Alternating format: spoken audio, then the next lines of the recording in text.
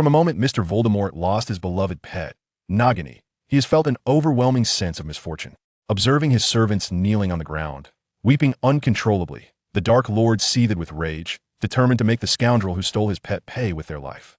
Meanwhile, a thief who was flirting with Fleur and mocking Zhang Xiao for their dismal Quidditch match yawned repeatedly, exclaiming, "Which scoundrel dares to speak ill of me?"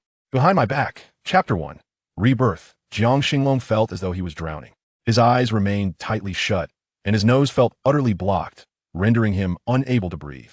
His entire body was enveloped in an overwhelming fatigue, as if trapped in a constricting cocoon, barely allowing him to stretch his limbs. "No, I do not wish to die," he struggled fervently, attempting to escape from this suffocating fate. Perhaps his struggles were not in vain, for the cocoon gradually began to open.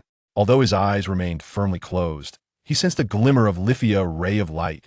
"I want to get out." He exerted all his strength to push against the tightly sealed opening, inching his way toward freedom. Simultaneously, the opening widened slightly. Soon, propelled by a powerful force, he successfully broke free. Enduring the pain coursing through his body, he began to regain his strength. The terrifying sensation of suffocation vanished entirely. A refreshing coolness flowed into his chest through his nose. This was life. He opened his throat and expelled a breath of stale air from his abdomen. The release was so profound that it emerged as a sound reminiscent of a child crying "ah ah ah." A warm, large hand enveloped him with a soft towel. Indeed, it was a towel. Jiang Xinglong could discern from the sensitive feel of his skin that it was an exceptionally comfortable fabric. However, the hand was rather large. Listening to the sounds of laughter and English around him, he found himself momentarily bewildered. As his strength gradually returned, he finally managed to open his eyes. A beautiful young woman with flowing golden hair lay on the hospital bed, cradling him in her arms. Her gaze was filled with tender affection. What had transpired?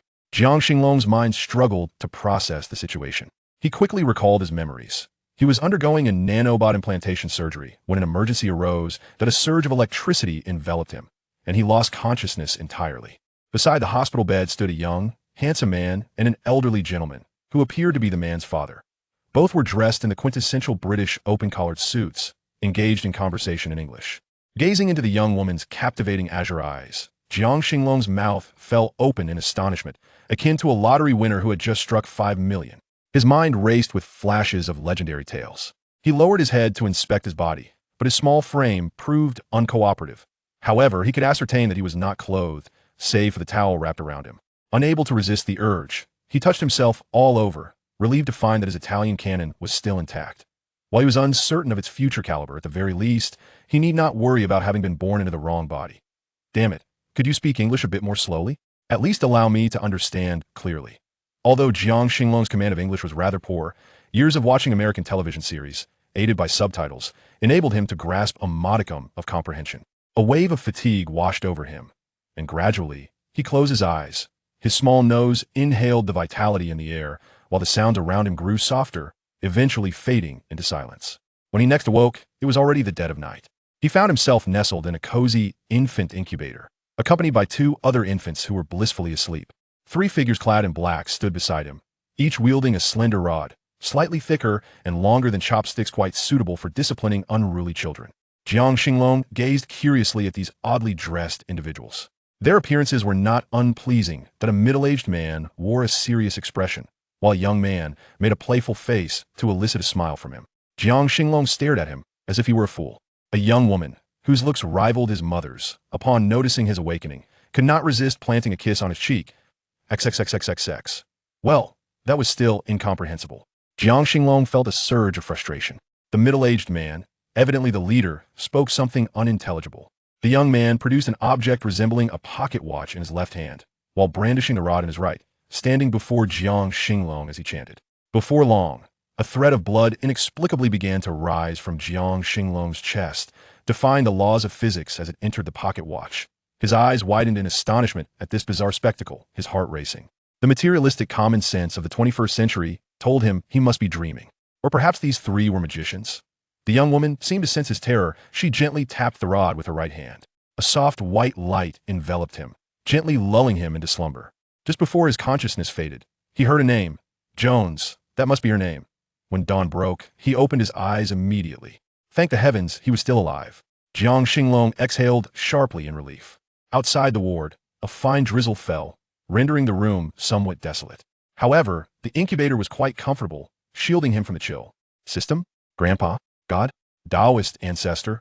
Lying quietly in the incubator, he called out the names of every deity he could think of from both Eastern and Western traditions. Yet, none responded. Never mind. Without any cheats, I can still make my way. Jiang Xinglong's blue eyes sparkled with determination. His sixth sense hinted that the three individuals he encountered last night were undeniably suspicious. A rod that could extract his blood, and another that could induce unconsciousness. Everything pointed towards them, resembling sorcerers from the realm of Obaro. Goodness, could they be dark wizards?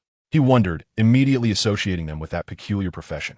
After all, the inhabitants of Obaro had a penchant for categorizing sorcerers into black, white, and gray. Isn't it true that villains often don oversized, hideously extravagant black cloaks? Jiang Xinglong's mind raced with thoughts.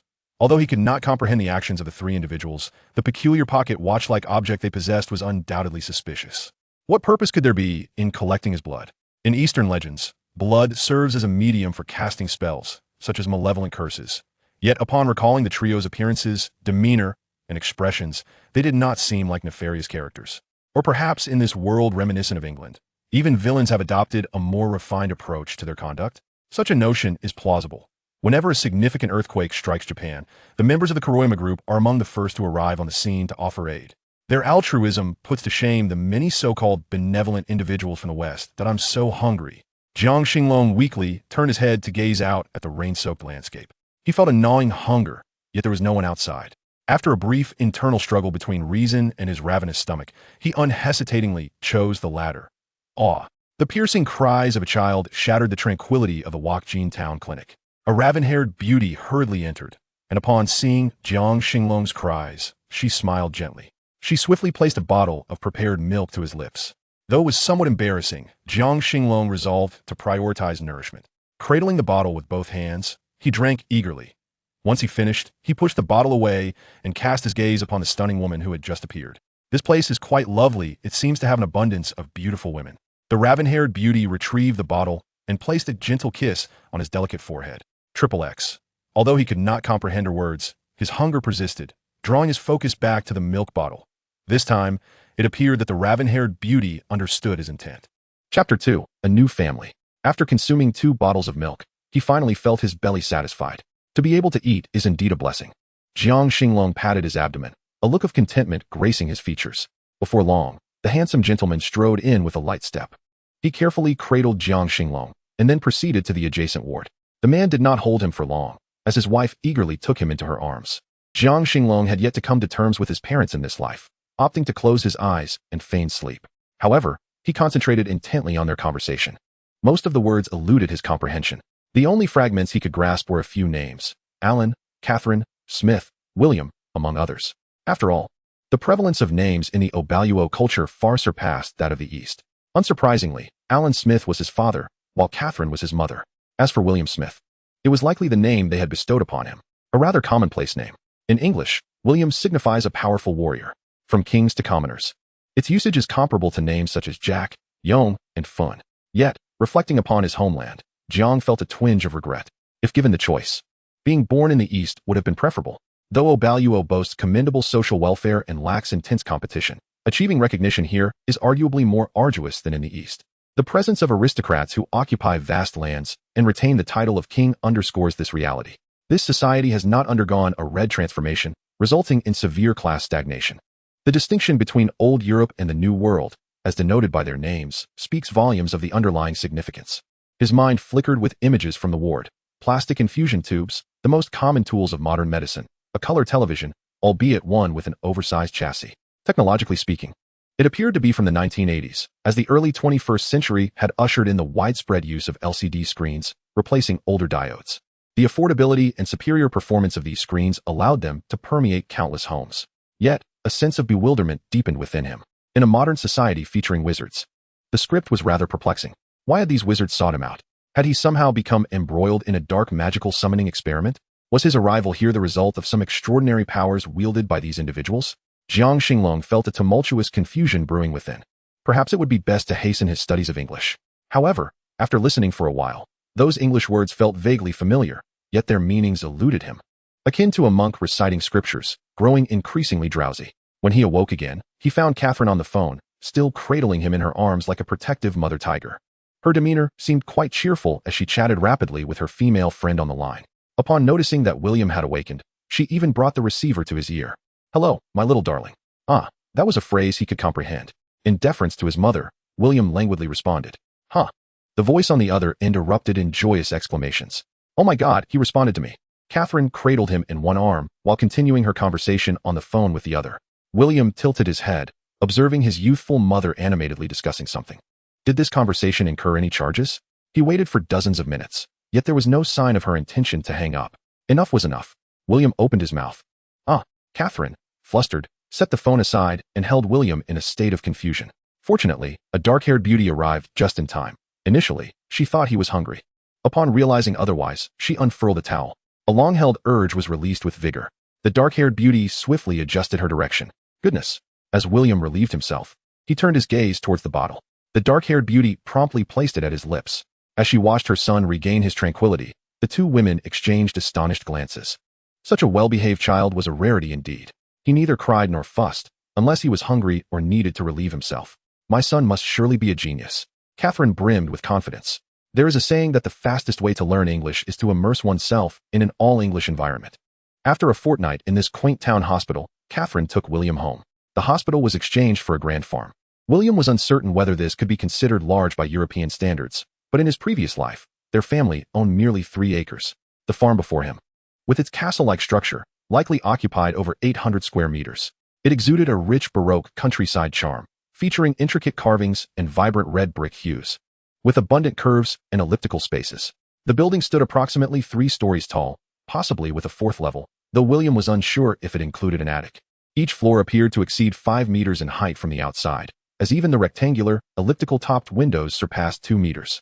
The red walls bore cracks, and several panes of glass were shattered and left unrepaired. This scene left William somewhat disheartened. It seemed merely a fade. Evidently, the family was not affluent. He glanced at the farms lining the road, where a dozen goats and 7 or 8 cows grazed. He had previously seen a newspaper that Catherine read, indicating that it was around May. Backtracking in time, his birthday fell on May 2nd, 1980. The car was parked on the grassy expanse in front of the castle, devoid of any British butler or elegantly dressed maidservants. Grandpa Smith opened the door, while Mr. Smith unloaded books from the trunk. These books were all brought by Catherine to pass the time during her hospital stay. Each day, she read while holding William, explaining the meanings to him. This early form of education made William question whether he had entered the wrong world. When had the British become so industrious? Just a few days old. And he was already learning the English alphabet? Well, it wasn't necessarily a bad thing. William embraced this opportunity to relearn English, absorbing new knowledge bit by bit. Upon hearing her son's call, Catherine knelt by the edge of the grass, deftly opening his little legs. So practiced was she. "Shoo," Alan whistled. Catherine rolled her eyes. "Alan, there's no need for your whistling." Alan, burdened with 2 heavy boxes of books, remarked, "I've heard this speeds things up. If I whistle." No, it's time to relieve himself. Catherine felt a twinge of annoyance. "This is our son, not your sheepdog." Sensing her irritation, Alan quickly replied, "All right. I concede." Chapter 3. This child is remarkable. The greatest advantage of the Smith household is that the child never goes hungry, whether it be cow's milk or goat's milk. It is freshly produced on-site, boiled for sterilization, entirely natural and devoid of additives. Each time William is cradled in Catherine's arms, strolling across the grass.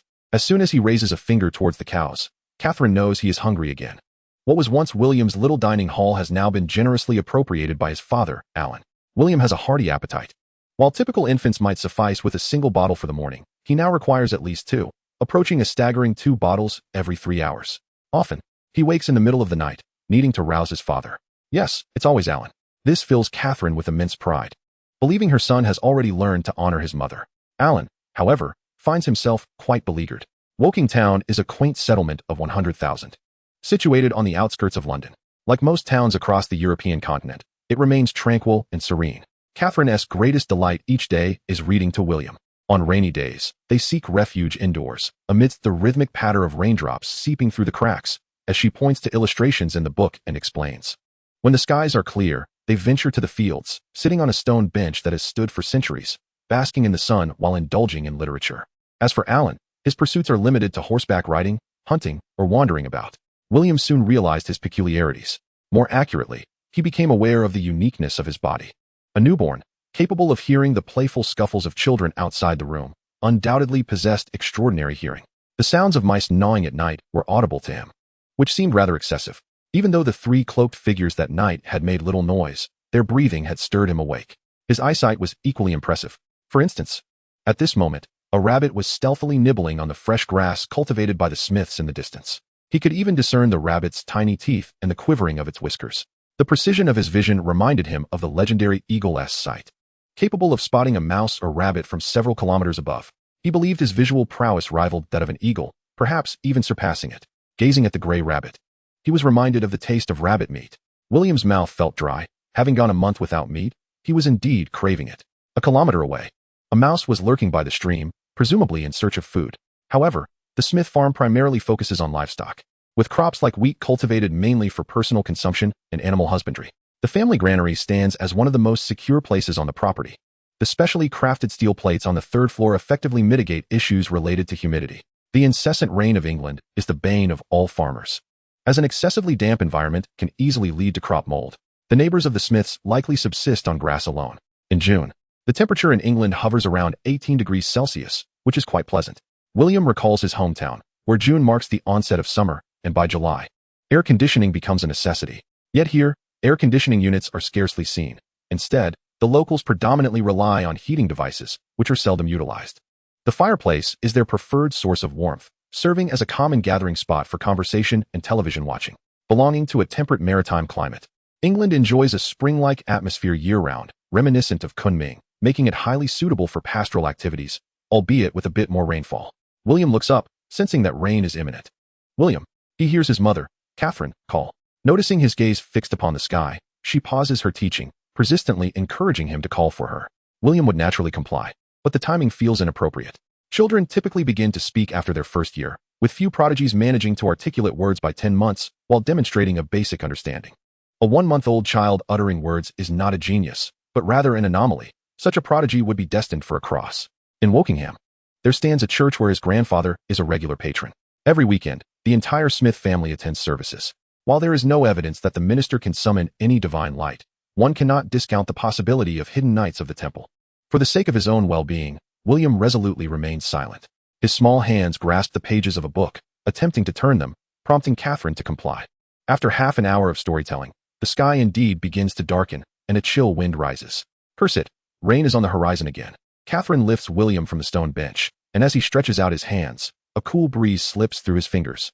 With his skin acutely aware of the moisture in the air, the distant chirping of birds reaches his ears, and he catches sight of flocks returning to their nests near the pasture's edge a mile away. Such an ability seems ordinary. Does he possess any magical power? He meticulously senses every part of his body, yet finds no special energy. Whether it be spiritual or magical, there are no indications. Perhaps he is simply too young. William muses to himself for solace. Not long after returning indoors, William loses interest in studying. Prolonged periods of learning drain his physical energy. His daily study time has extended from an initial half hour to approximately 2 hours now. Beyond this limit, he becomes unusually drowsy. Pointing at the television, he babbles excitedly. Catherine, smiling, embraces him and turns on the television. But instead of the cartoon channel, she opts for the news station. She discovered that her son simply enjoyed watching television, indifferent to the content being aired. This realization filled her with immense joy. Unlike the children of some of her close friends who were glued to the screen, demanding to watch animated shows daily, a rather torturous ordeal for the adults involved, her child was carefree. Little William nestled in Catherine's embrace, his gaze fixed intently on the television, where the Iron Lady was speaking. This formidable prime minister had been in office for nearly a year, making her the longest-serving prime minister in Britain since the 19th century.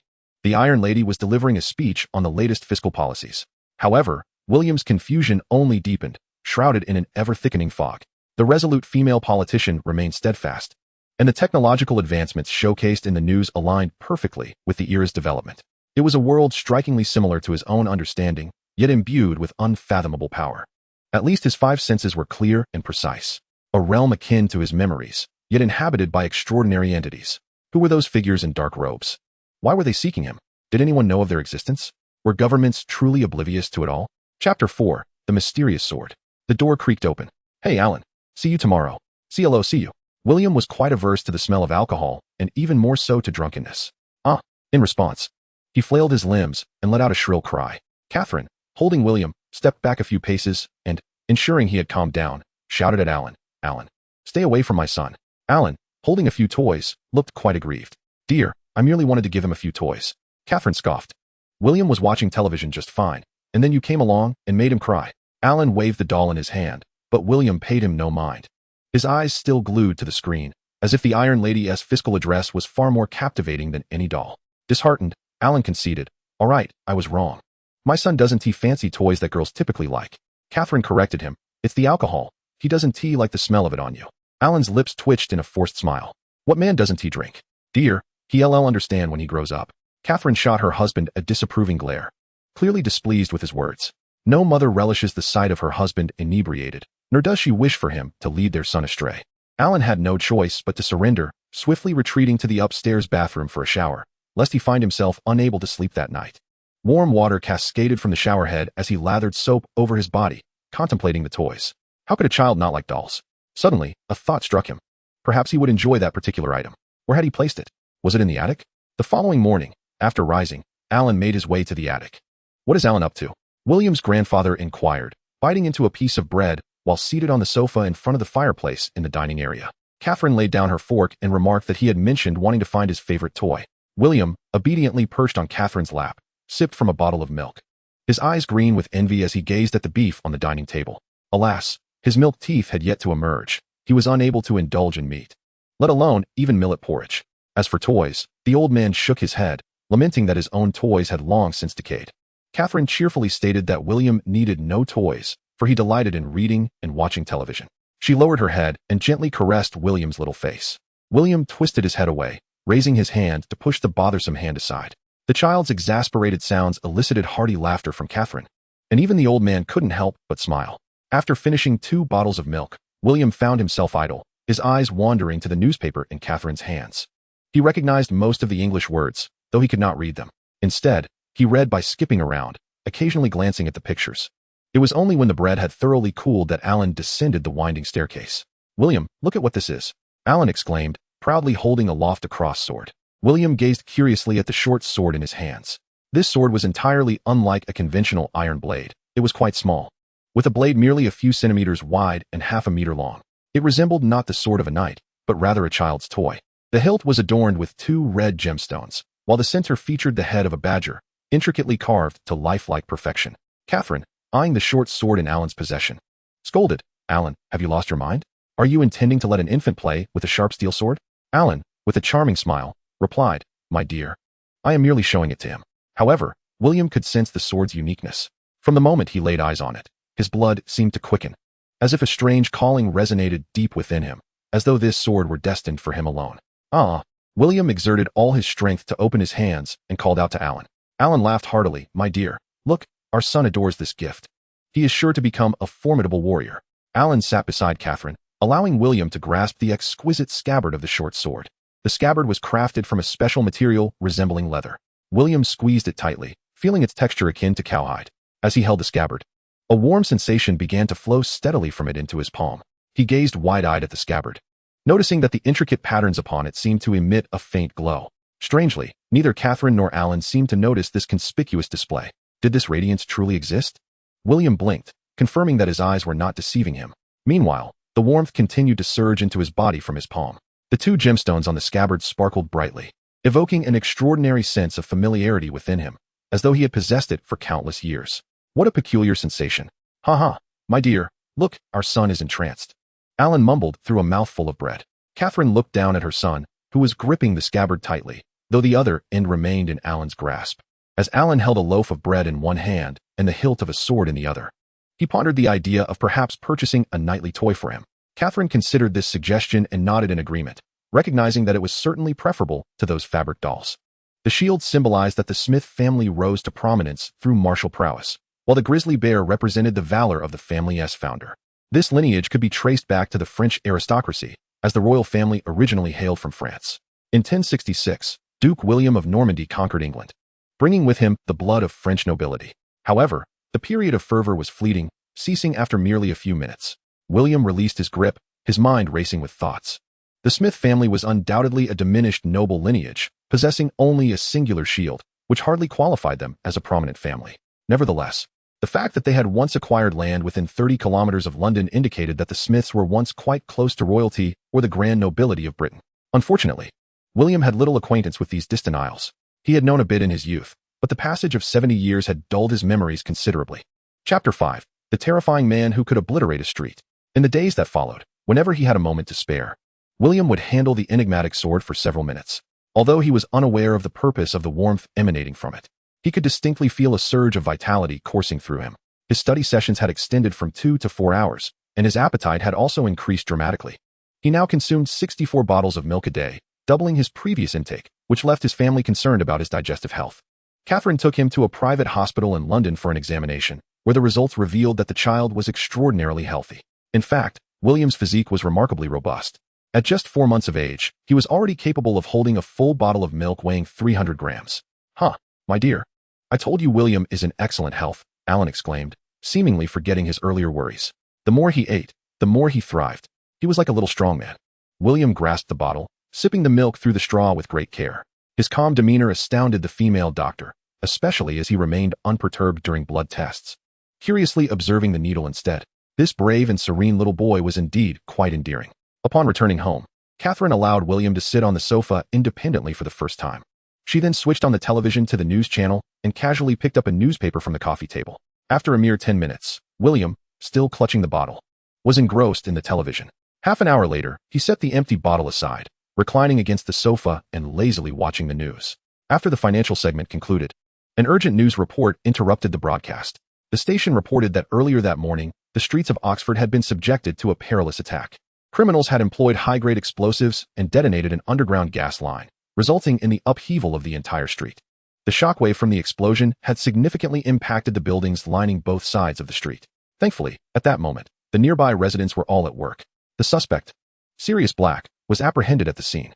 William gazed at the fractured street, harboring doubts about the news report. The entire thoroughfare seemed doomed. While the power of a gas pipeline explosion was indeed formidable, it could hardly overturn a meter-deep concrete road. Furthermore, the positioning of the concrete debris appeared inconsistent. The shattered slabs should have been propelled outward, yet that was not the case. William contemplated silently. What force could rend a concrete street while meticulously controlling the shockwave to spare the adjacent buildings from harm? Why would one manage the shockwave merely to obliterate a road? As he scrutinized the street, a sudden realization struck him. The intent was not to destroy the road, but to target something upon it. Yet how could they ensure the direction of the explosive force? Unless it was not an explosive at all, but rather a controllable energy shockwave. Instinctively, William recalled the mysterious sword at home and the 3 enigmatic figures in black robes he had encountered at birth. It could not possibly be conventional explosives, at least not of the ordinary kind. This world was undeniably peculiar. The blonde anchorwoman spoke in a tone laced with terror. A portion of the street had been devastated. At least 10 lives had been claimed, with many innocent bystanders injured. According to Scotland Yard, this was yet another act of terrorism orchestrated by insurgents. The group had already claimed responsibility for the incident. William, observing the image of a long-haired man on the television, noted the ghostly grin upon his face, which was somewhat unsettling. The man's demeanor led William to perceive him as deranged. Beneath the photograph, a name caught his attention, Sirius Black. He pondered for a moment, but could not recall who he was, although the name felt vaguely familiar. How strange. Was this man truly an insurgent? William shook his head. He could not remember having seen any information on these individuals. After all, they were not from his homeland. Who would be interested in terrorists thousands of miles away? Alas, this was not the financial district of London. Perhaps the British would become the second beautiful disaster. A tinge of schadenfreude flickered within him. Though he now presented as a quintessential British gentleman, it did not preclude his disdain for Britain. This meddlesome troublemaker, in collusion with the beautiful disaster, had thrown the entire world into turmoil. Oh God, Catherine exclaimed, setting down the newspaper as she beheld the grim spectacle on the television. How could this be? Were they not targeting military and political figures? The beautiful anchor continued her report from the scene. Here we have a finger belonging to one of the victims. The frontline reporter zoomed in on a transparent bag containing a severed finger, held aloft by a police officer like a trophy of their grim victory. Blood was spattered around the shattered streets. At present, we have not located any bodies. The victims may have been obliterated in the explosion.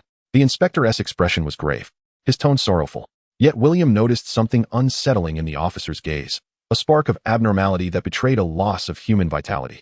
God! Catherine suddenly recalled that her son seemed to be watching as well. Turning to check, she promptly rose to change the channel. William, as you grow up, make sure to be a good person, do you understand? Catherine earnestly conveyed to William while squatting before the sofa. William felt an urge to roll his eyes. Although the upper class was not overly competitive, the rigidity of social stratification was palpable. To be a good person meant to serve the large landowners, the aristocrats, and the financial elite for a lifetime. The former included the Cavendish family and the royal lineage of hereditary nobility, while the latter comprised the burgeoning financial class. William had no intention of being trampled underfoot by them. Given that Britain acted as a beautiful puppet for the United States, constantly meddling with Hong Kong in later years, it seemed unreasonable for him, merely a transient visitor, not to make his mark in Britain. That evening, 3 adults engaged in a discussion regarding the events of the morning. Due to this act of terror, the Smith family had curtailed their time outside. Alan was forced to remain indoors, watching television. At this moment, the Northern Republicans were at the height of their activity. Last year, they claimed responsibility for the assassination of Admiral Montague of the British Navy. Starting this year, the Iron Lady began to suppress this separatist organization, which was said to consist of only a few hundred members. However, in reality, this small group of radical insurgents had not achieved significant results. For instance, many believe that Admiral Montague's assassination was a case of political maneuvering. The true reason behind his demise was his scandalous behavior within the royal family, igniting a power struggle that ultimately led to intervention by the mysterious British intelligence agency, leaving these insurgents to take the blame. Chapter 6. The Gypsy Witch. In May, June, and July of 1980, the security situation in Britain was dire, with various calamities occurring daily. However, after Blake's capture, the number of death cases in Britain significantly decreased. After hiding at home for several months, December arrived. Clad in small shoes, William held Catherine's hand as they strolled along the shopping street of the small town. "Hello, what a lovely child you are. Would you like me to read your fortune?" A caravan was parked outside the residential buildings on the shopping street, with a folding table and chairs set up in front. On the table rested a blue crystal ball and a set of tarot cards. Behind the table sat a red-haired gypsy woman. The Romani people, known as gypsies in Britain, are a nomadic ethnic group renowned for their love of freedom and perpetual wandering. Fortune-telling is a traditional occupation among the gypsies, particularly for gypsy women. Nowadays, the traditional seers, clutching mysterious crystal balls, are exceedingly rare, as most fortune-tellers have transitioned to using special Romani tarot cards. The tarot cards are one of their divination methods. Inside the caravan, a pair of children waved at William from the window. William tugged at Catherine's hand, leading her over. The witch-like gypsy woman smiled broadly upon seeing them. "Good evening, beautiful lady," she greeted. Catherine felt somewhat reluctant. In the eyes of the elite white population in Europe and America, gypsies were equated with vagrants, fraudsters, thieves, and a non-productive group reliant on social welfare. White people enjoyed the gypsies' bonfire music festivals held on the outskirts of towns. Yet I detest their incessant twisting through various cities, subsisting on begging, deceit, and thievery. "Good evening, madam." Catherine sat upon a small stool nearby. "How much?" the fortune-teller inquired. £10. Catherine furrowed her brow slightly, but refrained from voicing her thoughts. £10 for William's amusement was not an exorbitant price. The fortune-teller gazed at William, smiling. "My dear boy, which would you like to divine?" William stood upon the stool, his right hand reaching out to touch the crystal ball. To his astonishment, the translucent orb began to swirl with mist. The fortune-teller, her eyes wide with astonishment, regarded William as if he were a rare gem. "Incredible. You possess the gift of prophecy." Catherine, skeptical of the crystal ball's authenticity, reached out to examine it. "How could this be? Is it truly crystal?" To her bewilderment, as William withdrew his hand, the orb returned to its original state. She switched hands, yet still, the mist eluded her grasp. "Why can't I?" The fortune-teller, with an air of mystery, replied, "Because you lack the gift of a sorcerer." Catherine could not suppress a laugh. "Are you suggesting my son will become a sorcerer?" The fortune-teller affirmed. "Indeed, his talent is unparalleled." Catherine dismissed her words as mere jest. William casually drew 3 cards. The first was the Wheel of Fortune. The second depicted a warrior in a chariot, and the third was the Emperor. Catherine and the fortune-teller were taken aback. "Goodness, does your future shine so brilliantly?" Catherine, having dabbled in tarot in her youth, understood the cards' meanings. Although she marveled at her son's fortuitous draw of 3 favorable cards, she remained skeptical of fate. Her perception of the fortune-teller solidified her belief that she was a fraud. The fortune-teller remarked, "The first card you drew is the Wheel of Fortune. Child, this signifies that your birth was ordained by divine design. From the moment you entered this world, you were imbued with strength, courage, luck, and wisdom." She lifted the second card, showcasing a victorious figure standing powerfully in his chariot, symbolizing his remarkable achievements in life. The chariot was pulled by a black and white lion, both poised to advance. "As you grow, you shall become an invincible force. Your will shall be unmatched, and your strength unparalleled. Any obstacles shall be crushed beneath your wheels." William, holding the Emperor card, looked on with curiosity. The fortune-teller chuckled. "As an invincible warrior, you shall achieve continuous victories. You, the child of destiny, will vanquish your foes and ascend step by step to greatness. You will rise to the pinnacle of existence, becoming a sovereign above all. Catherine placed 10 pounds on the table, taking William's small hand in hers. William, we must head to the church. William looked up, a cheerful smile adorning his face. Handing her the cards. Catherine, both amused and exasperated, finally conceded, let me have a turn. She drew 3 cards. The fortune teller revealed the first, a figure clad in vibrant garments, heedless of the precipice ahead, boldly striding forward. At his feet, a small white dog barked furiously, seemingly urging him to reconsider his perilous path.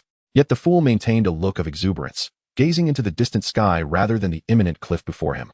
Acting purely on instinct. In his left hand, he held a white rose, a symbol of purity and passion. His right hand grasped a staff, tied with a bundle. This was no ordinary staff, but a token of power. However, it was inverted, signifying that its bearer had fallen from the precipice.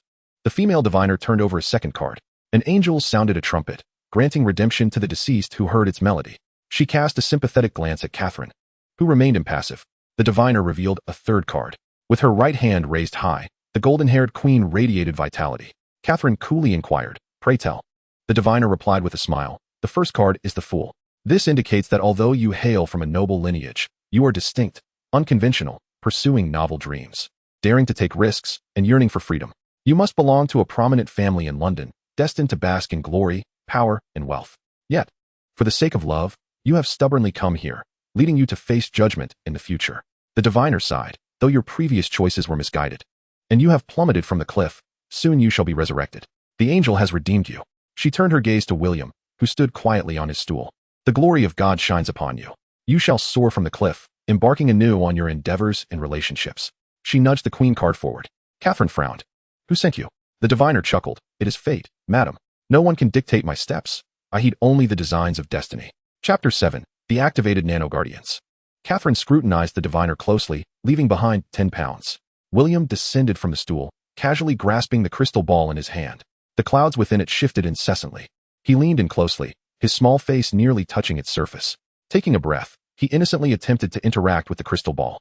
Then, before the eyes of Catherine, the diviner, and the 2 children, the crystal ball shattered into countless tiny spheres. A cloud-like essence was inhaled by him. Oh dear God! Catherine exclaimed, hastily embracing William. Are you all right? Haha. William laughed heartily, as the small crystals in his outstretched hands gradually vanished. Witnessing this astonishing spectacle, Catherine felt a sense of bewilderment. The diviner appeared somewhat sorrowful. Oh, divine beings, this was my family's heirloom crystal ball. Catherine, fuming, demanded, can you explain why a mere child inhaling caused it to shatter? The diviner, caught in an awkward predicament, replied, Madam, your child is unharmed. He has absorbed the crystal's magic. Catherine was skeptical, insisting, you had better pray my son is safe, or I shall report you to the authorities. The diviner, both amused and exasperated, observed William as he patted his little belly. The essence of this magical elixir is delightful, imbued with the radiant warmth of sunlight reminiscent of a harp. Do not inquire how he perceives it. As he savors its flavor, the melodious strains of the harp resonate in his ears, accompanied by the gentle caress of sunlight's warmth. In stark contrast to the enchanted sword he possesses at home, which, while producing a pleasant heat, possesses a certain spiciness. This newfound power is immensely formidable. Though it appears to be but a single sip, it fills him to the brim. A vast surge of energy courses through his being, as if his heart were a colossal beast, ravenously consuming this potent force. According to William's estimation, it is likely thousands of times more potent than the daily heat he draws from his sword. With a sense of urgency, William reached into Catherine's pocket. Retrieving all the banknotes within, regardless of the amount, he placed it all upon the table. The fortune teller promptly collected the 20 or so 50-pound notes. Catherine raised an eyebrow, suppressing her irritation as she gazed into her son's innocent eyes. Is this amount sufficient? The fortune teller exclaimed with delight. Indeed, it is enough. Enough for us to acquire several crystal balls. Catherine scoffed. Though that crystal ball appeared extraordinarily enchanting, she remained convinced it was merely a peculiar magical artifact. Having already given over 1,000 pounds, it was ample for numerous items. After all, a newspaper in London currently costs merely 5 pence. A young mother, cradling her son, walked down the street, her expression stern as she imparted a lesson. William, you must not eat indiscriminately, understand? What if you upset your stomach? William, grinning, planted a kiss on her cheek, instantly softening her heart. You silly boy, there are some things that are not meant for consumption. As the fortune teller tidied up the table, she waved the pounds in her hand towards the 2 children in the car. Children, we have struck it rich today. One old crystal ball has netted us 1,000 pounds. Tonight, we shall feast on roast chicken. The boy swallowed hard, asking, but mother, isn't that grandpa has crystal ball? The fortune teller replied proudly, no matter, it is time for it to retire. With 1,000 pounds, we can procure 10 or more splendid, brand new crystal balls. The girl chimed in, mother, I wish to eat KFC. The fortune teller turned her gaze towards William and his mother, casually responding, very well, we can have both. Why does that child possess the ability to harness the power of the crystal ball? Could he truly be the destined child? I wonder what fate awaits that boy who narrowly escaped death. William's ears perked up, having casually dispensed over 1,000 pounds. His focus entirely on the energy within him. Yet, he remained attuned to the sounds around him. Alas, his rudimentary grasp of English left him bewildered. He only caught the phrase undying boy. What does that signify? The undying boy? Me? No. It feels as though being undying is hardly a compliment. William's stomach continued to process the immense power, to the extent that even a bottle of honey water, which Alan had specifically purchased, remained untouched. The energy surge complete. The nanowarrior 2050-136-8437 is at your service. Leaning against the sofa, William stared blankly ahead. Did this thing come along too? The Bio-Nano Health Guardian. A superlative apparatus developed by human scientists over the course of 70 years. In the 21st century, the rapid advancements in nanotechnology heralded a new era as chips entered the realm of sub-1 nanometer dimensions. The transformative changes brought forth by emerging technologies have swept through various industries.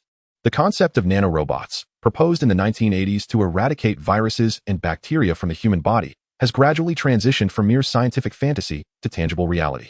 This is the Bio-Nano Health Guardian, the pinnacle of technological achievements that amalgamates biomimicry, quantum energy, and superchips. The Nobel Committee has lauded it as the highest manifestation of human intelligence since the dawn of the 21st century. To ensure medical safety, the research company conducted a myriad of biological experiments, totaling 10,000, followed by an extensive phase 2 clinical trial comprising 100,000 tests. William, reassured by its safety, willingly participated in the third phase of free testing. Little did he know that upon awakening, he would find himself in a transformed world. Could this device be entwined with one's soul? William was taken aback. According to the manual embedded in his memory, this apparatus is directly linked to the neural network of the human brain, akin to a brain-computer interface. However, unlike a traditional brain-computer interface that transmits signals from a virtual realm, the nanochip serves to monitor and relay the host's bodily conditions, executing microscopic surgical procedures as commanded. Medical experts assert that they will inject billions of nanorobots into his body. These diminutive robots, comparable in size to bacteria, not only monitor the health of various tissues and respond swiftly to bodily functions, but also eliminate abnormal cells, such as foreign viruses that do not belong to the human body. On another front, these nanorobots will consume excess fat and absorb surplus heat from the body, thereby acquiring sufficient energy. This implies that the host need not fear the summer heat, as all absorbed thermal energy will be converted into kinetic energy by the nanorobots. Experts claim they are developing methods to manipulate these robots for muscle massage and the repair of bodily injuries.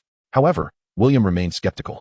The ultimate outcome of remaining free from ailments seemed the most desirable. Was the device dormant due to a lack of energy? This wondrous power, could it be the source of energy? William pondered, bemused. He already possessed robust health. What further utility could this device provide? Chapter 8. The Mysterious Bus. On May 2, 1981, his first birthday was celebrated at a luxury hotel in London, a selection personally made by Alan. The bill was settled by Catherine. Alan was impoverished. Without funds, he lacked confidence. Lacking confidence, he held a low status within his family. Seated in the family's sole sedan, William leafed through the comic book gifted by Catherine, an English edition from Marvel. Though the reading proved somewhat arduous, he managed to grasp the general meanings of the English vocabulary through the illustrations. As a city steeped in history, London boasts predominantly narrow streets, with 4-lane roads being a rarity, and 6-lane thoroughfares akin to those found in new districts of his homeland being virtually non-existent. 2-lane roads are the prevailing norm, resulting in significant congestion. Not every Brit embodies the essence of a gentleman, as evidenced by the irate curses of the drivers ahead. Damn foolish pigs, can't they hurry up? William raised his head, curious to gaze out at the city through the window. Catherine seemed to harbor a disdain for London. Unlike the neighboring girls who ventured out at least once a weekend, she made an appearance merely once a month. Alan was not displeased. He relished the vibrancy of this grand metropolis and earnestly wished his family could relocate to the city center. However, Catherine was not fond of such an idea. In early May, London's weather was somewhat chilly, with daytime temperatures hovering around the teens, frequently interrupted by rain. The wind carried a tainted scent of polluted seawater. William hastily closed the car window. Suddenly, a peculiar sound of air rushing past caught his attention, prompting him to turn his head to glance behind. Amidst the traffic jam, who could possibly accelerate at such reckless speed? A translucent bus approached swiftly from a mile away, astonishingly squeezing through a mere 30-centimeter gap between two cars, as though it had been flattened by them. The cramped road space posed no impediment to its velocity. In the blink of an eye, it had whizzed past William's vehicle, achieving a speed that must have exceeded 300 kilometers per hour. William's eyes widened in disbelief as he observed the young driver, whose form appeared grotesquely elongated, resembling a mere stick. The driver even raised a hand in greeting. "Oh, charming, delightful little wizard. Welcome to adulthood." The bus sped away before William could fully comprehend the situation.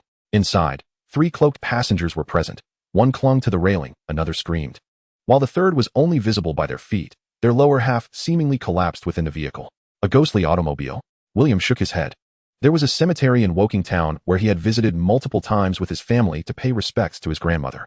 Yet he had never encountered any signs of spirits there. They did not resemble phantoms. Rather, they appeared as living beings. Yet, recalling the distorted figures within the bus, he began to doubt their humanity. Could a person truly be compressed into such a form? It seemed impossible. Why was he the only one able to see this? Wizards? William repeated the term in his mind. If this world possessed supernatural abilities, then wizards must indeed exist. He gazed out at the streets, lined with century-old shops from time-honored brands. Did he possess a wizard's gift, leading the 3 cloaked figures to him? What purpose did they have in taking his blood? Special identity registration? Surveillance? Last year, that Blake must have been a wizard, yet why did he choose to obliterate a street? Was it an act of murder? But why did he not flee afterward, allowing the security agency to capture him so easily? Where would these criminals be confined? William realized he was once again encountering a mysterious event, understanding that the more he learned, the more he was left in the dark. The birthday celebration was rather modest, attended only by the 4 members of the Smith family and William's aunt, who was the sole guest. It appeared that her husband was preoccupied with work and could not spare the time. Regrettably, not a single soul from Alan's long-anticipated grandfather's side made an appearance.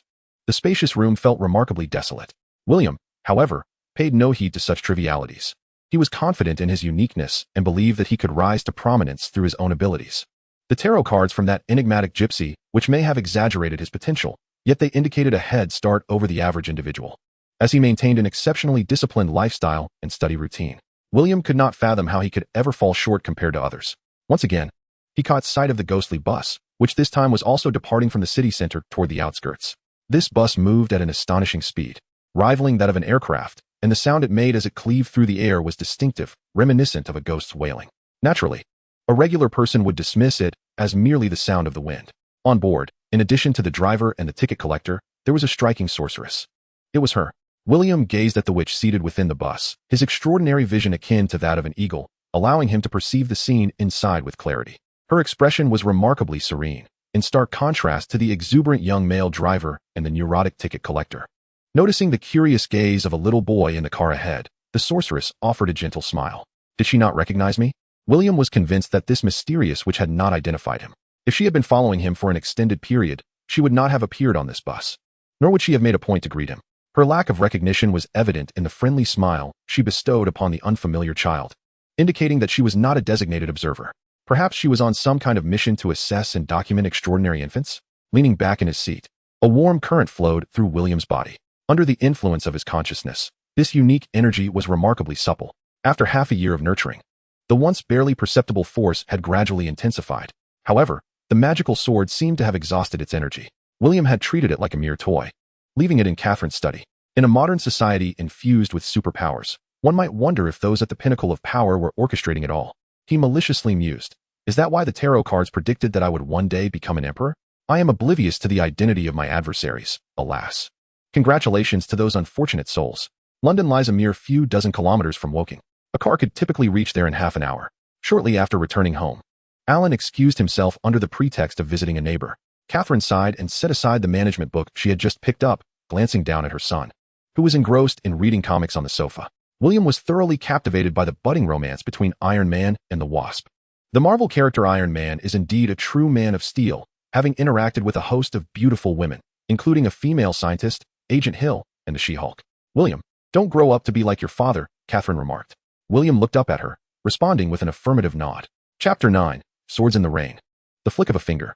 The Smith family possesses an array of antiquities, a treasure trove accumulated over centuries.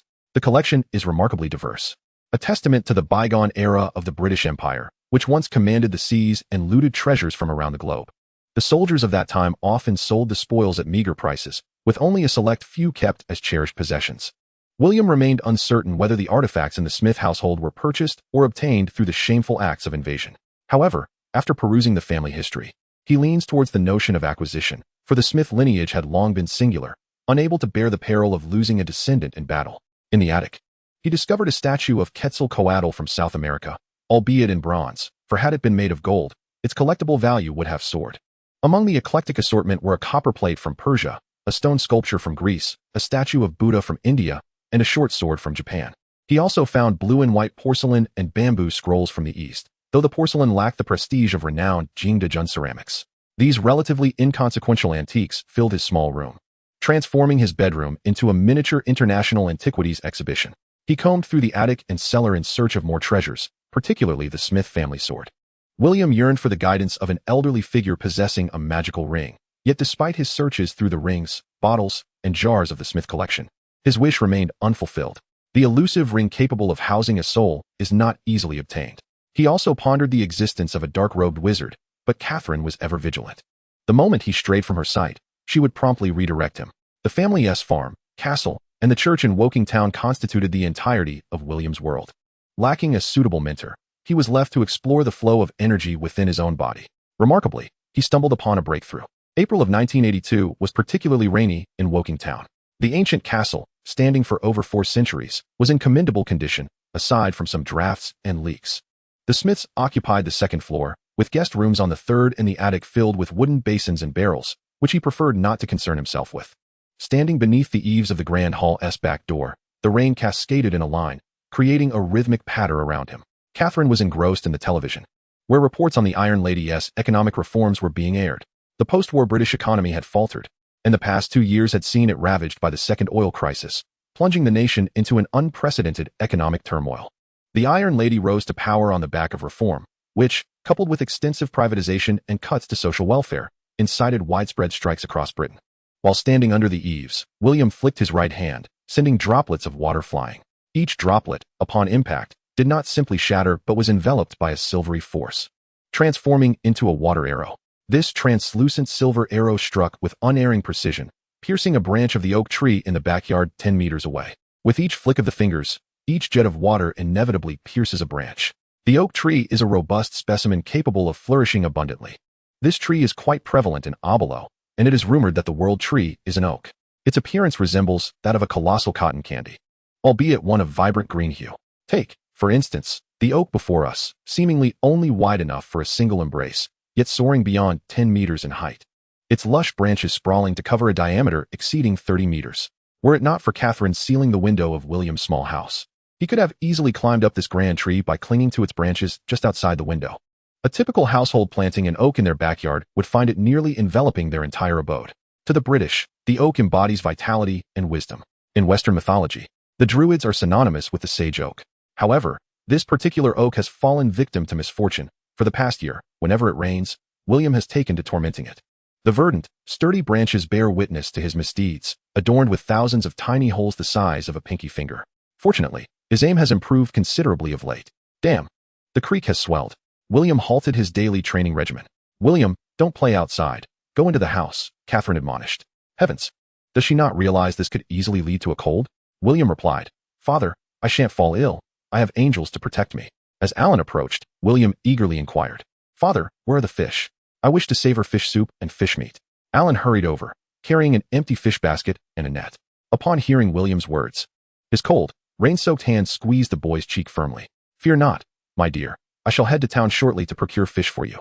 And your favorites, salmon and tuna. As well. William nodded enthusiastically, and lobsters, crabs, and scallops. Alan laughed heartily, shedding his raincoat. All right, I shall buy them all. The Smiths wholeheartedly supported their son's preferences, favoring nutrient-rich beef and seafood over his aversion to potatoes. After all, no matter how much their son consumed, he would not gain weight. Rather, he was growing rapidly. At only 2 years old, he was already comparable in size to children of 3 or 4. Catherine, make a call to everyone. The creek's water level is dangerously high. We must widen the watercourse, lest the flow threatens to reach the castle, William cautioned. Father, the rain will cease shortly. Alan turned and asked, Are you certain? Indeed. William replied, gazing at the sky. I believe it would be wiser for you to check the attic rather than fret over the creek. The wooden basin should be nearly full. Ugh, Alan cursed. Damn old house, must it always leak? With that, he hung his raincoat on a nearby hook and hastened up the stairs. William remained outside, diligently practicing his archery, blissfully unaware of being observed by Catherine. The storm raged on, and a mouse emerged cautiously from a hole beneath the oak, contemplating how to circumvent the boy and enter the Smith household in search of food. It had just emerged when a jet of water struck. The poor little creature met an untimely end, its life snuffed out in an instant. The water jet pierced the rodent's head with deadly precision. Indeed, once intent to kill was present, the force was amplified at least twofold. The stronger the will, the greater the power. It was a clear manifestation of idealism. A surge of energy, akin to electric sparks, continuously erupted from his palm, gradually transforming into flames. Yet, it was still too slow. Was there no method for a direct and rapid transformation? Must he solely familiarize himself gradually? William gazed at the tiny sparks, feeling the sluggish pace of his own growth. At this rate, when could he hope to dominate a barrow? Chapter 10, Family Supper. While his growth and strength left much to be desired, the culinary offerings of the Smith household were indeed commendable. The English had a penchant for experimenting with potatoes. The array of dishes on the table was woefully scant, yet the flavors were not without merit. William was quite the picky eater. Be it boiled potatoes, fried potatoes, or potato strips, he detested them all. After half a year of consuming bread, he had grown weary of it. One could not subsist solely on bread and potatoes, could they? Such finicky eating habits were not entirely his fault. In a barrow, children's favorite dining establishments fell into two categories: small eateries and large restaurants. The former served Chinese fast food, and notably, there was no home-cooked option. Thus, William devised ways to urge his parents to regularly enhance their culinary repertoire. Alan's culinary skills were perilous, while Catherine's were dismal. Fortunately, William's demands for food were modest. As long as it was meat, he wished for all things potato and bread to be cast aside. Whether sautéed or boiled, as long as it was cooked, it was acceptable. However, William's greatest delight lay in preparing his own meals, ensuring he was well fed. Though Smith Castle was small, it contained all essential amenities, including a fireplace. Typically, children play with fire purely out of insatiable curiosity. For William, however, the flames served a more practical purpose: to satiate his hunger. Sitting on a small stool, he held two slender iron needles, used for knitting by his late grandmother. In the other hand, he wielded a small brush, smeared with a somewhat unclean mixture of oil and seasoning. The wood in the fireplace crackled, releasing warmth and light. Catherine sat on a nearby sofa, vigilantly guarding against her son's mischief. Beside the stool stood a long plastic table, stripped of toys, now only bearing books and condiments. One tome, a classic of Chinese culinary arts, detailed the intricacies of roasting fish. If Aunt Serena were to discover how her nephew treated the birthday gift she had bestowed upon him, she might be torn between joy and sorrow. Alan casually remarked, "William, your fish is taking too long. Why not switch to roasting meat?" "No," William insisted, fixated on the fish, adamantly opposing the suggestion. Roasting fish was not merely about indulging in a delectable dish. More importantly, it afforded William the opportunity to experience the power of the flames. For a normal person, sitting so close to the fireplace in April would inevitably result in beads of sweat. Yet his body did not react in such a manner. Instead, it remained effortlessly at ease. The heat radiating from the flames was absorbed and transformed by the omnipresent nanobots within his body. In winter, he feared not the cold. In summer, he feared not the heat. The heavy downpour outside has indeed ceased, yet a gentle drizzle persists without end. The frigid winds blowing in from the North Atlantic incessantly infiltrate through various crevices. The Smith Hall is spacious enough to host a banquet for 100 guests. Thus, lighting the fireplace at this hour is absolutely essential. On the television, a soap opera is playing. Catherine finds little enjoyment in it, as she is engrossed in her book. Meanwhile, Alan is thoroughly entertained, bursting into laughter intermittently. Ha ha ha, he is truly foolish. William, while basting the fish with another layer of oil, rolls his eyes at Alan. He cannot comprehend how a man could relish such melodramatic tales meant for young girls. Sensing the aroma, Daniel, grandfather's pet shepherd dog, wags its tail and scurries over. Off to bed, Andre, William admonishes the dog sternly. This is my meat, not for you. Alan, witnessing this scene, cannot help but chuckle. Ha ha ha. William, how does the puppy understand your words? William scoffs. Andre understands. The shepherd dog whines softly, lying beside him, its tail wagging incessantly, as if pleading for a morsel. William glances at the roasted fish, sighing. All right, I shall share a bite with you later. The dog licks his arm affectionately. Moments later, the fish is perfectly cooked. William slices the finest portion of the fish's belly and serves it to Catherine, leaving the head for the dog. He claims the belly and back for himself, while Alan is left with only the tail. Mom, I invite you to enjoy the roasted fish, he says. Thank you, dear. Catherine replies, placing the small porcelain plate on the nearby coffee table and giving William a gentle hug. Alan looks disdainfully at his plate. William, next time I want the fish head. William shakes his head. The head contains heavy metals. It's best to avoid it. Alan retorts, it's fine. I am Iron Man. William quips, no, you are Ant-Man. Why? Alan asks, puzzled. Do you prefer Ant-Man? William chuckles. Iron Man has financial prowess, while Ant-Man is a pauper. Haha. Catherine cannot help but laugh at her husband's words. Alan, feeling embarrassed, rises to seize William's portion of fish. William promptly bites into his share. Alan concedes defeat to his son's cleverness. William, you are too stingy. I bought the fish. He complains. But the money came from Mom. William asserts matter-of-factly, so naturally. The best part goes to her. Ha ha ha. Catherine bursts into hearty laughter. Alan sighs, a touch disheartened about his dwindling wallet. Fortunately, William generously shares a portion of the second fish with him. Son, if you become a chef in the future, you will surely attract many beautiful women. Alan, nibbling on a skewer of grilled meat, responds, you are truly a genius.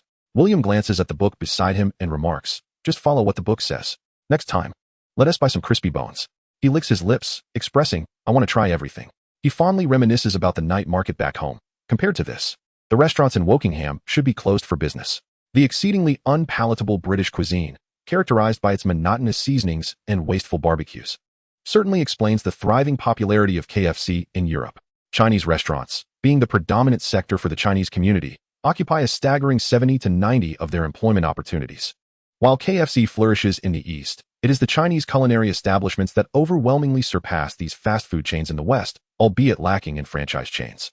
The online ordering rates for exquisite Chinese cuisine rank second only to fried chicken, outpacing both pizza and hamburgers. Regrettably, there is no Chinese restaurant in Wokingham. Otherwise, William would undoubtedly dine there daily. No problem, Alan readily agreed. Catherine, observing her diminutive son and her husband with a boyish heart, felt a wave of exasperation wash over her. Playing with fire is hardly a prudent endeavor. Should I intervene? After a brief contemplation, she relinquished the thought. During her trip to London, Alan sneaked out to indulge in a drink. William embarked on his first solo barbecue venture, which quickly spiraled out of control. If she were to thwart this endeavor, William would surely protest vehemently. As long as no mishap occurs, she mused, glancing at the flames in the fireplace, hoping that William would not set the castle ablaze. After all, the little fellow is exceptionally clever. Chapter 11. The antique worth millions time flew by, and before long. It was 1983. On March 30th, Good Friday, the Smiths planned to take their family to London to attend a live performance event at Trafalgar Square, inviting their neighbors, the Clintons, to join them. London is a city of peculiar charm, exemplified by the century-old train station before them, which stands apart from the rest. Perhaps the very cobblestone beneath Alan's feet was laid by a railway worker over a century ago. The array of two-story shops outside the train station, though not comparable to the towering buildings adjacent to several train stations in Jiangcheng, exudes a vibrant modern commercial atmosphere, harmoniously contrasting with the quaint old station. This intersection of historical monuments and modern civilization left William in deep contemplation. The old Zhang family also possessed a centuries-old ancestral hall, yet due to a cultural catastrophe, only the remnants of walls remain. Children now frolic amidst the ruins, where he had often played hide-and-seek during his childhood. After a half-hour train ride, William turned to his mother with a playful pout, saying, Mom, let us go to the museum. The square is so dreadful, it gives me a headache. And I don't want to go. At the bustling train station, Alan, burdened with a backpack, twisted his waist. His grievances about his father's refusal to buy a new car intensifying. Before he could voice his frustrations, his son's words chilled him. The child's sweet, innocent voice caught the attention of the nearby Clintons, who had yet to have children of their own. They exchanged glances, contemplating the prospect of starting a family. As a household feels complete with children, the young Mrs. Smith, in the bloom of her youth, had developed a fair complexion from years spent at home. Her cheeks flushed from the brisk March wind, while her eyes shimmered with a hint of ocean blue, casting a side glance at her husband, who was visibly impatient. A charming heart-shaped face smiled gently at William, seemingly unable to resist her son's sweet pleas. With a grace reminiscent of a queen, she declared, Alan, today we shall visit the museum. Her tone, while tender, bore an unmistakable authority that brooked no argument. Alan's lips twitched slightly. Woking was a tranquil little town, and tranquility often equated to tedium. Though he had recently embraced fatherhood, he remained unrestrained and accustomed to leisure. Since the birth of his son, Alan sensed his familial standing had diminished yet again. Once looked down upon by his father, he now faced disdain from Catherine. Even their 3-year-old son seemed to have him underfoot. How could he endure this? A man mustn't submit, yet he couldn't very well begin to reprimand a mere toddler, especially one with such formidable backing. Reluctantly, he resolved to bear it. Casting a glance at Catherine, he felt a torrent of frustration, momentarily forgetting his role as the little rascal's father.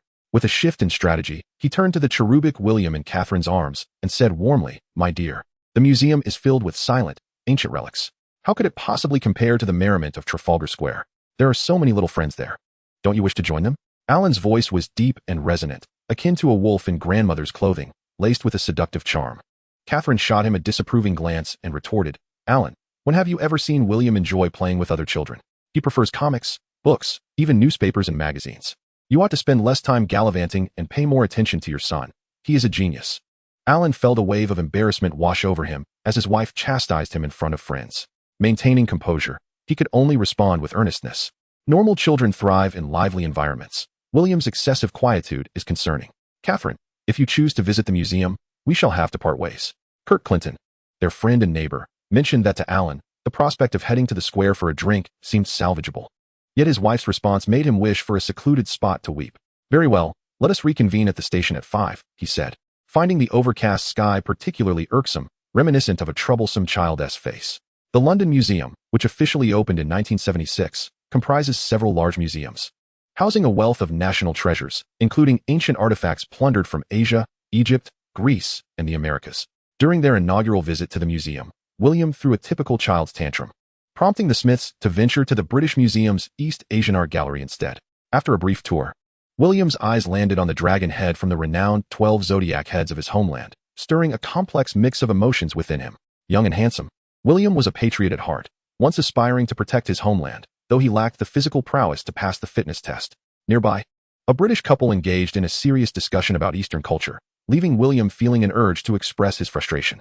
He mused to himself about the inadequacies of British education, recognizing the urgent need for a more robust understanding of Eastern history. Moreover, this is not the glory of the British Empire, but rather a disgrace to our nation. As a civilized country, to organize an army to invade another civilized nation, utilizing advanced weaponry to pillage and destroy, is not merely an act of devastation upon that Eastern garden of art, but also an audacious display of plunder. As an exemplary scholar, Catherine could not refrain from interjecting, attempting to rectify the misconceptions regarding history. Alas, exhibiting her intellect at home and abroad, Alan mused inwardly. Yet, we aided their revolutionary forces. And this is the reward we are entitled to. Despite his mild irritation at his wife's meddling, Alan felt compelled to stand by her side and assert earnestly, "It is right that we assisted their revolution, but wrong to engage in theft." "Your history lessons must have been taught by the gym teacher," William thought, rolling his eyes. Catherine replied unhurriedly, "We did not genuinely assist their revolution. We merely exploited that pretext to profit from the historical developments of that nation." As the argument hinted at escalation, a few Chinese visitors who had been quietly listening spoke earnestly. "Madam, your erudition surpasses that of the vast majority of the British.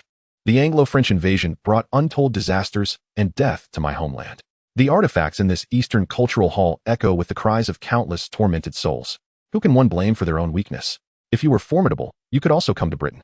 The young British couple smirked disdainfully, but promptly made their exit, fearing the possibility of being outmatched in a confrontation by those of yellow skin. "Mother, I want to touch that dragon head." William began his daily antics, his foolproof charm. The dragon head, a super artifact that fetched astronomical prices at auctions in later years, was not something he could afford to miss seeing here. "Of course, my son," Catherine replied, holding William close as they approached the dragon head. The attendant glanced over, but did not intervene. In this regard, British gentlemen pride themselves on being relatively open and generous. The dragon head was displayed in a cabinet approximately 15 meters high, without any enclosing glass, allowing all to observe directly, with some children permitted to touch freely. It was not nostalgia or anger, but rather a deep sense of mourning and an expectation for a future renaissance in their homeland. "Aha, a hapless soul from China." A voice tinged with irreverence inexplicably echoed in William's mind. The museum faded from view, replaced by an Eastern-style garden, where exquisite pools and trees harmoniously coexisted. 12 beast heads fixed to a stone wall silently gaped, releasing a continuous stream of clear water. William gazed in astonishment at the dragon head, which was spewing water, and suddenly comprehended that this was indeed an extraordinary world. What was once a normal artifact had transformed into something divine, and perhaps that was entirely reasonable. Initially presumed to be a low magic world, it now appeared undeniably to be one of high magic. "You foolish hapless soul, which dynasty and sect do you belong to? How did you find yourself reincarnated in this barbarous land?" He chuckled. The dragon head shook, adorned with a bronze hue, displaying an expression of malicious glee. An intangible thought conveyed its intended message to William. Sensing the oddity of speaking while spraying water, it ceased its aquatic display. Yet the other 11 beast heads continued to douse, making William feel as if the non-spraying dragon head was somehow flawed. Is this real? How could it be? A mere mortal? Nanobots, what nonsensical drivel. From a century hence? Time travel?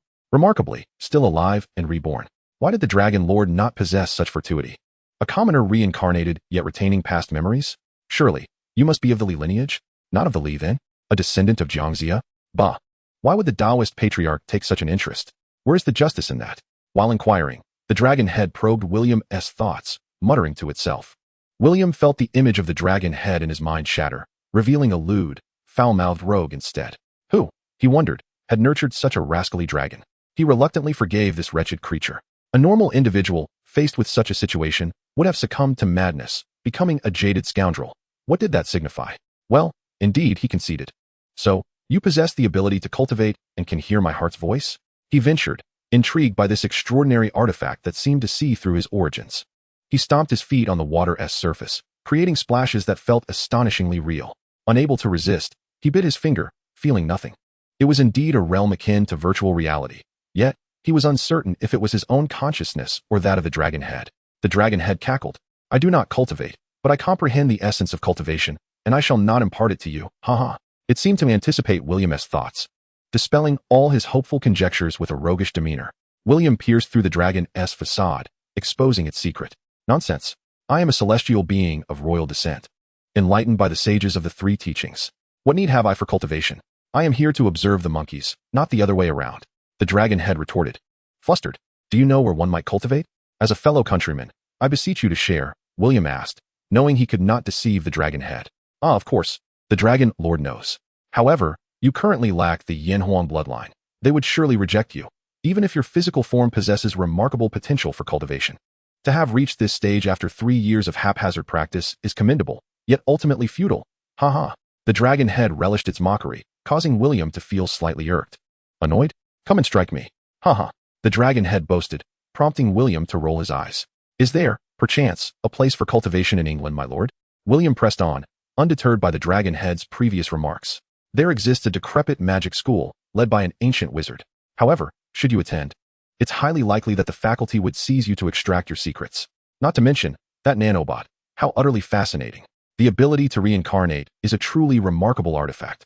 The tone of the dragon beast head was teasing, yet the content was far from humorous, brimming with skepticism towards the wizards of the British magical school.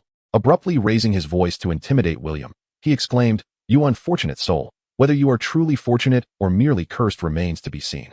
Know this, wherever you are. The ability to awaken a perfect reincarnation technique at a young age is destined to attract a throng of experts vying for it. Indeed, no matter the realm, the number of scoundrels remains the same. Having been reborn, William had hoped to bask in the privileges akin to Iron Man, only to discover the peril of becoming the Hulk instead. In his heart, he cursed, There will always be miscreants trying to bring me down. Chapter 12. The Marvelous Creations of the East. One cannot deny the wisdom in the dragon beast head's words. His thoughts had been effortlessly discerned. The professors capable of educating young British wizards were unlikely to be lacking in skill either, which cast a shadow over William's mood. With a somewhat somber expression, he replied, Then I shall seek another way. Do you have anything further to say, Your Excellency? How about a trade? The dragon beast head regarded William with a mischievous smile and suggested, Let us hear your proposal. William, somewhat wary, thought it prudent to remain cautious. Although he was not entirely satisfied with the bloodline of this body, it was still the nascent form of a handsome young lad. When fully grown, he could not claim to possess an unparalleled beauty, but a score of 9 would certainly be within reach. In this life, William's parents were strikingly attractive. Alan, tall and handsome, was often likened to Tom Cruise of Woking Town. His mother, Catherine, was noble and beautiful, captivating the younger generation of London's prominent families. Have you heard of the divine strike technique? The dragon beast head, noticing William's outward composure but inner caution, grinned and remarked, It seems you know nothing of cultivation. The divine strike technique was originally the most commonly used method of spirit possession by the netherworld ghost masters. Later, it was refined by esteemed practitioners of Taoism, merging with the summoning techniques to become what it is today. Mortals can summon deities to possess them, harnessing their power to temper their physical forms and perform divine arts. Seeing William listen intently, the dragon beast head continued, I am called Ao Hai, and my 12 brothers and I were originally earth deities. Although our influence is confined to this royal garden, and our divine role is merely to harmonize the feng shui and balance yin and yang. This garden is built upon the auspicious azure dragon site of the great spiritual vein of Yanjing, surpassing even the realms of immortality. We, the 12 brothers, were born as Taoist deities, enlightened by countless masters over a century. However, when the nation's fortune waned, our divine powers largely dissipated, leaving only our spirits intact. Listening to Aohai recount his past in a calm manner, William's expression remained unchanged, as if he were merely hearing an introduction from a passerby. What was a deity? If not akin to the common earth god or earth mother. To simplify further, they were akin to the creations of the magical world, mere spirits mistaken for the powerful. Moreover, it seemed that the speaker was merely 1/12 of a lesser deity. William was immediately reminded of the mountain god shrine at the entrance of his village. No larger than a chicken coop, housing a small clay effigy. The only distinction was that these 12 were officially recognized. The dragon beast head spoke softly. If you wish to enter the school of magic, I can reluctantly inhabit your consciousness, shielding your thoughts from the teacher's mind-reading abilities. In doing so, you would gain access to the school for your studies, while I could escape this wretched place and explore the outside world. His words carried a hint of sincerity. Ultimately, both parties stood to gain. William could advance his education at the Western Magic School, while Aohai could leave the museum and experience foreign lands. After a moment's contemplation, William shook his head and replied, I must decline. You may seek another. Aohai fell silent, gazing at William across the water, their eyes locked in mutual silence. Aohai, growing impatient, inquired, Old Jiang, what troubles you? Why choose you? The dragon's eyes reflected a complex emotion before he changed his demeanor and boasted, I find you quite agreeable. And I am curious about this so-called nanobot. As for others, they are neither from Huaxia nor are they stable in nature. They are prone to let secrets slip. If you wish to enter the school for your training, our collaboration is the most effective approach. Should you refuse, well, I have my methods to instruct you. As the tone of the dragon beast had shifted, the idyllic spring scene of lush forests and flowing waters morphed into a desolate cavern. Trees lay broken, boulders shattered, and exquisite sculptures lay scattered on the ground. The dragon's head flickered with dark light, increasingly losing its restraint. In the once serene garden, black smoke began to rise. As magnificent palaces crumbled and tilted in flames, with the bodies of palace guards and maidens strewn across the ground. A contingent of English and French soldiers, clad in military attire, rampaged, killing and wreaking havoc. The consciousness world underwent a dramatic transformation. The previously clear sky was now enveloped in a deep blood-red mist, suffused with an endless malice. 11 zodiac shadows flickered around Aohai, the fierce tiger head, the smiling rabbit head, the composed snake head, the honest ox head, and the enthusiastic horse head. The once peaceful dragon beast head now bore eyes of crimson, a boundless rage coalescing into a dragon form. As countless vengeful souls manifested as jet-black dragon scales, there was no trace of the serene and sacred aura of a Chinese divine beast. It was unmistakably a Shura demon dragon born from a sea of blood. A demon dragon? Nonsense. If it were truly a demon, those children who touched your dragon horns would have perished long ago. How could the museum allow you to remain outside for display? Spirits merely conjure illusions to frighten. It's commonly referred to as ghostly intimidation, but it can only scare, revealing its lack of true power. William felt no fear. Instead, his mind raced with thoughts of escape. Observing William, Aohai noticed his contemplative demeanor, and his expression faltered. Displeased, he retracted his facade and snapped, cunning old fox. No wonder the saying goes, old but not dead is a thief. Old Jiang the thief. William regarded the dragon beast head with pity but responded firmly, I'm sorry, but I do not appreciate being watched incessantly. Aohai's dragon eyes narrowed, hovering in the air as he threatened William vehemently. If you refuse, you shall remain here with me for eternity. William could only smile wryly. Aside from possessing my consciousness, what else can you offer me? Old man, what do you desire? The dragon beast head sighed. Intrigued, I have nothing else to offer you.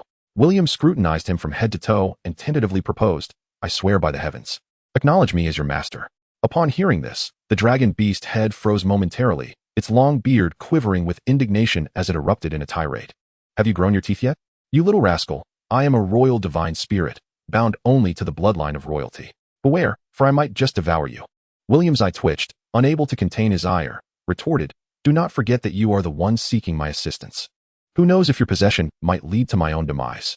I am the incarnation of a divine spirit, my essence intertwined with the Tao.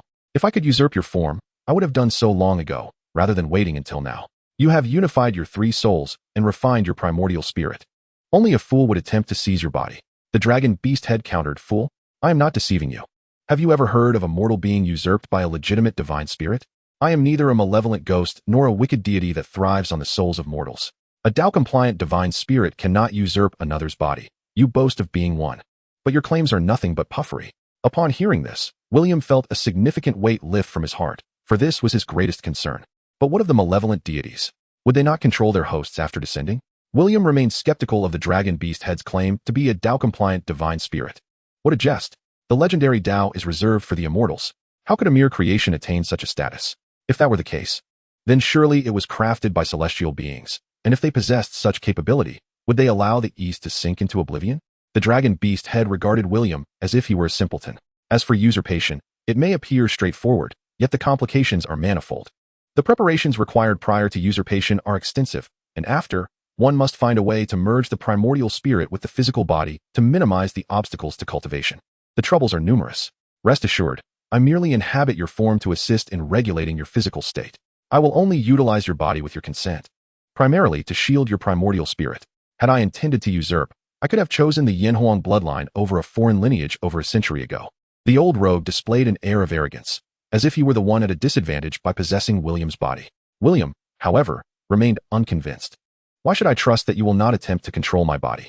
One must harbor no malicious intent, yet one must remain vigilant, William asserted. Impatiently, the dragon beast had replied, I possess little divine power to squander. Any contest would deplete my already limited strength. Furthermore, my origin is unique. I am a manifestation of the grand imprints left by great sages, which have coalesced into my consciousness. This is the source of my being. These imprints embody the wills of enlightened sages from Buddhism, Taoism, and Confucianism, forbidding me from causing unwarranted harm or usurpation. Should I violate these tenets, the imprints will shatter, and I shall cease to exist within this realm. You lack even the most fundamental knowledge of cultivation, while I have learned under the tutelage of numerous royal sages and carry their imprints, an unparalleled wisdom. Before you step into the Magic Academy, I can impart to you the most exquisite royal cultivation techniques. As for any other conditions, I will not acquiesce. This is far more credible than any Tao claims. After all, as a royal artifact spirit, the esteemed individuals of Auhai do not hold back, allowing Auhai to wield immense power, which ultimately brings calamity to the world. Consequently, they too are not exempt from repercussions, a notion that contradicts the teachings of the three doctrines aimed at enlightening humanity. William inquired, which eminent figures have enlightened you? At the moment when heaven and earth were separated, stillness transformed into motion, awakening to the essence of vitality, marking the inception of alchemical practices. Another Taoist sat upon a mat, shaking his head and murmuring. What was initially a rather monotonous discourse on Taoism, through the interplay of the elder's recitation, ignited within William a profound learning experience akin to a sudden epiphany. The celestial essence is silent and odorless, yet the elder, while reciting, imparted his understanding of the Tao in a manner that transcended William's comprehension, directly infusing it into his consciousness. Such is the wisdom of the Buddha. The world is captivated by appearances, entangled in the void. Should one transcend both form and emptiness, they shall not be lost in the duality of existence. A venerable monk, with a serious countenance, gazed at three children and earnestly proclaimed, Empowerment. William, now re-established in the garden, exclaimed in astonishment. Auhai corrected. It is the heart technique of a great true person in harmony with the Tao. What you are experiencing is merely what I absorbed during the teachings. What do you think, you old rascal? Upon reflection, William decided to acquiesce, as the benefits were too significant to disregard. As for the future, he could simply request a different individual. He chuckled wryly. Clearly, I cannot resist your temptation. Auhai sneered, you cunning old rascal. Though it appeared that both parties had reached a compromise, in truth, both remained vigilant of one another. William's caution was entirely reasonable. Who could truly ascertain the other's intentions? As for Auhai, his wariness was even more justified, having witnessed too many traitors during his years in England. In a world bustling with activity, driven by self-interest, such individuals are the norm. True patriots, like Mr. Money, who disregard personal gain, are exceedingly rare. Thus, Auhai's suspicion of William was not misplaced. He was equally justified in wishing to keep the supreme secrets of the East from leaking out. Being able to impart fundamental teachings to William was already a significant act of goodwill towards the fair-skinned William. Eastern practitioners believe that the cosmos is imbued with boundless qi, yet only a select few, or creatures, are fortunate enough to be touched by the heavens and can perceive, absorb, and transform this essence. Auhai is unable to practice because he is innately endowed. The marks of those eminent beings have bestowed upon him various magical abilities. William, born with innate magical prowess, or rather, sorcery, felt the vital energy upon his birth, which Western wizards refer to as magic. This extraordinary energy flows ceaselessly within his veins. Alhai informed William that, although his magical power appeared weak, it was, in fact, stronger than that of many royal cultivators, who were nurtured with precious spiritual herbs from birth. The history of Eastern cultivation is ancient, with clear distinctions in levels and methods of practice. The division between ordinary individuals and immortals, as delineated by the Taoist ancestors, is the attainment of the golden elixir. Henceforth, the term land immortal emerged. As the saying goes, it is the union of deity and Tao, where the divine soul is immortal, and the true person consumes the essence of nature. Chapter 13, The Eastern Magical System. Within 3 years, breaking the enigmatic barriers and entering the realm of the guarded center, you could be considered unprecedented, setting a new record in the cultivation world. If a great true person were to be reincarnated, this duration would suffice to achieve a significant golden elixir. Alhai scoffed. The reason Alhai derisively refers to the West as barbarians lies in their singular focus on techniques, devoid of understanding the profound truths. Even the hierarchy among sorcerers is not fully delineated. Despite Alhai's century-long presence here, he has yet to grasp their tiered classification, let alone their methods of cultivation. This is rather astonishing. The military is stratified into ranks such as marshal, general, lieutenant general, major general, and brigadier general. Corporations are divided into owner, general manager, manager, and supervisor. Even within a family, distinctions exist between grandfather, father, mother, and child. Yet sorcerers are classified merely as black or white, which seems quite absurd. They lack even the practice of meditation, a fundamental skill in the East. This clearly reflects an incomplete system and an underdeveloped civilization. They resemble wild grass, relying on bloodlines, with their techniques growing in a savage manner, a method that fated most of them to achieve only limited success. The East, however, is markedly different. Since the Three Kingdoms period, Taoist sages have collaborated to categorize the golden elixir and the Tao into 9 distinct ranks, from qi refining to the golden elixir stage. Utilizing the teachings of the Tao Te Ching left by the Taoist patriarch, they synthesized the various spells and powers of different sects to establish a standard for these realms. In Alhai's view, a lower-tier qi refiner's strength is comparable to that of 90 of Western sorcerers. Those in the mid-tier of qi refining are considered elite here. For instance, he has encountered elderly sorcerers whose abilities are mostly equivalent to 5th or 6th-tier qi refiners. He has yet to witness any adept who could rival those in the upper tiers of qi refining. Perhaps upon leaving this place, he might have the opportunity to meet one. The enigmatic state that William experienced at birth signifies the opening of the myriad doors of mystery. Thus, the 9th tier is also known as the realm of profound mysteries, indicating the awakening of these doors, allowing the spiritual essence of heaven and earth to enter. At the tender age of 3, William was assessed by Alhai to be at the 8th tier, embodying a state of emptiness yet resilience, and motion that leads to emergence. It was noted that excessive discourse leads to exhaustion. It is better to remain in the state of serene balance. This implies that William took 3 years to gradually ascend from the 9th to the 8th tier. This pace is considered exceedingly slow, yet it has resulted in an exceptionally solid foundation, endowing him with an unprecedented sense of magical equilibrium. Upon hearing Alhai's praise, William could not help but smile wryly. For the first 3 years, he cultivated using true energy, employing nanobots for assistance. The nanobots, devoid of knowledge, thought, or form, embody the Taoist principle that a sage is unfeeling, treating all things as mere fodder. Fortunately, the 3 years of diligent work by the robots were not in vain. This exceptionally pure Taoist power could easily help him establish a root in the realms and advance to the 7th tier. After leaving the museum, William spent the past few days in a state of apprehension, fearing Alhai might meddle with his body. However, as days passed without incident, Alhai genuinely began to instruct William on the cultivation of qi absorption.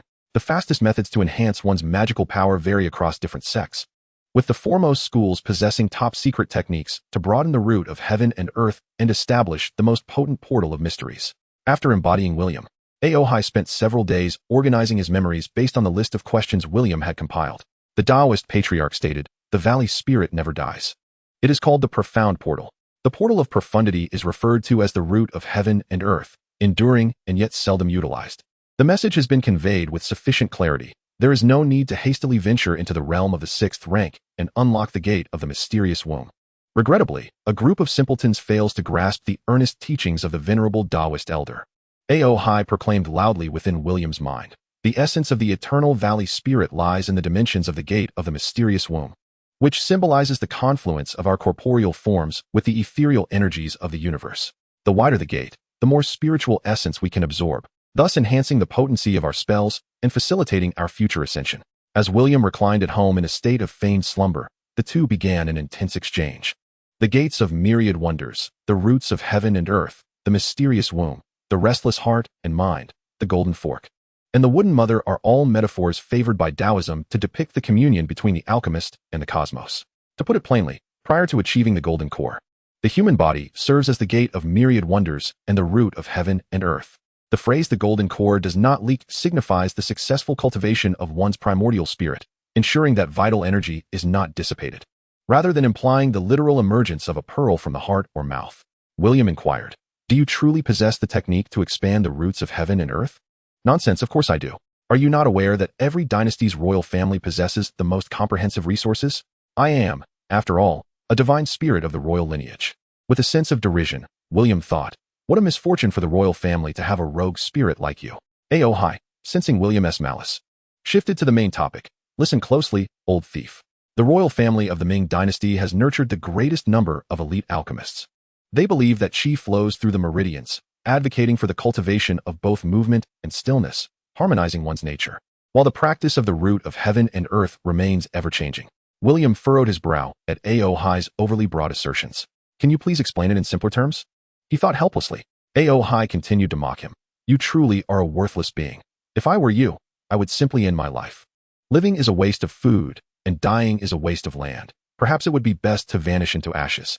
Seeing William remain silent, Ao Hai mercilessly retorted, "Fool, for one as supremely endowed with magical power as you. The method to expand the roots of heaven and earth can be summed up in one word. Maintain your tranquil mindset and endure patiently." "Endure patiently? That's 3 words. William chuckled.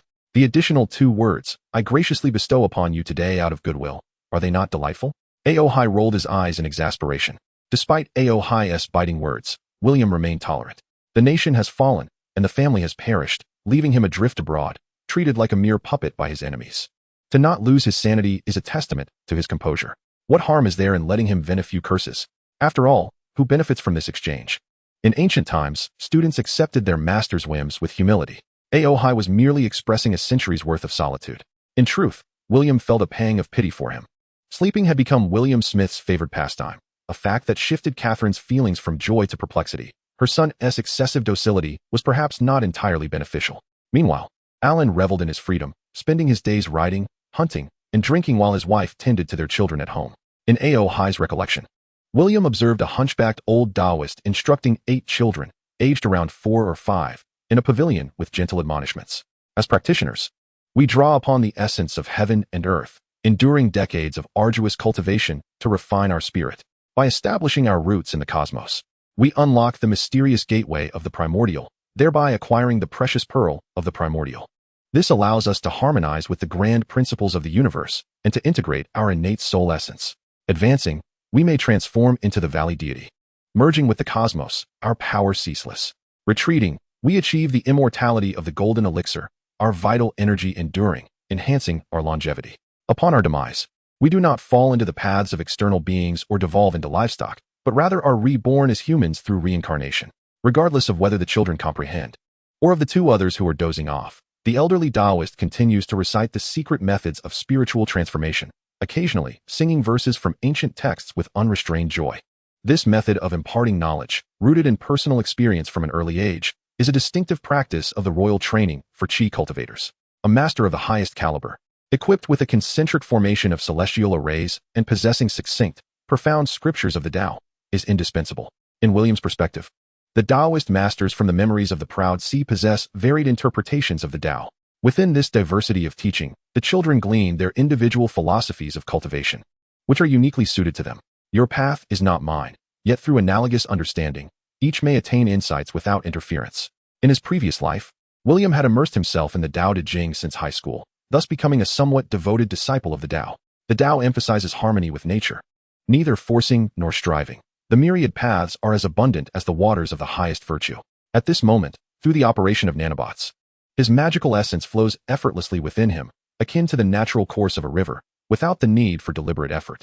Breathing is cultivation, sleeping is cultivation, walking is cultivation. Even eating is cultivation.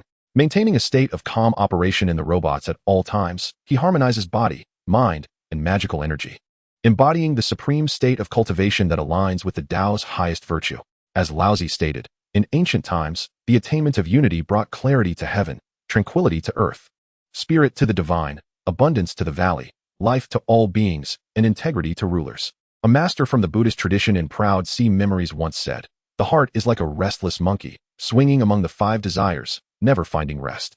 Therefore, one must frequently cleanse the heart, meticulously removing the dust of emotional entanglements, lest one be ensnared in pitfalls.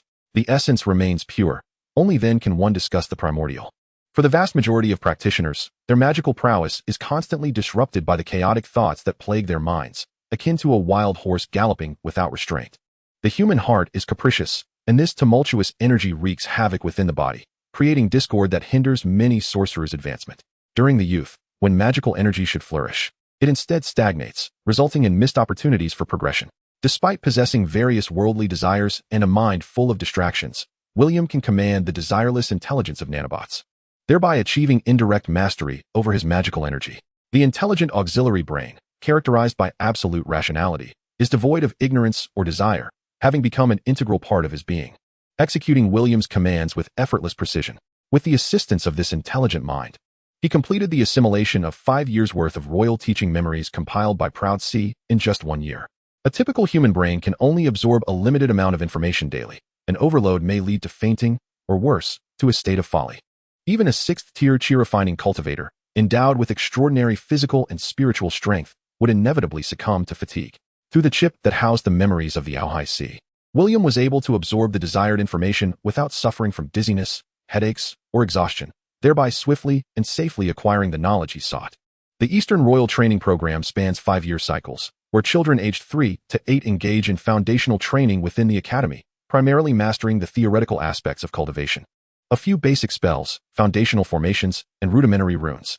They do not limit themselves to training a single cohort.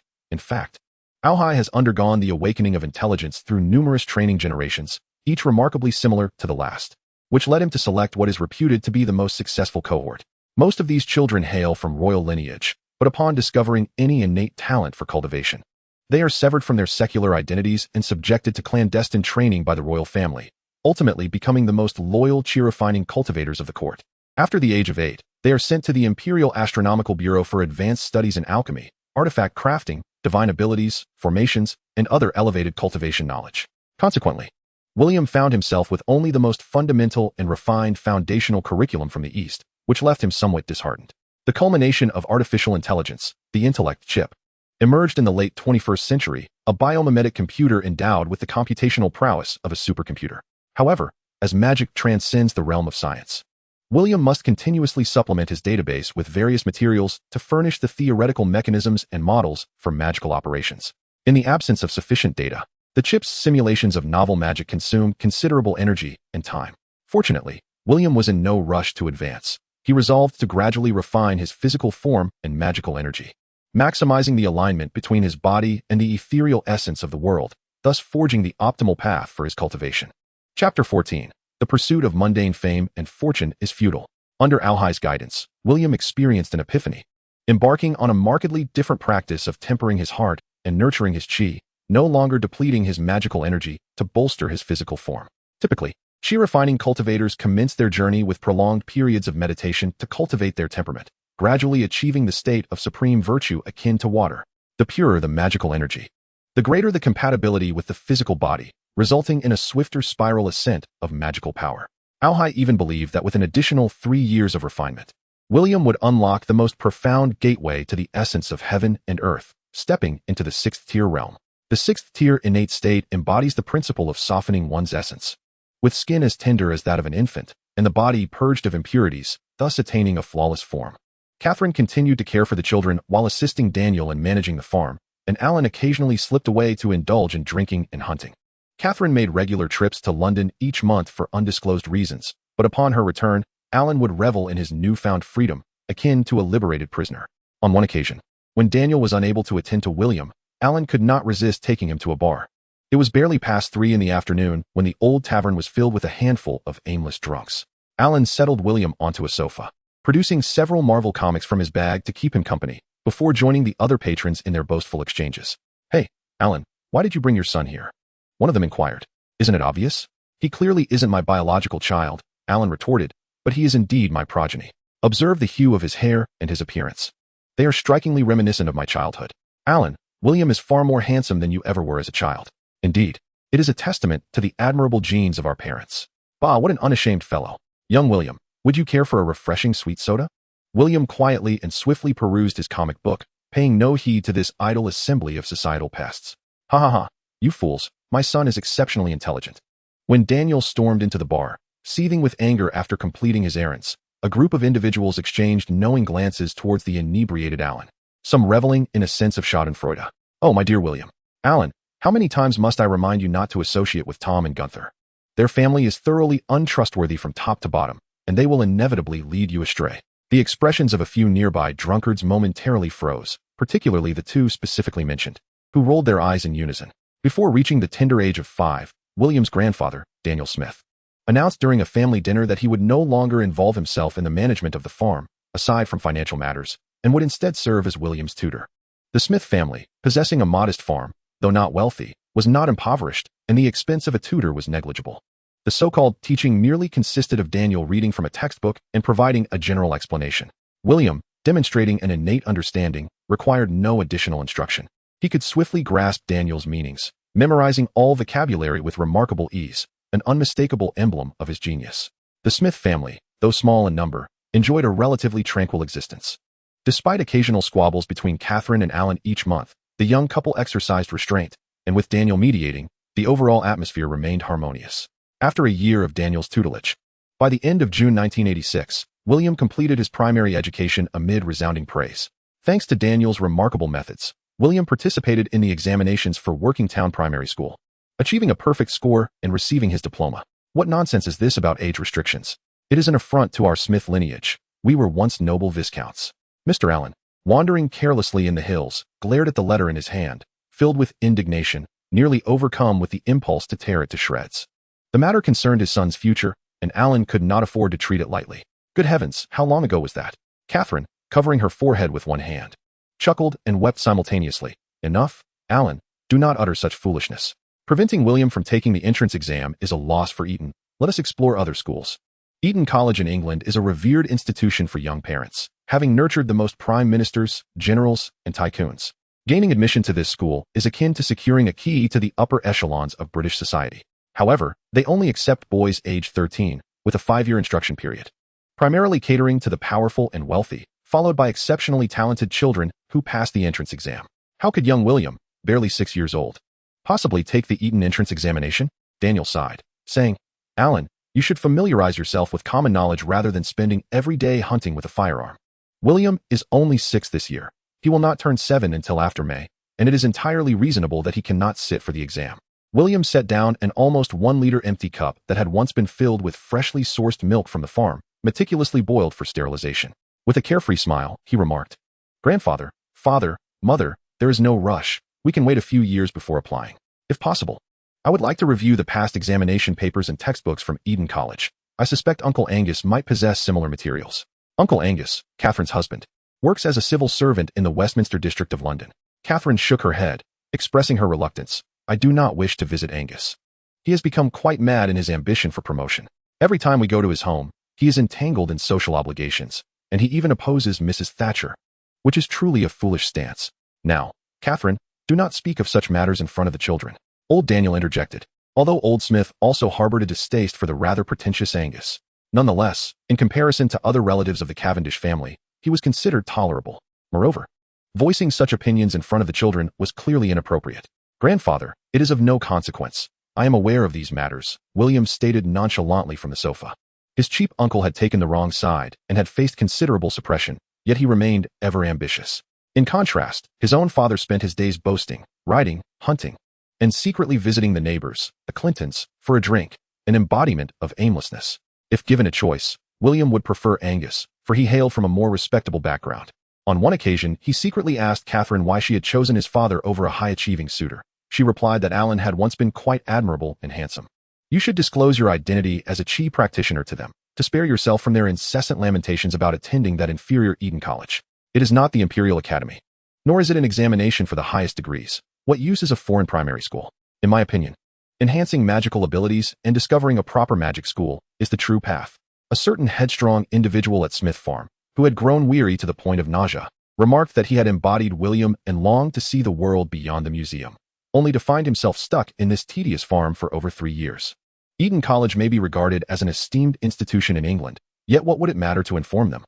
They are unaware of the existence of the magical world, and knowing would only complicate matters. William firmly rejected this notion. He preferred to avoid unforeseen events. His parents were ordinary folk, and it was best for them to lead a tranquil life.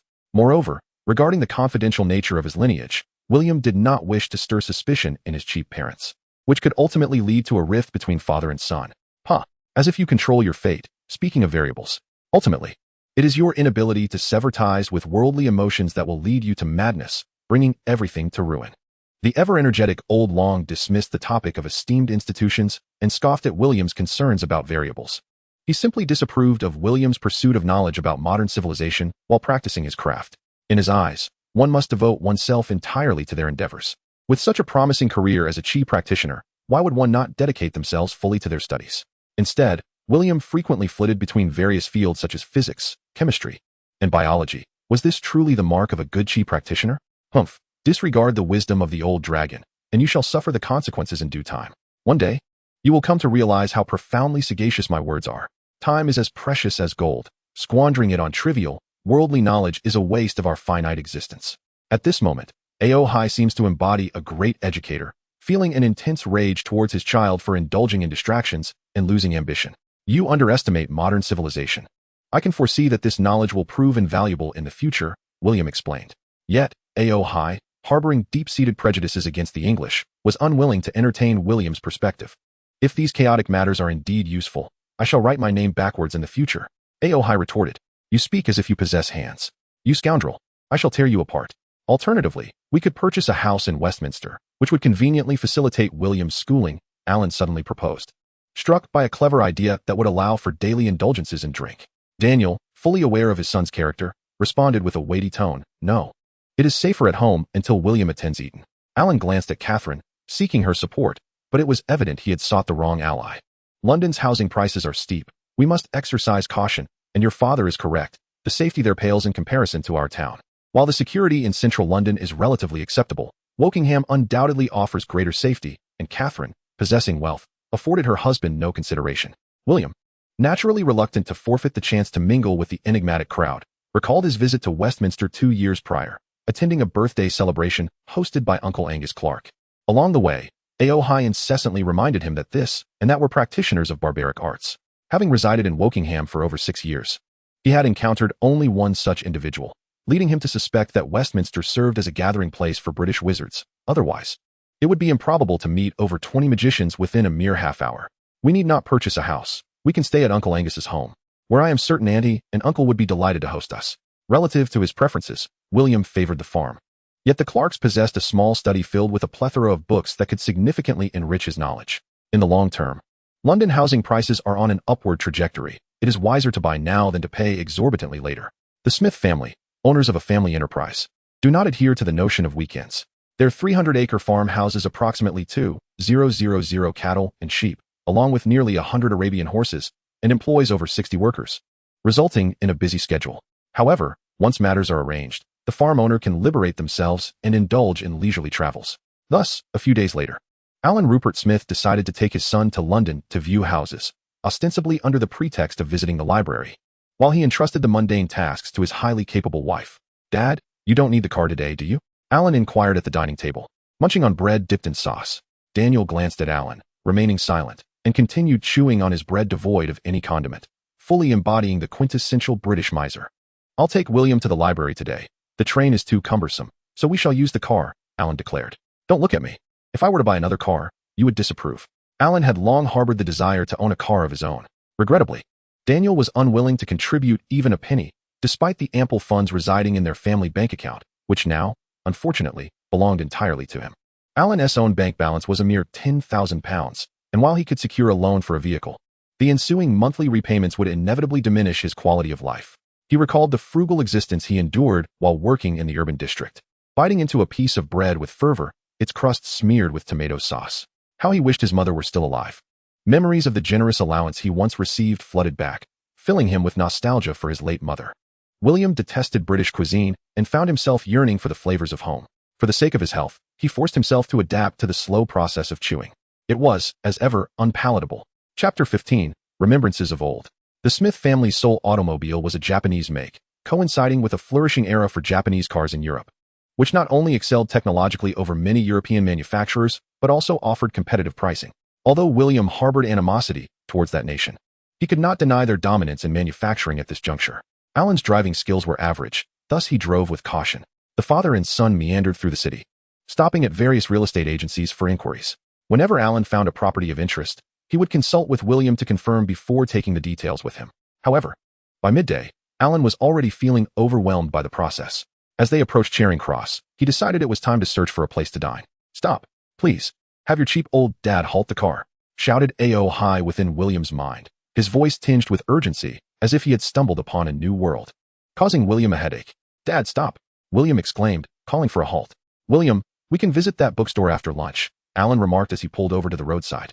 Turning to address him, William's gaze was fixed on a small pub nestled between the bookstore and a record shop. It felt vaguely familiar, yet he was certain he had never been there, sensing an undercurrent of diverse magical energies emanating from within. Ah, indeed, it appears to be an enchanted hideaway.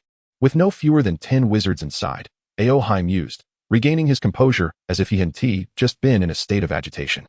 Recognizing the other's fervent excitement, William refrained from provoking him further. Watching a cloaked figure enter the pub, disregarding A.O. High's plea for patience, William chuckled. "Dad, I believe you will find this place to your liking." "I'm not fond of bookstores," Alan grumbled. Yet he acquiesced to his son's wishes and opened the car door, stepping out. In the Smith household, Daniel held the top position, followed by William, with Alan undoubtedly at the bottom of this hierarchy, a realization that left him feeling despondent. "Humph, wandering about so recklessly. Aren't you afraid of being taken as a servant?" A.O. High muttered, casting curious glances at the pub while sulking at William. William took Alan's hand, leading him toward the bookstore, which caused Alan to widen his eyes in astonishment. "Oh, good heavens, how could there be a pub here?" Alan gazed at the somewhat disheveled bar, feeling a tad bewildered. He was certain he hadn't seen the establishment moments ago. Could it be that there was something amiss with his vision? William, composed, observed the wizards within the bar and suddenly recalled the location, Diagon Alley, the leaky cauldron. A narrow, dilapidated iron door stood before him, adorned with a few feeble English words, some letters mysteriously absent. The weathered iron was pitch black, seemingly untouched for ages, having long since lost its luster. An extraordinary magic enveloped the bar's exterior, obscuring the sensory perception of ordinary non-wizards, compelling them to instinctively avoid the vicinity. "Ah, so this is how it is. But why on earth am I here? This is utterly unscientific." 70 years of memories loomed large, rendering recollections of his youth immensely challenging. "What have you remembered?" A.O. High, residing in William's mind, could effortlessly discern the shifts in his emotions and grasp his thoughts.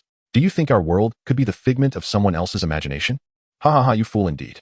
A.O. High chuckled at William's musings, yet upon sensing his fragmented memories, the mockery ceased.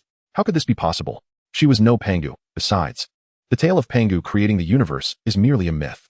No practitioner could forge a realm of mortals. At best, one could slice through the fabric of space, crafting a small world akin to a cave. A.O. High seemed on the brink of madness, unable to restrain herself within William's body as she roamed restlessly, venting her terror and unease. "Ah, a muggle and a little wizard. Do you wish to drink or venture into Diagon Alley?" A balding elder at the bar's entrance inquired, smiling at the self-doubting Alan and the inquisitive William. The dim lighting of the bar rendered the old wizard's complexion rather unflattering. Alan cautiously shielded William, his expression one of bewilderment as he listened to the elder's words. "What is a muggle? Can it be eaten?" Alan pondered, asking the proprietor how much a muggle costs per pound. "Of course, but who told you my name is Tom?" Tom stepped around the counter, gesturing for the two to follow. Alan wanted to inquire about his son's intentions, but was pulled along by William in Tom's wake. "Mr. Tom, can you take a guess?" William beamed, standing by the wall of the backyard. Tom shrugged. "Haha, little one, do you think I can guess? Since it's your first visit, I shall explain the way to open the door. Remember, I will only say it once. If you seek my assistance again, I shall charge you." Tom brandished his wand, jesting. As Tom spoke, the brick wall trembled and parted. William inhaled deeply. "Thank you, sir." Tom responded with a smile. "Good luck, dear little wizard. What is this place? This is utterly unscientific. My God, I must have drunk too much last night," Alan stammered, astonished. Anyone encountering such a phenomenon for the first time would be equally astounded. "The magical world, Diagon Alley," William declared with confidence. Observing William's successful probe, A.O. High returned to his usual demeanor, and with rare contemplation sighed. The Buddha once spoke, "In the 3,000 worlds, the grains of sand in the Ganges are countless, and the cycles of existence are unending. The mysteries of this world are myriad, far beyond the grasp of ordinary mortals." William, brimming with enthusiasm and with a gaze as cold as ice, retorted, "I am quite eager to discover whether there exists a woman named Rowling in this world." Aohai counseled, "Why bother? What matters is to find joy in life. Probing too deeply yields little reward." William was delighted to be out with Alan today. Had it not been for this leisurely stroll meant to clear his mind, he, who typically preferred the comfort of home, would have found it difficult to uncover the gateway to the magical realm and unearth new clues. Furthermore, as a child, despite his proficiency in various Eastern spells and commendable magical prowess, venturing into Diagon Alley alone would be inappropriate. Accompanying Alan felt entirely natural. Moreover, considering that this is a novel, it diverges from reality, and he certainly does not believe that the magical government is as foolish as it may seem. Nevertheless, the conflict between the enigmatic figure and the savior remained vivid in William's memory, and he was aware that it was to unfold in the coming years. However, this notion flickered briefly in his mind, for his paramount concern at present was the grand shopping excursion. As it was his first visit, William eagerly took Alan on a preliminary tour. The wizard strolling along the streets mostly donned black robes that were seldom changed, bustling about, oblivious to the pair of Muggle father and son who had just entered the alley, when a few individuals soared overhead on enchanted broomsticks. Alan felt as though a million atomic bombs had detonated simultaneously, shattering the scientific and worldviews he had cultivated over the past 2 decades. William maintained a posture akin to his father's as they walked, narrating, "When I was 3, I encountered an old man named Aohai, who told me I was a little wizard and suggested I visit Diagon Alley to procure some books, even providing me with the address." "A benevolent lie is not a lie," William consoled himself. Aohai proclaimed, "I am in the prime of my youth, truly. Why would you suggest otherwise? Is it possible that wizards truly exist? My word, I wager that angels must also be real, yet I wonder if heaven exists. Perhaps Merlin and King Arthur are real as well." "William, do you think Newton was also a wizard? When did you become one?" Alan's capacity to embrace this new world surpassed William's expectations. He worried that the first encounter with such phenomena might lead Alan to question his sanity. A barrage of questions left William at a loss for answers. Observing his son's expression, Alan pondered that the theological studies of Sir Isaac Newton in his later years must conceal unparalleled secrets, perhaps even clues to the existence of heaven. Noticing his father's exhilaration, William sighed, "Dad, you have too many questions. It is said that wizards have established a news agency. We could subscribe to a year's worth of newspapers. You should be able to find some answers regarding wizards there." As they approached the sign of the leaky cauldron, William instinctively halted. Alan, understanding William's intent, followed him into the bookstore. The establishment was quite spacious, with bookshelves stacked to the ceiling. Upon noticing the arrival of customers, a figure at the counter, whether the proprietor or a sales representative, approached them with warm enthusiasm. "Greetings, I am Roy Stolt, a summer employee at the bookstore, hailing from the 4th year at Hogwarts.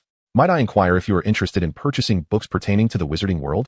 I could recommend fantastic beasts and where to find them, as well as a history of magic in the 19th century. This summer worker possesses a keen eye," immediately suggesting various enlightening tomes suitable for budding wizards, undoubtedly having encountered numerous similar situations before. Upon discerning that Alan is a muggle and noticing that William, who appears older than his years, is around 11 or 12, he quickly deduces that this father-son duo is seeking books to familiarize themselves with the wizarding realm for the young wizard's future. He explicitly mentions his status as a Hogwarts student, attempting to earn Alan's trust. "Well, William, what should we purchase?" Alan feels a twinge of awkwardness. As a father, he is uncertain of his son's needs, which leaves him feeling somewhat inadequate. Chapter 16, A Plump Pig. William, too, feels a bit uncomfortable. He does not recall those foundational texts and can only gaze at the salesman, stating, "As you can infer, this is our first encounter with arcane knowledge, and there remains much common wisdom we must learn. Could you kindly provide a list of the aforementioned books as well as textbooks for the 14th grade at the magical school? Perhaps for the 1st to 4th years? That seems rather extensive, and you appear quite young. However, I recall the proprietor mentioning that if the parents or guardians of a young wizard consent and ensure strict supervision to avert magical mishaps, I believe I can make a sale." The salesman, Roy, glanced at William and then at Alan, who nodded with a semblance of understanding. Anticipating a generous commission for the day, he raised his hand, quill in hand, and commenced writing. Upon completing the list, William examined it. And aside from the 2 previously mentioned books, it included Magical Theory, Beginner's Guide to Transfiguration, 1,000 Magical Herbs and Fungi, Potions and Elixirs, Monsters and Their Habitats, Dark Forces, A Guide to Self-Defense, Standard Spells, Glimpse the Future, among 38 other titles, with a total cost of 237 galleons inscribed at the bottom. William looked up at the salesman, slightly embarrassed, and said, "I apologize. We have yet to exchange currency. Please bear with us for a moment." Without raising his head, he led Alan out of the bookstore. Roy, unperturbed, smiled as he bid them farewell. "Exchange currency?" Alan queried as William pulled him out of the store. "Where do we do that? It should be just ahead." William racked his brain for the name of the Wizarding Bank, but, regrettably, could not recall it, and thus turned to a passing wizard for assistance. "Excuse me, could you direct us to where we can exchange galleons?" "Ah, Muggle wizards, are you? It's not far from here. Please follow me." The young red-haired wizard guided Alan and William forward, pointing towards a nearby white structure. And without waiting for William to express his gratitude, he promptly departed. Father and son then approached the bronze doors, and as they crossed the second silver gate, Alan curiously noted the inscription on the side of the door: "Enter, stranger, but beware the consequences of greed." The duo resembled country bumpkins newly arrived in the city, gazing around with wide-eyed wonder. A fairy, seemingly unoccupied, raised a hand in greeting, saying, "Good morning, gentlemen. Are you here to deposit or withdraw galleons?" This creature is known as a fairy in the West, but to distinguish it from other benevolent fairies, William prefers to translate it as goblin. A being characterized by its greed, cunning, and malevolence, it delights in gold coins, diamonds, and other valuables. In stark contrast to woodland nymphs, enchanting maidens, and forest elves, it is not favored by humans. "Greetings, we are here to exchange for galleons," Alan said as he stepped forward with William. "Very well, as per our agreement, the exchange rate from pounds to galleons is 51, although there are no explicit limits. To prevent excessive currency conversion and the resultant depletion of galleons, each wizard is permitted to exchange no more than 10,000 annually. How much would you like to exchange?" William quickly calculated that the average price of textbooks was about 31, approximately 62. Considering the preciousness of wizarding knowledge, this was not exorbitant. The price levels in the wizarding world depend on production costs. Some materials are indeed more expensive and thus higher in price. It was only after William became familiar with the wizarding realm that he realized the books he had purchased were actually quite costly. For instance, the daily profit was merely 5 nuts, roughly equivalent to 5 pence, 0.05. However, this conversion was misleading. The photographs of events published in the newspaper required special magical potions for printing, incurring substantial costs. Furthermore, with only a few 100,000 wizards in the UK, the market capacity was limited. If the daily profit were genuinely sold for 5 pence, its reporters would have long since starved. It is likely that the printing costs alone would not be covered. Consequently, the value of currency in the wizarding world far exceeds its corresponding value in pounds. Wizards would only exchange pounds for galleons, never the reverse. Reluctantly, Alan withdrew 500 from his pocket. The grotesque goblin took the money and tugged at a long bell rope. In under a minute, he efficiently exchanged the 500 for galleons. This efficiency indeed affirmed the adage that time is money. William pondered how his father was indeed impoverished. His mother had purchased him an entire library's worth of books, accumulating to over £10,000 without batting an eye. Even the complete set of materials and detailed manuals for the Israeli martial arts that William requested could be procured within a week. This was not the era of the internet. At that time, the Israeli military had yet to promote such self-defense techniques to foreigners, conducting training solely domestically. Since Israel is a nation with universal military service, this was essentially a reserve training course. Once Alan stepped outside, he sighed in relief. Those goblins always reminded him of the legendary imps. He felt the galleons in his pocket, took one out, bit it, and discovered it was remarkably hard. He couldn't help but mutter softly, "What kind of gold is this?" Those creatures are exceedingly unattractive. What Alan did not realize was that no wizard harbored any fondness for these greedy aberrations. The diminutive and unsightly goblins held a status in the wizarding world akin to that of a certain commercial ethnic group in pre-World War II Europe. With a population of only a few million, they excelled in commerce, adeptly maneuvering through various regulations to amass a significant portion of wealth within European society. According to documented data from later generations, the German government acquired nearly 120 billion imperial marks from them, equivalent to 13 times the total national output of Germany in 1935. This figure represents 107 train carriages. What an astounding concept. As for the confiscated real estate, factories, buildings, and countless other properties, statistics reveal that this wealth, alongside real estate, cultural relics, antiques, gold and silver jewelry, and other assets, even if sold at a discount, supported 1/3 of Germany's war expenses during World War II. At that time, Germany was mired in a global economic crisis, with an unemployment rate soaring to 6 million, leaving many on the brink of starvation. While this minority group manipulated prices and plundered wealth unabashedly. Not to mention, the source of this great crisis, the stock market crash on Wall Street in New York, was orchestrated by the financial oligarchs among this very group. So, do you really believe this was merely a matter of racial discrimination? You are mistaken. This was a social redistribution of wealth cloaked in a racial movement. A supersized bounty seized by a dictator with the support of the entire nation, a European version of the downfall of Hushan, where Jiaqing feasted upon the spoils. Thus, when they were slaughtered, the West merely shed a few hypocritical tears, with no one stepping forward to rescue them. It is even said that when they were captured, the American Secretary of State merely responded that he was aware of the situation. Those who play with fire will eventually get burned. William thought coldly as he glanced at the goblin in Gringotts. He certainly did not believe that all wizards were like Dumbledore, pure-hearted and disinterested in power and wealth, capable of tolerating Gringotts' manipulation of the financial industry and the plundering of wealth from wizards. After a morning of frenzied spending, William had exhausted all of Alan's 300 galleons, leaving Alan in deep distress. Aside from over 30 textbooks, he acquired a wand crafted from dragon heartstring, an owl, and various commonly used magical potions, including a cold remedy that produces smoke upon consumption. As for broomsticks, they start at 200 galleons, with the best model, the Nimbus 2000, soaring to a staggering 1,000 galleons. Sitting in the carriage, William casually flipped through the books he had purchased. Although Alhai could speak English, he was unfamiliar with the vocabulary and thus found the content entirely baffling. Nevertheless, he possessed a certain knowledge of potions and communicated silently with William, questioning his extensive purchase of potions. What do you intend to do with all these? They are only effective for alchemists. For ordinary people, they are more toxic than poison. William pondered that this must be the norm. If potions were effective for ordinary individuals, fast-acting remedies would have long since circulated, and there wouldn't be so many disabled people in the world. Lost a hand? No worries, just drink a potion worth a few dozen galleons, and it will grow back. Fractured a bone? Oh, even a compound fracture? No problem, simply replace it with a new one. Why can't ordinary people consume these? It is related to magical energy. Though the specific reasons remain unclear, it is said that the bodies of alchemists differ significantly from those of ordinary individuals. Alhai paused momentarily before stating, for instance, your body requires 3 times the amount of food that Alan needs daily, yet you remain unfazed by weight gain. This is because nanobots assist in digestion, transport nutrients, and provide special reinforcement and care to muscles and other tissues, thus facilitating my evolution towards superhuman capabilities, William mused quietly. In order to achieve a comprehensive and flawless defensive capability, one must be proficient in both close and ranged combat, William mused with delight. The return journey was markedly swifter than the outbound trip, as William discerned that his father was eager to relay the wondrous experiences of the morning to their family.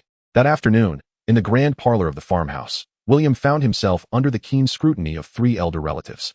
Catherine, brimming with anticipation, implored her son to demonstrate a spell from his textbook, the levitation charm, the unlocking charm, the petrification charm, and the flight charm, yet William was unable to conjure any of them.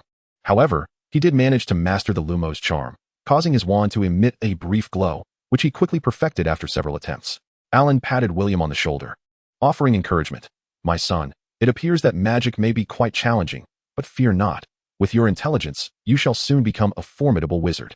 The plump owl, whimsically named Partridge Greens, cooed from its cage. It sounds either mocking or approving, until Catherine appeased it with a handful of nuts, prompting silence. The author of the spellbook had evidently invested considerable effort, as William grasped the material with ease, mastering numerous elementary spells throughout the afternoon. In accordance with the Ministry of Magic's regulations, to safeguard the young wizards, these textbooks could only be procured by adult wizards prior to their enrollment, allowing them to personally instruct the young sorcerers. This measure was implemented to prevent curious young wizards from attempting spells beyond their capability, which could result in magical mishaps. Consequently, young wizards in England were limited to first-grade textbooks before their enrollment, with second-grade and above materials strictly prohibited from sale.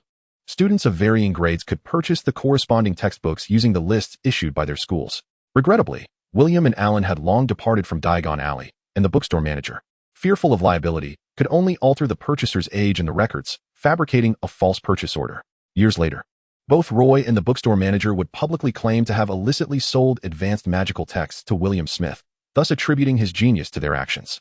Unfortunately, they could provide no substantial evidence, and William paid them no heed. Chapter 17. A house should be purchased early. That evening, Alan quietly confided to Catherine, My dear, considering that Diagon Alley is located on Charing Cross Road, I believe it would be prudent for us to acquire a residence in Westminster for the sake of our child's education. Catherine, maintaining her composure, inquired, Did you view any properties today? Alan, glancing at his wife's tranquil demeanor, felt a pang of unease and replied softly, I looked at a few. There are several apartments that seem promising. Perhaps we should go and take a look. We'll see. was Catherine's noncommittal response. Alan was uncertain whether this indicated agreement or dissent. Yet her ambiguous attitude stirred a sense of discontent within him, igniting a desire to vent his frustrations elsewhere. After dinner, William commenced his practice of spellcasting. Magic, inherently idealistic, stands in stark contrast to the materialism represented by science. Offensive spells necessitate the caster to harbor an intention of aggression. The fire spell demands a fervent notion of flames, while the unlocking charm requires the thought of opening a door. In a certain light, this indeed represents a unique form of manifestation through thought. Thus, a formidable sorcerer must first possess a powerful will of the soul to harness magical energies and perform enchantments, which is not a challenge for William. Although his thoughts are tumultuous and desires intense, it is precisely this fervor that, when focused, far surpasses that of lesser wizards. After practicing for 2 hours, having expended more than half of his magical energy, William seated himself on a farm chair and engaged in discourse with A.O. High. Your magical recovery rate is rather peculiar, A.O. High remarked, perceiving the swift movement of nanomachines. Such rapid recuperative abilities are typically exclusive to the descendants of extraordinary bloodlines, such as dragons, phoenixes, Cheilants, and immortals. Are there no potent magical bloodlines in the West? William inquired. There should be, yet in over a century, I have encountered only 3 individuals of the Fire Phoenix lineage, which is exceedingly rare. In the heyday of the court, there were more than 6 individuals of the 2nd or 3rd rank nearing the Golden Core stage, for of whom possessed extraordinary bloodlines. As for those cultivating in seclusion, there were far too many high-ranking practitioners. With a hint of dark humor, A.O. High responded. Barbarians are indeed barbarians. Having 3 is already a stroke of fortune. This afternoon, I observe that there is indeed no classification of wizard ranks here. Only the title of Grand Sorcerer. However, they have delineated several levels regarding the threat posed by magical beasts. A.O. High sighed. This may not be entirely detrimental. The classifications established by predecessors were intended to better guide cultivation. Yet, later generations often pursue rank, resulting in a loss of patience and neglect in refining their essence and harmonizing their magical energies. In their relentless quest for higher ranks, many ultimately fail to reach the upper tiers, let alone attain immortality, which remains an elusive aspiration. If the enigmatic beings were aware that immortality could be attained in the East, would they not be reduced to mere caricatures? William mused as he navigated past the hall, careful not to disturb his family engrossed in their television, and ascended to the bedroom on the 2nd floor. Have you encountered any superlative masters above the Golden Core stage in England? Not at all. Those 3 suspected to be of the Fire Phoenix bloodline had a significant chance of achieving the Golden Core, though this remains merely a possibility. Transcendence can be accomplished through the accumulation of time and the vast accumulation of magical power. However, the Golden Core stage is different. The gates of the Shimpan are widely opened, integrating with the Great Tao and uniting with the cosmos. If this gate is not sufficiently robust or expansive in its early construction, even boundless magical energy can only permit one to gaze longingly at the scenery beyond. What is the union with the cosmos? He pondered. Never mind. It is too distant a concept. I presume you are unaware, as you have been enlightened by others. William tidied his desk, placing his wand into the drawer. How were you brought over from Huaxia? Are you seeking a fight? The union is merely the union, and you will understand once you reach that stage. It was an ordinary soldier who brought me here. At this, William could sense A.O. High's palpable resentment. Before the might of tens of thousands, the divine had no means to retaliate. Once leaving the divine realm, one either perished or became a mere shadow of their former self. A.O. High expressed his indignation. The barbarian army had no sorcerers accompanying them. If only we could devise a way to lure out their commander, a few strategic assassinations could disrupt their ranks. Yet, not a single one of those reclusive masters took action. Why were there no sorcerers accompanying the British forces? William chose to disregard the decaying history of the fallen dynasty, instead focusing on a different point of interest. A.O. High fell silent for a moment, seemingly in contemplation. Before speaking in an uncertain tone, it appears their sorcerers are at odds with the court. This likely stems not only from the witch-hunting activities, but also from other factors unknown to us. After all, King Arthur has Merlin as his magical advisor. William felt certain that the textbooks on the history of magic concealed some truths. He silently absorbed the information A.O. High had imparted, lying flat on his bed. Alchemists are human too. They require sustenance, need silver to purchase materials, and rely on power to care for their families, sects, and disciples. A.O. High mused. That makes a great deal of sense. William found himself at a loss for words. No need to overthink it. My goal for the next 4 years is to master all the knowledge of 4th grade and strive to reach the 5th rank. William spoke to himself, setting a modest target. At this moment, he was at the 7th rank of the Shindo realm, embodying the essence of being born without possession, acting without reliance, growing without dominance. This phrase describes the mindset required to forge the roots of heaven and earth, free from greed and haste, not relying solely on strength, nor being reckless or presumptuous. If he could maintain this Taoist state of Xianda in his practice, the roots of heaven and earth would gradually transform towards the gate of Xianpin. Naturally, attaining a higher level of the greatest virtue is like water would yield even greater benefits.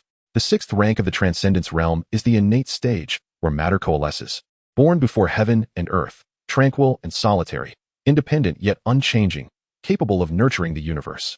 Once William steps into this realm, with a mere wave of his hand, he could harness the power of heaven and earth through his own magical energy, dramatically enhancing the potency of his spells. The more stable the gate of Xianpin, the more obedient his magical energy would become, significantly reducing the chances and severity of backlash from his incantations. The larger the gate of Xianpin, the broader the range of magical energy he could perceive, thereby improving the effects of his spells. Perhaps a simple luminescent charm, which others may see as merely a flicker, would shine forth from William like a miniature sun. He opened the herbalism textbook, noticing a Latin dictionary and an English dictionary resting on the nearby desk. A few days prior, after casually flipping through the pages, William had embarrassingly realized that his vocabulary was insufficient. There were numerous English words not stored in his chip. When encountering terms that even the English dictionary could not elucidate, William chose to set them aside, waiting until he finished reading the history of magic books, only to later grasp that those words might be Latin, potentially even ancient Latin. This tome contained both English and Latin, and even A.O. High expressed the highest regard for the authors of British herbalism, extending sincere condolences to those diligent students. English and Latin belong to the same language family, but differ in their branches. Over half of English originates from Latin, yet through evolution, many words have transformed, resulting in significant shifts in meaning. The slow progression of the wizarding world has left many customs rooted in centuries past, causing numerous terms to retain their archaic compositions. In these educational materials, William perceived the formidable strength of conservative forces. Among the 7 deadly sins, pride is regarded as the greatest transgression, particularly resonant within the wizarding realm, where the majority of wizards harbor disdain for Muggle civilization, ensnared in an unbreakable reverie of medieval magical traditions. William suddenly sensed the perilous nature of the wizarding world. When the personal, mobile, internet era arrives, even if a few more saviors emerge, it is likely that they will be unable to prevent wizards from being exposed to the public. After all, the forgetting spell cannot erase electronic signals. William deeply felt the malice emanating from the world. Nonetheless, adhering to the philosophy of let nature take its course, and the tall man will bear the weight if the sky falls, he continued to read and absorb information. In simple terms, he would peruse a page, translate it simultaneously, and then move on to the next, at a pace of mastering a book in about a week. He diligently completed over 30 books as winter set in. March in London was not particularly welcoming. The frigid currents of the North Atlantic brought incessant rain, and the old farmhouse was rife with dampness and chill. During such times, the Smith family typically gathered by the fireplace, watching television or viewing movie tapes. Meanwhile, William hid in his second-floor bedroom, engrossed in his third-grade textbooks, having already archived the knowledge from the first and second-grade books. With the aid of the nanoguardian chip and the guidance from A.O. High, he had grasped the theoretical knowledge. What remained was practice. The only complication lay in potion-making, which required numerous magical apparatuses and was exceedingly perilous. At 11:30, William rose to visit the restroom, preparing to retire for the night. As he walked down the corridor, he overheard snippets of a heated argument emanating from his parents' master bedroom. Enough. You always say you will consider it, you will decide. It has been half a year, and we are still residing in this dreadful old house. Catherine, look at this drafty window, observe the water-stained walls, and the moss-covered floor below. I fail to comprehend why you would rather let money languish in the bank than invest in an apartment in the city, Alan erupted, his frustration akin to a volcano long overdue for eruption on that rainy night. We should take William to meet your parents. This concerns his future. We cannot confine him to this centuries-old, stagnant farmhouse. It is the 20th century, and in a few years, it will be the 21st. The farm has long outlived its usefulness, yet your father clings to it. Alan, please calm down, Catherine implored, suppressing her anger and striving for a serene tone. Regarding the apartment, I have my plans. The house will be purchased for William. As for the farm, its future value is far greater than you realize. Oh, here we go again. Your plans, the value of the farm, huh? It's always the same. Since we married, you have changed. Everything must be dictated by you. Indeed, you are the esteemed princess of the Cavendish family, while I am merely a man with a dilapidated farm. Thus you must wield all the power, Alan scoffed. He showed no inclination to comprehend Catherine's intentions, nor did he inquire about her property plans or explore the potential value of the farm. Instead, he resembled an enraged bull, venting months of pent-up dissatisfaction. William stood at the entrance, the cold, damp night breeze seeping through the gaps in the windows of the grand house, leaving him feeling somewhat uneasy. The obstinate Catherine was likely gazing at Alan with a look of derision, William mused. The Smith farm in Woking Town, composed of hills, fields, and forests, should be well understood by anyone with a modicum of economic knowledge. Once developed into a suburban tourist attraction, the potential profits from successful operations could be immense. One need only observe the developments in his hometown, where numerous developers have established cultural and tourism communities on the outskirts of second-tier cities. With these sprawling projects often exceeding 1 million square feet, many situated over 30 kilometers away from city centers, some even reaching as far as 60 kilometers. Yet the farm lies a mere 38 kilometers from the heart of London. I once believed you to be an ambitious individual, but now I see you for what you are, short-sighted, idle, greedy for wealth, and utterly devoid of ambition. You disgust me, Catherine retorted, her anger ignited by Alan's words, unleashing a torrent of insults directed at him. Perhaps one day, I shall, she coldly declared. William remained silent for a considerable time, listening to the heavy breaths of the two within the room. Thankfully, Alan and Catherine maintained a semblance of composure, refraining from physical confrontation, limiting their conflict to verbal exchanges. It had been nearly 7 years since they wed, and with their courtship included, they had been together for approximately 8 years. Yet this span of time had not fostered understanding or empathy. Instead, it had magnified their flaws. Catherine was proud, self-assured, and disdainful of folly, fluent in French, an adept at managing the farm with precision.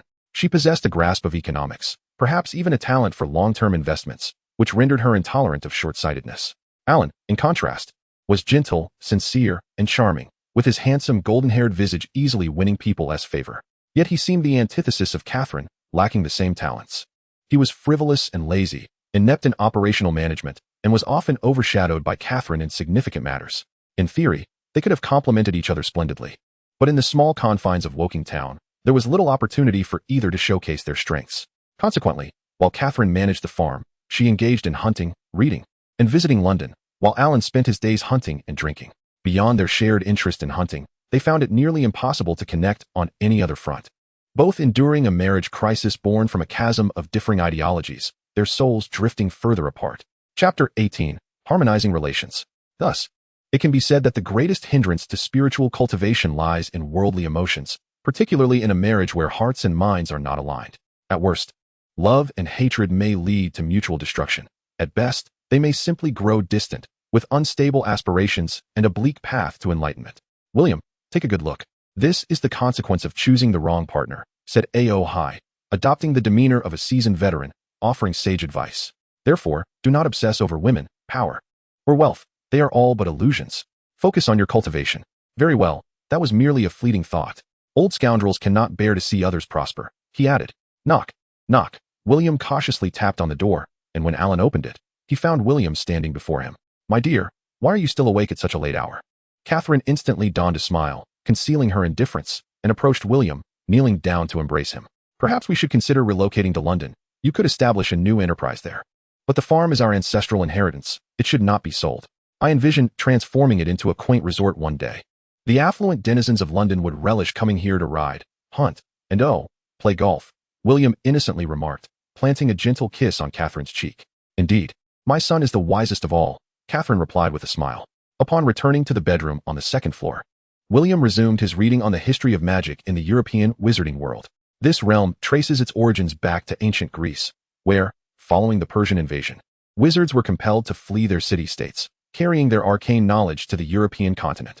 However, William was more intrigued by the modern history, known as the Age of Black Iron, rather than the divine and golden eras of the wizarding world. Historians within this realm assert that it was during this period that Europe became embroiled in a series of devastating wars, from democratic revolutions and national conflicts to world wars, leading to an awakening of magical abilities among an increasing number of individuals amidst the chaos, thus instigating a transformative upheaval within the wizarding community. Prior to this tumult, the population of pure-blood wizards, mixed-blood wizards, and common wizards existed in a stable pyramid structure. Yet, the incessant wars resulted in a dramatic surge in the number of common wizards, escalating from tens of thousands to over 200,000. This sudden influx precipitated a strain on the resources of the wizarding world, prompting an aggressive expansionist policy to alleviate the burgeoning demand. Initially, they targeted the Dark Continent and the Americas, ultimately setting their sights on the distant East. Regrettably, their mundane armies suffered repeated defeats, culminating in a catastrophic loss during the naval battle of Eastern Wizards on August 27, 1842, causing the East India Company to abandon its efforts to propagate the wizarding path in the Orient. The records are scant, yet from subsequent entries, William could envision the plight faced by the invading dark wizards. On January 12, 1843, a grand march occurred in Diagon Alley, where the families of fallen wizards demanded the Goblin Bank to increase one-time compensations and pensions. William paused, his fingers halting on the parchment as he noted the date, murmuring to himself, East India, Goblin Bank, and fairies. After careful consideration, he resumed his reading. In 1903, the Wizarding World witnessed its first large-scale march of over 10,000 common wizards, demanding reduced prices, improved wages, and the elimination of the unequal hiring practices within the Ministry of Magic. Upon encountering this line, William stopped once more. Having addressed the issue of resource scarcity, common wizards began to assert their claims for greater rights, such as the abolition of noble privileges for pure-blood wizards, increased wages for common wizards, expanded electoral rights for common wizards, and a reduction of pure-blood wizards' control over the Ministry of Magic. These tensions persisted and were ultimately exploited by the first Dark Lord, Gellert Grindelwald, who used the Secrecy Act as a means to tear through these divisions. Following the Industrial Revolution, the once hidden territories of the Wizarding World faced relentless encroachment from the mundane realm. The wizards found themselves ensnared by the constraints of the secrecy laws, compelled to make concessions at every turn, which led to a plethora of contradictions. Beginning in 1900, incidents of conflict between wizards and muggles escalated rapidly, with vast tracts of land inhabited by wizards being appropriated by affluent muggles. Disputes between impoverished wizards and wealthy muggles became increasingly frequent, peaking in 1904. William glanced at an illustration of a trial on the right side of the book. Beneath it, a small caption noted that Percival Dumbledore had been imprisoned for the illegal use of magic to attack a muggle child. Was it possible that the Dumbledore family, renowned for their love, could be implicated in such matters? The circumstances of that time were indeed dire. William continued to peruse the pages swiftly, soon encountering a history of the First World War. On July 30, 1914, Minister of Magic Evermond enacted an emergency statute prohibiting wizards from participating in the war, to prevent them from risking a violation of the international secrecy law. Nevertheless, thousands defied this edict, assisting muggles to the best of their abilities. Evermond's actions were met with vehement criticism from Wizarding Parliament member HarryPotter. HarryPotter? William chuckled softly upon seeing this familiar name in the text, finding it oddly amusing. The Potter family, one of the ancient wizarding lineages, has long influenced the British wizarding community alongside the likes of the Gaunts, Dumbledores, Blacks, and Lestranges, with their ancestry tracing back to ancient Greece. The prolonged wars across Europe, lasting for centuries, significantly diminished the proportion of noble knights participating in combat, while vastly increasing the number of civilian participants. The awakening of civilian wizards during the war altered the dynamics between the various Ministry of Magic departments across nations.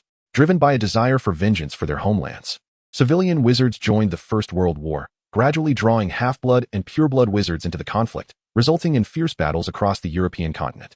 The earliest instances of wizarding interference in mundane warfare can be traced back to Evangeline Opington, a close friend of Queen Victoria, who is believed to have illicitly employed magic to intervene in the Anglo-Russian Crimean War. Meanwhile, Ferrus Spavin, as Minister of Magic, disguised himself in the attire of an admiral to attend Queen Victoria's funeral. In December 1926, Newt Scamander thwarted the disguised identity of Gellert Grindelwald. On March 19, 1927, Newt Scamander, alongside fellow Aurors from the British Ministry of Magic such as Theseus Scamander, and cooperating with Nicole May from the French Ministry of Magic, prevented Grindelwald's plot to destroy Paris, dispelling the legendary fire curse capable of incinerating the metropolis. On September 1, 1939, the Second World War erupted in the Muggle world, drawing numerous civilian wizards into the fray. As William contemplated the records inscribed in the book, he recalled the commentary he had read in Newt Scamander's biography. During the war, Britain stood by as France fell under the iron heel of oppression, and post-war, the betrayal of Europe in favor of an alliance with the United States shattered the relations between the secular and wizarding realms of both nations. After the Second World War, the burgeoning population of wild wizards emerging from Britain and France introduced the indifference of secular nationalism into the wizarding community, profoundly impacting both nations' wizarding societies. Dumbledore's defeat of Grindelwald marked the end of the rising Dark Lord, yet these achievements did little to ameliorate the prevailing circumstances. In the mundane world, a span of 50 years may suffice to usher in new generations, facilitating the gradual dissolution of barriers. However, the realm of sorcery is not so easily swayed. Sorcerers do not age like ordinary folk. They often live up to the remarkable age of 140 years. Paradoxically, those who once endured the tribulations of war now stand at the zenith of their lives, wielding considerable prestige and influence within the magical community. Thus, as leaders, they inadvertently contribute to the chilling relations between the two nation sorcerers. How does one conjure a devastating fire spell capable of incinerating a city sprawling over dozens of kilometers? Alhai responded with a hint of irritation. If you aspire to become a top-tier chi refiner and comprehend the true essence of the fire law, you too can achieve such a feat, William inquired. What is this essence? To delve deeper into the mysteries. It is to say that a chi refiner begins to grasp the laws of nature, thereby enabling them to wield spells in harmony with these principles, thus gaining unparalleled power. This is the essence of magic. The application of a single spell can be categorized into stages: learning, proficiency, mastery, and specialization. It is presumed that specialization denotes a spell elevated to the level of divine magic. Alhai remarked, do not overthink it. The distance to divine magic is as vast as the expanse from the east to here. If you are concerned about insufficient protective spells, consider practicing swordsmanship. The art of the sword tests one's innate talent, and those with exceptional gifts can easily transcend to the extraordinary realm of sword mastery within 3 years. William, momentarily taken aback, then asked with excitement, do you possess any supreme sword techniques? Alhai, with a tone that could induce despair, replied, indeed. But I shall not impart them to you. How infuriating, William retorted, picking up his book to continue reading. After completing 2 hefty tomes on the history of magic, William began to digest the advanced texts on physics, mathematics, and biology gifted by Catherine and Diana. In ancient Tang, chi refiners were regarded as the most astute scientists. However, in modern times, the technology of ordinary people has propelled humanity's understanding of the world to astonishing heights. Regrettably, the antiquated sages of Tang, confined within their secluded mountains, continue to pursue a path of tranquility and inaction. Were it not for this, they might realize that, with intellect engaged, they could uncover the hidden truths of the world through the knowledge of ordinary humanity. Electromagnetism corresponds to the principles of thunder magic, while understanding electrons, protons, and neutrons can aid chi refiners in grasping the principles of yin and yang transformation. Biology and cell science can serve as references, assisting chi refiners in mastering the nuances of life creation from macro to micro. This path, once arduous in ancient Tang, has now become the most accessible avenue. Alas, the sorceress community remains too insular. Even among the esteemed sorcerers of Tang, those most likely to attain enlightenment struggle to comprehend the knowledge of the mundane world. Even William, reliant on the assistance of an intelligent brain, can only swiftly absorb the rules of physics, astronomy, and biology. On the surface, the young Smith couple appeared to have restored harmony in their relationship, yet during family hunting excursions, William could still discern the underlying tensions. Nonetheless, the two made every effort to suppress these feelings in his presence. Chapter 19, A Great Fire. At the end of March, due to the need to shear the sheep, Catherine focused her attention on the ranch. Every spring and autumn, it is essential to shear the coarse wool from the sheep, allowing the goats to grow finer fibers, thus enhancing the ranch owner's profits during the summer and winter seasons. Smith Ranch has traditionally relied on manual labor. However, at dinner, Catherine proposed the acquisition of machinery. While Daniel hesitated, this reluctance stemmed from the fact that most of the ranch's employees were elderly residents of the town, many of whom had been friends of the Smith family for generations. Alan immediately voiced his opposition, as he had always approached this matter with emotional reasoning. William, with a hearty appetite, consumed large cups of milk alongside generous portions of steak, a testament to his substantial physical demands. Though only 7 years old, he stood at an impressive height of 1.40 meters, a remarkable stature for a boy of his age. During breakfast, he noticed that only he and his grandfather Daniel were present. "Grandpa, where is everyone?" William inquired, finishing a bowl of porridge before grabbing a piece of bread. "All right, I shall check the pub shortly," he mumbled indistinctly. The pub in Wokington had been in operation for over a decade, its sign now missing most of its letters, leading the locals to affectionately refer to it as the Old Potato Pub. The bond between the English and potatoes was akin to William's own lifelong dependence on this staple food. Upon arriving at the pub, he found only 5 patrons, with Alan notably absent. "Hello, Grandpa Fisher, where's my dad?" William called out as he approached the bar. Old Fisher, a 50-year-old seasoned sailor, was rumored to have braved the tumultuous North Sea, having encountered mermaids and sea monsters. His son, young Fisher, followed in his footsteps as a sailor and had risen to the rank of first mate, while his wife, Rowena, served as the sole registered doctor in the small town. The Fisher family enjoyed a close relationship with the Smiths, often worshiping together at the church. Before their marriages, Alan and young Fisher, along with Rowena, had formed a tight-knit circle of friends, but young Fisher's frequent voyages had diminished their opportunities to meet. Hey, old Fisher attempted to call out to William, but the boy had already skipped away. Just as he exited the pub, a recently awakened drunkard, adjusting his hat, hurried after him, whispering, "Little William, you might want to check on Amanda." Without waiting for William to respond, the man hastily departed. Amanda's home was not far from the ranch and was somewhat on his way. After a 20-minute walk, William arrived and knocked on the door, but received no answer. William, utilize the cloud summoning spell and take a look, Alhai encouraged.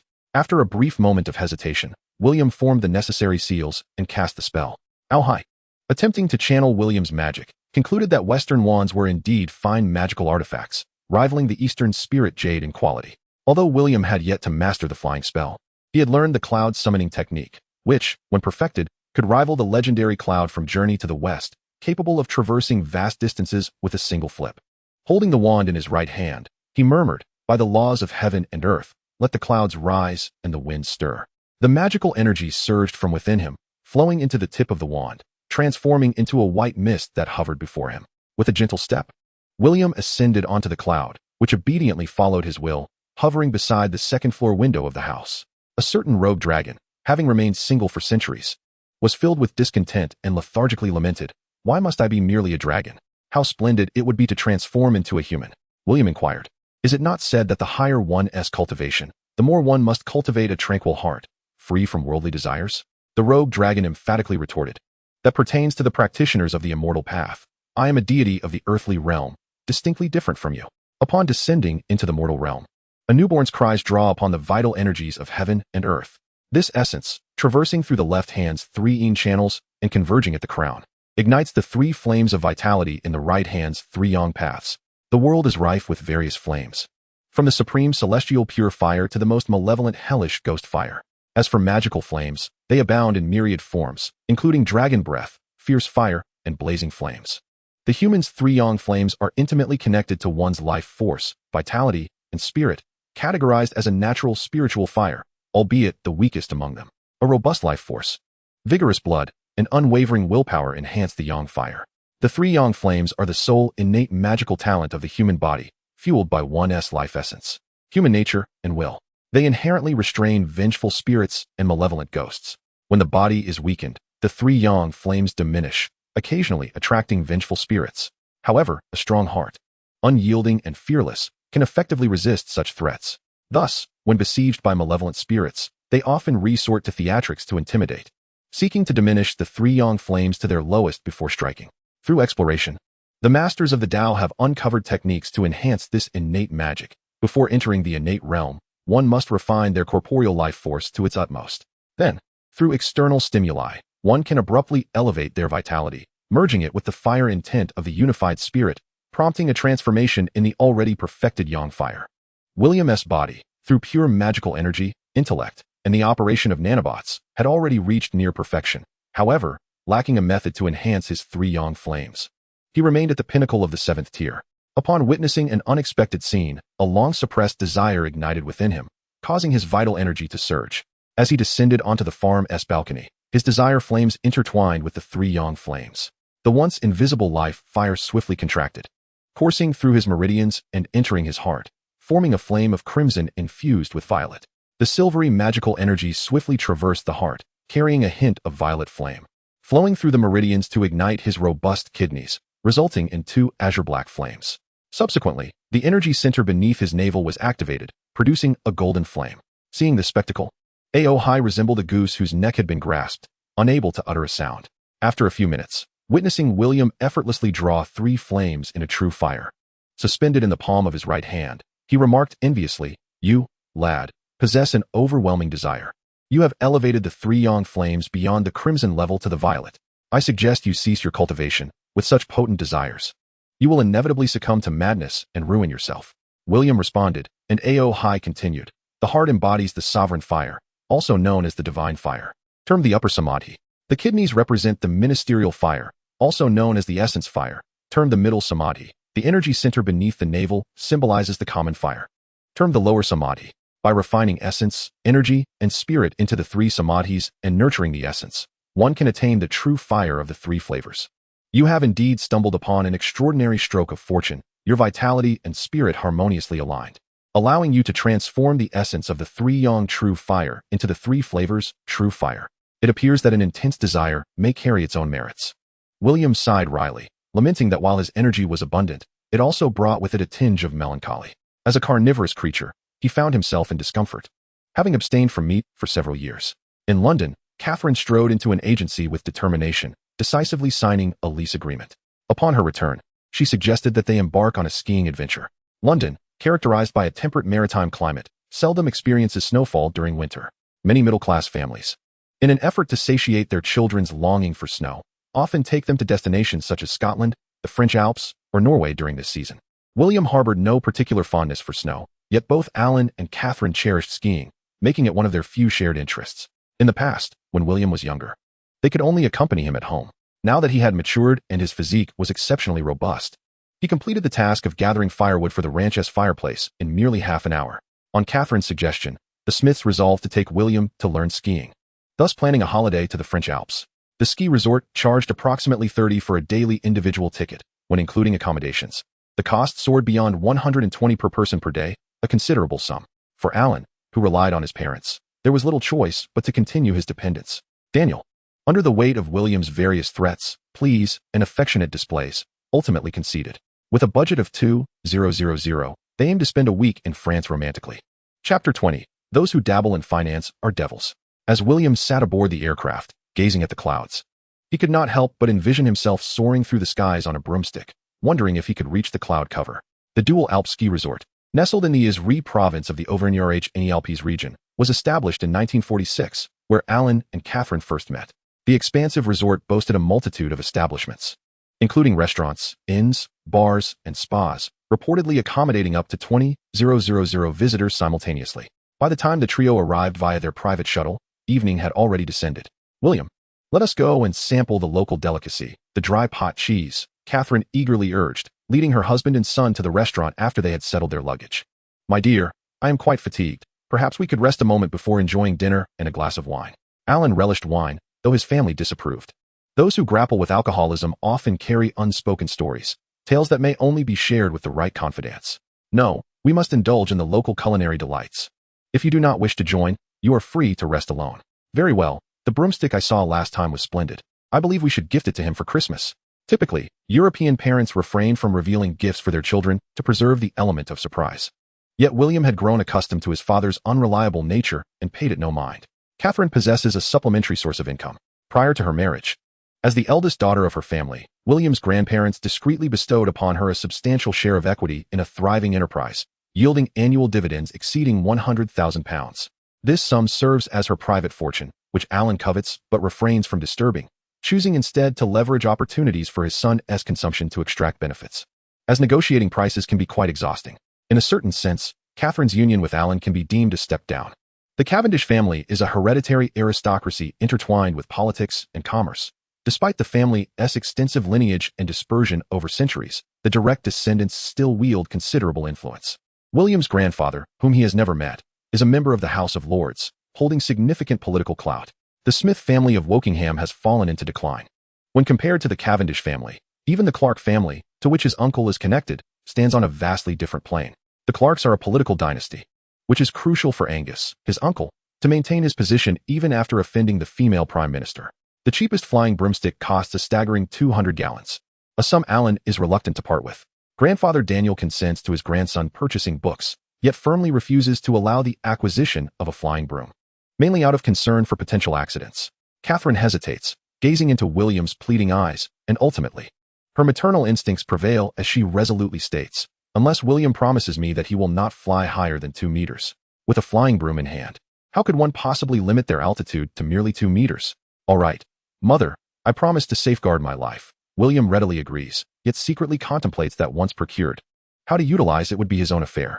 Observing her son's expression, Catherine perceives his unspoken intentions and feels a twinge of regret, silently resolving to impose strict limitations on her son's usage thereafter. However, William has no intention of resting, seizing the opportunity while time allows. He ventures outside the resort to a secluded patch of snow, where he retrieves his wand and begins his magical studies. Casting spells is a perilous endeavor, and a single misstep could lead to disastrous consequences. Auhai, pay attention, and do not replicate last time's blunder that nearly cost me my life, William admonishes repeatedly. This snowy expanse is encircled by several cedar trees, and should an incident occur, the muffled sounds may not awaken nearby residents. Rest assured, I have never encountered anyone as death-averse as you. Quit your incessant worrying, Auhai impatiently retorts. I will be vigilant and will not be negligent as I was before. Perhaps you could cast a shield charm for me first, William nervously suggests. The previous incident involving the rogue dragon, who was too preoccupied critiquing William's spellcasting, resulted in a failed levitation charm that nearly incinerated the room. Fortunately, William acted swiftly, extinguishing the flames with a prepared fire extinguisher. You don't trust me? Alhai exclaims in indignation. Of course I don't trust you. William replies with a sense of righteous defiance. Could you possibly be any more afraid of death? Alhai scoffs. Indeed, I could, William shamelessly responds. Well done. Your shamelessness has already garnered a modicum of my true teachings, Alhai remarks with a tone of satisfaction. You old fool. William retorts irritably. The spellbook of the Wizarding World in Europe has undergone rigorous editing by the Ministry of Magic, resulting in a well-structured curriculum that is considerably more coherent than that of herbology, which is laden with archaic terms reminiscent of ancient languages. The book provides a comprehensive overview of spell pronunciation, intonation, wand movements, magical energy flow, and the mental focus required for casting spells. Spells are categorized by difficulty, facilitating a safe and expedient mastery for novices. However, it is essential to note that this reasonable structure is relative. A momentary lapse in concentration can lead to inadvertent mishaps, with the caster often becoming the victim of their own uncontrolled magic. Annually, hundreds of wizards suffer from self-inflicted harm due to spellcasting errors, resulting in several significant incidents. St. Mungo's Hospital for Magical Maladies and Injuries, located in the heart of the British wizarding community, features a specialized department for spell-related injuries on its 5th floor, which is the largest among its 5 main departments. It is rumored that the hospital contains over 100 wards, each capable of accommodating 6 to 10 patients. While there is no prohibition against wizards under the age of 11 purchasing wands or learning magic, the ministry restricts young witches and wizards from acquiring spellbooks beyond the 1st grade until they reach adulthood, allowing them to relish the joys of magic. Nevertheless, after turning 11, their spellcasting is closely monitored to prevent any potential harm to themselves or others due to miscasting. For instance, the pocket watch is not merely a timepiece, but rather a magical tracking device. Although it bears a striking resemblance to a traditional watch, its 2 hands point not at numbers, but at various sets of English words, including stability, activation, anomaly, frequency, and danger. The larger compass needle, originally oriented southward, realigned itself towards the child lying in the crib after merging with blood. The smaller hand indicated stability among the words inscribed on the dial. William had long assumed that some nefarious act had been performed upon him until he eventually realized years later that it was merely a tracking mechanism. Wizards under the age of 11 are also monitored by the Ministry of Magic. However, their magical abilities are quite limited, and as long as they do not create significant disturbances, they generally go unnoticed. Thus, mischievous children like Mr. William Smith can inadvertently wield magic several times before entering school without consequence. William, however, harbors a more cynical belief, attributing this leniency to the ministry's lack of resources. After all, there are only so many wizards in the community, and the ministry's income is limited, making it difficult to employ a large staff. Furthermore, young wizards possess only a modicum of magical power and lack an understanding of spellcasting techniques, making it unlikely for them to cause major trouble. Yet, the Ministry of Magic is indeed impoverished. In the editions of the Daily Prophet that William has collected, he has repeatedly observed high-ranking ministry officials extolling the charitable donations of certain pureblood families, with the Malfoy family among them. This relationship breeds trust and fudge towards the Malfoys, highlighting the reasons behind the ministry's subservience to pureblood families. In response, William can only express one sentiment: deplorable. Who in the mundane world is unaware of the significance of finance? The financial sector can indeed dictate the rise and fall of nations. The United States remains firmly under the control of those wolves of Wall Street, and despite several financial crises, their dominion over various industries remains unshaken, ironically allowing them to amass unprecedented wealth. The American government, in the subsequent years, finds itself perpetually on the brink of incapacitation, surviving solely through incessant borrowing. While those on Wall Street bask in opulence, the Wizarding World has unconditionally bestowed upon the fairies the rights to mint gold galleons, silver sickles, and bronze nuts, along with the sole authority to manage the only bank. This endows the fairies with a level of power that surpasses even that of Wall Street, as the latter merely controls finance without the privilege of issuing paper currency or regulating interest rates, privileges that the fairies possess in abundance. The fairies have effectively become the economic monarchs of the wizarding realm, capable of plundering the assets of wizards with a plethora of currency, akin to Americans exchanging trillions of paper notes for goods from around the globe. The gold galleon, due to its intrinsic value as a precious metal, retains its worth, allowing the fairies to generate substantial profits from minting galleons. Minting 10 galleons yields the profit of just 1 galleon, and over centuries, these fairies could amass wealth rivaling nations. It is no wonder that when Voldemort rose to power, he plundered several fairies to amass the funds necessary for his Death Eaters. The Wizarding World's wealth remaining untapped would indeed be a curious anomaly. The Ministry of Magic's poverty was predetermined the moment agreements were forged with the fairies. Chapter 21. Come forth, seize this captive lady. The philosophical paradigms of Eastern and Western magic exhibit profound differences, as evidenced by their respective approaches to casting spells. The four houses of Hogwarts advocate principles of courage, wisdom, perseverance, and cunning, which starkly contrast with the teachings of Buddhism, Taoism, and Confucianism in the Tang Kingdom. The East promotes the dual cultivation of life and death, whether through the myriad doors of Taoism or the void of Buddhism, both demanding a heart of utmost purity. This allows for the harmonious integration and collective growth of the essence represented by the physical body, the energy represented by magical power, and the spirit represented by the soul. Auhai, why do you suppose that European wizards, despite their greater yearning for power, abandoned the dual cultivation of life and death? William queried, holding his wand as he awaited the analytical report on spellcasting techniques, standing amidst the snow. After a moment of contemplation, Auhai uncertainly replied, these barbarians prioritize desires and disregard life, perhaps not fully appreciating the profound significance of the physical form. It may also be that the demands of dual cultivation on one's character are exceedingly high, and a slight misstep could lead one astray. Thus, they forsake this seemingly longer, yet perilous path, opting instead for a more manageable and less arduous route. The vast disparity in the understanding of celestial forces between the East and West can be attributed, in part, to the expansive and resource-rich nature of the Tang Kingdom, where the essence of heaven and earth converges. The variety, quantity, and quality of magical materials are so abundant that they provoke envy and resentment among wizards accustomed to measuring by pints and ounces. The herbs, jade, and celestial realms of Kunlun Mountain alone could sustain the Eastern cultivation community, let alone the renowned sites of spiritual energy such as the 5 mountains, 4 seas, 5 lakes, 36 celestial caves, and 72 blessed lands in the Central Plains. Auhai proudly proclaimed, this is the foundation of the Tang Kingdom. Had you been reincarnated in the East, your innate benevolence from the intellectual chip within you would have made you a direct descendant of a prestigious lineage. Indeed, but alas, there are no what-ifs, William replied with a light chuckle, holding his wand. William harbored no inclination for self-pity. The mere opportunity for rebirth was a blessing he owed to the Taoist ancestors, the Buddha, and his forebears. He was resolute in his acceptance of reality, refusing to squander his energy and time on trivial matters. His foremost task was to enhance his own strength, ensuring his safety amidst the impending turmoil of the future. During a casual conversation, Auhai mentioned that the Fengshen Bang, or the investiture of the gods, was indeed real, crafted over 3 millennia ago by several mighty beings.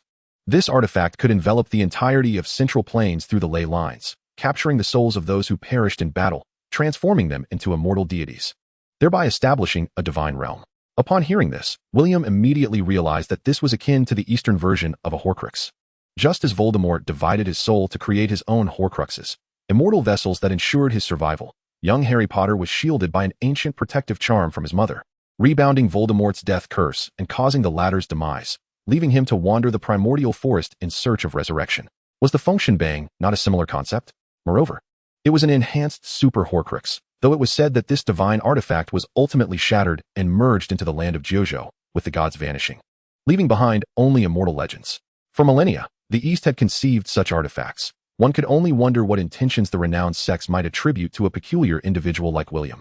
The more formidable the Eastern mages, the more intimidated William felt, for their mastery of soul-related spells, such as mind-reading, body-snatching, and spirit control, far surpassed that of the West.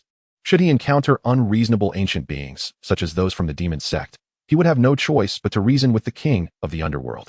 Enough chit-chat. I must commence my practice, William declared. The levitation charm, unlocking charm, and petrification charm, first-year spells, had minimal requirements regarding gestures and intent, categorizing them as the most fundamental incantations. However, to deepen and enhance his control over these spells, he needed to leverage the intelligence system of his cognitive assistant. For instance, to manipulate a massive boulder into levitation or to petrify a magically resistant creature, even a genius must ascend the arduous path of cultivation gradually.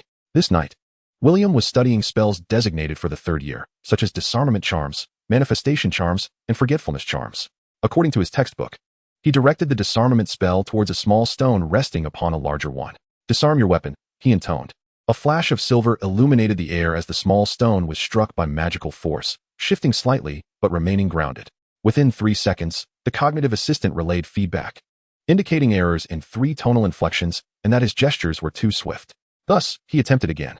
After casting the disarmament spell repeatedly, refining his technique over 7 successive attempts, he grasped its essence in less than 2 minutes. However, to achieve silent casting, he recognized the necessity for further refinement to enhance his proficiency with the incantations. How does one transform a magical artifact into a spiritual tool?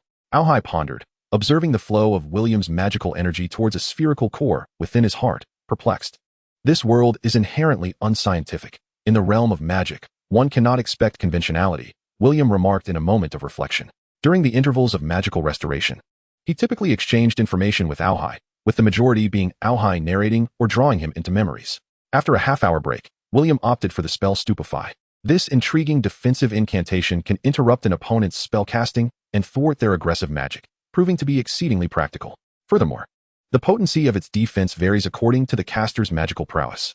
Casually pointing his wand at a branch that had fallen onto the snow-covered ground, William intoned, Wingardium Leviosa. The branch soared into the air, and with a flick of his wand, he commanded, Stupefy. The branch continued its ascent. The magical energy coursing through it struck a nearby tree. The tree, seemingly possessed, trembled for several seconds, shedding its blanket of snow. Had an ordinary person witnessed this, they likely would have been horrified. The intelligence system promptly relayed feedback. Incorrect gestures led to a failure in spellcasting. A voice within his mind, slightly bored, commented, The trees are desolate, and the north wind mourns. Bears crouch, while tigers and leopards cry out. In the next life, perhaps one should be reborn as grass. Ignoring this inner monologue, William focused on the 3-dimensional spellcasting tutorial video projected in his mind, practicing the correct gestures for several minutes. After 2 continuous hours of practice, having completed his learning goals for the day, William glanced at his watch. It was nearly 10 o'clock. He tucked his wand within his chest and turned to leave the thicket. As he turned, William noticed a silver-haired girl gazing at him with curiosity. The girl, taken aback by the sudden cessation of his training, appeared somewhat flustered. Though she was merely around 10 years old, she possessed an innate charm, her youthful visage already hinting at her future beauty. Standing foolishly by the bushes, her shadow merged with the dim light cast by a nearby lamp. Feeling a bit embarrassed for having intruded on William's spellcasting, she found herself at a loss for what to do. William, too, had been so engrossed in his magic that he had overlooked the sounds around him, a fact exacerbated by the blustery winds of the ski resort. The howling wind and the occasional thud of falling snow had masked any approaching footsteps. Goodness, a night owl. To think she could tame one. This girl is remarkable, William. Seize the opportunity.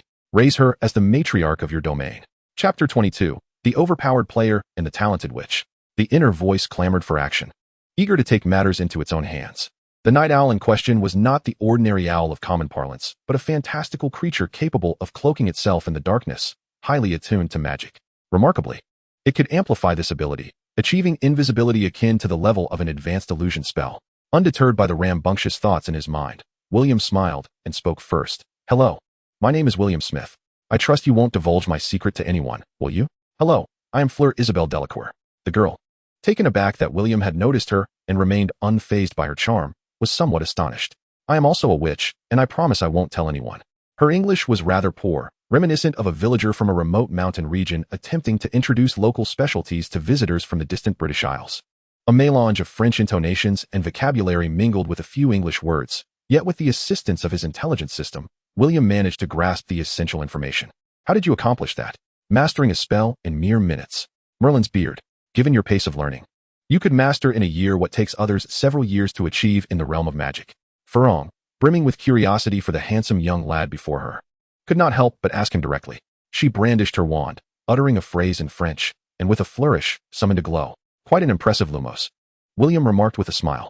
The lumos spell is one of the foundational charms, yet to achieve the desired brightness requires considerable skill and magical control. I practiced this incantation for nearly half an hour, while you seem to have accomplished it in mere minutes. Fleur, speaking in a unique blend of predominantly French, confessed. My father says I am a prodigy, but in comparison to you, I feel like just an ordinary wizard. She apologized, adding, I'm still learning English, so I'm not very proficient yet. No worries. I can understand you well enough, William replied. Though he could not recall having met this girl before, he found her strikingly beautiful, reminiscent of a diminutive nine-tailed fox, Dodgy.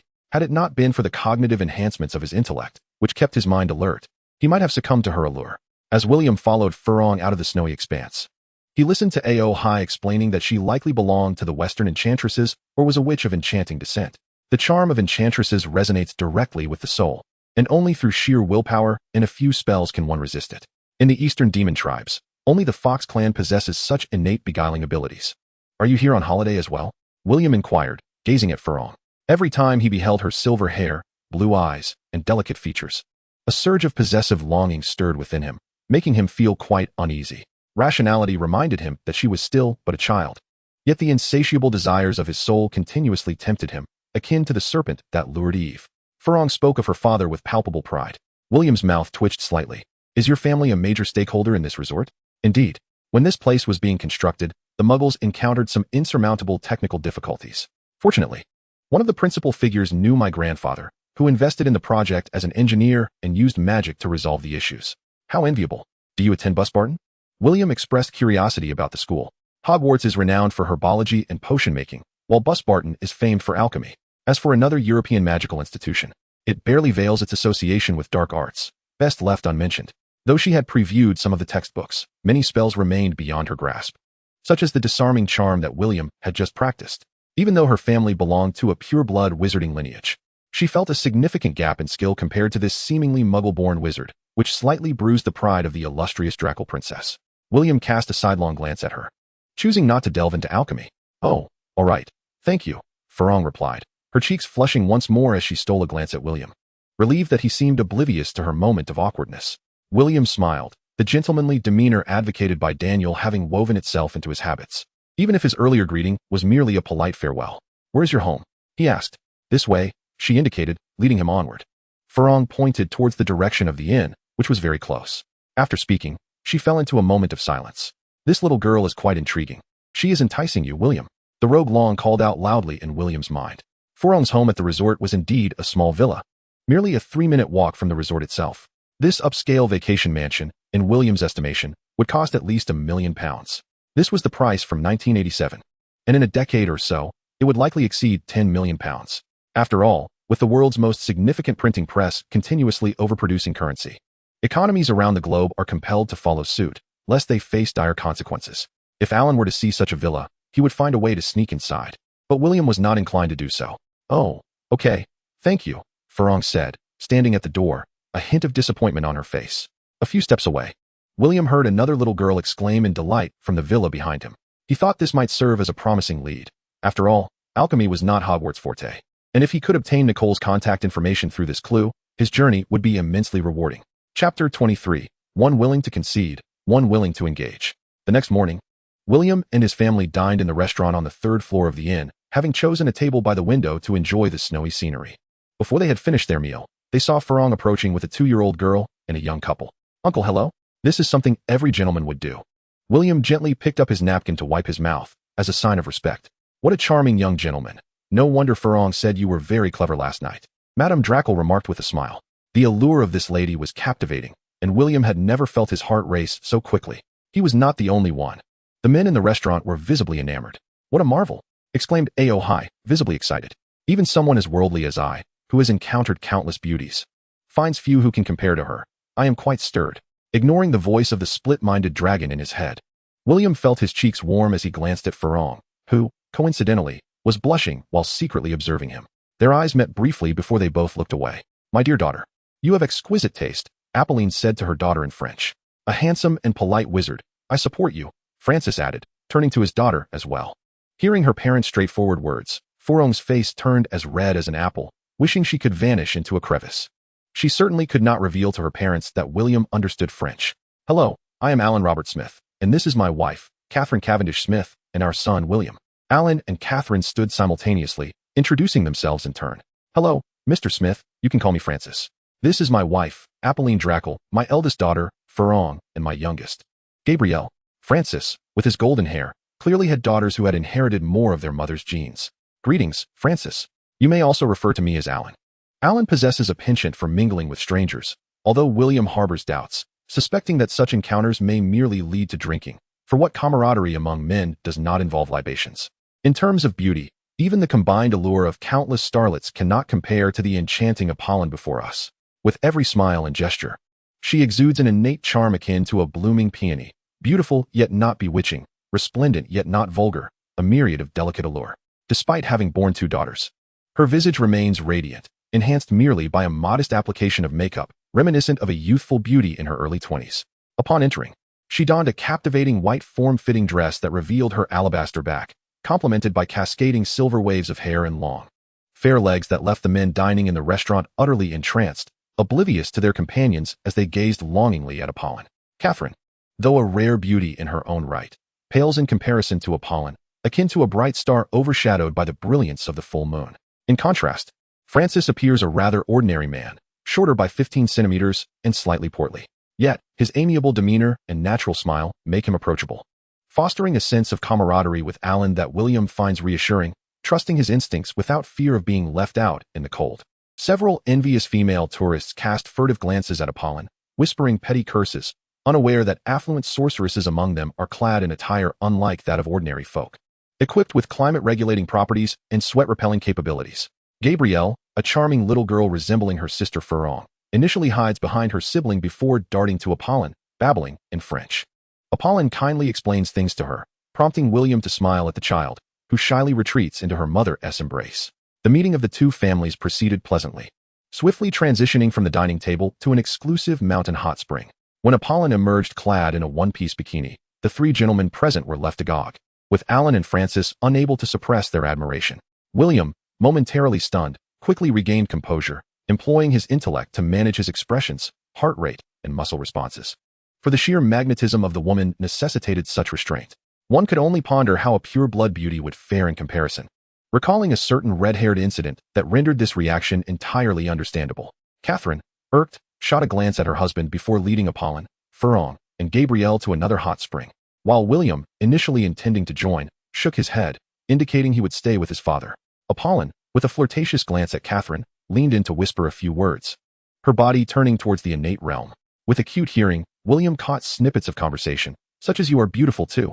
Men are like that. They won't pay them any mind. We shall live our own lives." However, the closeness between this lady and Catherine, as well as the earlier glances exchanged, was rather striking. "William, why are you not speaking? Have you become mute?" Alhai remarked, perplexed by William's silence in the presence of such a stunning beauty. "I fear my actions from last night were rather foolish," William confessed. "What? Do you truly wish to steal her away?" Alhai exclaimed in astonishment. "I am relieved that the Drackle family consists of commoner wizards," William remarked. The three members of the Drackle family did not harbor any prejudice against the Smith family for being muggles. On the contrary, the Drackle couple held William in high regard. Although they belonged to a pure-blood aristocracy of wizards, their demeanor was gentle, and their stance leaned more towards muggles. Had they encountered a malevolent wizarding family yesterday, their own family might have faced dire consequences. William reminded himself to master the Oblivion charm, strengthen his defensive spells, and procure some alchemical tomes from Fleur. He discreetly instructed his intellect to record this matter in his notes. Apollon, accompanied by several ladies, ventured to a specialized hot spring reputed to be beneficial for women's skin, while Francis directly took Alan and his son to a separate male-only facility. "Francis, I have a question. If my son practices magic in public, what repercussions might he face?" "I read in the newspaper that this is prohibited," Alan inquired. "Well, under normal circumstances, such practice is indeed forbidden, as per international standards. However, due to limitations in technology and personnel, numerous loopholes exist. For instance, young wizards who have not yet attended school often escape scrutiny due to the ministry's insufficient manpower. Furthermore, when multiple wizards gather to cast spells, the traces left behind cannot pinpoint the individual responsible," Francis jested. "Of course, this situation won't persist for long. Once William begins his studies, Hogwarts will provide guidelines upon his departure. At that point, caution will be paramount.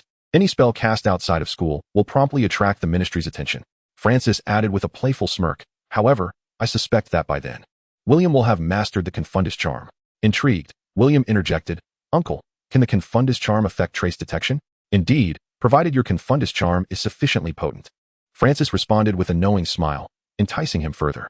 William pondered whether wandless and silent casting would be feasible. "Old dragon, I have memories of a great mage teaching princes to cast spells with intricate gestures. How about I relay that knowledge to you tonight in the charming young lady's hot spring?" He secretly mused. "Can't you cast spells yourself?" William retorted, exasperated. If caught, he wouldn't know how to justify it. "Casting spells isn't as clear-cut as one might think," Old Dragon grumbled, yet William remained unperturbed. "Casting spells through intricate gestures is an advanced technique that only cultivators above the transcendence realm embark upon. But fortunately, a prince had once sought guidance within the garden, and various masters had demonstrated the technique numerous times. The day passed pleasantly in the company of the Drackle family, and after dinner, the two families parted ways. One side sought to establish connections with a young prodigy wizard, while the other was eager to foster friendship with a pure-blood wizarding lineage.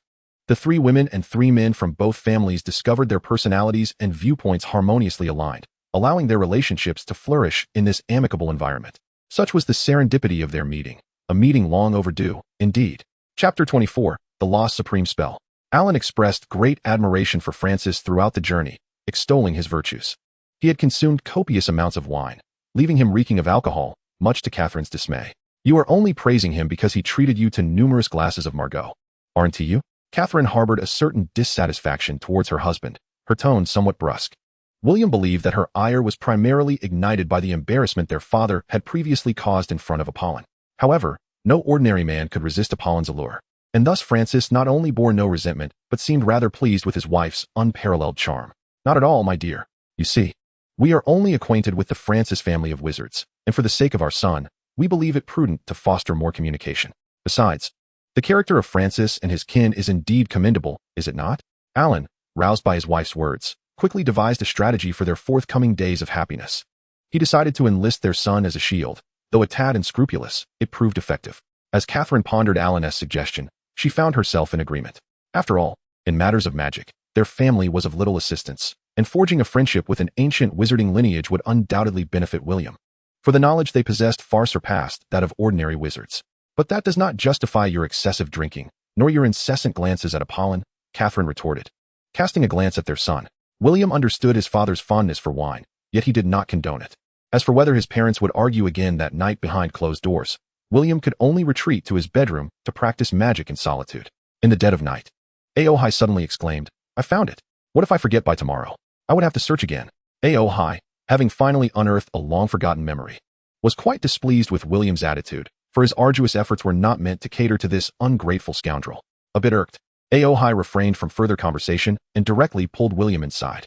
William gazed calmly at the dramatic transformation of his surroundings. As the hotel room morphed into a palace nestled amidst thickets, adorned with glazed tiles resembling a golden isle. Above the striking vermilion doorway hung a black gold-threaded plaque, inscribed with the elegantly swirling characters of Jiwei Pavilion. Outside, a gentle rain fell diagonally, and the exquisite white jade floor shimmered with a soft glow. In the distance, an ethereal mist enveloped an indistinct palace. Inside, the eaves carved from sandalwood depicted a phoenix poised for flight, while the windows, sculpted from azure tiles, adorned walls crafted from jade. A straight path descended alongside jade steps. At the center stood 8 towering pillars, intricately engraved with lifelike dragon motifs, juxtaposed against the phoenix above, vivid and almost tangible like divine creatures. In the heart of the hall, a venerable Taoist clad in a robe stood, surrounded by 8 youths of varying ages seated upon cushions, dressed in casual attire. One of them was earnestly inquiring of the Taoist. Master, may I ask how to perform spellcasting through hand seals? It was likely a young prince who posed the question. The Taoist regarded the youth with a serene demeanor, replying, At present, you must rely on magical artifacts and learn to release your power steadily. Only once you are wholly familiar with and master the flow of your magic can you commence training in hand seal spellcasting. The young prince, still unconvinced, pressed on. Is there truly no way for us to begin our studies in advance? The Taoist remained unperturbed, his expression consistently serene. With a deft gesture, he summoned a divine light from the void, enveloping the 8 princes in a protective aura. As the warriors assembled before him, he invoked the fundamental 9-character true formula, which comprises numerous combinations. For instance, the imprint of Ling that I now release is the simplest form, akin to the Taoist's 9 grades of divine light technique, capable of warding off malevolent spirits. To release the Ling imprint, one must first harbor benevolent intentions, followed by the steady circulation of one's spiritual energy through the 10 fingers, commencing with the index finger, followed by the thumb, middle finger, ring finger, and little finger. The Taoist observed the 8 princes clumsily forming their seals, a smile gracing his lips as he beheld their 8 faces of failure. Master, what about the other seals? Inquired the youngest prince with curiosity. The Taoist formed another seal, the Bing seal, conjuring a blue flying sword from condensed spiritual energy, which swiftly severed the branches outside the pavilion before soaring nearly 100 meters into the sky, where it gradually vanished. The seal of Bing commands spiritual energy with the intent of slaughter, beginning with the middle finger, followed by the thumb, then the index finger, the ring finger, and lastly, the little finger.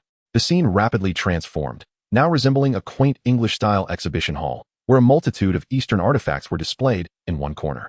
A portly man with a hooked nose and a balding head proudly addressed the surrounding crowd. These are the spoils of my grandfather from the Far East expedition of 1900. This painting is said to depict the thunder god revered by the Easterners, capable of dispelling evil spirits. It is rumored that our ancestors, having slain too many in the garden in 1860, unleashed a torrent of vengeful spirits, prompting their foolish emperor to retrieve this painting from the treasury and place it in the garden. The crowd erupted in laughter, with an elderly man flattering, unfortunately. They repelled the spirits, but could not vanquish our mighty royal army. The scene faded once more, shifting to a hotel. Commanding spiritual energy? William attempted to channel his own energy, feeling a remarkable sense of stability. Do not rush the hand seals. Alhai emphasized, the painting is of greater importance. Is that painting a magical artifact? William's eyes brightened at the mention.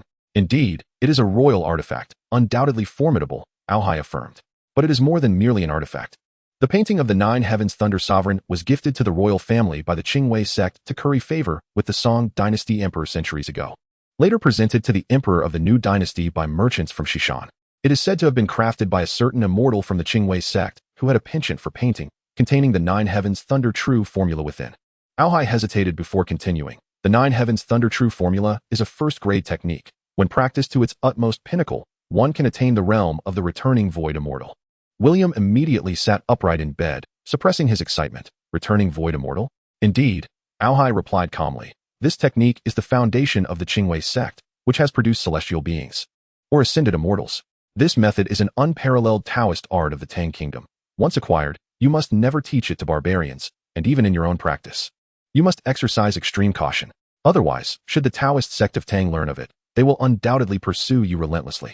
The thought of being hunted by powerful Taoist masters made William's heart sink. Do the Taoists often kill for their techniques?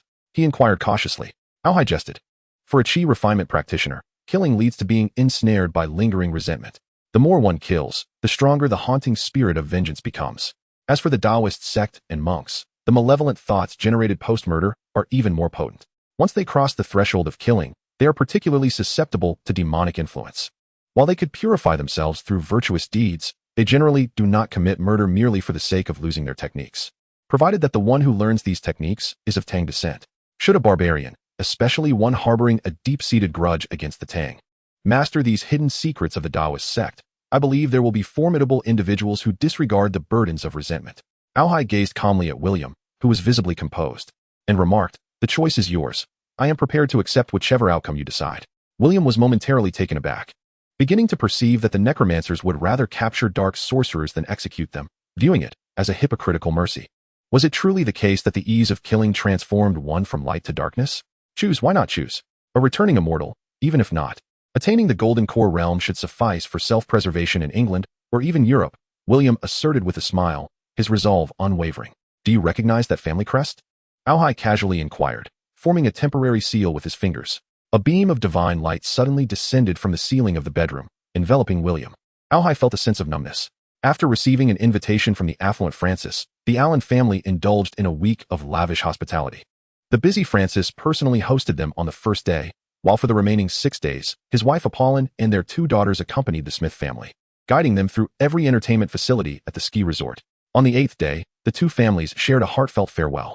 As they parted, Catherine embraced Apollon, and William received a hug as well. Allen, filled with envy for his son's romantic encounter, wished he could join in but lacked the courage. How does it feel? Alhai eagerly inquired. William retorted with irritation, it was just a single hug. What kind of feeling could there possibly be? Chapter 25. Night has fallen. Please close the door. William, what agreement did you reach with Fleur?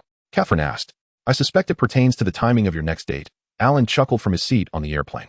William shot a glare at his father, feeling a surge of primal blood, yet unable to act upon it. Little bird, still without feathers, he thought.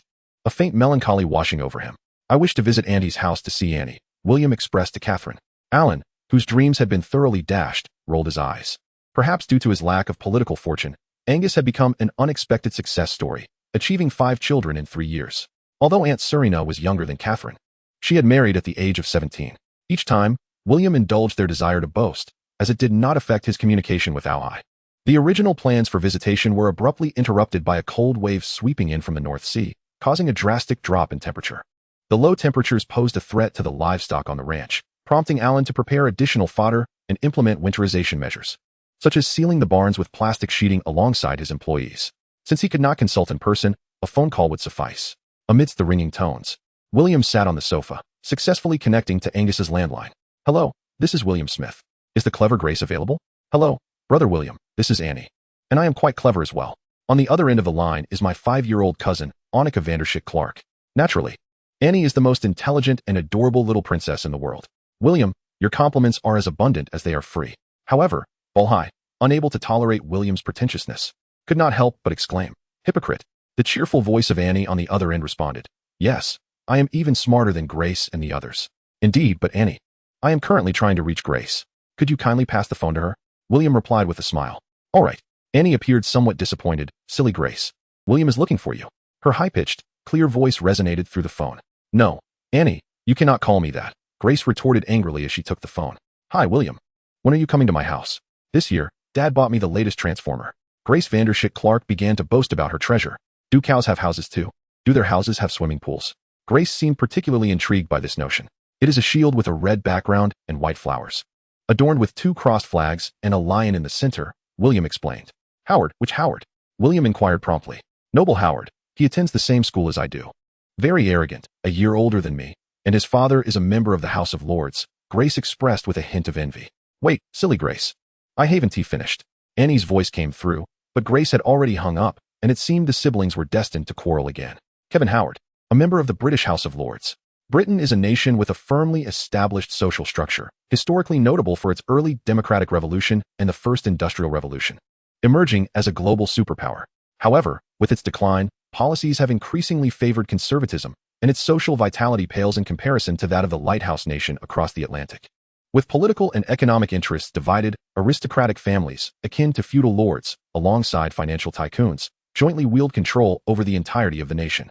The Howard family exemplifies such a political dynasty. Families that have endured into modern society tend to be traditional nobles with tangible power, typically possessing numerous valuable possessions and implementing stringent security measures. William, drawing from his experiences observing opulent mansions, briefly contemplated the security measures he might face.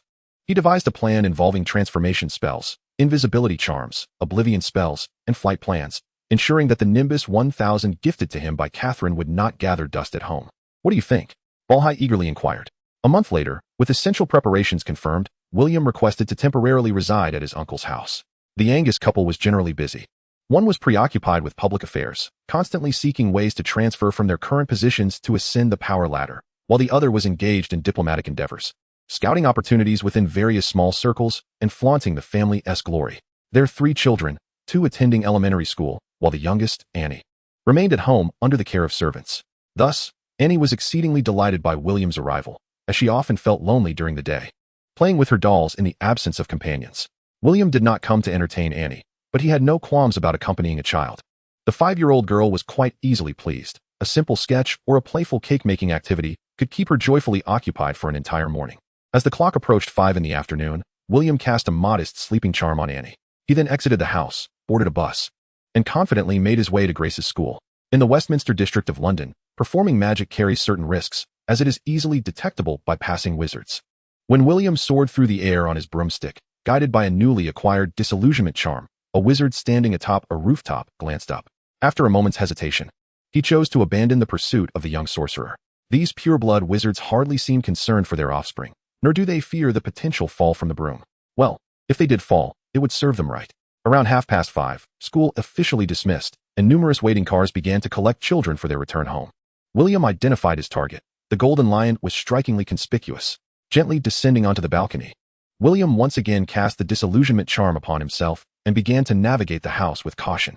He soon arrived at a basement, flanked by corridors lined with dozens of infrared security devices. William surmised this must be the collection room. Is this at AO High? He mentally inquired. It seemed so, though AO High felt somewhat uncertain, sensing a slight difference. Observing the security apparatus, William abandoned the idea of forcing his way in. Lacking mastery of the apparition and the 9-word charm, and without the ability to teleport, he had to devise an alternative approach. Polyjuice Potion, the incantation. William set a modest goal for himself. Some of the 9-word charms are easily grasped, while others are exceedingly difficult. The incantation that allows one to shrink space is particularly challenging. During this period, correspondence between both parties was frequent. Interestingly, Furong sent letters via owl post from school, while William opted for the modern postal system to dispatch his messages to the Delacour family office in Paris. Although the English Channel separates England and France, William chose to spare the poor owls from their burdens. Alchemy and potion making are both costly disciplines. Aside from pure-blood wizarding families, many wizards are not affluent, leading to a monopoly over such knowledge and products. However, this situation is increasingly being challenged by a growing number of ordinary wizards, prompting the pure-blood families behind the Ministry of Magic to seek a new headmaster for Hogwarts. Due to the need for abundant materials for practice, William entered into numerous unequal treaties with Catherine, promising her a plethora of future creations, including flying skirts, invisibility cloaks, magical rings, enchanting hair accessories, and enchanted bags. Observing this, Alan also requested a fee for errands, and even the God-fearing Daniel demanded a few trinkets under the guise of a sponsor. Magic is truly a costly endeavor, and alchemists and potion makers accumulate their wealth in vast quantities of galleons. To illustrate, mastering the disillusionment charm is merely the beginning. Progressing from learning to proficiency, expertise, and specialization requires extensive practice over time. Various magical experiments indeed drain finances like a torrent.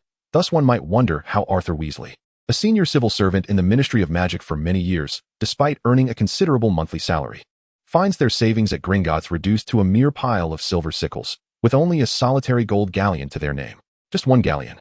As an Auror endowed with law enforcement authority, Arthur possesses ample opportunities to amass wealth, yet he refrains from doing so. If this were in the East, he would undoubtedly be likened to a paragon of justice. 7 children should not be a burden on Arthur, for it is the myriad magical experiments that act as a voracious beast consuming gold. In his financial plight, William finds himself yielding to the malevolent grips of capitalism. Gazing at the vast wealth stored in Gringotts, he cannot help but marvel at the immense riches within. The underground vaults are meticulously arranged, but the exact number of galleons contained remains a mystery. Catherine and Alan observe the conversion of 500 into 700 galleons, of which 700 are deposited into the vault. In the realm of wizards, where craftsmanship flourishes and prices remain astonishingly low, this sum is indeed substantial. William withdraws 1,000 galleons, intending to exchange them for various magical materials. How many wizards' vaults must there be? Alan glances upward and around, feeling a touch dizzy.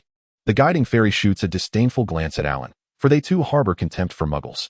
Catherine, disliking creatures of unseemly appearance, cannot suppress her distaste. Yet she is astonished by the grandeur of this subterranean fairy treasury. A breeze flows through the passage, occasionally accompanied by the distant roars of dragons. Once outside, the trio engages in light conversation while shopping for supplies at potion shops and hardware stores. Catherine expresses a keen interest in the financial aspects of the wizarding world, perplexed as to why such a vital economic artery is entrusted to a foreign race. William recounts the modern fairy wars, including the treaties signed post-conflict. It is indeed foolish to surrender the financial sector to outsiders. Alan cannot help but scoff. Catherine shakes her head, offering a different perspective. It is not entirely unwise. With an exchange rate of 51, if there were no limits, wizards could, in fact, exploit the fairies. After departing from Gringotts, the group indulges in a shopping spree. In the potion shop, Catherine feigns curiosity and inquires, "Sir, if I wish to sell galleons in exchange for pounds, how much would you offer?" The salesperson, momentarily taken aback, quickly responds, "How about 30 pounds for a galleon?" Catherine declines, stating, "That is far too low. I seek 60 pounds. The salesperson retorts, "That is exorbitant. Only pure-blood families could afford such a price." Catherine counters, "Then how about 55 pounds? The salesperson assesses the trio and finally suggests, "If you truly wish for a high exchange rate, you might consider the Nocturne Alley black market. There, someone may be willing to offer 50 pounds. Catherine replies, "The black market is unsafe. Dark wizards are far too perilous." The salesperson gazes in awe as William casts spells, causing various potion ingredients to levitate onto the counter. This young lad is quite impressive. One might think those dark wizards have lost their minds to attempt to rob you. William remains unfazed, cheerfully continuing to select magical ingredients. Alan stood at the doorway, his backpack laden with an abundance of alchemical materials. To alleviate the burden, William had cast a levitation charm on the pack. Initially, as he began to learn the levitation spell, he could only make small objects, such as feathers, float. However, as his proficiency in magic grew, William learned to adjust the output of magical energy, allowing him to lighten objects effectively. The counter spell to the levitation charm was the gravity spell, which could increase the weight of objects and living beings. Once William mastered this magic, he could slightly modify the incantation to harness the ability to resist gravity, soaring freely through the air with the aid of his magical power and wand, thus mastering the art of flight. Chapter 27. The Self-Disciplined Maniac. The peculiar exchange rate of galleons to British pounds at Gringotts, 51 galleons for a pound and 150 pounds for a galleon on the black market, elicited various opinions from the family. The notion of simply handing over money was out of the question. The goblins were far from the altruistic members of the Order of the Phoenix. With a broader perspective, Catherine remarked that, in a certain light, this could be seen as a distribution of social wealth within the wizarding community, designed to prevent the lower classes from rising in rebellion. William instantly grasped the implications. The opportunity to attend Hogwarts, reside in a wizarding village, and work at the Ministry of Magic was ultimately reserved for a privileged few. Most wizards who awakened their powers after the age of 11 possessed a lamentable understanding of magical knowledge. Expecting them to adhere to the statute of secrecy and refrain from using magic for malevolent purposes necessitated additional support beyond morality and law. By exploiting the disparity in exchange rates, supplementary aid could enable these less powerful wizards to lead decent lives in the mundane world. The Ministry of Magic pacified the lower echelons with Gringotts exchange rates while utilizing its authority to absorb the middle class, safeguarding intellectual property and curbing higher education to protect the lineage of pure-blood wizarding families. In essence, this mirrored the current structure of British society. As William listened to his mother's elucidation, a realization dawned upon him. He began to understand why, during the war against dark wizards, the majority of ordinary wizards remained apathetic as a group of students confronted the ruthless Death Eaters. The Ministry's regressive actions elicited little robust resistance from the community, even though the Order of the Phoenix fought on their behalf. William silently defined the wizarding world in his mind. Adam's language, ancient spells imbued with special powers, akin to Nivern, which consisted of words with unique strengths. William gazed at the alchemical textbook that Fleur had sent him, feeling somewhat vexed. The prerequisite for studying alchemy was a solid grasp of magical script. Magical items were categorized into a few types. One type consisted of temporary magical tools that directly imbued spells upon objects, granting them wondrous effects for a limited time. The other type comprised permanent magical tools with fixed incantations, activated either by inputting magical energy or through direct intent. William's broomstick fell into the latter category, equipped with a flight enchantment and ample magical materials, allowing him to soar freely through the skies solely by wielding his will. Magic, indeed, was not an endeavor to be taken lightly, and alchemy was even more challenging.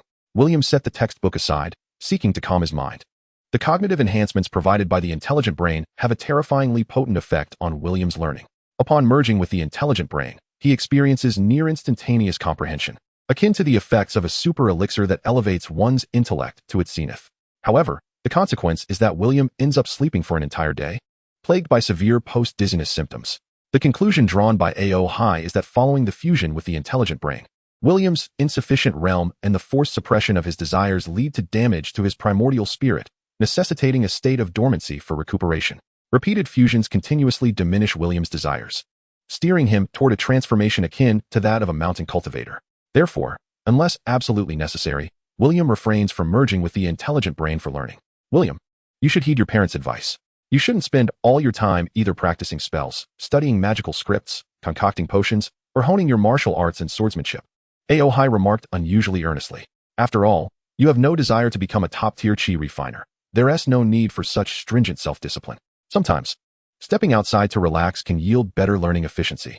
William candidly replied, I fear that a war may truly erupt in the future. It is far better to be fully prepared now than to lament later. A.O. High countered, if you are so afraid of death, will you even participate in the battle? William responded, of course not. When that time comes, I believe I would prefer to emigrate to America, as far away from the eye of the storm as possible.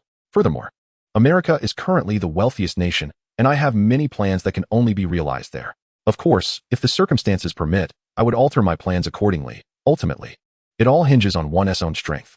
With a hint of mockery, A.O. High remarked, if that is the case, why do you exert yourself so fiercely? Is it truly necessary to fear death to such an extent? Accustomed to A.O. High's sharp tone, William replied calmly, even in America, personal strength remains the best safeguard. To maintain one's sanity in solitude for a century is a profound wisdom. As for A.O. High, a century of solitude has driven him somewhat mad. Suddenly, William recalled something and inquired, why are there no wizards in the Howard household?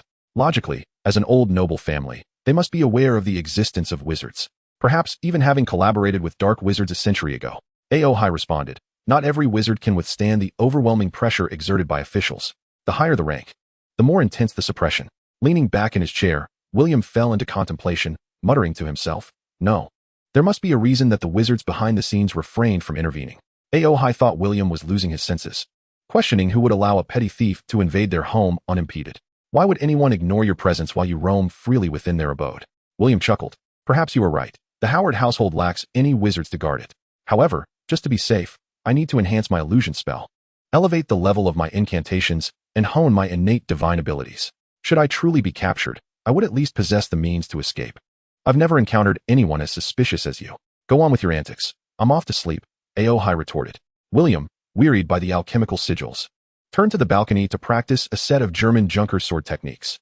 As he practiced, his mind wandered, contemplating alchemy and magical inscriptions. Magic inscriptions are a variation of magical script. Conventional magical scripts are recorded in literary form within books, yet when inscribed upon objects, they may be combined in myriad ways. A skilled alchemist artfully conceals magical scripts within exquisite patterns, leading to the term magic inscriptions being attributed to the magical texts found on magical artifacts. Ordinary items cannot withstand the power of these inscriptions. Over time, they succumb to magical erosion, reducing them to mere debris. In the European wizarding community, the most frequently utilized material is magical metal, while the East favors spirit jade. The hierarchy of metals ranges from the most basic white iron and red copper to the rare secret silver and refined gold, each possessing increased hardness and affinity for magical energy. The complexity of smelting and inscribing also escalates exponentially.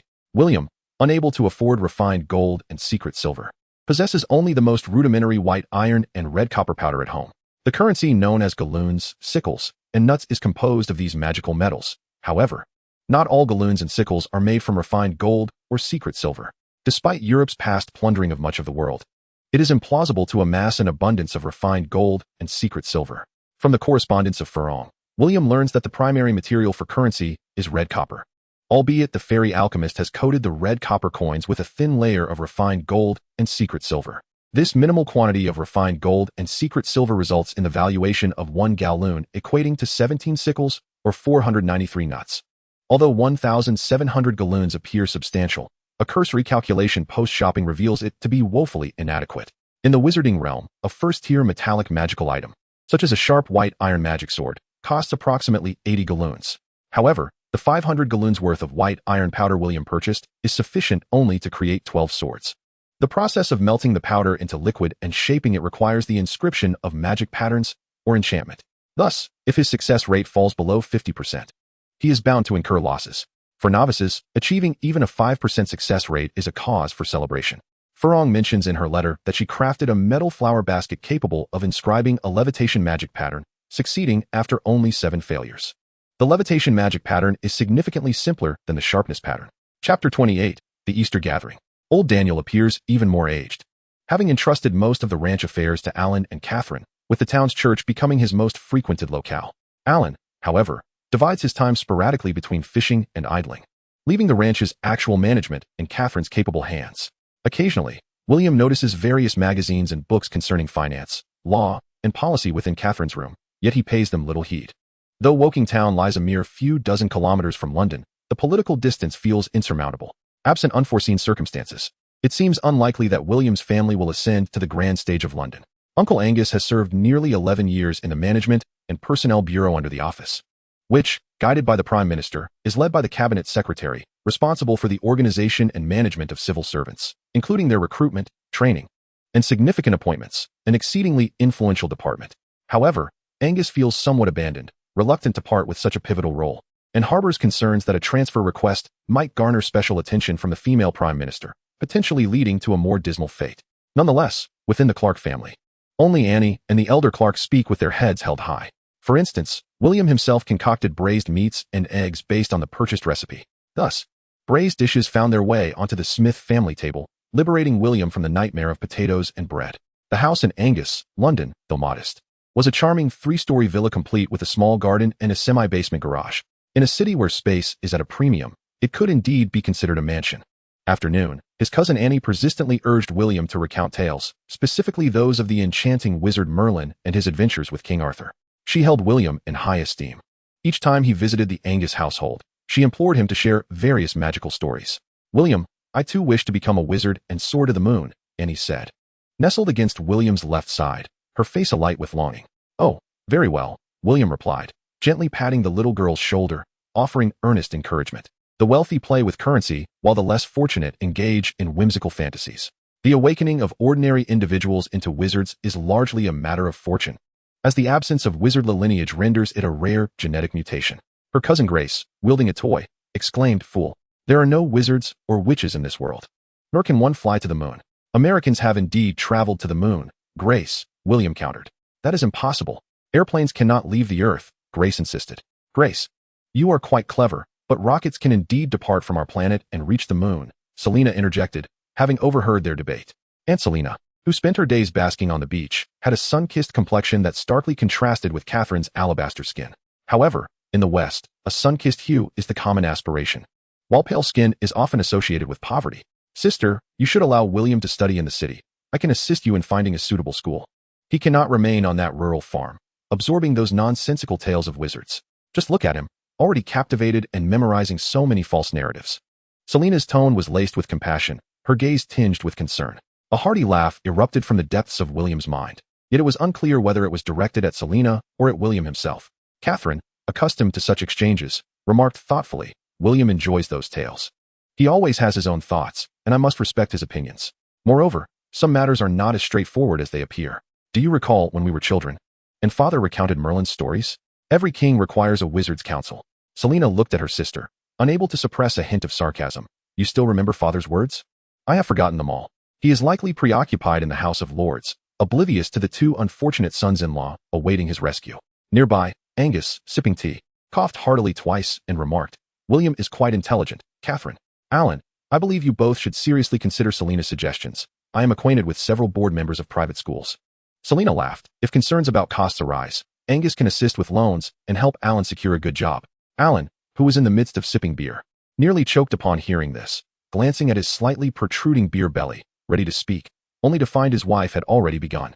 Catherine remarked, "I am unconcerned about the expenses. Mother provided me with some shares long ago, and the dividends over the years have been quite satisfactory, amounting to several $100,000 each year." Selena's expression stiffened momentarily as she replied dryly, "That is good." William observed his elegantly dressed aunt, whose hands were tightly gripping her leather coat, causing the once smooth material to crumple unattractively. Angus turned to William, who was engrossed in storytelling with Annie, and inquired, "William, would you like to attend school in London?" William was taken aback that the elders had turned their attention towards him. He had already prepared to enter Hogwarts and could not possibly envision himself in the bustling metropolis of London. "No, I intend to go to a magical school and become a powerful wizard." Alan stifled a smile, clinking his glass with Angus and sipping delicately. Catherine allowed her sister's self-satisfaction to flourish, ignoring the subtle emotions woven into her words. "I want to go too. I want to become a wizard." Annie quickly raised her hand, exclaiming loudly, "Annie, my daughter, come here to your mother. You are destined to be a princess, marrying a handsome prince, not to become a witch." Selena opened her arms, urging her daughter to step away from William. To her surprise, Annie stubbornly turned and embraced William, declaring, "I don't want to be a princess. I want to learn flying spells and transfiguration." "William, you have led Annie astray." 9-year-old Grace sat beside Annie, clutching her newly acquired Transformer Optimus Prime in one hand and a toy plastic sword in the other. "William, your wizard cannot defeat Optimus Prime." William replied, "A great wizard can. Merlin can summon a 12-meter-tall stone giant." Grace paused, glancing at her toy, feeling suddenly disheartened. Chapter 29, When you come out to mix, you must eventually repay your debts. The innocent chatter of the 4 children elicited hearty laughter from the adults. During the evening meal, the 4 children were seated at the table, with Annie continuing to inquire about various aspects of the wizarding world, to which William responded with a blend of truth and fiction. Catherine was assisting in the kitchen, while Daniel conversed with their great-uncle and great-aunt, and Angus and Alan engaged in a game of chess. After a while, Selena called from the upstairs corridor, "Angus, come upstairs quickly, Mr. Blair is on the phone." Tony Blair, the second figure in the British Labour Party, ranked just below party leader John Smith, was a heavyweight politician poised to contend for the position of Prime Minister in the future. The Labour Party had been overshadowed by the Conservatives but had begun to revive in recent years, gradually increasing its seats in the House of Commons. The Labour Party stands as the principal rival to the ruling Conservative Party, and Blair could be considered one of the adversaries of the female Prime Minister. It was quite normal for him and Angus to associate. However, the relationship between the Blair family and Catherine was somewhat intricate, as she had once declined the advances of Blair's nephew. After a half-hour on the phone, Angus descended with an awkward expression, stammering for quite some time. What is it?" The entire room gazed at Angus with wide eyes, unsure of what he intended to convey. "Mom, Dad has lost his voice." Annie observed Angus struggling to articulate his thoughts, her smile gradually fading, before she sat beside William and burst into tears. Father cannot speak." Selena glared at her husband, hurriedly walking over to embrace her daughter. Observing her contemplative sister's family, she felt compelled to speak on their behalf. Alan, sister, I must express my apologies. Tony is coming. He needs to discuss some important matters with Angus, so I kindly ask you to step aside for a moment. Angus, feeling the awkwardness of the situation, suggested. How about you take everyone to the movies, Selena? Annie's cries abruptly ceased as she fixed a piercing gaze on Angus. However, in front of Daniel and the children, he refrained from rebuking her directly and instead sat down in frustration. Well then, everyone, until next time. Daniel, accompanied by the bewildered Alan and Catherine holding William's hand, departed in their vehicle. Angus escorted his family to the door, his expression tinged with embarrassment. They have gone a bit too far, Alan remarked discontentedly. Calm down and drive safely. This is not unreasonable, Catherine replied calmly. I do not believe their actions were wrong. Politics often involves a fade, Daniel added gently.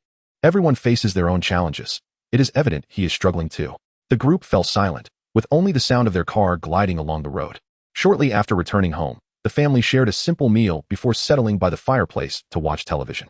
William, disinterested in the show, leaned over the coffee table to write a letter to Fleur. Catherine perused an economics book. A soothing read she often borrowed from Alan to enhance her sleep quality when rest eluded her. As the clock approached 10 p.m., just as the four were preparing to retire, the phone rang. William, sitting by the coffee table, answered, Hello, this is the Smith residence in Woking. Hello, William.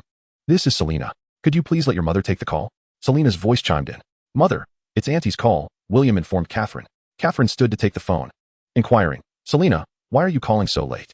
Sister, I sincerely apologize for tonight. You know Blair is quite significant to Angus. In a few days, would you and Alan be free to join us for dinner in London? I truly regret the inconvenience, Selena conveyed over the line. Very well, I shall consult their opinions. Catherine replied. Selena wishes to invite everyone to dinner in London as an apology. Would you like to attend? After Catherine relayed the message, William shook his head. I'm sorry, Mother, I need to study alchemy at home. I believe we should accept Selena's apology. After all, it was unintentional, and she is your aunt. Alan passionately encouraged William, having shifted his stance. Daniel frowned and remarked, I'm not angry about tonight's events, but I do not wish to go for dinner. In a luxurious private estate in London, an elderly man lay in bed, and Fordrip slowly delivering a translucent solution into his veins. The gentle light illuminated the expansive room, where beside him stood a mature woman, whose profession remained uncertain, and a blonde witch conversing at the bedside. A hurried sound of footsteps echoed in the corridor outside, causing the witch to pause mid-sentence. Before a knock could be heard, the door was thrust open. An elderly gentleman with golden hair leaned on a cane, standing at the threshold, gazing coldly at his father. Is there something amiss, my son? The ailing elder inquired with a smile.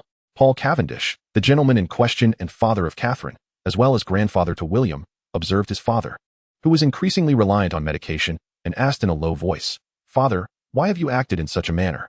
The Duke, perplexed, replied, What are you insinuating? What have I done? Paul, feeling vexed, retorted, You have sent someone to follow Catherine, deliberately bringing Angus and Blair close, and orchestrated that farce for tonight. The Duke questioned, You consider it a farce? Paul, suppressing his indignation at witnessing his father's deteriorating health, scowled at his father's retort and remarked sharply, What purpose do you serve other than to humiliate Catherine and satisfy your stubborn family pride? The Duke responded calmly, I have high hopes for Blake. What does your faith in Blake have to do with tonight's events? Paul snapped, a stark contrast to his usual composure in Parliament. The Duke chuckled. Have you forgotten the humiliation Catherine inflicted upon Blake?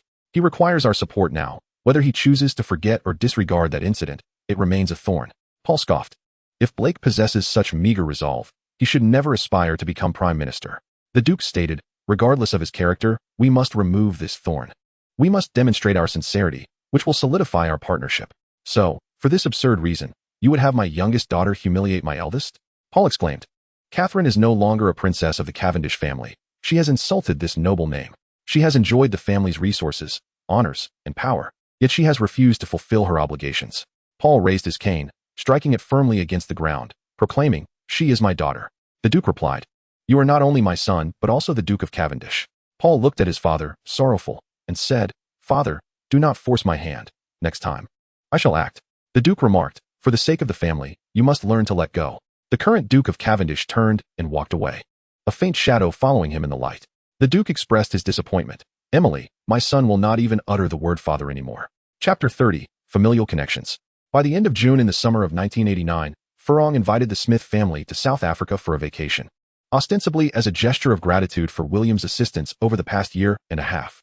Naturally, William's family accepted the invitation. Throughout the year, The two families had maintained frequent correspondence, primarily with William seeking guidance from Professor Busbatten on alchemy through Furong, who would then send the answers back to him. Simultaneously, Furong sought clarification on potion knowledge and English from William, leading to a fruitful exchange of knowledge for both parties. With old Daniel announcing his retirement, Catherine, citing her long-standing management of the estate and Alan's daily distractions, insisted that Alan remain at the estate, with Daniel serving as a mentor and overseer of his work. Alan was decidedly displeased. After Catherine and William arrived at Cape Town International Airport, William noticed that only Apollon was present to welcome them, accompanied by Fleur and Gabrielle. Francis Delacour was also preoccupied with matters that compelled him to remain temporarily in Paris. Was this team of dark wizards truly so formidable that they could plunder resources without leaving a trace for the Ministry of Magic? Catherine covered her mouth in disbelief. Apollon and Catherine sat together in the middle of the stretch limousine, savoring wine while explaining Francis's absence.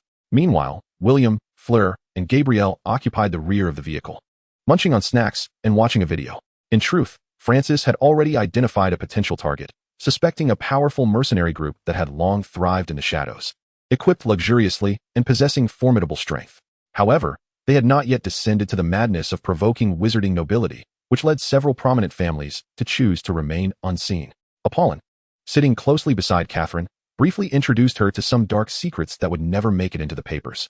Catherine's gaze sharpened as she inquired whether it would be exceedingly difficult for William to acquire a magical estate in the future.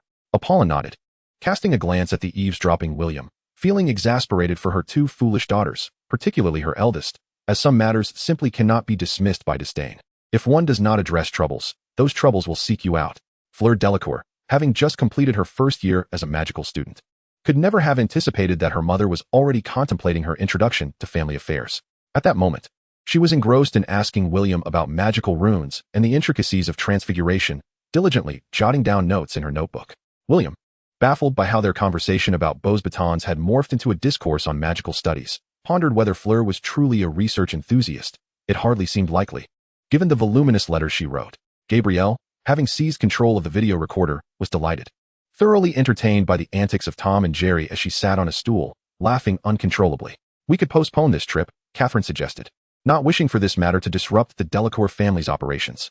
No need, Apollon insisted, her face devoid of worry. Francis and the others will handle it. It is their duty as men. Let us not dwell on such things. Instead, let us speak of joyous matters. Do you know that there were times Francis forgot to forward letters to Fleur, resulting in several rather vociferous letters being sent by her? Catherine quietly asked. What is a vociferous letter? Apollon cheerfully replied. It is a type of letter that can shout at the recipient. It is quite amusing. Catherine, have you ever been fond of women? Apollon inquired softly, her beautiful eyes sparkling with curiosity. William, possessing keen hearing and sharp sight, had noticed from their first meeting that this lady treated his mother with a peculiar kind of care. Otherwise, how could their friendship have blossomed so swiftly? Despite their mutual interests, there must surely be deeper roots to their growing bond. Just then, as he was instructing Fleur on the technique of layering similar magical runes, William could not help but glance up, noticing Catherine's cheeks flushed with embarrassment, prompting him to consider reaching out to Alan post-haste. The openness of ancient Greece has deeply rooted itself within the veins of Western culture. Although France is renowned for its romance, the infidelity rate has soared to 43. It is not mere pessimism on William's part. The likelihood of Western couples remaining together in a single marriage is alarmingly low, lacking the constraints of millennia-old Eastern feudal morals. The society is open, avant-garde, and unashamed in discussing intimacy. Much like Catherine, who, upon taking over the ranch, introduced new irrigation systems, seed varieties, and renovated stables, transforming the ranch from a wholly manual operation into a semi-modern establishment. William is certain that if he hadn't frequently intervened to mediate his parents' disputes, they might have divorced long ago. Among British couples married for a decade, 31 ultimately part ways. The declining divorce rate in the UK is not a resurgence of belief in love, but rather an increase in same-sex relationships and cohabiting partners. Observing Apollon leaning against Catherine, William begins to feel a twinge of concern for his father. Are there truly so many high-end players in contemporary France? The British Empire, often referred to derogatorily as the land of decay, has recorded that in the early 21st century, openly gay individuals comprised one of the total population, with bisexuals aged 16 to 24 reaching as high as 10. This is merely the official data. It is well known that such figures often represent only a fraction of the actual truth. A few years later, British law began to permit same-sex couples to enter into civil partnerships. It is worth mentioning that the city widely recognized as the capital of homosexuality in the UK is Brighton, located on the southern coast, where 11 5 of residents aged 16 and over identify as gay or bisexual. Brighton boasts the highest proportion of same-sex families in the UK and also holds the record for the most civil partnership registrations outside of London. How astonishing. Chapter 31. The dragon roams the beach, the tiger preys on the weak. Penguin Beach lies along the route from Cape Town to Cape of Good Hope, with average road conditions. Upon arriving at the urban mansion, the group splits into two, switching to luxury vehicles, escorted by 2 security cars, en route to Simonstown. William's knowledge of luxury cars is nearly non-existent. He remains indifferent to them, while Catherine is taken aback by the wealth of the Drackle family. The Snow Mountain Resort in South Africa, with just a glimpse of this family, leads Catherine, hailing from the Cavendish lineage, to realize she underestimated the significance of the title noble wizard. After disembarking at the pre-booked hotel to change clothes, they head to the beach, where Gabrielle bolts toward the white sands. Little Pudding, just over 3 years old, possesses a robust and agile physique, likely due to her lineage, running with exuberance, flailing her arms and legs like a clumsy penguin, a sight both amusing and delightful. William and Furong follow closely behind, accompanied by 2 imposing bodyguards in black suits. Observing the scattered tourists on the beach, it is clear they recognize their distinguished background and instinctively step aside. Gabrielle, slow down, Furong calls out to her sister. Penguin. I want to see a penguin. Little Pudding exclaims loudly. William casually picked up a pamphlet seemingly distributed by local tourism officials, detailing the area's attractions, historical background, and nearby culinary delights, accommodations, and entertainment options, complete with addresses and phone numbers. South Africa's Penguin Beach was first discovered by fishermen in 1982, who found 2 pairs of penguins that had inadvertently wandered here. Thanks to the fishermen's protection and nurturing, by 1989, the population had grown to dozens. Furong smiled at William and remarked in French, Gabrielle saw penguins in an anime and has been clamoring to visit Antarctica every day. We had no choice. Upon hearing that there are penguins here, we could only bring her along. Naturally, it is unsafe for a 3-year-old to go to Antarctica due to the extreme temperatures. Even though a wizard's physique may be significantly stronger than that of an ordinary person, she remains but a child. The enthusiasm of children is fleeting. After a brief observation of the penguins, Gabrielle, having found the experience less entertaining than anticipated, lazily snuggled up to Apollon and fell asleep. The beach's scenery was delightful, complemented by the gentle sunlight, prompting the group to decide to rest for a while. They found 2 wicker chairs beneath a sunshade nearby, one for each adult. Furong and William settled onto 2 simple stone stools, while Gabrielle slept peacefully in Apollon's arms. A few bodyguards, assigned by Apollon, were stationed nearby on a long bench, clad in specially tailored suits and sunglasses, vigilantly monitoring the surroundings. Furong retrieved several skincare products from her bag, preparing to apply sunscreen on Apollon. Catherine noticed this and glared at William, who remained unresponsive, turning his head away as if the ocean were particularly captivating at that moment. With a sigh, she remarked, William, look how devoted Furong is. She is considerate enough to apply sunscreen for her mother.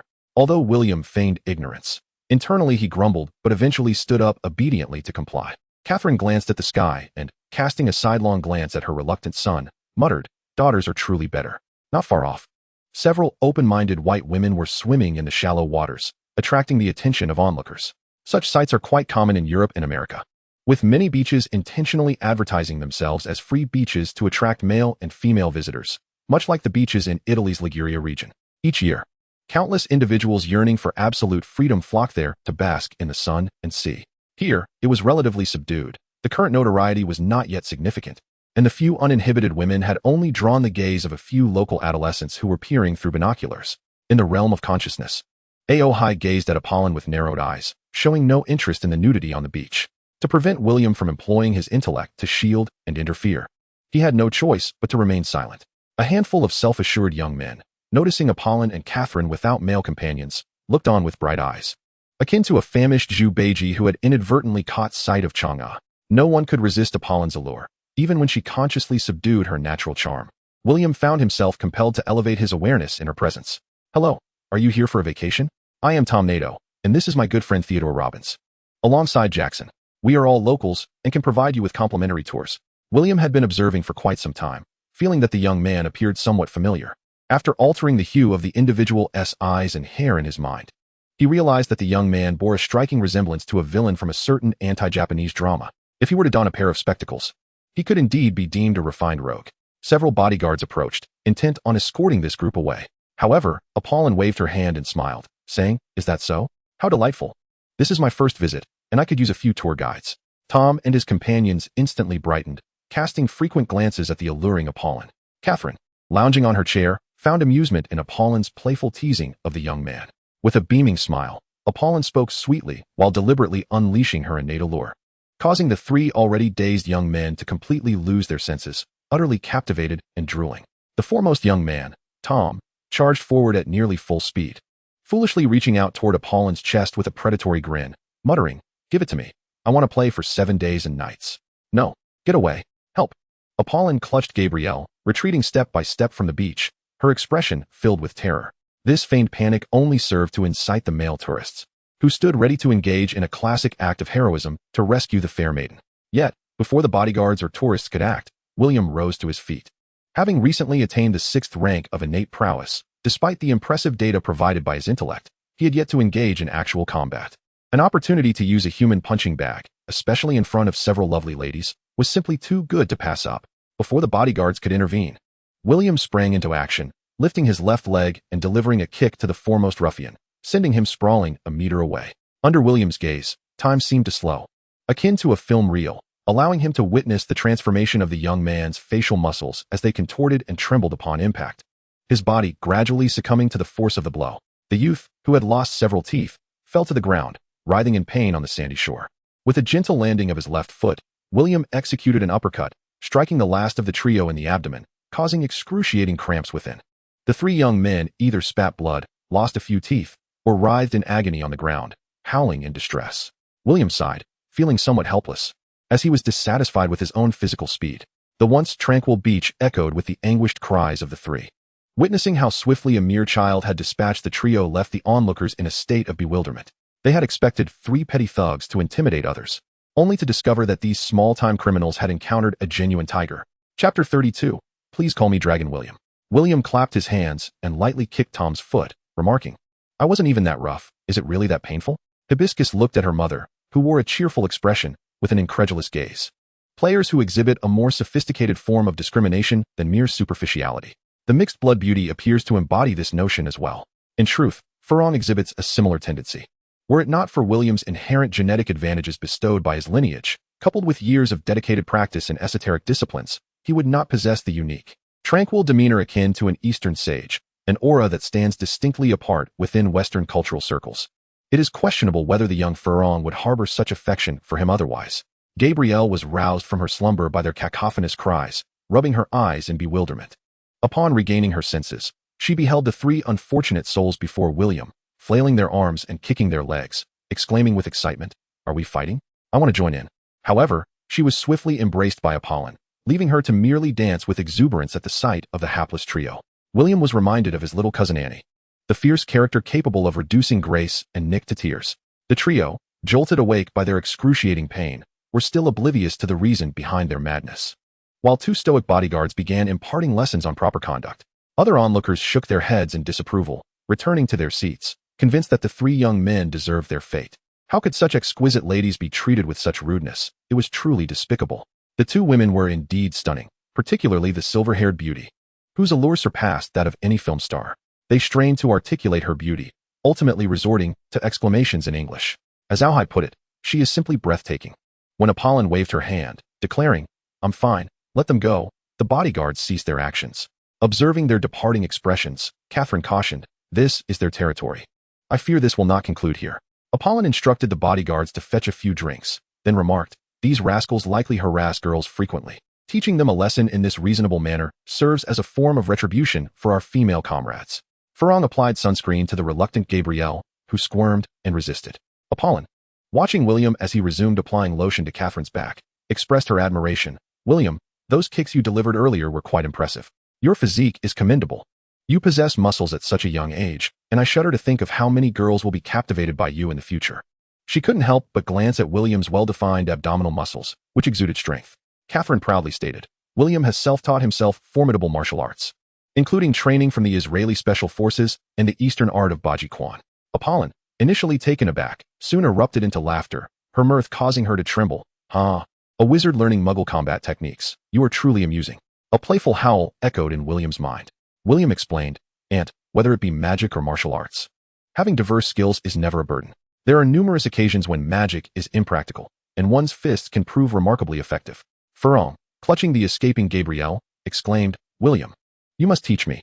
Gabrielle chimed in. I want to learn too. Haha. While reclining in her chair, striking a few peculiar poses reminiscent of sword-fighting stances, all the while being restrained by Fleur as she continued to apply sunscreen. William patiently advised, martial arts require persistent and rigorous physical training, with numerous demands placed upon muscle conditioning. Fleur, yoga would be far more suitable for you. No, I am decidedly inclined towards martial arts rather than mere aesthetic gymnastics. Fleur insisted, as she began to apply another layer of sunscreen to Apollon. William shifted his gaze towards Apollon, who returned his look with a helpless expression, indicating her inability to alter her daughter's conviction. Cradling Gabrielle, Apollon inquired of William, with so many here, can we truly prevail? Fearlessly standing before them, William smiled and replied, leave it to me. Brother, with this bunch of outsiders and that little rascal, I feel as if my legs have been shattered, Jackson remarked, clutching his bandaged face. If you claim my kick broke your legs, why are you covering your face? William waved dismissively at the bodyguard, saying, allow me to handle this. Should the bodyguard engage with these individuals, a visit to the police station would be inevitable. Although he trusted the influence behind Fleur's family, William preferred to avoid complications. After all, a 9-year-old child getting into a scuffle and inadvertently injuring someone is hardly unreasonable. With his wand in hand, he directed it toward his throat, allowing his youthful voice to resonate with remarkable clarity. Tom arrogantly retorted, you little brat, why such a loud voice? We merely extend local customs to greet you and intended to show you around, to see how you've reduced us to this state. Kneel and apologize at once. And offer compensation, a thug bellowed from behind the crowd. William proclaimed loudly, it is you who ought to apologize. If you do not depart immediately, I shall be forced to take action. Laughter erupted from the group. One of them taunted, come on, hit me, you little brat. An older member of the group stepped forward, asserting, regardless, you should not have struck us so severely. My 2 brothers remain hospitalized. I seek nothing more than the medical expenses. We can consider the matter resolved. Otherwise, even if you hail from wealth and privilege, this is not a place for you to act with impunity. William regarded this leader, who possessed a modicum of discernment, yet regrettably still sought financial compensation due to their numerical advantage. Therefore, he could not refrain from demonstrating what true martial prowess entailed once more. Hey, brat. What attitude is this? You dare speak to our boss in such a manner? One thug brandished a short stick, inciting the others to join in the ruckus. The supposed leader raised his hand to silence his subordinates, disdainfully scoffing. You think you can take on 3 of us? William retracted his wand, clenched his fists, and with a cold smile remarked, why not give it a try? The leader glanced at the 4 unmoving bodyguards, his expression shifting between uncertainty and contemplation. Then turned to Jackson. Jackson hastily bowed and said, Boss, this little brat is formidable. Do not underestimate him. I shall handle it, a young man declared, wielding a long stick as he lunged towards William. Since you initiated the confrontation, do not blame me if you end up injured, he warned. Though his words fell upon deaf ears, as the crowd looked on with mocking expressions, William stepped lightly onto the sandy beach. Akin to a tiger infiltrating a den of wolves, reminiscent of Bruce Lee's spirit manifesting in a cinematic reverie. With each punch he delivered, he swiftly subdued his opponents, rendering their combat prowess null and void. An ethereal aura of magic enveloped him, bestowing upon him remarkable speed and agility. His heightened senses rendered him impervious to the strikes aimed from behind, and with a deft pivot, he sent one adversary soaring through the air with a powerful kick. His blood surged with energy, enhanced by nanobots coursing through his limbs, empowering his fists and feet with extraordinary strength. Catherine, Fleur, Gabrielle, and the beachgoers observed in awe, as if witnessing a young hero gracefully dancing amidst the throng, while the numerous adult contenders floundered like clumsy geese, easily dispatched by William's adept strikes. Baha, dissatisfied, remarked, why hold back? Strike with purpose. Have you not eaten? Aim for the groin, strike the face, throw a left hook, target his waist. Fool, exert some force. However, he soon found himself silenced by the manifestation of an intangible oceanic illusion in William's consciousness, restoring tranquility to his mind. The 4 bodyguards exchanged glances, relieved that their family's sorcerer possessed such limited close combat abilities. Otherwise, they would face the threat of unemployment. Gabrielle finally wriggled free from her sister's grasp, bounding over to William and exclaimed, William, I want to learn martial arts. I must learn. Gabrielle, martial arts are arduous and demanding, he replied. Undeterred, Gabrielle persisted, leading Fleur to resort to playful tactics to redirect her little pudding's attention away from William. Chapter 33. Let go, allow me. Just as William envisioned, a throng was vanquished by a mere child, with his control ensuring that the injuries were superficial. They felt too embarrassed to report the incident and dared not provoke him again, rendering the whole affair as if it had never occurred. Fleur's vacation was extensive, spanning from late June to August 30th. The group spent several days in South Africa, where, aside from William being ensnared by Gabrielle's relentless enthusiasm for instruction, the others enjoyed their time immensely.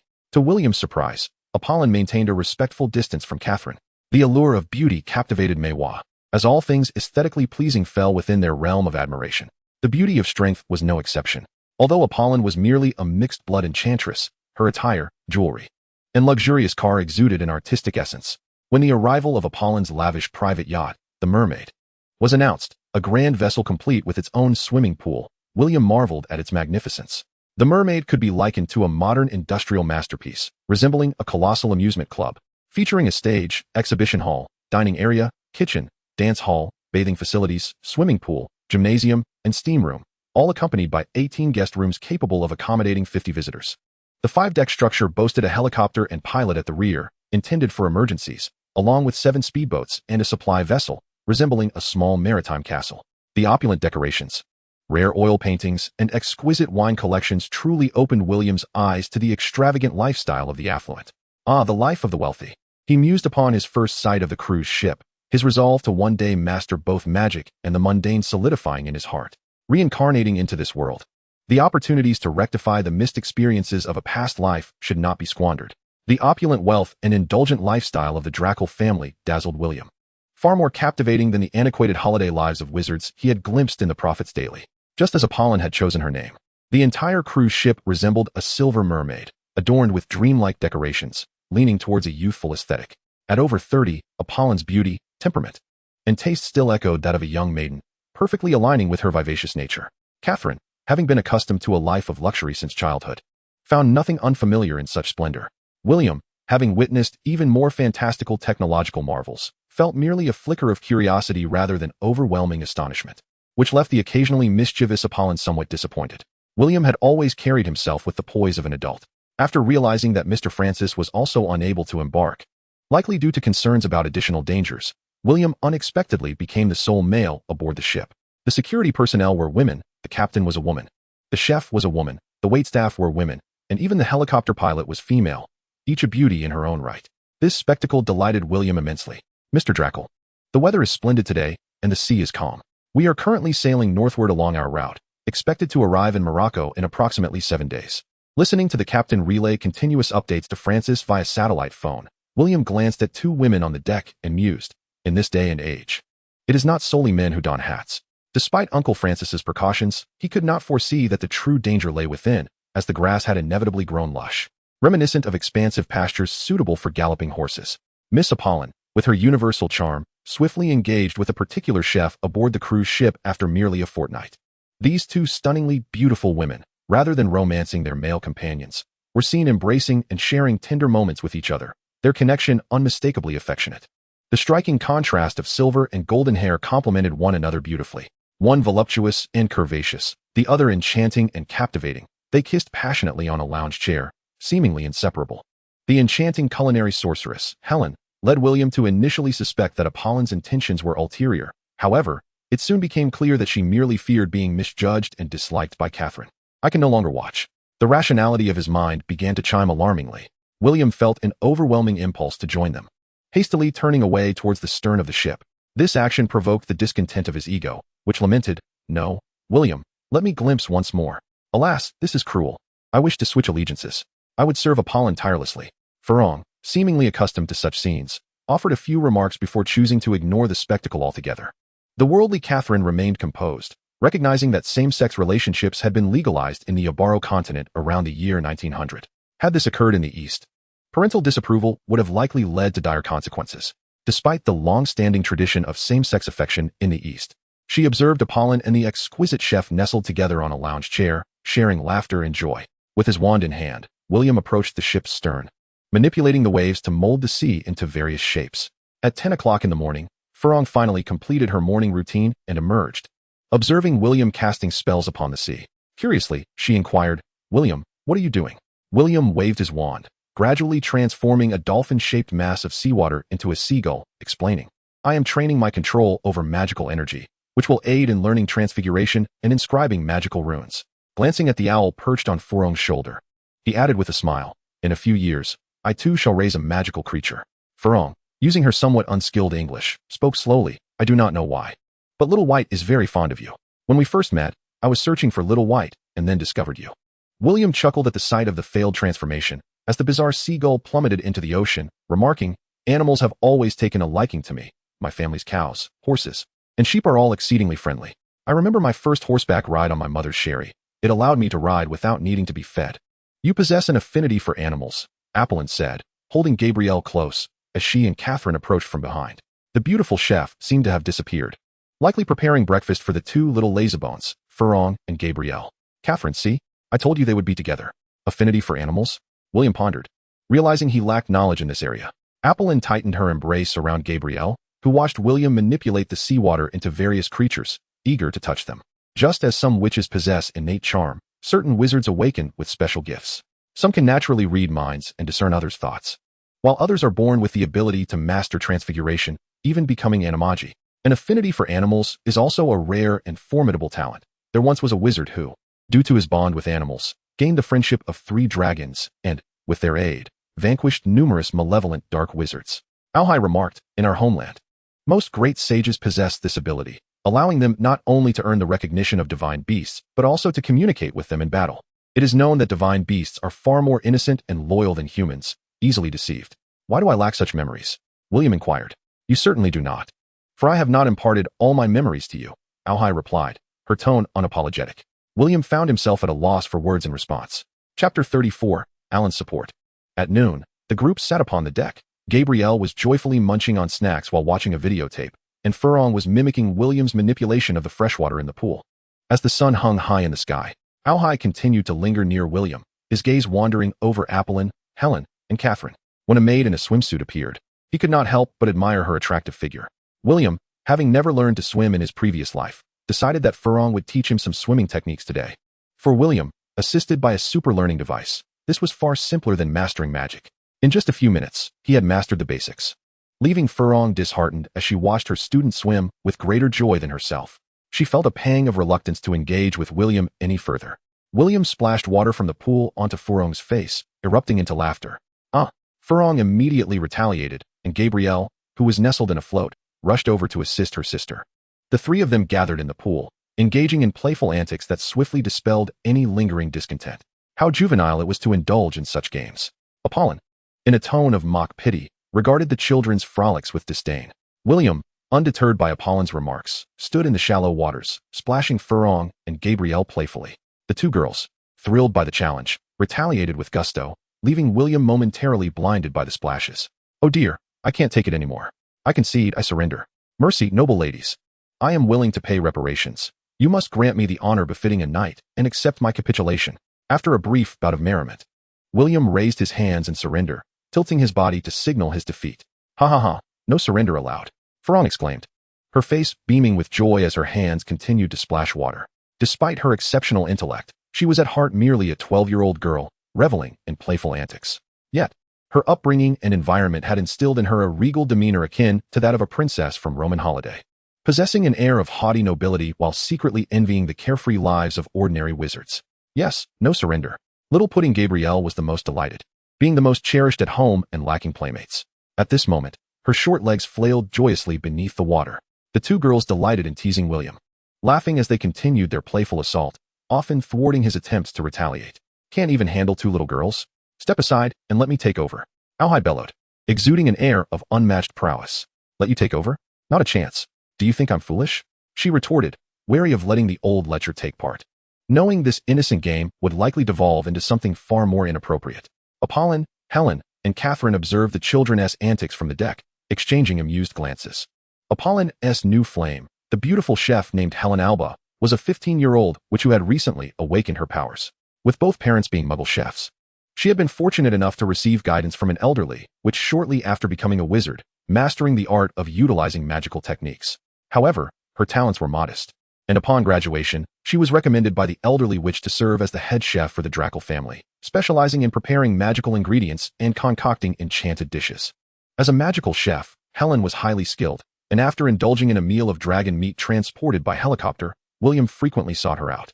Fortunately, Fleur, who accompanied him, encouraged Helen to share some foundational skills and potions with William for the sake of her work. Apollon and Helen exchanged a knowing glance, both brimming with pride. It seemed Apollon intended to engage in a deep conversation with Helen that night. After nearly a month at sea, Alan and Francis finally arrived in Spain, and the two families spent the next half-month exploring the myriad attractions throughout the country, whether it be the renowned sun-kissed beaches or the elegant Alhambra Palace. The hidden classic bars nestled in narrow alleys or the age-old restaurants steeped in centuries of tradition, the group enjoyed a most fulfilling holiday. Despite William's earnest efforts to impart the art of close combat, Fleur struggled to master all the techniques. However, in their one-on-one sessions, she seemed increasingly prone to blushing. Frequently, while William was engrossed in teaching Fleur, the neglected Gabrielle would raise her tiny fists and demonstrate the only set of chaotic punches she had learned. This would then transform into a playful chase, where Gabrielle, embodying Fleur, pursued William. While dancing in a dimly lit bar, Fleur unexpectedly claimed her first kiss from William. Amidst the shifting hues of soft pink light, the lively strains of a Spanish paso doble coursed through the air. With a slight intoxication from her drink, Fleur appeared somewhat dazed, her cheeks flushed as she clung to William, gazing into his blue eyes until she lost herself in a daze. Unable to resist, she leaned in to kiss him, her hands nervously gripping the fabric of his back, her feet playfully resting on his. They both reveled in the warm atmosphere of a lover's bar, perfectly suited for romantic rendezvous. On the other side, Apolline and Catherine danced with their husbands, while Gabrielle, under Helen's watchful eye, lay asleep on the sofa. Francis observed the young couple with gritted teeth, akin to a farmer whose cherished cabbage has been pilfered. According to Alan's later translation, Francis's gaze could be summed up in a single phrase. "You little thief, how could you dare to steal such a tender sprout? I shall not let this go." Apolline winked at William, while Alan gave him a thumbs up, and Catherine wore a look of pride.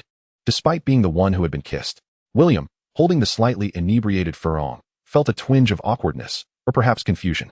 If the one in his arms weren't a 12-year-old girl, and he himself weren't a 9-year-old boy, he might have indulged in a passionate French kiss. Yet, the reality was that he was cradling an innocent little girl, and even if he were a beast, he could not bring himself to act upon such impulses. It was a moment that epitomized a place where youthful infatuation blossomed, a realm of Western culture where adults not only endorse children's affections, but also guide them appropriately. The young which clumsily embraced and chased after a thrill of burgeoning hormones. Damn luck, beast. A furious A.O. High raged, incessantly lamenting his misfortune, while William demonstrated to him for half an hour just what that luck entailed. This was a method he had discovered, utilizing his intellect to create false biological electrical signals to send outward. The technique was simple. His mind was capable of emitting biological electrical signals, akin to Bluetooth, for short-distance communication. William was uncertain how long the two had embraced or how long they had danced chaotically. It was only when Francis forcefully separated them that he realized the little which was beginning to drift into slumber. "I thought Francis might give you a thrashing. Don't be surprised. Alan's approach is rather Western. In the East, the parents of the girl would have already struck you with a stick." William opened a bottle of water, twisting off the cap and taking a sip before commenting, "I considered her a good friend." Alan also opened a bottle of mineral water, attempting to shake off his intoxication, which instead splashed across his face. "William, Fleur is a wonderful candidate for marriage. She is beautiful, comes from a good family, and is a pure blood witch. Where else can one find such a remarkable girl? Dad, please, I'm only 9 years old. Isn't that a bit premature?" William looked at Alan with exasperation. Even if children in the West are indeed precocious, who at that age would mention marriage? Moreover, is this truly the right way to instruct your son on choosing a partner? "Father, how old were you when you experienced your first love?" Alan turned to glance at Catherine, who was still bathing, then lowered his voice. "Promise you won't tell anyone?" William replied, "Dad, I haven't mentioned your affair with Aunt Rowena to Mom." Alan jumped up in fright, quickly sitting beside William, his gaze fixed on the bathroom, whispering, "You little rascal. Don't speak nonsense. There's nothing between Rowena and me." William chuckled lightly. "Is it not fair that you treat me as a treasure, showering me with gifts and patiently imparting medical knowledge?" Alan boasted, "Father's first love was even earlier, at the age of 7. "Well, that's quite typical of the Western world," William remarked. "Who is she?" Alan sighed. "She married and now lives near Oxford." "Is she beautiful?" "Beautiful. Not inferior to your mother." "Is she wealthy?" "Her family was poor, but she became affluent after graduating from university, working in computer research. I hear she started her own company and now earns millions annually." "Beautiful, wealthy, and your first love at 7. Father, why didn't you marry her?" "Well, William, you've caught me in my own trap." The next day, Fleur, recalling the events of the previous night, felt a rush of embarrassment as she descended from the hotel and spotted William. Her head hung low, cheeks flushed, she concealed herself behind Apolline, stealing glances at him. As September approached, signaling the start of her second grade year, their long journey had to come to an end. William resumed his rigorous study routine, dedicating himself to sword practice. spell casting, and alchemical experiments, while maintaining a frequent correspondence with Fleur. Initially, they exchanged letters once a week. By September, it escalated to 3 times a week, and soon Fleur increased the frequency, compelling William to respond with 7 letters weekly. It was said that Francis developed a peculiar aversion to receiving letters during that time. Chapter 35. With the blade in hand, the heart turns to kill. William was quite familiar with old Fisher and Mrs. Fisher, having received much care from them. Yet he was not well acquainted with young Mr. Fisher. On the day of the funeral, Mrs. Fisher, clad in mourning attire, resembled a sorrowful statue, as if her vitality had waned with her husband's passing. Beside her, 2-year-old Niels did not comprehend the significance of his father's death. He merely sensed his mother and grandfather weeping and felt compelled to join in, crying uncontrollably. William held his little brother's hand, continually wiping away his tears. A few young people knelt before the gravestone, weeping in despair. Old Fisher sat before the gravestone, his eyes heavy with sorrow as he addressed the group of young people. "Do not blame yourselves, do not blame yourselves," he uttered. A few well-informed youths in the town lingered nearby, sighing heavily. William, with his keen hearing, approached calmly after catching snippets of their conversation and settled on the grass, quietly listening to their discourse. Was it the wolf pack? An old drunkard, head bowed and adorned with a yellow chrysanthemum, murmured. William recalled how this scoundrel had once tempted him to drink in the bar during his youth. Indeed, a young man replied. A fellow named Philip mentioned that young Fisher had borrowed money this year to purchase a new cargo ship, intending to operate between France and London, with Rosa and a few others accompanying him. However, for reasons unknown, the wolf pack sought him out, insisting he transport some illicit items that could cost him his life. Young Fisher dared not comply. The risk of capture was too great. Those ruffians beat him mercilessly, breaking his ribs. Rosa and the others tried to rush him to the hospital, but their vehicle sped recklessly, colliding with another car. Young Fisher was thrown beneath the seat, bleeding profusely. By the time they reached the hospital, the doctors were unable to save him, stating that the broken ribs had punctured his lung, and it was too late for intervention. The old drunkard inquired, "What of Scotland Yard?" Philip spat on the grass in contempt, retorting, "Those damned bastards declared it an accident. The wolf pack did not commit murder, merely violated public order, and were fined a few £1,000s. Bastards." The group echoed in indignation. "What a pity for Rowena," several men remarked, casting sympathetic glances at Mrs. Fisher, each sighing in sorrow. Though these drunkards lived a languid and impoverished existence in the small town, they had shared a bond with the Fisher family for over a decade. "Where's the wolf pack?" William asked. Philip glanced at him and carelessly replied, "They say they are in Westminster, London, but the specifics elude me." Philip boasted, "The leader of the wolf pack is a burly man with a grand beard. They are the largest gang in London, engaging in drug trafficking, arms dealing, gambling, and prostitution, involved in every form of illegality, cozying up to the police. And even many politicians have ties to them." The old drunkard scoffed. "Nonsense. Those politicians merely regard them as trained dogs, to be unleashed when needed and then put away when not." Philip shouted back, "What do you know? They line the pockets of those officials with millions each year. It is not so simple to take them down." A man with a gaping mouth, filled with indignation, exclaimed, "We toil and struggle each year and barely scrape together 20,000, while these politicians merely speak and receive hundreds of thousands. Is there any justice in that?" Philip sneered. "Advancement and wealth, a nest of snakes and rats, such is the way of the world." With an air of mystery, Philip added, "Do you know why they call themselves the wolf pack? It is because they keep a dozen werewolves, impervious to bullets and blades. It is this that has allowed them to become the foremost criminal organization in London, dominating the richest territories." The old drunkard immediately retorted loudly, "Are you mad? Where on earth are there werewolves? I might as well be Merlin." Amidst the heated exchange, the arguing individuals failed to notice William quietly slipping away from their midst. Daniel hesitated, ultimately letting out a silent sigh from the passenger seat. After a moment's contemplation, Catherine expressed her concerns, stating, "I'll give it a try, but I fear it may be quite challenging. Those bureaucrats lack substantial interests and are unlikely to take action against the gang. Moreover, the perpetrator, if not foolish, has likely already fled the country." Daniel replied, "Just do your best. There is no need to force yourself." William, holding Catherine's hand, declared, "When I grow up, I will avenge Aunt Niels." Catherine gently stroked William's golden hair and said, "William, this is an adult matter. You need not concern yourself. We will handle it well, so focus on your studies in magic. Has the sun risen from the west? Is this really the cautious, timid, cunning little rascal I know, willing to assist in murder? I must tell you that werewolves are not to be trifled with. One misstep against such a gang could provoke a formidable wolf." Alhai was somewhat astonished by William's thoughts. Although he had observed that the weeping lady had frequently cared for William over the years, he had assumed that William would only repay her in private. He was surprised to find that William was contemplating avenging her through violence. "Alhai, You mentioned that an 8th or ninth grade chi refiner is comparable to a low-level wizard, while a 6th or 7th grade is equivalent to a mid-tier wizard, and a 4th or 5th grade corresponds to a high-level wizard. Since I have already entered the 5th grade Jixiang realm, what is there to fear from werewolves? Through the collection of various news sources, I have analyzed the factions within the wizarding world. The top-tier high-level wizards, such as the elite aurors of the Ministry of Magic and the professors at Hogwarts, are essentially capable of wandless magic, placing them within the ranks of 4th grade chi refiners. Most adult wizards are at a mid-tier level, and only a few can perform silent wandless spells. The average werewolf's abilities closely resemble that of a mid-level wizard, relying primarily on their formidable physicality rather than magical prowess. I am confident that, with my semi-complete physique at the 5th grade Jixiang realm, I can impose my advantage over werewolves, coupled with my magical abilities and enchanted gear. As long as I proceed with caution, eliminating 2 murderers should not prove overly difficult, even if they happen to be adult werewolves. Are you serious? I think you need to calm down, William. Just wait a few more years.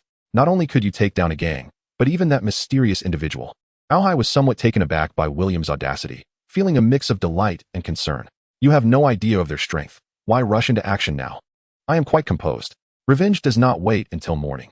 It is merely a matter of eliminating a few despicable individuals, William stated calmly.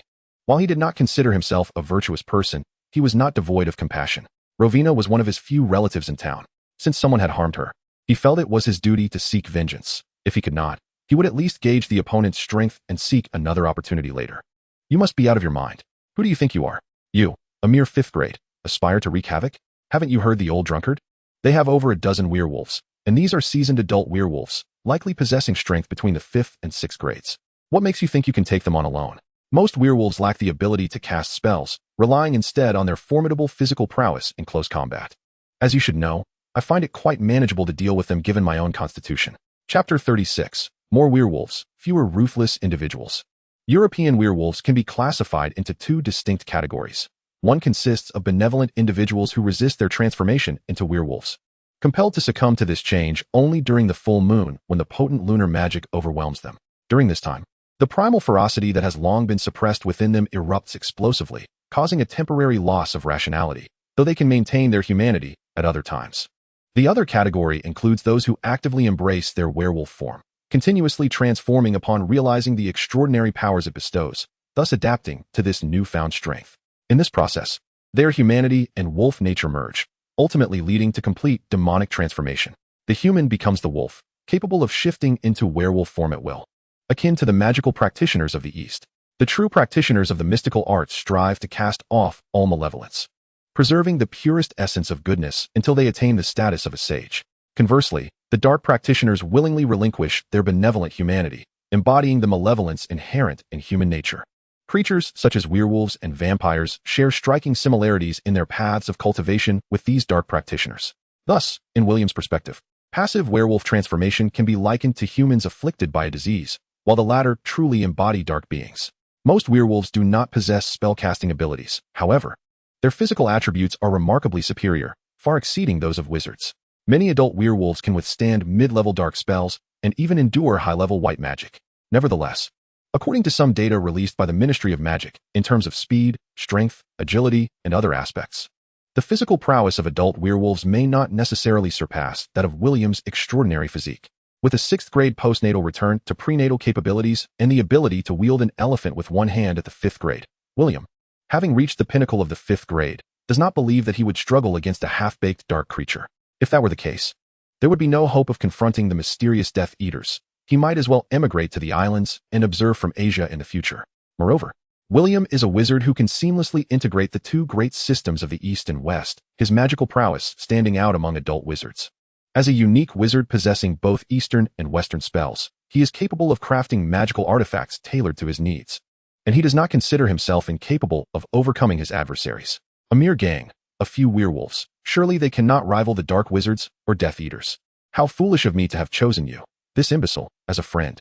Seeing William's resolute determination, Aohai was infuriated, nearly steaming with rage. You are merely 9 years old, at 5th grade cultivation. There is no need to take such risks now. You fool, do you hear me? William was taken aback by Aohai's uncharacteristic timidity. He communicated with Aohai through their shared consciousness from the back seat. I will be prepared. I have no intention of jesting with my life. It is only right to repay debts and seek vengeance, but you need not act hastily. A gentleman's revenge is never too late, even if it takes 10 years. A gentleman does not stand beneath a perilous wall. Do you understand? Aohai continued to attempt to dissuade William, swirling around in his consciousness, wishing to emerge and unleash a torrent of curses. Rest assured, should any misfortune arise, I shall promptly retreat, not engaging in a futile struggle, for I have no intention of risking my life. William replied calmly. You have also mentioned that cultivation lies within the heart. If I were to refrain from action and remain discontented, I fear I would indeed become a coward, incapable of pursuing our aspirations. Moreover, I am acutely aware that the combat prowess of werewolves is not as formidable as we might presume. After a lengthy pause, Aohai lamented, if only you could master the art of word manipulation, it would be perfect. One could strike when necessary and retreat when required. Currently, you are far too hasty. William found himself at a loss for words once more. He considered himself sufficiently cautious, yet he was taken aback to discover that Aohai, who typically presented himself with a carefree and roguish demeanor, was, at a critical moment, even more circumspect than himself. Mental entanglements are a hindrance, a significant taboo in cultivation. In contrast, a state of contentment is a grand feast for practitioners.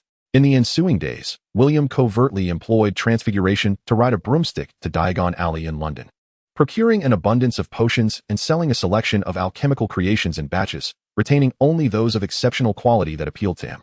Most were first- and second-tier alchemical artifacts crafted from white iron and red copper, and given that William was an obscure newcomer, the prices for these artifacts were substantially depressed by the merchants of Diagon Alley. Diagon Alley is in close proximity to Chinatown. There is a saying that wherever there are people, there will inevitably be Chinese. However, this time, there were additional discoveries. William astonishingly hovered on his flying broom, opening his divine eye to peer through the rooftops, and indeed, he discerned several individuals within, radiating a potent aura of resentment. They were engaging in a heated argument, employing peculiar spells, and whether they were the legendary dark cultivators, he could not ascertain, but they were undoubtedly dark wizards. Just as there are dark wizards among Caucasians, there are opposing sorcerers among the Chinese. William's auditory abilities had not yet reached the level of celestial hearing. Thus, he could not discern the substance of their conversation and resolved to observe what these overseas Chinese were plotting. Once the group departed, William inquired, Aohai, whom are we following? Relying on his illusion spell and divine eye, William stealthily trailed them, maintaining a distance of 200 meters. The spells of dark sects are enigmatic, filled with numerous anti-tracking and assassination techniques. Aohai possessed many secret arts, yet he refrained from imparting them to William. To prevent the traditional path of the Tang from dispersing abroad, the young dark cultivator arrived at a narrow alley, murmuring something to 3 Caucasian youths waiting there. The 3 nodded repeatedly, their faces illuminated with malicious glee and excitement. Having concluded their conversation, the trio hastily departed. The dark cultivator cast a spell to conceal himself and stealthily followed in their wake. What are they up to? William lingered at a distance, his curiosity piqued. What benevolent deeds could the dark sect be undertaking? Aohai gritted his teeth and remarked to William, if they are bullying the Chinese, intervene. If not, let it be. William found the situation amusing yet acquiesced. Just as Aohai had predicted, the dark cultivator was indeed up to no good, orchestrating an assault on a street vendor with the assistance of 3 Caucasians. William swiftly descended and charged forth. You refuse to pay your protection fee? I shall strike. The 3 thugs, caught off guard by the sudden appearance of Chang Yaojin, were unable to retaliate and were soon reduced to crumpled figures on the street, wailing in despair. The onlookers, a group of Chinese people, exchanged bewildered glances. Was the opponent merely a child in his teenage years? It was astonishing that he had effortlessly defeated 3 older youths. A few girls stood in the upper rooms of the nearby houses, gazing down at William with admiration. The hidden sorcerer was momentarily stunned. The opponent had employed a form of short-range boxing, characterized by its fierce and vigorous movements, leaving the 3 taller youths utterly defenseless as they fell to the ground in defeat. This boxing style was clearly of the Tang clan, starkly different from the methods of the Korean and others, with each strike exhibiting remarkable restraint, carefully targeting non-vital areas. Do you dare to refuse to pay protection fees? William proclaimed, standing imposingly before the 3. We typically collect protection fees. How is it that someone has dared to turn the tables on us? The trio of ruffians appeared somewhat dazed. Had they not been outmatched, they would have surely sought to retaliate against this audacious young man. Which Tang clan are you affiliated with? The leader, a white youth with a bruised face, shrank back, his legs drawn together, hands cradling his head. I specialize in dealing with thugs, William replied with a mischievous grin, fluently articulating in the Tang dialect. You. The young man's anger flickered. But as William raised his foot, he quickly relented. We concede. You have won. William inquired, who is your boss? Who sent you here? And why did you assault this elder? The young man fell silent, his gaze darting. William delivered a swift kick to the youth's left arm. Don't hit me. I'll tell you. We are. Before the white youth could finish, the sorcerer revealed himself, loudly questioning from the outskirts of the crowd. Who are you? And why are you assaulting my people? William smiled. They struck first. I merely intervened to correct their behavior. Upon seeing the sorcerer, the three young men cried out in unison, Boss, help us. The surrounding Chinese spectators recoiled, clearly aware of the sorcerer's notorious reputation. Chapter 37. The Chinese Dark Sorcerer. The misfortunes of the demon sect. As the young sorcerer approached, he halted 3 meters away from William. Humph. With a disdainful snort, he turned to William and declared, Regardless of your reasoning, you have harmed my people. You must either kneel and apologize or face the breaking of a few of your ribs. Are villains always this arrogant? It seems I have no choice but to fight. William retorted nonchalantly.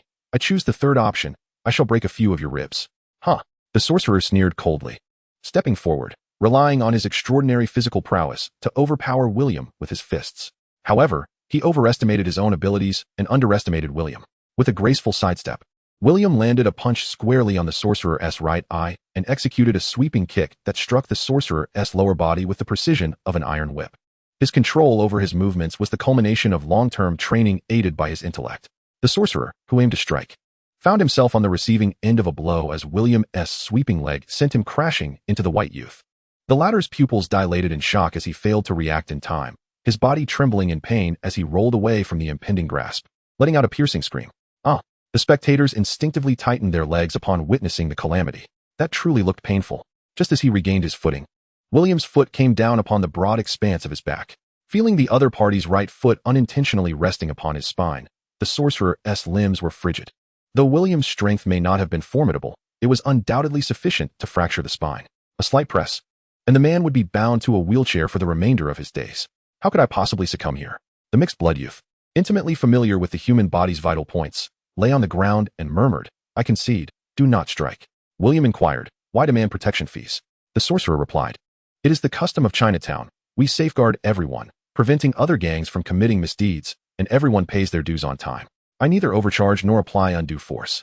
The sorcerer clapped his hands against the ground, leveraging the rebound to rise gracefully to his feet, albeit with his suit marred by grease and dirt. Your martial prowess is commendable. I underestimated you earlier.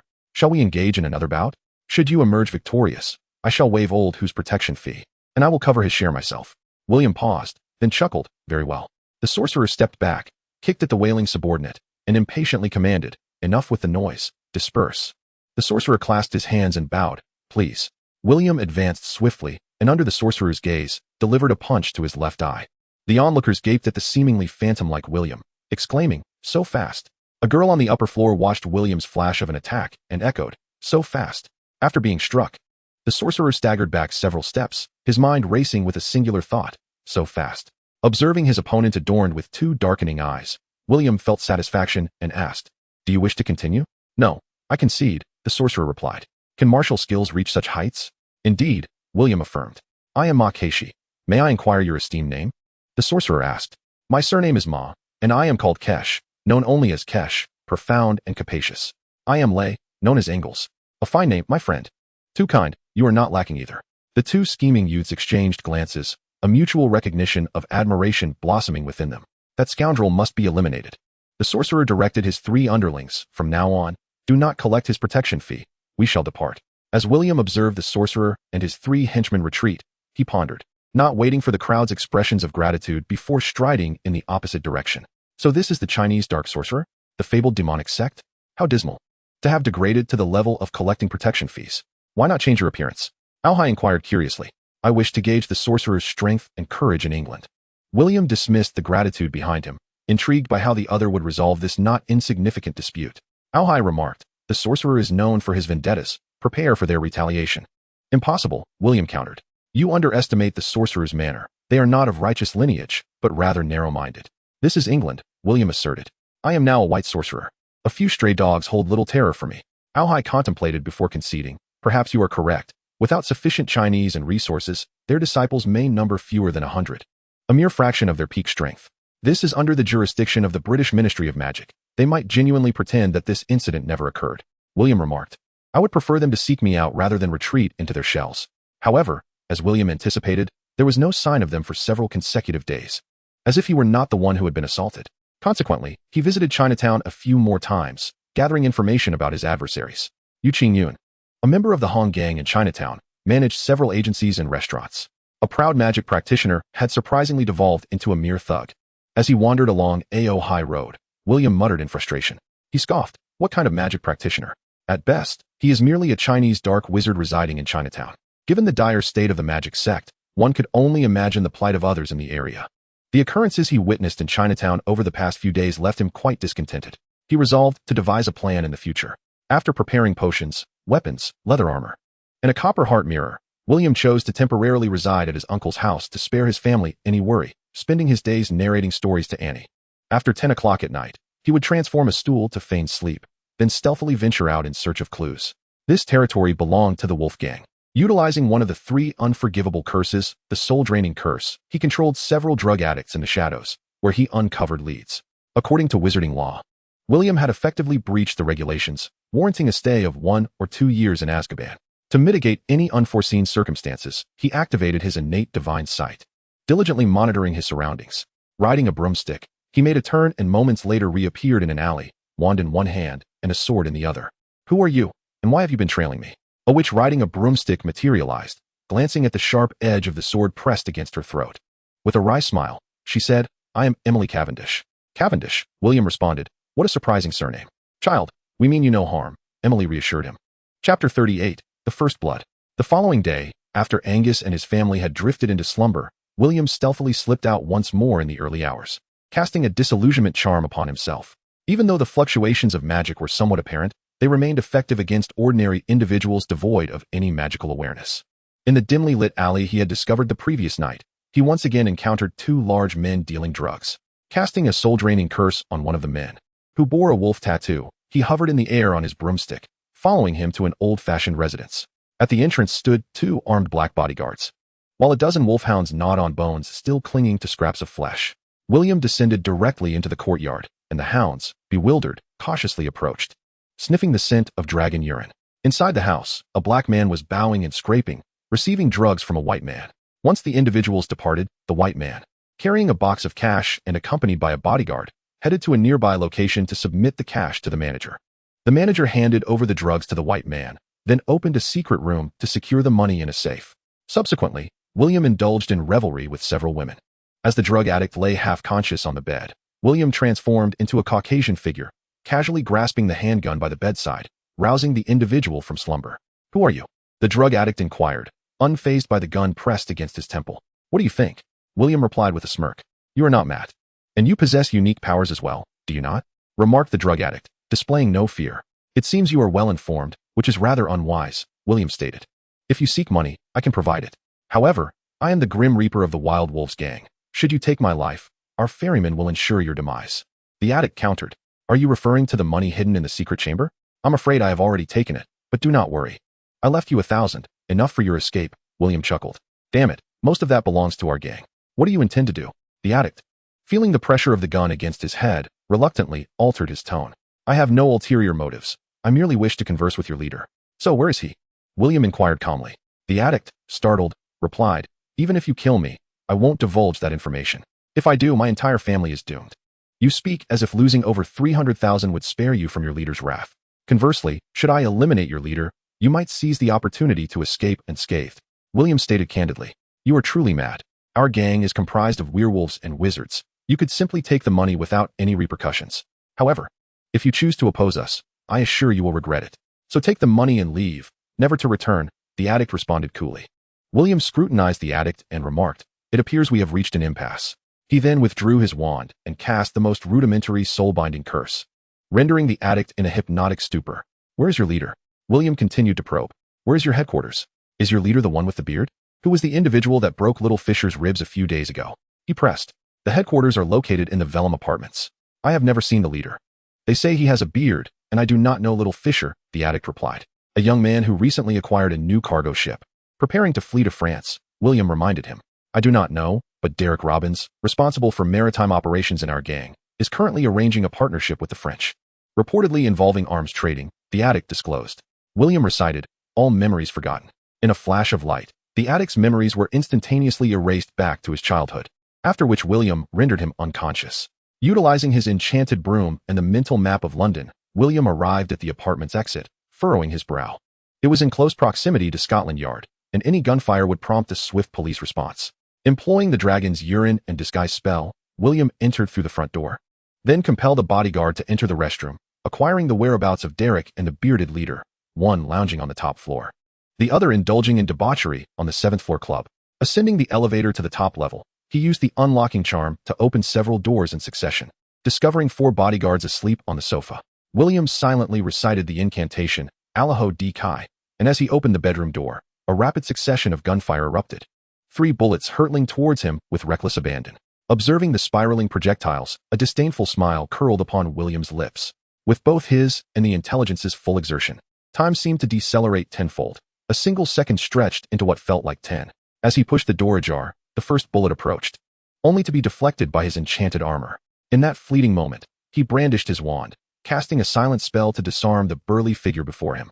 The next 2 bullets, separated by a second, were repelled by his magical shield, ricocheting towards the girl on the bed. A disarmament spell rapidly took form, hurtling towards the bearded man. The bearded man, gripping his pistols, was paralyzed with fear, yet his weapons remained unwavering.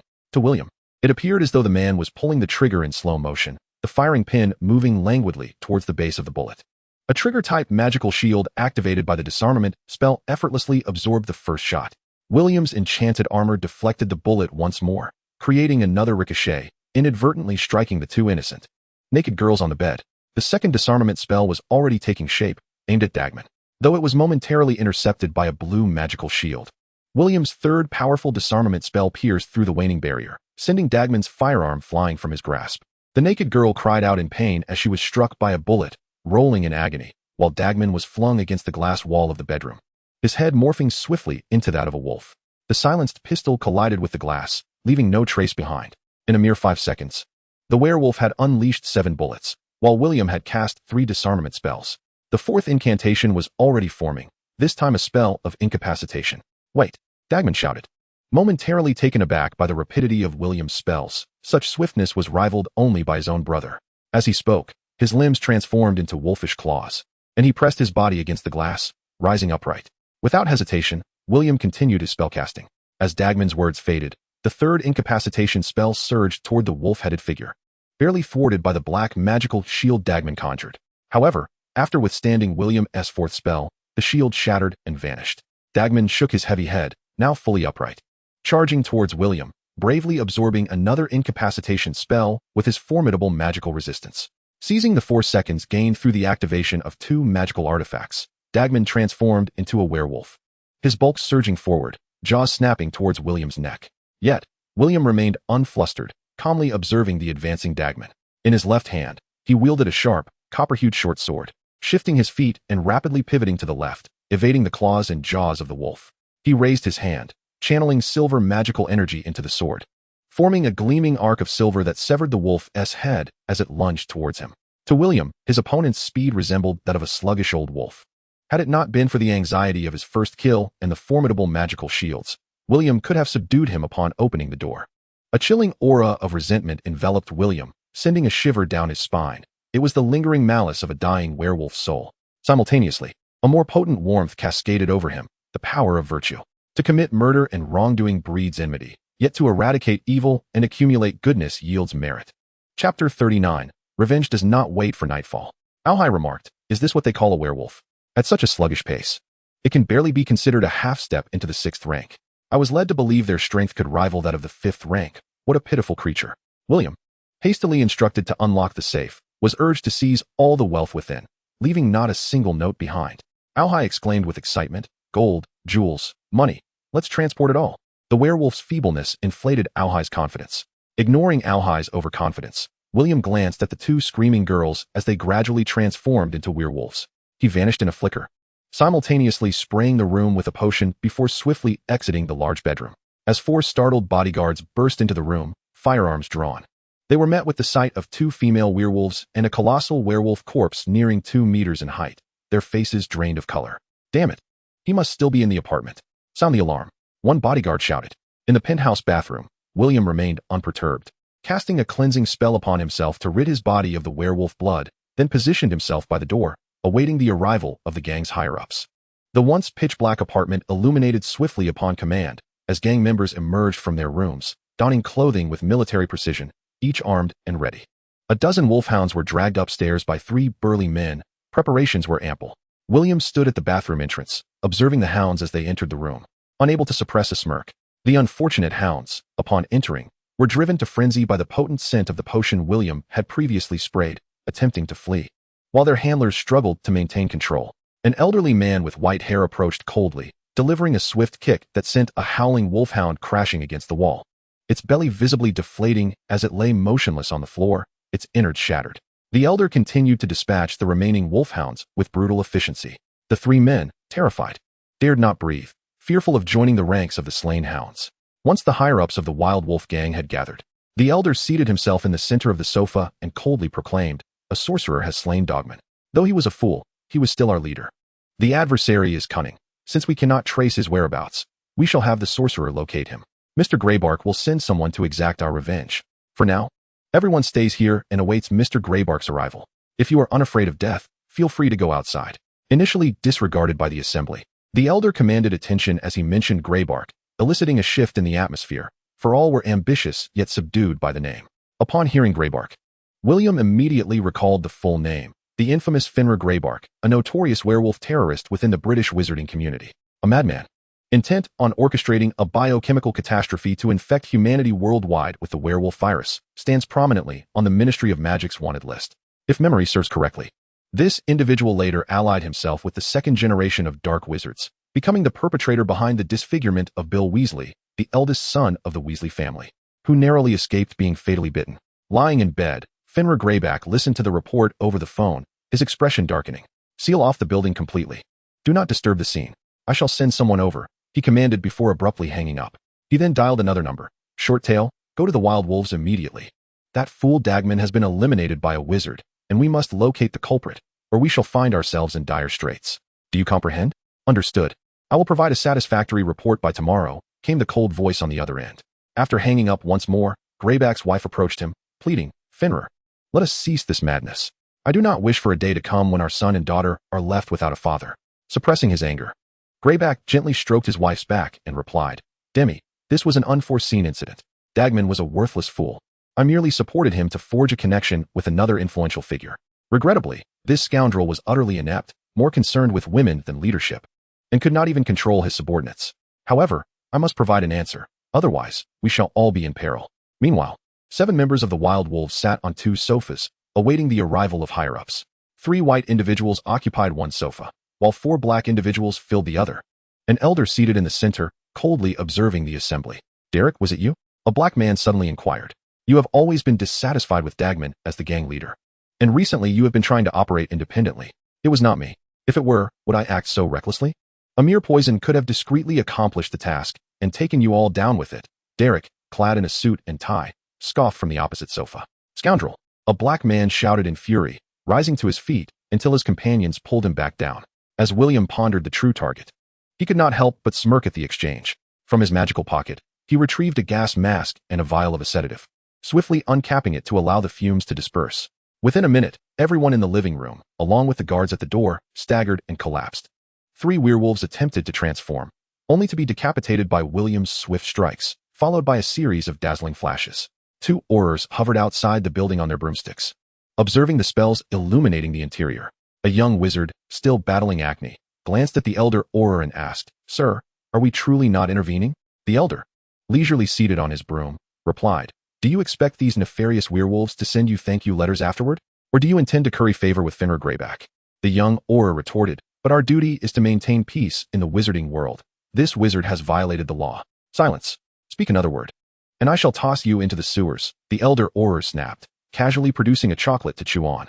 The young wizard fell silent, while the elder wizard coldly observed the violent events unfolding within. The Ministry of Magic had a clandestine agreement with the werewolf leader, Greyback, stipulating that the werewolves would refrain from reckless expansion, while the Ministry would maintain silence regarding their worldly influences. Should any wizard transgress and assault a werewolf, the werewolves were permitted to handle the matter themselves. Many aurors of Muggle descent were dissatisfied with this unspoken rule, yet they were compelled to comply. They longed for a higher-ranking wizard to deal with these ruffians and cleanse the realm of such dark creatures. This was also a significant reason the elder Auror chose not to intervene. However, the young wizard felt that if the situation was not handled properly tonight, it would lead to considerable trouble. A pristine William dragged a man away invisibly through the air, circling several times before arriving at an abandoned factory on the outskirts of the city. A few werewolves arrived atop a flying carpet, merely 52 seconds apart. The elder Auror watched with malicious glee as the wizard and the werewolves entered the building, taking out a piece of chocolate to munch on. "Derek, is it?" William asked with a smile, scrutinizing the white man who appeared starkly different from the high-ranking members of the wolf pack. The exhausted Derek opened his mouth, attempting to speak but finding himself unable, as if all his strength had been drained. In his still invisible state, William poured a vial of antidote into Derek's throat, liberating him to croak. "Who are you?" William replied, "You may call me the Avenger. Now tell me, who was responsible for the injury of young Fisher, leading to his death over a cargo ship a few days ago?"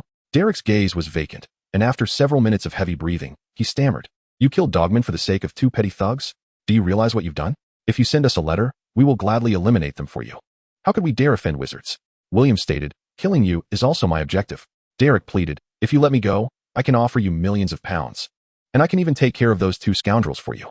William raised his wand and cast the soul-snatching curse upon Derek. But though his willpower was inferior to a wizard's, it surpassed that of most ordinary individuals, prompting William to channel more magic. "Where are the 2 thugs responsible for Fisher's death?" William inquired. "I remember nothing," Derek mumbled. Chapter 40. The Joy of Righteousness. With his memories reduced to an infantile state, Derek lay foolishly on the ground, grinning vacantly. "Quite ruthless. You possess the aura of a tyrant," the elder Auror mused as he observed Derek. Feeling that William was indeed ruthless, erasing all memories was far more merciless than mere murder. Erasing traces, William commanded as he sat upon his broomstick, wand in hand. Uttering incantations, a brilliant silver light enveloped the factory, disrupting the magical traces within. He did not wish to kill. He merely sought to ascertain whether this would accrue merit and diminish resentment. After the experiment, it appeared to be effective. 10 minutes later, a flying carpet bore 3 wizards who arrived, employing the trace revealing charm, their expressions troubled. They were at least seasoned practitioners over 40 years of age, possessing considerable magical prowess. Observing the swirling traces of magic, one wizard murmured, "What has this fool done to attract such formidable opponents?" Upon returning to the room, William disengaged from the cognitive interface, and an involuntary retching overcame him. Even though the interface exerted every effort to maintain control over William's physical form, it could not suppress the profound nausea and existential dread that accompanied his transcendent state. The act of taking numerous lives, for an ordinary individual, invariably instills a tremor within the soul. Even the kind-hearted feel guilt when slaying a mere chicken or duck. How much more so when it concerns living human beings? The werewolves killed by William manifested as phantoms within his mind, presenting themselves before his eyes, heads held high, glaring at him with palpable resentment. "William, employ the delusion restoration view," commanded Alhai. Ignoring the instruction, William gazed at the apparitions before him, his hands trembling slightly as he coldly uttered, "You harbor hatred towards me. Who should the souls of those you have harmed resent? Those deserving of death, what grievances could they possess?" As William confronted the deepest fears within his heart, his resolve gradually solidified. The terror and unease stemming from his inaugural act of killing ebbed away like a receding tide, and the mental specters slowly dissipated. The demons of the mind reside not externally, but within oneself. The triggers may exist outside, yet the intrinsic flaws of character are the root cause. Each time one vanquishes inner demons and rectifies personal shortcomings, the soul and willpower grow stronger. 3 days later, on a coastal stretch of London, a repurposed cargo ship docked by the shore. 3 speedboats approached the vessel to retrieve those aboard. Midway through their journey, black flames suddenly erupted from the boats, resembling a colossal blossom that expanded in an instant, reducing the vessels to mere ashes. The individuals aboard had no time to react before the inferno engulfed them. Onlookers, including gang members on the shore and aboard the cruise ship, stood in stunned silence, forgetting even to attempt to extinguish the flames, though their efforts would have been in vain. 5 wizards appeared nearby, clad in enchanted heavy armor, resembling warriors more than spellcasters. Observing the extinguished flames, one wizard exclaimed in frustration, "Curse it! Had it not been for Greybuck's erroneous intelligence, we would not have missed the perpetrator." "Enough chatter. Capture a few for questioning. Then cleanse the scene," commanded a leader coldly, and soon another jet of black flames flickered on the sea and sand, incinerating the remaining unfortunate souls. The upper echelon of the Wild Wolf gang was utterly eradicated, triggering a new wave of gang conflict over territorial interests. Incidents of gun violence in London surged alarmingly. It was only when major British newspapers headlined the accumulated statistics of gang shootouts and fatalities over the past week that the police frantically mobilized. Some gangs temporarily retreated into hiding, compelled to retract their claws. Did you hear the gunfire? Alan inquired while driving. Yes, William replied, lost in thoughts about how to enhance firearms. Upon hearing his father's question, he reflected that he had not only heard, but had also witnessed the misfortunes of those shot, experimenting with magic to alter the trajectories of several bullets, sending a few malevolent individuals burdened with resentment to their doom. Remarkably, this act did not ensnare him in their malevolence. Rather, it accrued merit to his being. Are you all in agreement that I should practice shooting? William exclaimed in delight. Their household contained several hunting rifles, and both Daniel and Alan possessed handguns, all licensed marksmen. I persuaded your mother. You shall learn to shoot in due time. You are far more composed than other children, and you are a remarkable wizard. Though it is rather early now, it is certainly preferable to you sneaking out at midnight to witness a gunfight. Alan shrugged. Well, it seems that Annie is caught on, William admitted, feeling somewhat odd about being caught outside, while Selina was not nearly as astute. No, my son, I merely deduced it, given your character. There is no way you would miss such a spectacle occurring so close by. Alan chuckled. Ah, father, you are capable of thought? William feigned surprise. Most likely it was Catherine's conjecture, Alan's intellect. Does Teddy possess intelligence? Father, you were quite the heartthrob in your youth. I have noticed many ladies in town still harboring feelings for you. William laughed, noting that unlike Catherine, Alan's talents were fully invested in emotional intelligence. My son, if you could consistently secure the Winter Hunt Championship, you would attract many admirers. Alan encouraged, stating that as your father, I have claimed first place every year, and now it is time for you to begin your preparations. Father, your insistence on teaching me to shoot is merely to bolster your own bragging rights, rather than to equip me with self-defense skills, William remarked, a mischievous smile gracing his youthful face. Both, my son, are for comparison. Otherwise, why have a son at all? Daughters are not as endearing. Alan had always yearned for another daughter, yet Catherine, having endured the pains of childbirth once, was resolute in her opposition. Well then, father, good luck, you rascal. That afternoon upon returning, William placed a bouquet of flowers on Uncle Fisher's tombstone and said, Uncle, damn it, you are gone. May you rest in peace. Mrs. Fisher, holding a newspaper and accompanied by a young boy, appeared considerably more composed than before. The headline reported on the mysterious internal strife of the Wild Wolves gang, with a deranged Derek's photograph gracing the front page. Mrs. Fisher addressed William, saying, Thank you. Young William, I understand. Brother William, the boy politely interjected.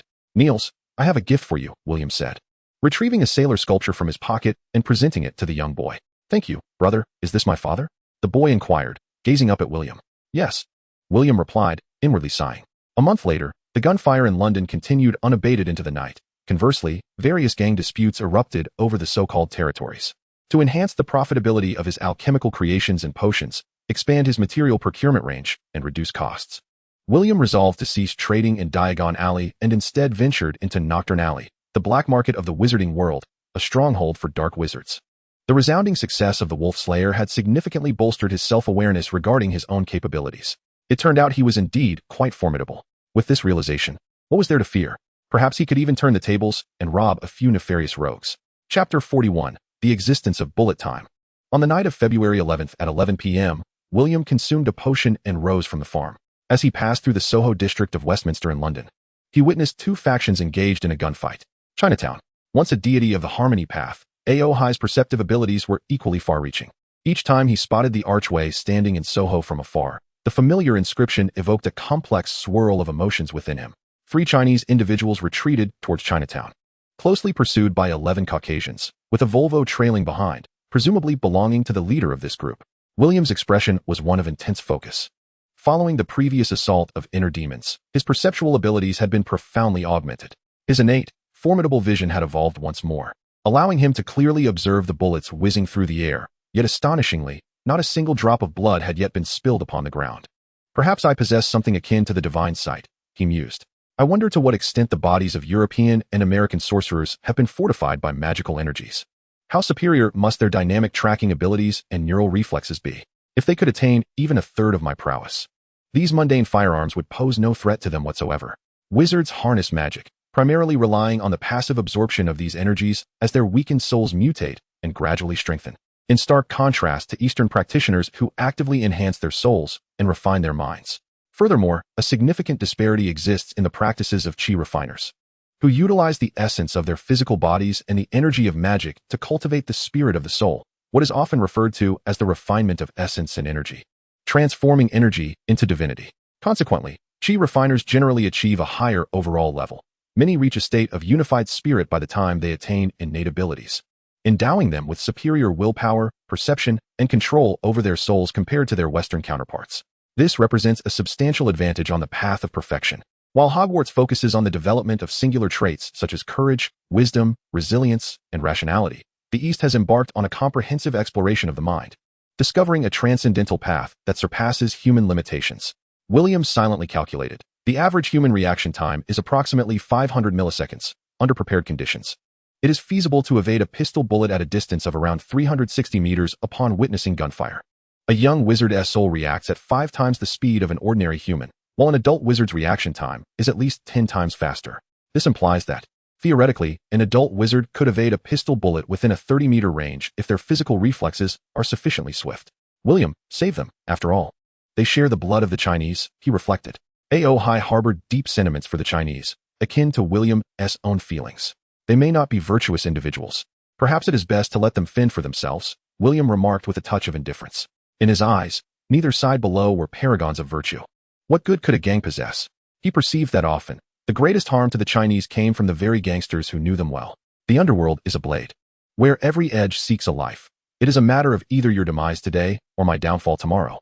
William was reluctant to involve himself in the grievances of these lower-tier individuals. The world is vast, and the number of Chinese gang figures is substantial. He could not save them all. Were they ordinary Chinese, he would have acted without hesitation. After several minutes of conflict in the streets, some had even reloaded their magazines once, yet miraculously, not a single casualty had occurred. This, however, was a true reflection of the realities of gunfights. During World War I, approximately 250,000 bullets were required to strike a single individual, while in World War II, the figure was around 20,000. Even the formidable and beautiful band of mercenaries in the Afghan War expended approximately 250,000 rounds of ammunition to claim a single life. This inefficiency is largely attributable to their equipment. The widespread use of automatic rifles allowed for a barrage of firepower, yet diminished accuracy. In contrast, the cinematic portrayal of unerring marksmen showcases the prowess of elite snipers. A sharpshooter, apart from possessing exceptional talent, necessitates superior equipment and extensive training with thousands of rounds. How could a band of gangsters, who are stingy with their ammunition during practice, possibly possess such extraordinary shooting skills? However, as the group of Chinese withdrew to a distance of roughly 500 meters from Chinatown, a cacophony of gunfire erupted from that very direction. Sensing imminent danger, the trio promptly turned to flee into a narrow alley, attempting to circumvent the threat. Yet, in a cruel twist of fate, a single bullet struck one of the young women in the thigh. She cried out in anguish, collapsing to the ground. Witnessing this scene, William felt a mix of amusement and warmth. After all, camaraderie among the underworld is always commendable. The anguished cries from their target brought a glimmer of satisfaction to the white leader, who had grown impatient with his 18 subordinates, as they had yet to eliminate a single adversary after nearly 10 minutes of engagement. How utterly inept. 18 men, armed with 18 handguns, and no results to show for it. However, boss, you mentioned we should practice our knife skills in boxing. I believe we no longer have the luxury of time to hone our shooting, remarked the driver, languidly seated in the front. Shut your mouth. You all need to train. You're nothing but a bunch of useless fools, the white leader retorted, his frustration palpable. The driver shrugged nonchalantly. In this day and age, we're all just trying to get by. If it means staying alive, one could simply rely on government assistance without risking life and limb. Survival comes first, he added. William, save them, Aohai insisted with an unusual gravity. The middle-aged man's unwavering loyalty to his companions convinced Aohai that the three were worth rescuing. Aohai, do you consider them to be good people? William inquired. At the very least, they are preferable to you, the little scoundrel who employs forgetfulness as a means of cruelty. Aohai refrained from vocalizing. After a moment of contemplation, he replied earnestly, I do not concern myself with whether they are good or bad. Yet, when confronting barbarity, we all share the same blood, do we not? Though he spoke thusly, William recalled Aohai's previous assertion of avoiding worldly entanglements and refraining from karmic involvement. Moreover, these individuals were notorious outlaws of London's underworld. Even if he saved them today, they might well meet their demise on the streets by tomorrow. Aohai struggled to catch his breath, nearly choking, despite the fact that he had no need for air. Could you refrain from being pedantic? Do not forget your soul still belongs to me. Despite William's rational points, Aohai glared at him within the depths of his consciousness, exclaiming in frustration. If you continue to remain so detached, Do not blame me for revealing all your little secrets in the future. Very well. Hi, I shall intervene, William conceded. The white men, outnumbering the Chinese, had successfully cornered the trio, yet they hesitated to launch a reckless assault, advancing slowly with a lecherous demeanor, inciting a torrent of curses from the white man in the car. The number of Tang people is scarce, and one of them has sustained grave injuries, forced to hide in a corner and retaliate. Unless an unforeseen event occurs, this gunfight will either result in the Tang people running out of bullets and being gunned down, or the police arriving, prompting a desperate escape, or perhaps the Tang gang receiving reinforcements, allowing the whites to flee. Brother Chang, if we are to die, let us die together. The young man gritted his teeth, his hands trembling with the gun, for no one can disregard the specter of death. Indeed, another weak voice replied. Her wounds continued to bleed, and without timely first aid, the consequences could be dire. As the trio conversed, the white assailants began to approach the alley, while two black men were coerced by their superiors at gunpoint to advance. Alas, there is no time left. The middle-aged man, not to be underestimated, seemed to have heard the footsteps. He set down the pretense and carefully retrieved a small vial from his pocket, pouring a drop of a translucent liquid for himself. A potion? Sensing a faint aura of magic, William was taken aback.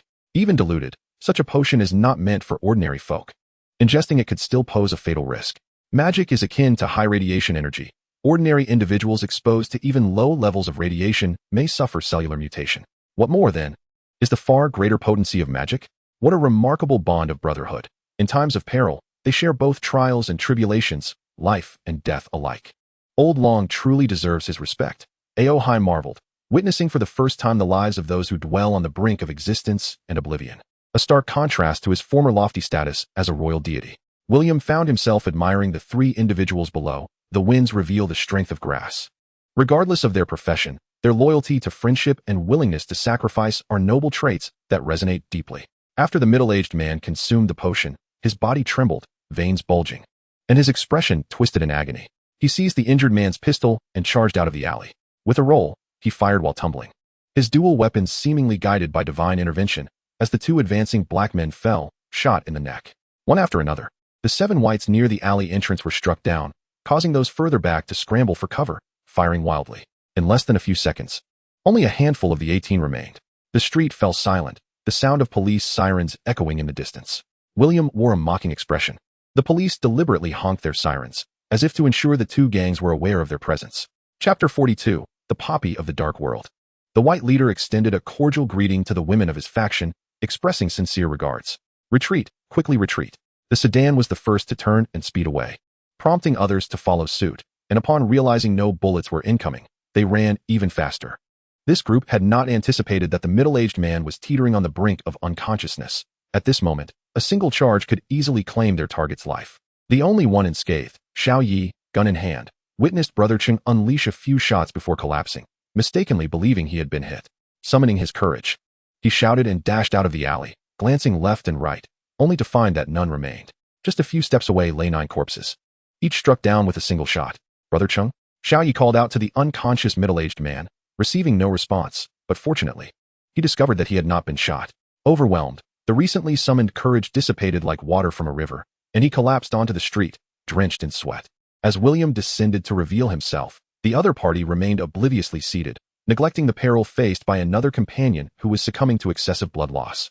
While the sound of approaching police sirens grew increasingly near, just as William retrieved a vial from Chang's embrace, Xiao Yi instinctively raised his firearm, only to be struck by a beam of light, succumbing to unconsciousness. Was this a diluted potion? It seemed to contain something else. William felt uncertain. The scent of the elixir was too faint, and it appeared to have been mixed with other herbs. Without hesitation, he tucked the vial into his coat, glanced at the wounded Ayun, and approached, wand aimed at Ayun's thigh. Uttering, the bullet flies forth. A bullet emerged, causing the unconscious Ayun to involuntarily cry out in pain, the wound bleeding profusely.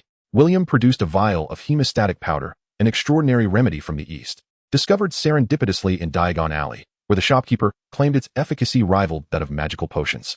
He swiftly poured a generous amount of the powder onto the wound, then wrapped it with white gauze. Just as the apothecary had advertised, the hemostatic effect indeed rivaled that of magical elixirs. These supplies had originally been prepared for his own safety against gunfire from the wolf pack, but ultimately were repurposed to aid this young woman named Ayun. As the police cars approached within mere meters, William cast an invisibility spell upon the 3 individuals. Several officers exited their vehicles, cautiously surveying the surroundings. and only approached once they confirmed there were no concealed assailants. Observing the bloodstains on the ground, a portly officer radioed in, 203578 reporting to headquarters. My team has arrived at the scene of the disturbance. There is only one bloodstain on the ground, with 9 corpses, all having sustained fatal gunshot wounds. There should be one injured individual, but they are now missing. Both parties have retreated, the street is secure. Please expedite the dispatch of forensic experts to investigate the scene, while also sending 2 vehicles for the transport of the deceased. Acknowledged. The voice crackled back through the radio. An exceptionally skilled assassin, a single shot to kill, remarked one officer, casually chatting with a friend on the phone. William levitated the 3 unconscious individuals and placed them at the entrance of a traditional Chinese medicine clinic in Chinatown, vigorously knocking on the door to rouse the doctor within. He paid no mind to the situation, addressing the doctor in Mandarin. I am Lei Feng. Consider this a repayment. A word of caution, your time is limited. You have merely 3 months left to live, cherish it. The middle-aged man, having consumed magical potions on multiple occasions, felt cancer cells proliferating within him. William estimated he had at most 3 months remaining. There was little that could be done unless the man activated his magical powers within that time frame. Lei Feng. Zhang Ziqing, hearing this both familiar and unfamiliar name, gazed at William, who appeared as a fusion of transformation and potion, momentarily taken aback, yet managed to muster a smile. After speaking, William once again became invisible and departed from Chinatown on his broom, heading towards Upside Down Alley. Zhang Ziqing looked at his unconscious subordinates, a wry smile forming as he regarded his aging skin, yet his gaze remained calm. The internal organs throbbed with excruciating pain, akin to being engulfed by flames. Yet he remained eerily composed, not uttering a single cry of anguish. Indeed, the specter of death loomed near, and he felt an overwhelming sense of reluctance. Ah Yun's injuries were promptly alleviated, thanks to the efficacy of the opponent's medicinal herbs, while another lay unconscious, yet evidently unharmed. As long as there are no serious issues, Zhang Ziqing sighed in relief upon seeing old Li from the apothecary open his door, before succumbing to unconsciousness. The wind howled like a mournful specter, and the valiant warrior ventured forth, never to return. Old dragon, could you refrain from singing? It's the dead of night, and it's quite unnerving. The place I'm headed is far from safe. William trembled at the sound of A.O. Hai's voice, a shiver coursing through his body. Was he not cursing himself? After all, Jingke had met a gruesome fate at the hands of the Qin King. At the alley's entrance, several dark sorcerers caught sight of William's unfamiliar masked visage, their eyes glimmering with intrigue. One stepped forward, inquiring, would you care for a love potion or a compound elixir? No, thank you. I have no interest, William replied, swiftly delivering a kick that sent the entangling male witch flying 7 meters away. True to their craft, the sorcerer merely coughed on the ground. William had adeptly mastered his own strength. Even that formidable kick could have easily injured a robust man. The other dark sorcerers hastily dispersed, keen to avoid confrontation with this volatile wizard. William had no intention of engaging with these charlatans, who lacked even a storefront. He was unwilling to spare even a moment for dialogue. In the realm of sorcery, strength spoke volumes. The most common tactic of the feeble was to prey on the weak, as noted in the journals of an elderly sorcerer he had purchased. Venturing deeper into the narrow alley, he soon spotted a bar. Recalling the old sorcerer's autobiography, he strode inside. The bar's exquisite proprietress surveyed William, now transformed into a figure of the underworld, and inquired with a playful tone, what shall I call you, young man? This marked the first occasion William encountered a woman whose beauty and style diverged from that of Apollon, yet her allure was equally captivating. Unlike Apollon, who embodied the warmth of a gentle neighbor, this proprietress appeared to be in her 30s, exuding a cold elegance reminiscent of a regal queen. Her dulcet voice conveyed gentle words, yet an aura of darkness enveloped her, suggesting a position of power. In his perception, the magic she emanated was imbued with the deepest scent of death. Beautiful, formidable, dark, and perilous. These were the labels William affixed upon first beholding the witch. This beguiling dissonance evoked an irresistible desire to conquer her. Clad in a flowing black gown that revealed her décolletage, her alabaster skin shimmered in the flickering candlelight of the bar. Her brown eyes sparkled with a captivating allure, and her speech, both enchanting and frivolous, entranced him in a manner that was hard to resist. In that moment, William's vigilance heightened to its zenith. The more exquisite the woman, the greater the danger. He harbored no illusions that this stunning beauty could be anything but a thorny rose. In the murky depths of the black market, only the most enchanting poppies flourished, not the purest of white lotuses. Chapter 43, The Mysterious Sorceress of the Raven Family. The exact number of wizards in the magical community has always been shrouded in uncertainty, as the statistics from various national ministries of magic are far from accurate. Apart from those who awakened before the age of 11, there exists a considerable population of extraordinary beings who discover their powers later in life. However, William is certain that the wizarding population in Europe exceeds 2 million. Since 1974, the audience for the Quidditch World Cup finals has surpassed 100,000, with countless wizards unable to procure tickets. Among this vast community, William conducts a rudimentary analysis based on his observations from Diagon Alley and Nocturne Alley. He estimates that half belong to the righteous order of white wizards. Approximately 40% are neutral gray wizards, with the remaining 10% comprising the malevolent black wizards. The enigmatic which before him undoubtedly stands out among the black wizards. Sahai communicated telepathically to William, cautioning him about the formidable nature of the woman, which rendered William more vigilant. With a composed demeanor, he discreetly glanced at the enchanting lady, placing 10 galleons on the bar and hoarsely requesting a trader to procure some potions and magical metals. Indicating that this was a fee for information, he added that if the recommended individual proved satisfactory, he would offer an additional 20 galleons. The barmaid produced an empty goblet, poured in some wine, and after savoring a sip with a playful smile, she replied, "That's acceptable. But I shall require a 5-galleon referral fee for each transaction you make." A flicker of wariness crossed William's eyes as he coolly retorted, "That's 1/5 of the profits. If that's the case, it's not worth the trouble." "Well, it is indeed challenging to make money these days," the barmaid remarked, swaying her goblet before downing its contents with remarkable flair. "Tomorrow night at 10 o'clock, in box number 9 on the 2nd floor. By the way, I am Tina Lestrange." Tina accepted the 10 galleons and handed William a key, revealing her name. William felt a slight tremor, but maintained his steady departure. A group of elderly wizards observed him with amused expressions, akin to that of hunters watching a lamb straying into a lioness den. A pure-blood family, the Lestranges? William's lips twitched. It was indeed alarming to hear an old wizard proclaim the barmaid as a good person, reinforcing the notion that not all notes should be trusted. Historical records clearly indicate that the Lestrange family of Britain is one of the 28 sacred families of the European wizarding world, yet the true heirs, Leda Lestrange and Corvus Lestrange V, have long since perished. Leda was tragically burned by the infamous Gellert Grindelwald, a figure deemed a noble opponent of dark wizards. In Eastern perspectives, the current Lestrange family is considered a branch lineage. The present members of the British Lestrange family are predominantly fervent pure-blood advocates. During the rise of Voldemort, 3 had joined the Death Eaters and were subsequently imprisoned in Azkaban. Can one truly expect a barmaid from such a lineage to be virtuous? William, do not return to that wretched tavern. That ghostly woman possesses an exceptionally acute perception. I sense she has discerned my presence. Sahai remarked apprehensively as they departed the bar, his thoughts tinged with fear. If she can perceive your arrival, my shape-shifting might not escape her notice either. Should she choose to act, she can do so within the confines of the bar.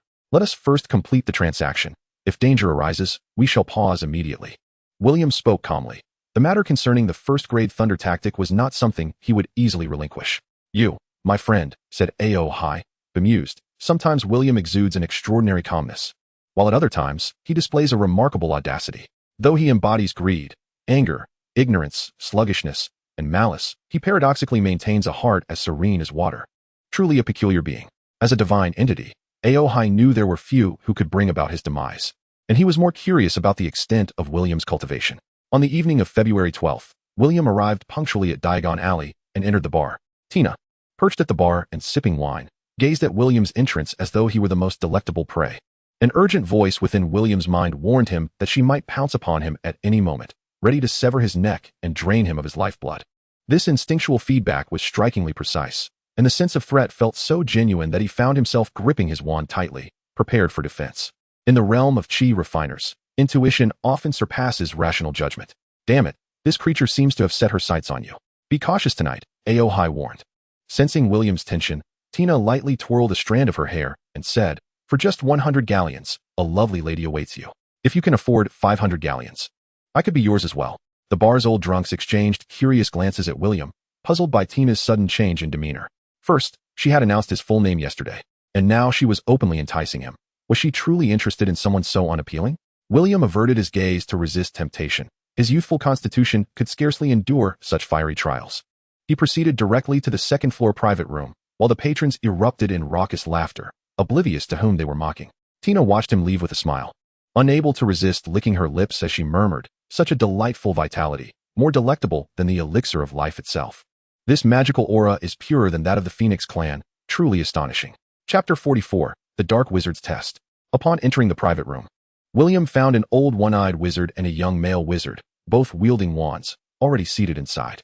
Though it was called a private room, it resembled a spacious house. A 3-bedroom, 2 living room, two-bathroom abode, to be precise. This expansive, seamless extension spell was something William had never encountered before. I am the Lone Wolf. What do you have to trade? The Lone Wolf inquired. William produced a set of adult-sized white iron plate armor and a palm-sized red copper shield, tossing them onto the table in the grand living area. I have 10 sets of these. What can you offer in return? A scar traced down the Lone Wolf's face, cutting from his eye across his nose to his lips, rendering his appearance somewhat macabre. He picked up the plate armor for a closer inspection, then drew a dagger from his waist, making a light incision on its surface. Noticing the exceedingly fine scratch, he nodded in approval. After channeling magic into the armor, activating its magical array, he examined the magical edge with care and nodded once more. He set aside the plate armor and grasped the shield, channeling his magical energy to conjure a single-sided magical shield of adult proportions. With a swift motion, he carved a line with the dagger's magical edge, causing ethereal light to scatter. The plate armor was valued at 150 galleons, while the shield was priced at 30 galleons. The one-eyed figure, peering intently with his remaining eye, spoke in a deep voice. The price exceeded his initial estimation significantly, yet it still fell short of the cost of elven plate armor. William, pleased, declared the transaction complete. He withdrew the remaining shrunken plate armor and shield from his pocket, placing them on the ground before casting a spell to restore their original sizes. The one-eyed man produced a pouch filled with galleons and meticulously counted them, while William remained patient. Once the counting was complete, William approached to verify the amount once more. The existence of counterfeit coins and duplication spells necessitated such caution. The Lone Wolf tested each of the 9 sets of armor and shields, awaiting William's confirmation of their authenticity before shrinking and stowing them away. Throughout this exchange, both parties held their wands at the ready to guard against any unexpected attacks. The next opportunity for trade would arise on March 19th, and additionally, William expressed his need for certain potions, inviting the other party to quote their prices at that moment. He unfurled a piece of parchment inscribed with numerous potion recipes. Dragon hide and mithril. Should you possess the ability to concoct energy potions, restorative elixirs, or luck drafts, I would be interested in acquiring them. Furthermore, if you are capable of producing mithril-coated magical items, I would also consider finished products, provided they match this batch of magical items and are of at least the 2nd tier. The one-eyed man scrutinized the parchment, pulling out a quill to jot down prices. William nodded in approval, finding the quoted prices reasonable, far less greedy than those of the established merchants in Diagon Alley. In stark contrast to the mundane softness of gold and silver, the mithril and fine gold of the wizarding world were not only exceptionally rare and precious, but also remarkably resilient. Most weapons required gilding with gold or silver to fetch high prices. Such magical items were often referred to by wizards as mithril or fine gold magical artifacts. Pure mithril or fine gold magical weapons commanded astronomical prices, reserved for the wealthiest patrons. For instance, the Gryffindor sword at Hogwarts is crafted from pure mithril, renowned for its unparalleled sharpness. Pleasant cooperation, William stated. Pleasant cooperation, echoed the one-eyed man.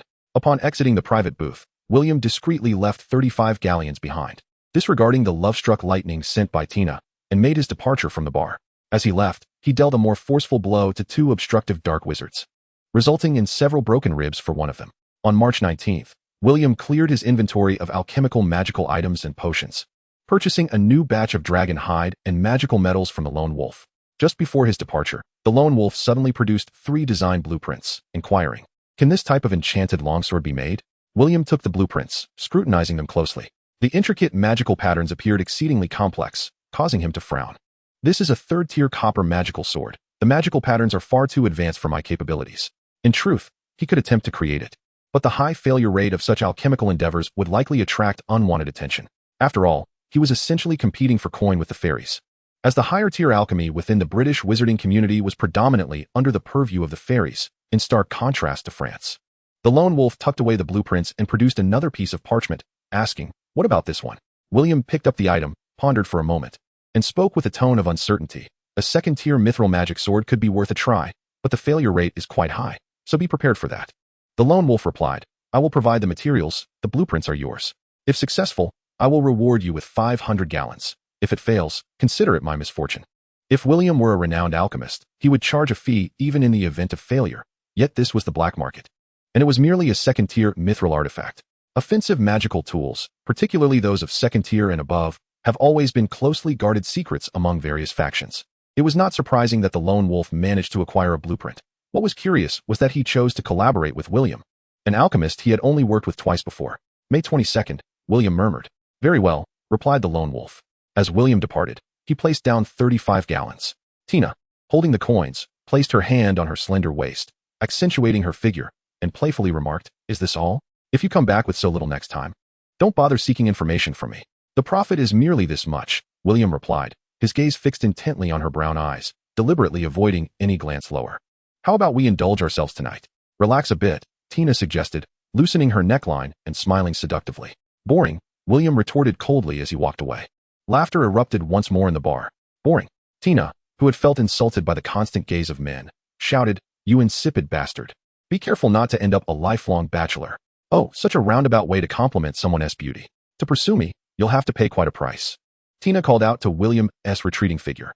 The old drunks fell silent, casting glances of heartbreak at Tina. "Boss lady, you've changed." On his way out, 7 male wizards lined the alley by the bar door, standing on either side with wands directed at William. The leading wizard sneered, "Don't move. If you wish to live, leave behind 1,000 gallons, or potions, or metals. Anything will suffice." William scoffed, brandishing his wand and casting an iron armor spell on himself before their spells could reach him. Regardless of whether they were attempting to intimidate him or genuinely coveted his earnings, he had no intention of complying meekly to buy his safety. The world of dark wizards operates under the law of the jungle, far from the compassion of white wizards. Casting spells silently, curses be damned, he unleashed his full power. The leading dark wizard's shrill voice reminded William of metal being cut at a construction site. However, it was too late. A powerful forgetting spell surged toward the frontmost wizard. The others hastily cast iron armor spells and unleashed various incantations, including sleep spells, leg-weakening spells, and soul-snatching spells. William's spells were more potent and swifter, successfully deflecting 3 spells before being intercepted by the 4th. Upon witnessing several spells misfire and crash against the walls of nearby shops, the wizards' faces turned pale. Those hiding in the shops peered out with their wands in hand. Several hideous witches grinned with unpleasant expressions, laughing. "Ha! They've hit a brick wall. This time, the dark skin is in trouble. These black market witches, entangled in resentment, have committed numerous murders and are steeped in neurosis. Such sorcerers, deeply rooted in malevolence in the East, have lost their essence."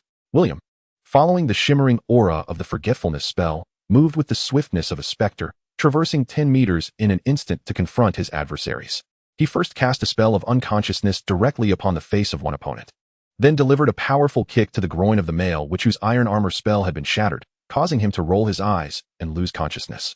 It was likely that the male which would require restorative potions, as improper treatment, could lead to dire consequences. Bolstered by his superior iron armor spell, swifter movement, and enhanced spellcasting potency, William swiftly dispatched the remaining 6 adversaries. Humph! Were it not for the concern of provoking greater trouble, these rascals would have tasted the formidable effects of the forgetfulness spell, reliving the bliss of infancy. William regarded the 7 unfortunate souls who lay incapacitated with indifference, suppressing his desire to eradicate them entirely. These black sorcerers, incapable of even mastering the art of shadow shifting, had the audacity to obstruct his path. William wondered who had bestowed upon them such misplaced courage. In a few months, they might very well meet their demise in some forsaken sewer. In the realm of black sorcery, one must learn to survive with one's tail tucked between one's legs in the absence of strength. After William's departure, the lone wolf appeared with his son Hardin on the 2nd floor of a shop, remarking, "Wild witches are indeed wild. They cannot withstand even a single spell, truly pathetic." Hardin, observe, had they mastered shadow shifting, they could have utilized their numbers to bolster their iron armor spells and swiftly retreated upon sensing danger. Yet, they were consumed by their own treachery, thinking only of their own escape, and thus could not outpace their foe. That brute's fists are formidable. He must have broken several ribs with a single blow. "I understand, father. Learning to assess the situation is essential for our survival," Hardin replied. The lone wolf nodded slightly, saying, "We cannot afford to provoke those powerful figures. Instead, we shall engage in small trades and earn modest galas. We must not be greedy or arrogant, ensuring we offend no one." Tina, sipping wine at the bar, wore a smile that seemed to pierce through the walls of the tavern as she witnessed the scuffle outside the door. Suddenly, she exclaimed, "Tonight, I am in high spirits. Drinks are 10 off for everyone." Chapter 45, Depths of Deception. This transaction had been spaced sufficiently apart, allowing William to attempt concocting several potions of vitality and restorative elixirs that required registration. The vitality potion primarily serves to rejuvenate one's physical energy, particularly suitable for special occasions, such as a date with a lovely lady. However, it can also facilitate recovery, enhancing the body's healing speed and immunity. Upon seeing the middle-aged sorcerer William re-enter, the tavern owner Tina lounged at the bar with a cheerful demeanor. "Iron Fist, first let me congratulate you on taking down 7 men recently. I have a plethora of potent restorative potions available. Would you care for some? Ignoring the perennial flirtations of this vampire, who had existed for at least a century, William was convinced that should any sorcerers truly ascend to Tina's bed, they would likely vanish without a trace. His voice was akin to a rusty phonograph, hoarse and unpleasant. Still in box 9, for 1 hour. After placing 10 gallons upon the bar, Tina, with her doe-like eyes full of feigned sorrow, lamented. Every time I book for an hour, it ends up being less than 10 minutes, leaving one in a state of indecision. If you were sincere, you would extend your stay. I could offer you the utmost discounts. William tapped the bar with his fingers, signaling for her to hurry. Tina, with a serpentine twist of her waist, turned and retrieved a key from a spot on the bar, then leaned over it, revealing a generous expanse of her fair skin. The enchantress smiled seductively, saying, "If this deal goes through, you must be generous with the tips." "Certainly," William replied, taking the key from Tina's hand before turning to leave. "Ah, what a captivating sprite," remarked Alhai cautiously. Should she step into the realm of servitude, she would fold linens by day and warm beds by night. Such a lack of gentlemanly conduct, Tina chided, straightening up to face the several leering individuals gazing at her decolletage. "You lot. An additional gallon each for the privilege of watching. Thank you for your patronage." The grim-faced dark wizards begrudgingly handed over their coins. William arrived first, waiting in box 9 for 5 minutes until an elderly wizard clad in black robes, adorned with a magical eye, entered with a young man. From his pocket, William produced a small wooden chest and, drawing his wand, cast a spell to halt time, causing the shrunk box to swiftly return to its original size. The elder wizard opened a leather case, displaying various potions, jars, and boxes upon the floor of the booth. William inspected the items with remarkable speed, thoroughly satisfied with both their quantity and quality. Once finished, he stood by as the elder calculated the pricing. This batch of magical artifacts is valued at 5,826 gallons, based on the potions and dragon hide you requested. The remaining balance is 1,237 gallons, which I shall waive as a tip for my son. The old wizard appeared equally pleased with the transaction. As a middleman, the last 3 dealings had sufficed for a year's income. William nodded. Tina's recommendation of the lone wolf was indeed of a shrewd businessman who knew his limits. The normal sale of this batch could yield around 7,000 gallons, with 1/5 being the standard on the black market. However, should it be sold to the blood-soaked Black Continent or American wizards, its value could potentially double, albeit with significant risk, as treachery is commonplace among dark wizard dealings. Accepting the bag presented by the young wizard, William meticulously counted the gallons contained within, placing the potions and magical metals into the leather case. This case was inscribed with several second-level composite magical runes, including shrinking, weight reduction, and stabilization spells. Without such enchantments, the high density of the contents would have led to the box's destruction. After stowing the matchbox-sized chest into his pocket, William turned to depart. Harden, wielding a silver-plated second-level short sword, swung it a few times, finding it quite comfortable. "Wait, when is the next transaction?" There is someone interested in commissioning a third-level mithril weapon. The one-eyed black market dealer known as the Lone Wolf gazed at William and softly remarked, "The party is willing to offer 10,000 gallons. I know you can facilitate this." "I'm sorry, but I currently have no plans for further transactions," William replied. The Lone Wolf inquired, "When will trading commence?" "I must provide my client with a definitive response." William shook his head. "It depends on the circumstances. I shall be quite busy later." "Very well. It is too dark tonight, and there is a stone that might trip you. Be cautious not to collide with the wall." The Lone Wolf remarked meaningfully. "In times of trouble, one may seek assistance from the lady." "Who?" William asked, puzzled. "Lady Lestrange," the Lone Wolf replied cautiously, adding, "She is trustworthy and formidable." William nodded once more, his voice hoarse. "Oh, so are you." The Lone Wolf chuckled softly before teleporting away from the overturned alley pub with his son. "This one-eyed fool must be exceedingly dull to survive. That wretched woman hardly appears virtuous," scoffed Aohai. "How do you know he is not one of Tina's subordinates?" "Even if he isn't, he is at least a peripheral member," William countered, pondering that perhaps tonight's gathering was orchestrated by another. He had once thought the British dark wizards were rather simplistic, but it now appeared the waters here ran deep. Recalling the war ignited by the return of Lord Voldemort, there were pure-blood wizards, civilian wizards, opportunistic wizards, werewolves, giants, and dark wizards, yet not a single vampire among them. This absence bore considerable significance. Did vampires not aspire to become masters of the wizarding world or wield power within the Ministry of Magic? Whoever it may be, whether divine or demonic, in the future. Once you attain the first rank, let that wretched woman wash your feet and warm your bed, Aohai proclaimed. What does the stone signify? Was there something amiss with the earlier matter? How intriguing. The world of white wizards is one realm, while that of dark wizards exists as a separate entity. William, maintaining a calm demeanor, pondered the Lone Wolf's warning. After a few moments of contemplation, he slowly made his exit. Upon seeing William emerge, Tina cooed. That old fellow must have consumed the potion I sold him. Hence, despite his age, he still fathered a child. Would you care for a dose? William produced 90 galleons and placed them upon the bar. He was indifferent to the relationship between Tina and the lone wolf. His priority was securing a reliable sales and supply channel. Wait, Tina said, her eyes sparkling as she counted the galleons, meticulously tallying to ensure she had the correct amount. Once she had finished, she addressed William. Remember, if you require a potion for replenishing vitality, you may come directly to me. I shall grant you a 50% discount. Very well, William nodded. After he departed the booth, several wizards within the pub exchanged glances, a hint of crimson appearing in their eyes as they quickly followed suit. Chapter 46, Extraordinary Weapons. A middle-aged wizard, previously seated in the corner, approached the bar with a smile. Lady Lestrange, your recent actions do not align with the established norms. Oh, what norms do you speak of, dear guest? Tina replied with a narrowed gaze and a smile. We, the Red Dragons, have undertaken this task, and I presume you are aware of that. Thus, you should not have alerted him. Antagonizing us is certainly unwise, the middle-aged wizard stated with a smile directed at Tina.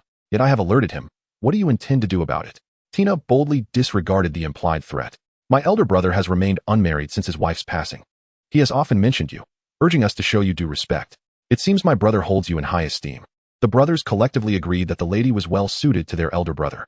Thus, if she were to consent, she could not only become the matron of their Crimson Dragon organization, but also alleviate a significant trouble. The middle-aged wizard surveyed her with a somewhat avaricious gaze, particularly fixating on Tina's alluring visage. It was well known that this generation of Crimson Dragons was ruthless, bold, and victorious time and again, leading to the increasingly arrogant demeanor of their younger counterparts. Never did he expect their audacity to exceed his imagination, daring to set their sights upon him. Tina smiled coyly, and as the other wizards in the bar sensed the shift in atmosphere, they hastily settled their tabs and departed. Most surviving dark wizards were adept at self-preservation, as those who lacked this skill had long since perished. In a foreboding place like Upside Down Alley, one needed considerable strength to watch the unfolding drama. They had already investigated. Dear lady, your ally at the ministry, Thea Scamander, has long since retired, leaving only a handful of his former associates. As for the Lestrange family, they had long lost their influence. My lady, your era has faded into the past. It would be wiser for us to avoid any discord. The middle-aged wizard spoke softly of Tina's backing, his confident gaze locked onto her radiant eyes, a flicker of possessiveness glimmering therein. Tina maintained her smile, her seductive gaze unwavering, and gently clenched her left fist towards him. In an instant, the middle-aged wizard drew his wand, only to be ensnared by a sinister-looking young wizard, whose long, sharp nails pressed against his carotid artery, rendering him immobile with fear. Are you attempting to teach me the rules? Intimidating me? Son, you should inform him of the strength required to assume the role of a father. Tina rose, her smile radiant. Her formerly brown eyes transformed into blinding crimson, and her black hair danced as if propelled by an unseen wind, reminiscent of a fallen angel. The young wizard grinned widely, his sharp fangs sinking fiercely into the middle-aged wizard's neck. The other elderly dark wizards watched with raucous laughter as the middle-aged wizard was drained of his lifeblood. One among them remarked to a fellow wizard, Pay up, pay up. I told you, the boss will surely eliminate this fool." Without sparing a glance at the corpse being dragged away by the malevolent vampire, Tina suddenly scoffed. That once pitiful creature, once so shrewd and capable, has grown increasingly arrogant. I hope one day he regains his wit. Meanwhile, William remained oblivious to the happenings within the bar, ambling through Upside Down Alley like a leisurely tourist. A hideously ugly witch leaned against the wall and inquired, "Do you need a potent love potion? I can sell you one for 30 galleons an ounce." William replied softly, "Get lost." Upon exiting Diagon Alley, he slipped into an alleyway, retrieved his broomstick, mounted it, became invisible, and swiftly departed. He soon arrived at a dilapidated house on the outskirts of London. As midnight approached and the lights extinguished, several shadows stealthily approached the door, exchanging subtle gestures before dispersing to take positions by the windows and doors.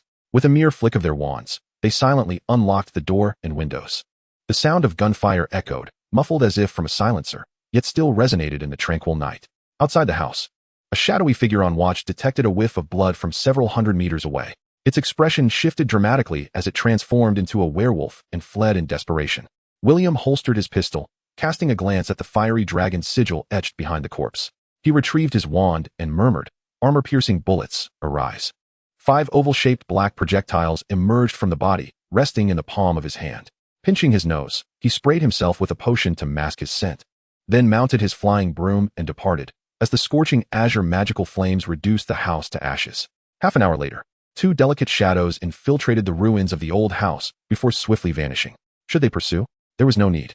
After circling a few times and undergoing several transformations, with a sip of a compound potion in between, he finally arrived at a park within the Oxford district. William promptly examined his pistol with a sigh of dismay. The barrel was damaged once more. He had initially believed that the 7 dark wizards he encountered previously would deter the hyenas, but instead, they had summoned a fearsome dragon. Fortunately, his powerful magic pistol, painstakingly modified with abundant mithril, proved its worth. The opponent exhibited considerable strength. In all their visits to Diagon Alley, how many wizards with extraordinary vision, hearing, scent, and psychic perception akin to yours had they encountered? On a single night, they encountered several dark wizards capable of perceiving the flight of bullets and detecting distant scents with exceptional acuity. William, Aohai said gravely, we've stirred up quite a trouble. For many adult dark wizards, facing ordinary bullets hardly required evasive maneuvers. A simple iron armor spell sufficed. Despite realizing that conventional firearms posed minimal threat to wizards, William contemplated improvements. For instance, he envisioned replacing the regular copper bullet heads with magical red copper, inscribing and solidifying magical runes to enhance their durability. He would also substitute the shell material with magical red copper, etching levitation runes to facilitate the application of a levitation spell, thereby minimizing the bullet's weight upon impact with the firing pin. This would significantly amplify the bullet's velocity after the gunpowder explosion. The magic rune barrel of the pistol was also upgraded, coated with a layer of mithril that boasted superior magical conductivity and strength, adorned with wind system runes. During normal bullet discharge, the projectiles would rotate rapidly along the barrel's grooves, which is vital for shooting accuracy. Upon activation of the runes, a potent air vortex would be generated, maximizing the reduction of air resistance and further enhancing the initial speed and precision of the bullets. After considerable deliberation, William entered a state of absolute rationality for the 3rd time, completing the design and fabrication of his magical modifications. This desert eagle, pilfered from a gang, had been transformed into a formidable magical artifact, capable of unleashing a single shot equivalent to the full force of William's might.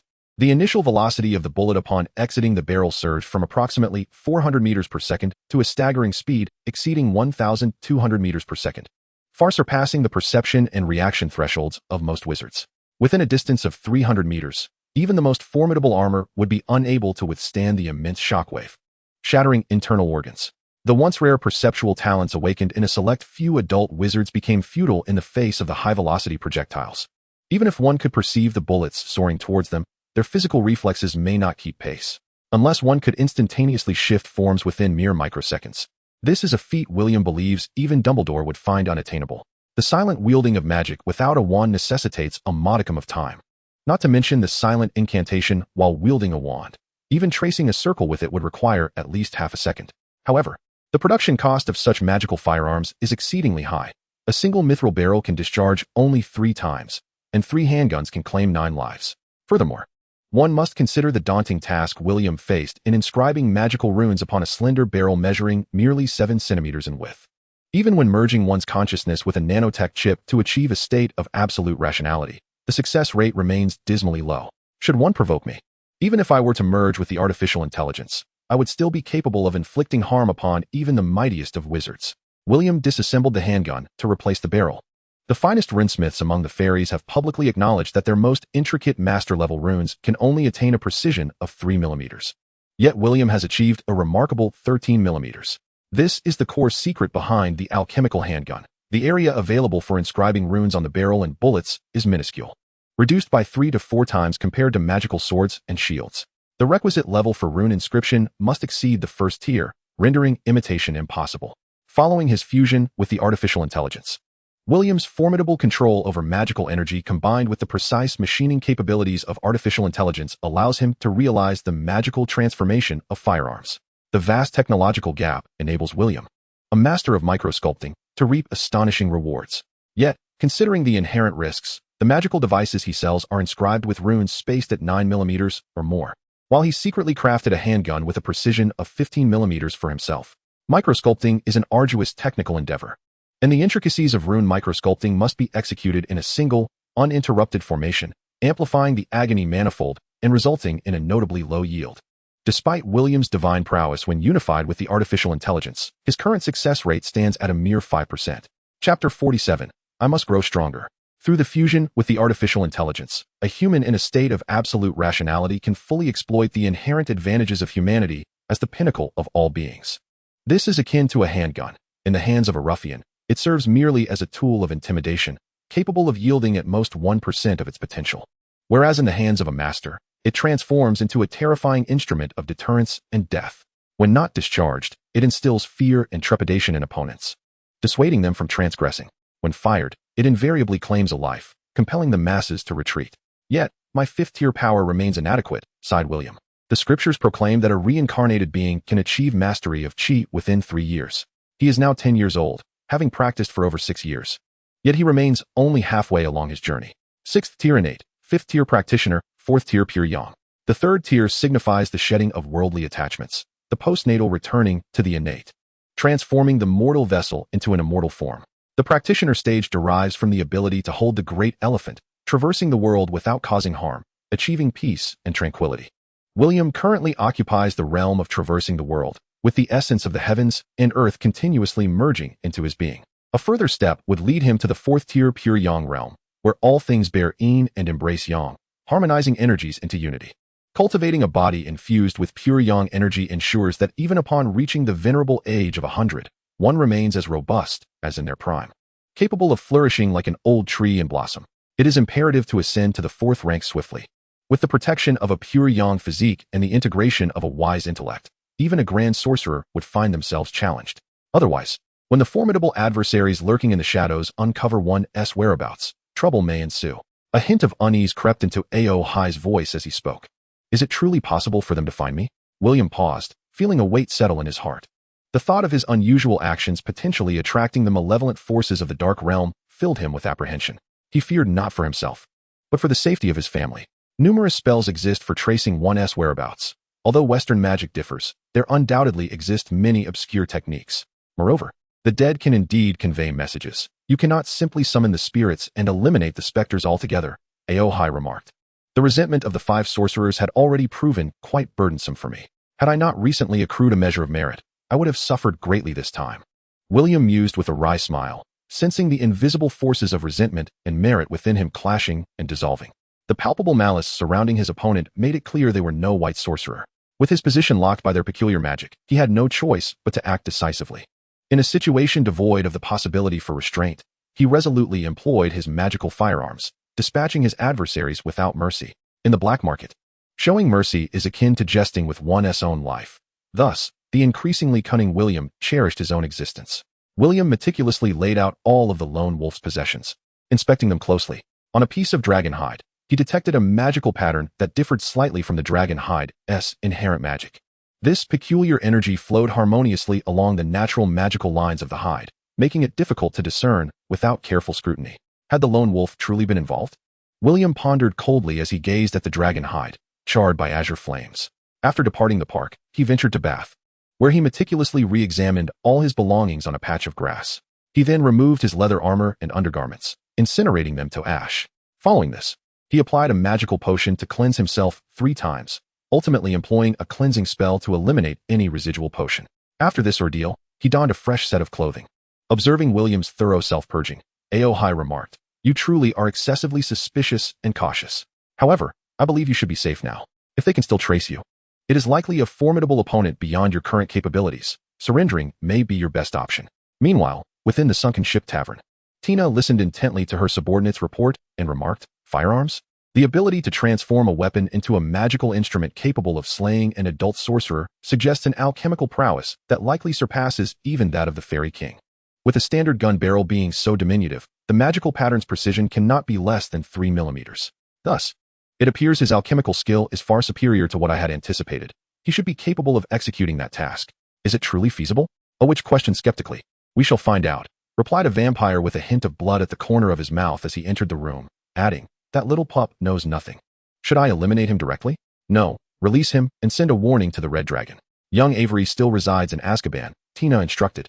Taking the compass tossed to her by the vampire and noticing that the needle pointed steadily southward, the young vampire spoke, having just gazed towards the west.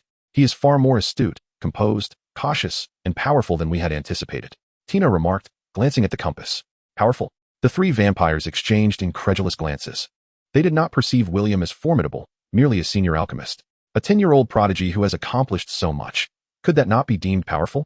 Tina observed her bewildered kin and softly articulated, 10 years old? How is that even possible? Unthinkable. The three vampires were visibly astonished, their expressions rife with disbelief.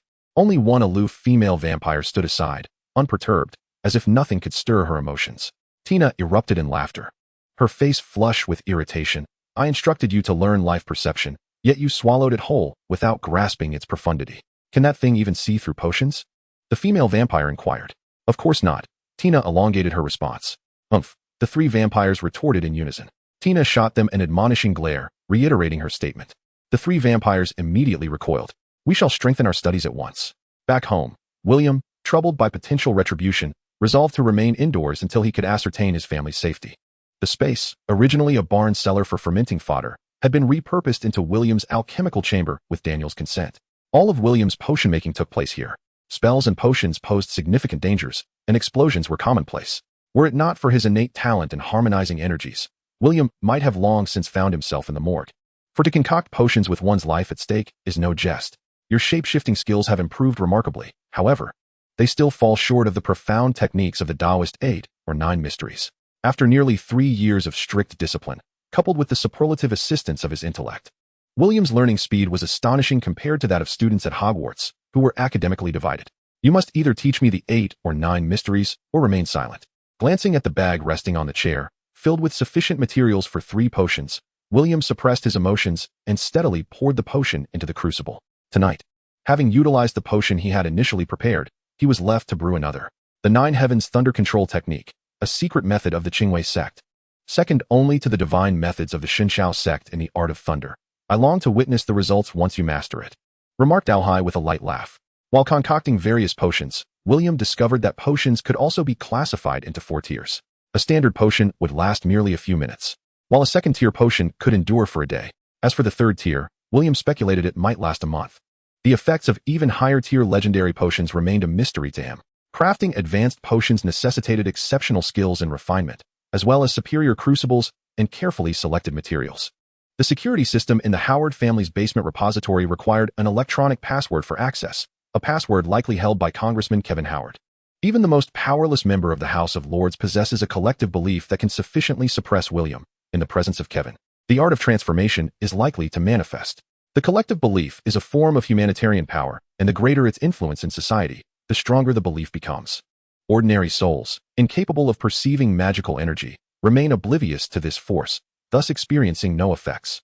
However, this is not the case for wizards. High-ranking officials with substantial belief can create a sort of anti-magic field, rendering wizards as ordinary individuals. This seems to be a peculiar protection granted by the heavenly order to secular authorities. Otherwise, the rulers of this world would be those who wield magic.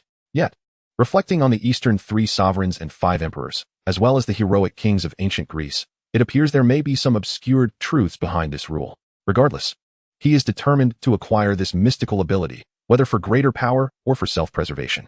Chapter 48. The ancient painting finally acquired. On the evening of July 30th, at 9 p.m., William, under the guise of the transformation spell, once again slipped in through the balcony, familiar with the route. By 11 p.m., he sensed the chilling aura of the transformation magic within him was stifled by external forces. Standing in the attic, he observed a luxury car stopping below. At precisely 1 a.m., William took a deep breath, produced a complex potion, and gulped it down, feeling as though he had lost control akin to a car without brakes. Twisting and veering uncontrollably. This potion was a rather intricate transformation elixir, altering him on a material level, causing significant discomfort during the metamorphosis. However, its advantage lay in its ability to render him nearly unrecognizable once transformed, and even under the influence of collective belief, he would not manifest. Despite requiring a month of preparation and being excruciating to consume, it was, in fact, an excellent high-tier potion. Gazing into the mirror, he observed a strikingly handsome black man staring back, albeit with an air of menace. He was a member of the British underworld, and the target William intended to frame. With a bout of nausea lingering in his throat, he quickly drank several gulps of mineral water. This was hardly a potion suitable for any human consumption. Then why do you still drink it? A voice chimed in. Silence, William retorted. He cast an invisibility spell upon himself with his wand, and quietly approached the bedroom of the parliament member. With his right hand wielding the wand, he swiftly intoned the incantation, Alohomora, causing the door to tremble slightly before yielding. In such a grand house, he found it rather desolate. Were it him, he would certainly invest in an enormous bed and arrange for several beautiful companions. A voice interjected, warning him not to use magic, lest he suffer a backlash. Ignoring the voice, William felt the flow of magic within him had slowed to more than 10 times its usual pace. Reaching the king-sized bed, he noticed Mr. and Mrs. Howard deep in slumber. To William's eyes, a blood-red lion lay atop Kevin Howard, vigilantly observing him. Maintaining his composure, he skillfully executed a technique he had practiced multiple times, ensuring Mrs. Howard slept more soundly. With his right hand gripping a pistol, he gently tapped Kevin Howard's chest with his left, startling him awake with a sharp pang of pain. "What do you want?" "I can give you anything," Kevin murmured. The astute politician, Kevin, upon opening his eyes, immediately sensed that something was amiss and remained utterly still, his instinct for self-preservation kicking in. William could not help but admire this composure and quick response. "Fear not, Congressman Howard. I have no desire for your life. I merely seek the access codes to your collection." William spoke in a tone befitting a dark sorcerer. "The first code is 184200607, the second is 19202124, and the third is 19440718, Kevin stammered. "Excellent. I suggest you indulge in a bit more rest," William declared, swiftly rendering Kevin unconscious with a precise strike. Unbeknownst to Kevin, William only required the first code. The latter two could be unlocked with incantations. After removing a single hair, he transformed once more and made his way to the underground vault. The vault was unguarded, yet the entrance was secured by a myriad of infrared beams. After entering the code, he vanished seamlessly, followed by the unlocking spell, another incantation for opening doors. "Why not use the codes?" Aohai inquired, perplexed. "What if those codes are compromised?" William retorted. "Surely not," Aohai replied. With his right hand raised, he conjured a luminous glow that illuminated his surroundings. The vault was organized much like a museum, with each artifact displayed in specially designed viewing cabinets. This arrangement saved William considerable effort, allowing him to swiftly locate his target for the evening. He rapidly gathered the ancient scroll hanging from the wooden rack, along with several other antiquities, and stealthily departed. He refrained from taking any of the antiques housed in the glass cabinets, so as to avoid triggering any alarm systems. Perhaps out of fear of retribution or a desire to preserve his honor, the London newspapers made no mention of the burglary at the congressman's residence. William found himself lost in thought, staring at the ancient scroll. "Aohai, are you certain this scroll contains the Nine Heavens Thundertrue formula?" "Absolutely." The one who spoke those words back then was a transcendent being. "There can be no mistake," Aohai replied with unwavering certainty. "How can you be so clueless about everything?" William lamented. "But I do know where the scroll is located," Aohai countered, firmly rebutting William's scornful remark. William felt a headache coming on. He had tried blood oath binding, channeling magical energy, and even water manifestation, but had yet to test fire.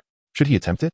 But if it were to burn, the loss would be unbearable. To his eyes, the ancient scroll bore no signs of any mystical protection. After all, it was a relic from his homeland. Even if he could not procure the true formula, acquiring a 500-year-old piece of art would still be a commendable achievement. What if I try electricity? A thought struck him. That makes sense. Why didn't I think of that? Aohai exclaimed, commending William's idea. "It seems you possess a modicum of intelligence after all. What are you doing, William?" Catherine entered the room, her expression a mixture of annoyance and concern as she observed her son's reckless antics. "Is electricity something for children to toy with?"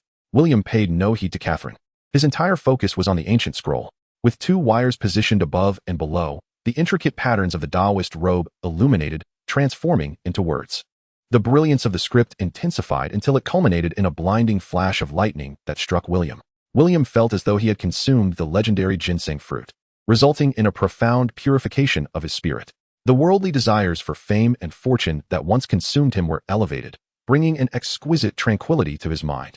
In a state of blissful reverie, he merged with a great sage, and the principles of the universe unfolded before him. Just as William's essence transcended into an existence devoid of self and thought, a powerful, violent surge of thunderous energy seamlessly integrated into his intellect. "Oh no!" Catherine exclaimed, startled by the electric flash. In a moment of panic, she disregarded everything else and rushed over, forcefully kicking the socket away. Then, she embraced William, tears streaming down her face, only to see him smiling triumphantly. "What are you doing? Are you trying to scare me to death?" she said, a mix of concern and anger in her tone. "I understand now. It is indeed so," William replied with a smug grin. Chapter 49.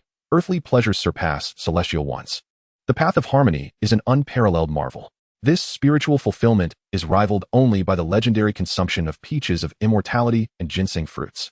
Even the achievements of a previous life, as well as the realization of physiological needs, pale in comparison. What constitutes great joy? What defines true freedom? Is it the realm itself? No. Is it power? Not at all. Is it authority and status? They too fall short. It is the path of harmony that truly matters. In that fleeting moment, William felt transformed into an otherworldly sage clad in Taoist robes, wandering through the mortal realm. Although his magical prowess did not elevate in the slightest, his soul was transmuted into a pseudo-golden elixir state of a great sage, with the mysteries of the cosmos flooding into him. In those mere seconds, he not only mastered a technique for lightning-based magic, but also resolved numerous complex issues from his prior training, such as the intricate momentary teleportation technique. The boundless mysteries of thunder unfolded before him, as if the secrets of thunderous magic were innately known, and past knowledge barriers were instantaneously surmounted. However, there remained enigmas that even the ascension to the golden elixir state could not illuminate, such as the operational principles of nanobots and the fundamentals of divination.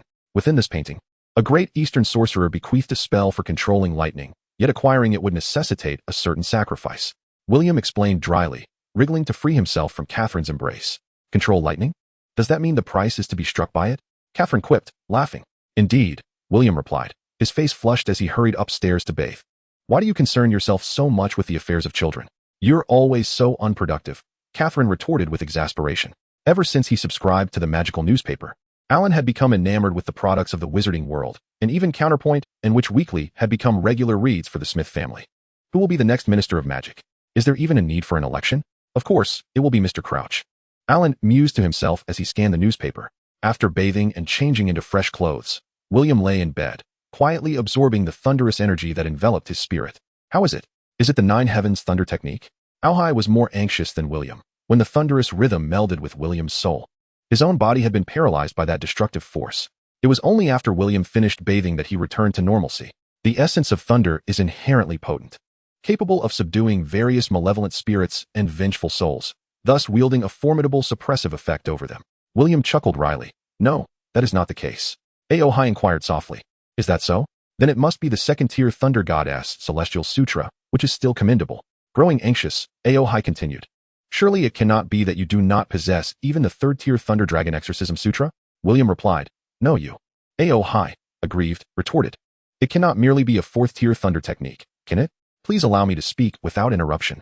Once assured that Aohai would remain silent, William rolled his eyes and stated, it is indeed a thunder technique, but it is not the Nine Heavens true thunder arts. Rather, it is an original scripture of the 10,000 thunder method. This technique not only enables the practitioner to refine their physique with thunder, achieving the legendary supreme yang immortal body, but also allows one to command countless thunders and transform into a thunder deity. This is undoubtedly a fortuitous discovery, comparable to a first-tier technique. Thunder techniques are inherently challenging to master.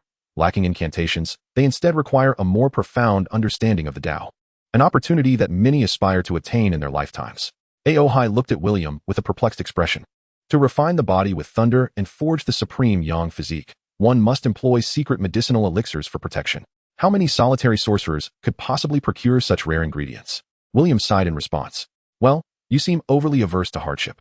If you sell more magical potions and artifacts, and then offer a handsome bounty, you will surely be able to gather the necessary materials with some diligence. With a sardonic smile, Aohai scolded. The supreme yang body and transformation into a thunder deity imply that this technique is at least a golden core method capable of harmonizing with the heavens and the earth. Are you still dissatisfied? How many would envy such a gift?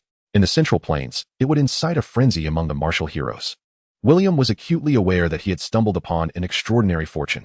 Yet the prospect of refining his body with thunder and gathering the requisite secret medicines posed a significant challenge, as many of the necessary potions were not found within the realm of Western herbalism. I have just comprehended a spell that impacts the soul, and I am now aware that it is indeed a unique technique, William remarked, his expression peculiar, laced with an enigmatic smile. What kind of spell? Aohai asked, intrigued. In the East, there are numerous legends of a youth who, having acquired the Tao essence left by a sage, discerned various minor spells, each born from the fusion of personal traits with the Tao essence. Indeed, it is a spell capable of inducing extraordinary exhilaration, or rather, extreme excitement, William said, lacking confidence as he relayed the data that had emerged following the inexplicable evolution of his intelligence core. The overwhelming might of the ravaging thunder now coursed through his intellect, seemingly enhancing the intelligent chip system. His consciousness had ventured into the virtual realm of the intelligence core, and astonishingly, he could wield the spells he had comprehended in this digital world just as he could in reality. This was a new capability of the intelligent core. Moreover, ancient paintings, which could have been inherited across generations, had lost their potential for transmission to others due to the absorption of the grand insights left by the great sage. Subsequently, he realized that after casting spells in this virtual world, he could analyze the resulting reports, identifying spell flaws, improvement methods, and effects. William felt liberated from the anxieties of backlash, magical surges, or being spied upon while casting spells in the real world. Compared to the original intelligence that could only rely on the information from books as a reference to analyze William's effectiveness in reality and then provide rigid feedback, this new method is infinitely superior. In terms of time, the flow within the virtual realm is virtually suspended. He can experiment countless times in this world, while only a fleeting moment passes in the external world. William feels that after all his efforts, this harvest is the most valuable. Of course, the fact that his years of solitude combined with the essence of thunder could give rise to such a small lightning bolt is quite remarkable. This ability surpasses any first-class spell. Even if Aohai offered a legendary 5-color divine light in exchange, he would refuse. When compared to supreme cultivation, William prefers a life filled with happiness. He chuckled at this thought. Your laughter is quite unpleasant, Aohai remarked. Aohai, do you think the mortal realm is better or the heavens? Obviously, the heavens are better. Is that so? I much prefer a world where everything is possible. William laughed even more joyously. Chapter 50. I want to be wealthy. William's aspirations in his cultivation are modest. He does not seek immortality, only completeness. Thus, the minor spells he acquired from the Thunder Sutra resonate more with his worldly desires. After enjoying their laughter, the two began discussing how to cultivate this legendary top-tier spell. The 8 Thunderstone crystals, as detailed in the potion book, can occasionally be found in the Forbidden Forest of Scotland, the Aosta Valley of France and Italy, and the primordial forests of Albania. The 30-year-old floating grass can be found in some islands of the Aegean Sea and in the Black Lake of Hogwarts. The mature dragon's horn, a specialty of the Eastern Sea, is also essential. The remaining herbs, the majority of which are likely to be Eastern specialties, were not mentioned by William. Although Aohai was not very knowledgeable about these matters, he was aware of the dragon's horn. The adult sea dragon boasts incredible defenses, is rare, and reigns as a dominant divine beast in the Eastern Sea, possessing combat abilities that rival a third-tier real person, Great Wizard, accompanied by a host of fierce water-based magical beasts. What do you plan to do? Aohai asked after a moment of silence. First, I'll craft a protective magical artifact to ensure I have enough self-defense capabilities to venture into the Forbidden Forest, Aosta, and Albania. I will locate the Thunderstones and test the effects of forced cultivation. As long as I control it properly, I can recover from any minor injuries on my own. William closed his eyes, and his spiritual essence once again entered the virtual world of the intelligence brain. With a thought, this dazzling world of lightning transformed into a basement filled with white charcoal and various mineral powders. Even the wands were identical to those in reality. William's spiritual essence erupted in laughter within this solitary world. He planned to redesign some exclusive magical weapons for himself in this realm, such as iron battle armor and golden garments. As he envisioned this, corresponding furnaces, mithril, and tools manifested before him. Thus, William repeatedly simulated designs in the intelligence brain's world, with each failure providing insights for the next improvement, until the power finally ran out. The virtual realm shattered abruptly, forcing William's spirit out by the intelligent core, only for him to realize that his immense magical power had been entirely depleted. Despite being only at the 5th tier, William, who had achieved perfection in every realm, possessed an extraordinarily robust reservoir of magical energy. While it may not rival the 100-fold potency of the Foxman Ming, it still surpassed that of an ordinary Auror by 20 to 30 times. This consumption of magical energy was quite substantial, William mused. He raised his hand to check his watch, astonished to find that merely 3 minutes had elapsed. Yet, the intelligent core reported that he had been inside for what equated to 240 minutes outside, almost 4 hours. This was truly alarming. What have you done, William? Why is the spiritual treasure voraciously absorbing magical energy? Aohai inquired. William, fatigued yet exhilarated, replied, Aohai, you are correct. The intelligent core is akin to a creation jade disc. Aohai, William, in the realm of cultivation, there is no Hongjun. The 3 pure ones are the founders of the supreme Taoist sect. I am aware. On Christmas Day in 1990, William, engrossed in crafting magical artifacts, felt rather numb. The so-called surprises of Christmas, aside from a flying cloak sent by Fleur, consisted mainly of gifts for children. The flying cloak was a concept of an alchemical magical artifact that William had introduced in a letter the previous year, inspired by the many heroic cloaks in American comics. He had even selected a particular comic from Doctor Who to send to Fleur. He had initially thought it would be a simple task, yet it took over a year to receive it. Why is it so thick? William wondered as he picked up the envelope, curious about what Fleur had written. Inside, Fleur detailed the crafting techniques and materials for the flying cloak. along with some sweet nothings from a little girl. Due to its weight, it had to be delivered by 2 owls. This year, William gifted Fleur a first-tier magical ring. Choosing this particular item because Daniel, a fan of The Lord of the Rings, had asked if William could present him with a magical ring, preferably one that granted invisibility. The ability to assist the host in becoming invisible, while maintaining a magical energy fluctuation frequency low enough to blend with the ambient magical energy, could only be achieved through Eastern magical runes. Thus, utilizing the virtual realm of the intelligent core, William designed 3 silver-plated invisibility rings and completed their crafting in one go in the basement, leaving Alhai utterly speechless. William inscribed the ring with the initial incantation. Not only was it aesthetically pleasing, but the gemstones on the ring also served as a source of magical energy, allowing for prolonged use. However, upon witnessing his parents begin a game of hide-and-seek, William had to concede that he had committed a folly. Subsequently, Catherine requested William to create a second ring inscribed with the protective incantation, ostensibly to ward off malevolent spirits, replacing the invisibility ring held by Alan. The outer side of the ring gifted to Fleur featured a blue crystal sculpted into a blooming iris, while the inner side bore an ancient, elongated transformation inscription, duel. Whenever the host harbored a sense of self-protection, the ring would receive the command, instantly manifesting a magical shield ahead.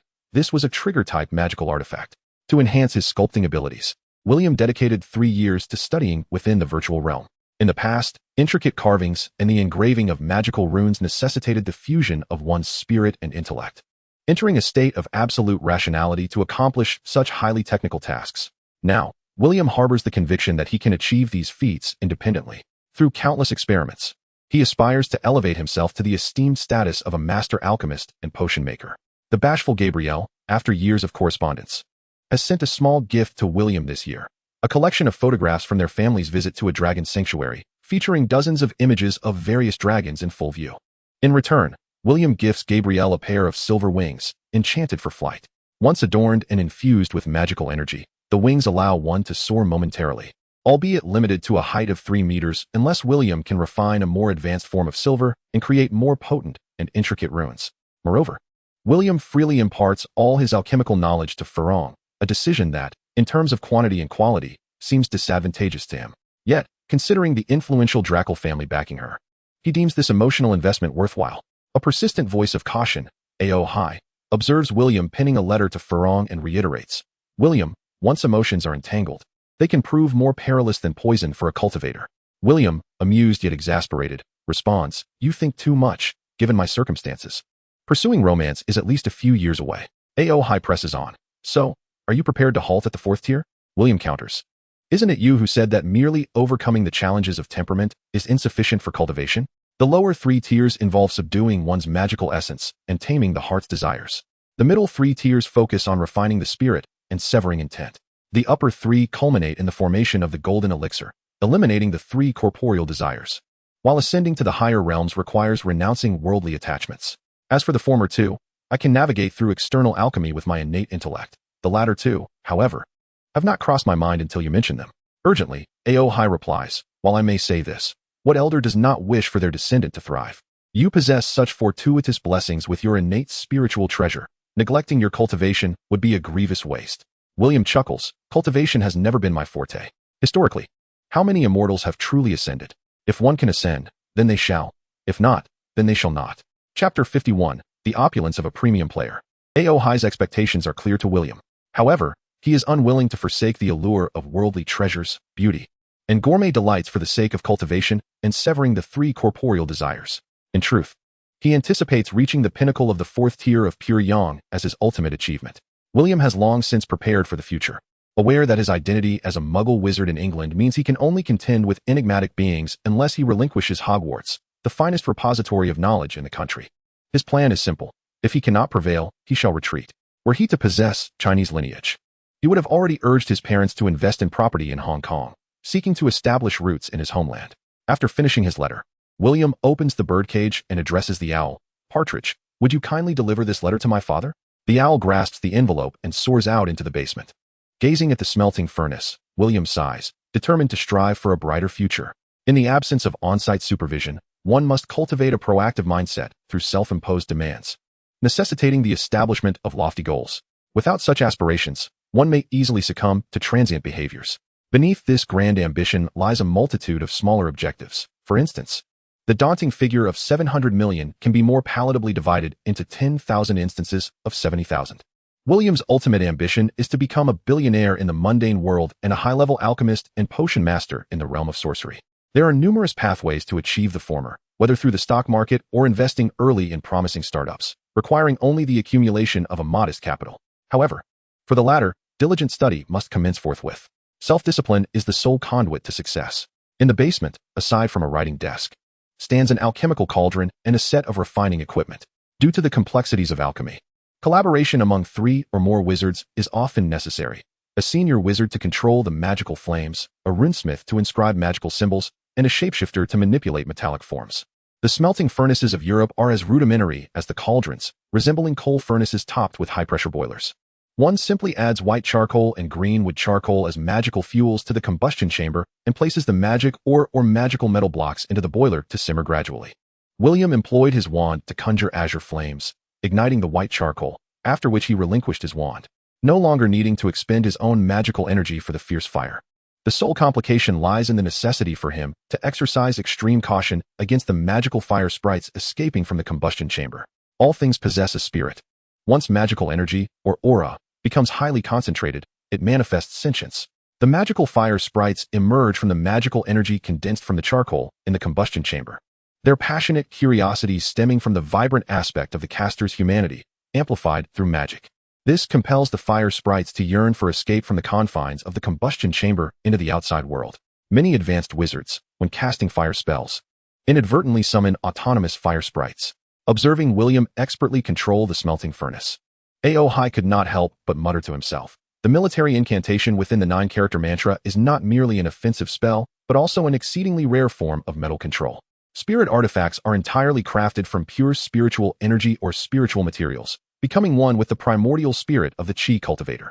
As one's cultivation deepens, these artifacts not only serve as vessels for one's path of cultivation, but also as mediums for casting spells, potentially even as external avatars.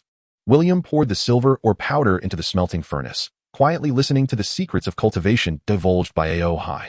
Upon hearing the latter's words, he was reminded of his own spiritual treasure, the intelligent brain. Since absorbing the divine essence of the thunder god from the true monarch painting, it seemed to have undergone a transformation. The extraordinary portraits within the European wizarding community can manifest as extensions of a wizard's will and wisdom. Much like the true monarch painting, the now significantly enhanced intelligent brain has evolved into a unique virtual realm, endowed with formidable magical computing abilities, as if inheriting the wisdom of the golden elixir true man depicted within the true monarch painting. This is also the reason behind Aohai's ever-increasing expectations of William. With the wisdom of a grandmaster at his disposal, it is illogical for him to remain at the 4th rank. After completing the metallic magical artifact, he commenced the crafting of dragon hide. Damn the fairies for pricing dragon hide so exorbitantly. Gritting his teeth, William fashioned a collar from the remaining scraps of dragon hide, and with a specially concocted magical potion, he inscribed resilience enchantments upon it. In the black market of England, items crafted from magical metals are in high demand, largely due to the collusion between the fairies and French wizards to artificially inflate the prices of magical metallic goods, creating a sense of scarcity. Dragonhide gloves are among the essential magical artifacts for young wizards at Hogwarts School of Witchcraft and Wizardry, alongside wands, cauldrons, and robes. The robes can be made from ordinary materials and do not necessarily require the use of extraordinary items. The resilience of magical leather armor is comparable to that of mundane steel armor, yet it is priced higher than the second-tier silver-plated armor crafted by fairies. The latter's price fluctuates slightly, generally hovering around 500 galleons, while the second-tier magical leather armor, besides its lightweight and durable characteristics, can also be inscribed with multiple second-tier enchantments such as temperature regulation, water resistance, fire protection, and wind shielding, causing its value to soar above 1,000 galleons. Donning magical leather armor when visiting is a mark of luxury and nobility, while wearing regular armor would be deemed foolish. After 6 months of frenzied design and production, William's ensemble was once again enough to leave wizards drooling. On his left hand, 3 rings. On his right, another 3, within his dragon hide coat. 2 magically concealed pockets enhanced with an undetectable expansion spell, one of which contained a rectangular mithril box. Inside the box was a spacious dwelling, which William intended to use for rest during his camping excursions. His undergarments were crafted from the webs of 8-eyed spiders, providing unparalleled flexibility, while his outer garments, gloves, high boots, and even his hat were all made from dragon hide, such as the extravagance of a wealthy player. Next came the crafting of magical artifacts. as he ventured to the tavern to exchange for materials. With an almost 80 success rate, William had ample profit to arm himself. William, we are merely out searching for thunderstone crystals. Do we truly require such an arsenal? Was it not another who committed the murder that day? Could it be a case of dissociative identity disorder? Alheim mused inwardly. Yet still, it was not enough. William gazed at his reflection in the mirror.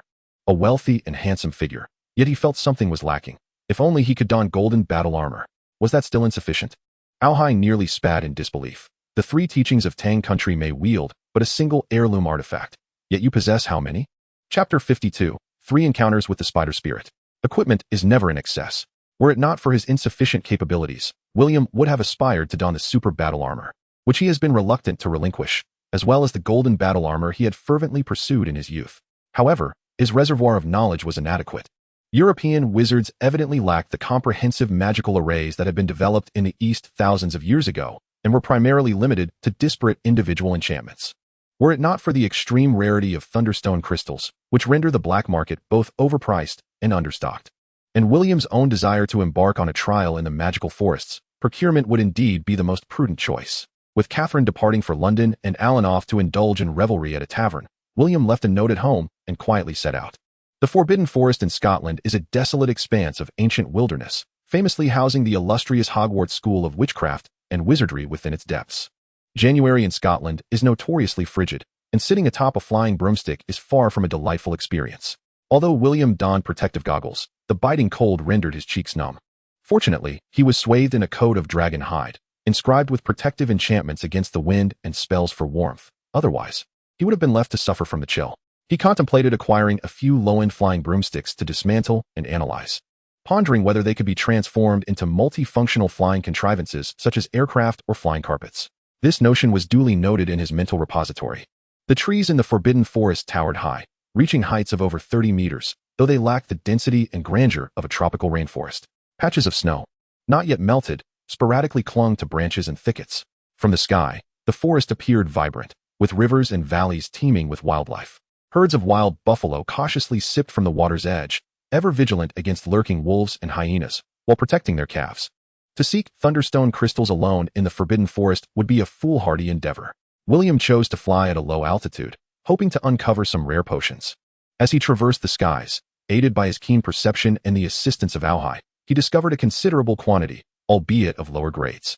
With the vast sensory range of his perception and the intelligent simulation and analysis conducted by his cognitive apparatus, complemented by Auhai's probing assistance, William flew swiftly, ensuring he did not overlook any precious potions.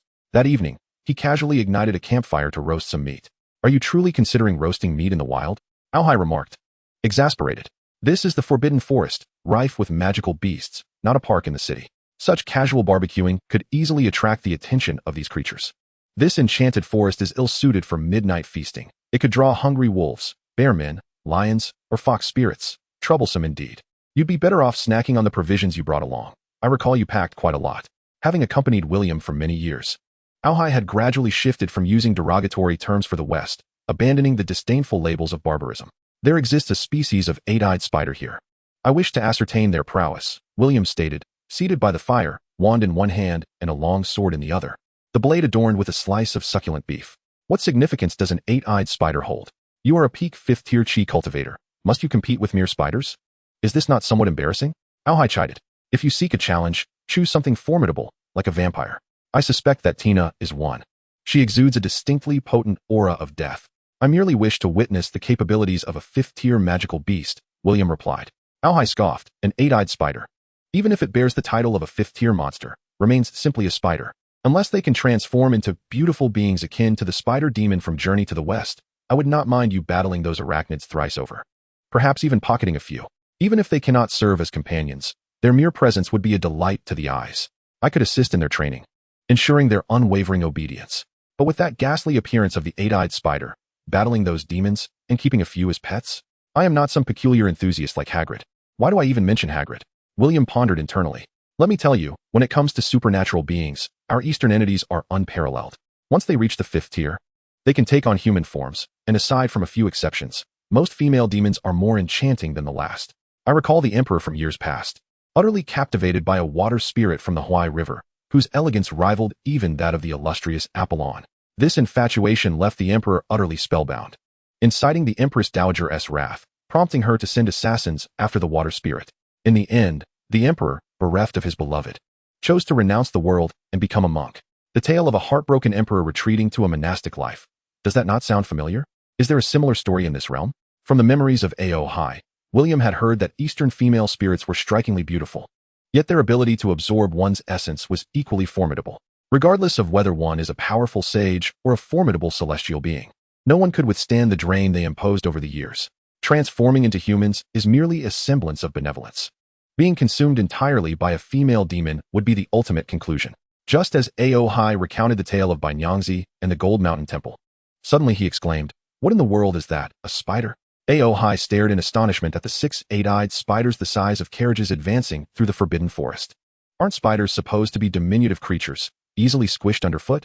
As he observed the 6 massive spiders encircling him, accompanied by numerous smaller ones, he urgently warned, "William, what are you doing? Fly up quickly, we are surrounded." William remained unperturbed, seated on his broomstick, readying his wand to conjure a swarm of mindless spiders. A wooden arrow shot from the north like a bullet, striking one of the large spiders. However, the arrow lacked sufficient force. Though it buried itself into the spider's back, it merely elicited a pained cry, igniting the spider's fury as it swiftly turned towards the source of the attack.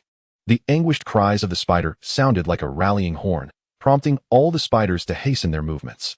The foremost spider's abdomen quivered, preparing to spin a web. Despite their size, their speed reminded William of his family's old car. He ascended rapidly on his broomstick, wielding his wand as he directed spells at the spiders. One by one, they stood frozen in place, rendered foolish. A few attempted to ambush from the trees, but William's keen senses detected them before they could leap, and they were struck by his spell, tumbling from their perches. Nearby, a striking centaur woman was retreating while shooting arrows, the speed of her wooden projectiles rivaling that of human rifle bullets. Thus, the swiftly moving giant spider, adorned with 7 or 8 wooden arrows upon its back, resembled a darting porcupine. What a colossal steamed bun! Just as I was remarking on the arrogance of the giant spider, my gaze fell upon the female centaur amidst the woods, and I suddenly found the European fae rather enchanting as well. Chapter 53, The Sunblade and the Peach Blossom. The 8-eyed spiders, comparable in size to a car, charged forth with great vigor, drawn by the scent. William soared 10 meters above the ground, casting a powerful forgetting spell that rendered the pursuing giant spider a fool. To my astonishment, they seemed to forego roasted meat in favor of pursuing me. I was struck by the strict discipline of the 8-eyed spiders. Whether great or small, they all prioritized hunting down foes rather than seizing the spoils of battle. The largest of the spiders, now transformed into a simpleton, threw the smaller spiders trailing behind it into disarray. Some continued to charge ahead, while others crouched beside their befuddled leader, chattering away. A series of forgetting spells penetrated the tough hide of the 8-eyed spiders, unleashing formidable magical effects that instilled a desire to retreat among them. 3 of the befuddled giants were carried off by a few smaller spiders. The situation was precarious. The winds were tumultuous. Sensing the urgency, I translated for the animals. "Ah, their intellect remains quite high. They are about to flee. Let us pursue and capture one. Such a sizable spider would make a splendid mount. If you're not afraid of being besieged by hundreds of those massive spiders, feel free to try your luck. I shall await your return here." William chuckled. What a jest. Who knows how many 8-eyed spiders inhabit the Forbidden Forest? The narrative in Fantastic Beasts and Where to Find Them elaborated on how these spiders are not discerning eaters, particularly favoring magically infused flesh. Their reproductive rate is alarmingly high, nearly rivaling that of the common gray rat.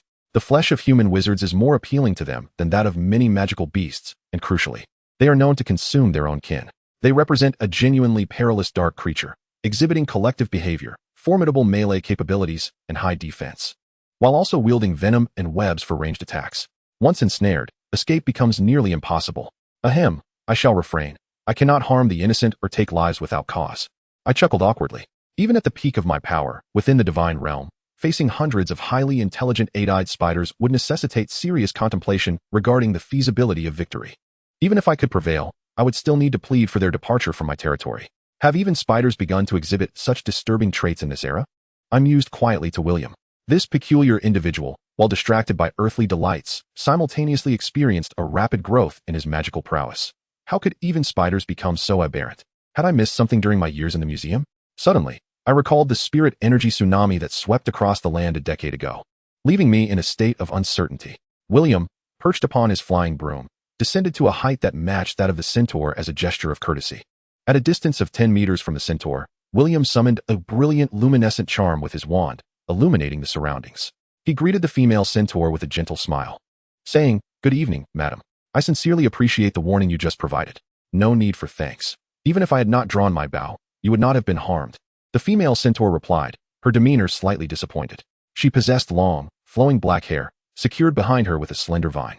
Her face was strikingly angular, with a well-defined jawline that softened at the chin, exuding a robust elegance while avoiding excessive masculinity. Clad in military attire, she would undoubtedly be a captivating figure among soldiers. In addition to her well-defined musculature, including a strong chest, defined abs, and powerful arms, she bore a quiver of wooden arrows on her back, and her lower half resembled that of a black-furred horse, complete with a beautiful tail. Despite William's friendly overture and absence of malice, she held her magical bow, crafted from enchanted wood, tightly, her eyes scanning the surroundings as if on guard against potential threats or searching for something. Even at a 10-meter distance, William felt compelled to exercise caution. He was not an imposing eight-eyed spider, given the recorded strength of centaurs and the potency of their arrows. A single shot from such proximity could prove perilous. Upon spotting the centaur, Aohai exclaimed in William's mind, "What a prize! By day a steed, by night a companion. Must you always think of theft when you encounter beauty?" William retorted, rolling his eyes. "Fate is capricious, and the strong seize their opportunities. Look at the barbarians. They acted similarly in their time, did they not? We merely emulate their ways. In truth, you might as well gather a harem. Indulge in the myriad delights of the world, and achieve enlightenment through experience." Aohai rambled. Could it really be so? William pondered, intrigued by the prospect of both romance and immortality. "Fool, I jest, and you take it to heart. If such a path existed, who would aspire to be an emperor or a Taoist? They would all pursue it instead. There is a legendary Taoist text, the Taishang Wanqing Jing, which speaks of achieving desire only to transcend it. But do you possess the ability to attain such mastery?" Aohai mocked. "Curse you," William retorted, sealing Aohai's voice once more, as he gazed at the flowing words of the song of righteousness surrounding him in his mind. Aohai felt dizzy and chose to close his eyes. With so many alluring blossoms, who could withstand the trials of love, save for the reincarnated demon lord of greed? Even he met a regrettable fate, brought low for a single female pirate, Aohai mused, recalling something from the past. So beautiful, yet alas, a centaur, such a pity. William lamented, filled with regret. Noticing her vigilance, William produced a silver, curved dagger from his pocket, along with its sheath, and tossed it to the centaur, saying, "Our meeting is serendipitous. Please accept this gift as a token of my gratitude."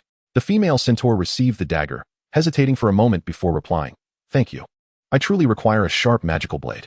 "Then it is perfectly suited," William smiled. "I am called Aohai. Might I inquire if you sell potions?" After receiving the gift, the female half-elf's wariness diminished significantly. She candidly introduced herself, saying, "My name is Haley. Each year, we sell potions, but you have come too late. Last December, we sold all our potions and ores to the wandering merchants. Well then, may I inquire if you possess any thunderstone crystals?" William asked, unwilling to give up. "No. Such items are exceedingly rare. I have only seen one in my lifetime, and it has already been taken by our elder to save a life." William shook his head and replied calmly, "I primarily came for the thunderstone crystals. If you don't have them, then so be it. Miss Haley, it was a pleasure meeting you. Perhaps we shall meet again by chance." "All right. Take care with the magical beasts," Haley called out loudly as she watched William depart. William waved his hand behind him, signaling that he understood. A small half-elf stealthily emerged from a thicket, cautiously surveying the surroundings. Once assured of the absence of others, he gleefully declared, "Mother, see, I told you that if we came here tonight, you could acquire a formidable silver dagger. If Catherine were to blame Alan, it would cause William considerable trouble." He murmured to himself, "With the Sunblade and Peach Blossom, the year carries the 7 killings. The Sunblade and Peach Blossom. The year carries the 7 killings." He recalled that William had claimed to be born on May 2nd, 1980, at 1426, which, in astrological terms, indicated a strong metallic nature, with no elemental deficiencies.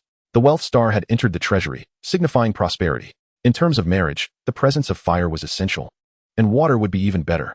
All three of his parents had encountered romantic entanglements, and it was initially thought that Alan and Catherine's romantic issues would fall upon the young one. Yet now, it was clear there was a misunderstanding. This was indicative of a sunblade entwined with peach blossoms, a fate entangled with romantic tribulations. Aohai remarked, "William, you may indeed face romantic tribulations in the future, and they could be the most perilous of all." William cast a protective charm upon himself, laughing. "What do you mean?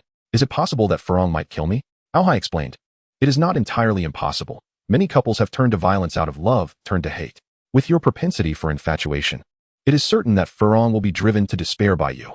Unable to let go, she might kill you and then take her own life." Which would be the most tragic outcome? Can you not say something positive? William retorted with annoyance. I speak with utmost seriousness, Alhai insisted. The following morning, Catherine glared at William at the dining table, her fury palpable. Torn between wanting to scold him and her reluctance to do so, she finally expressed her frustration. So, you believe you have grown up now, do you? William produced a flying cloak and said, in a few days, it is Mother's birthday. I wish to craft a flying cloak and need to concoct some magical potions.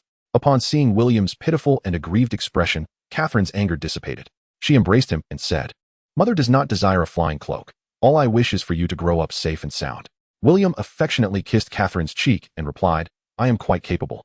When I encounter beasts I cannot defeat, I will simply fly, and they will be unable to catch me.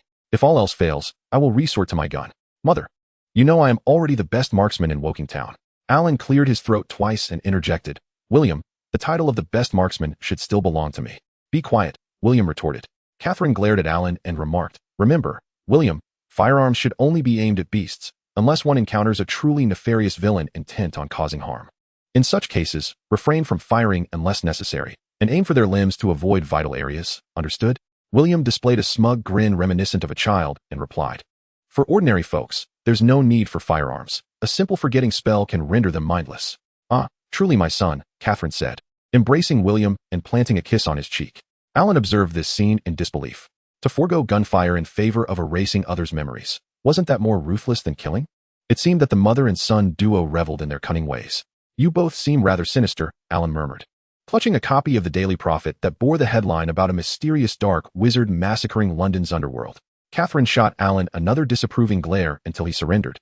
Raising his hands, I stand corrected, my dear. Chapter 54, Ascension to Divinity or Damnation. A few days later, in a basement somewhere in London's Chinatown, Zhang Ziqing sat shivering, his limbs cold, as he gazed at his master, known as the Bone Lord, a figure of even greater renown than the sect leader.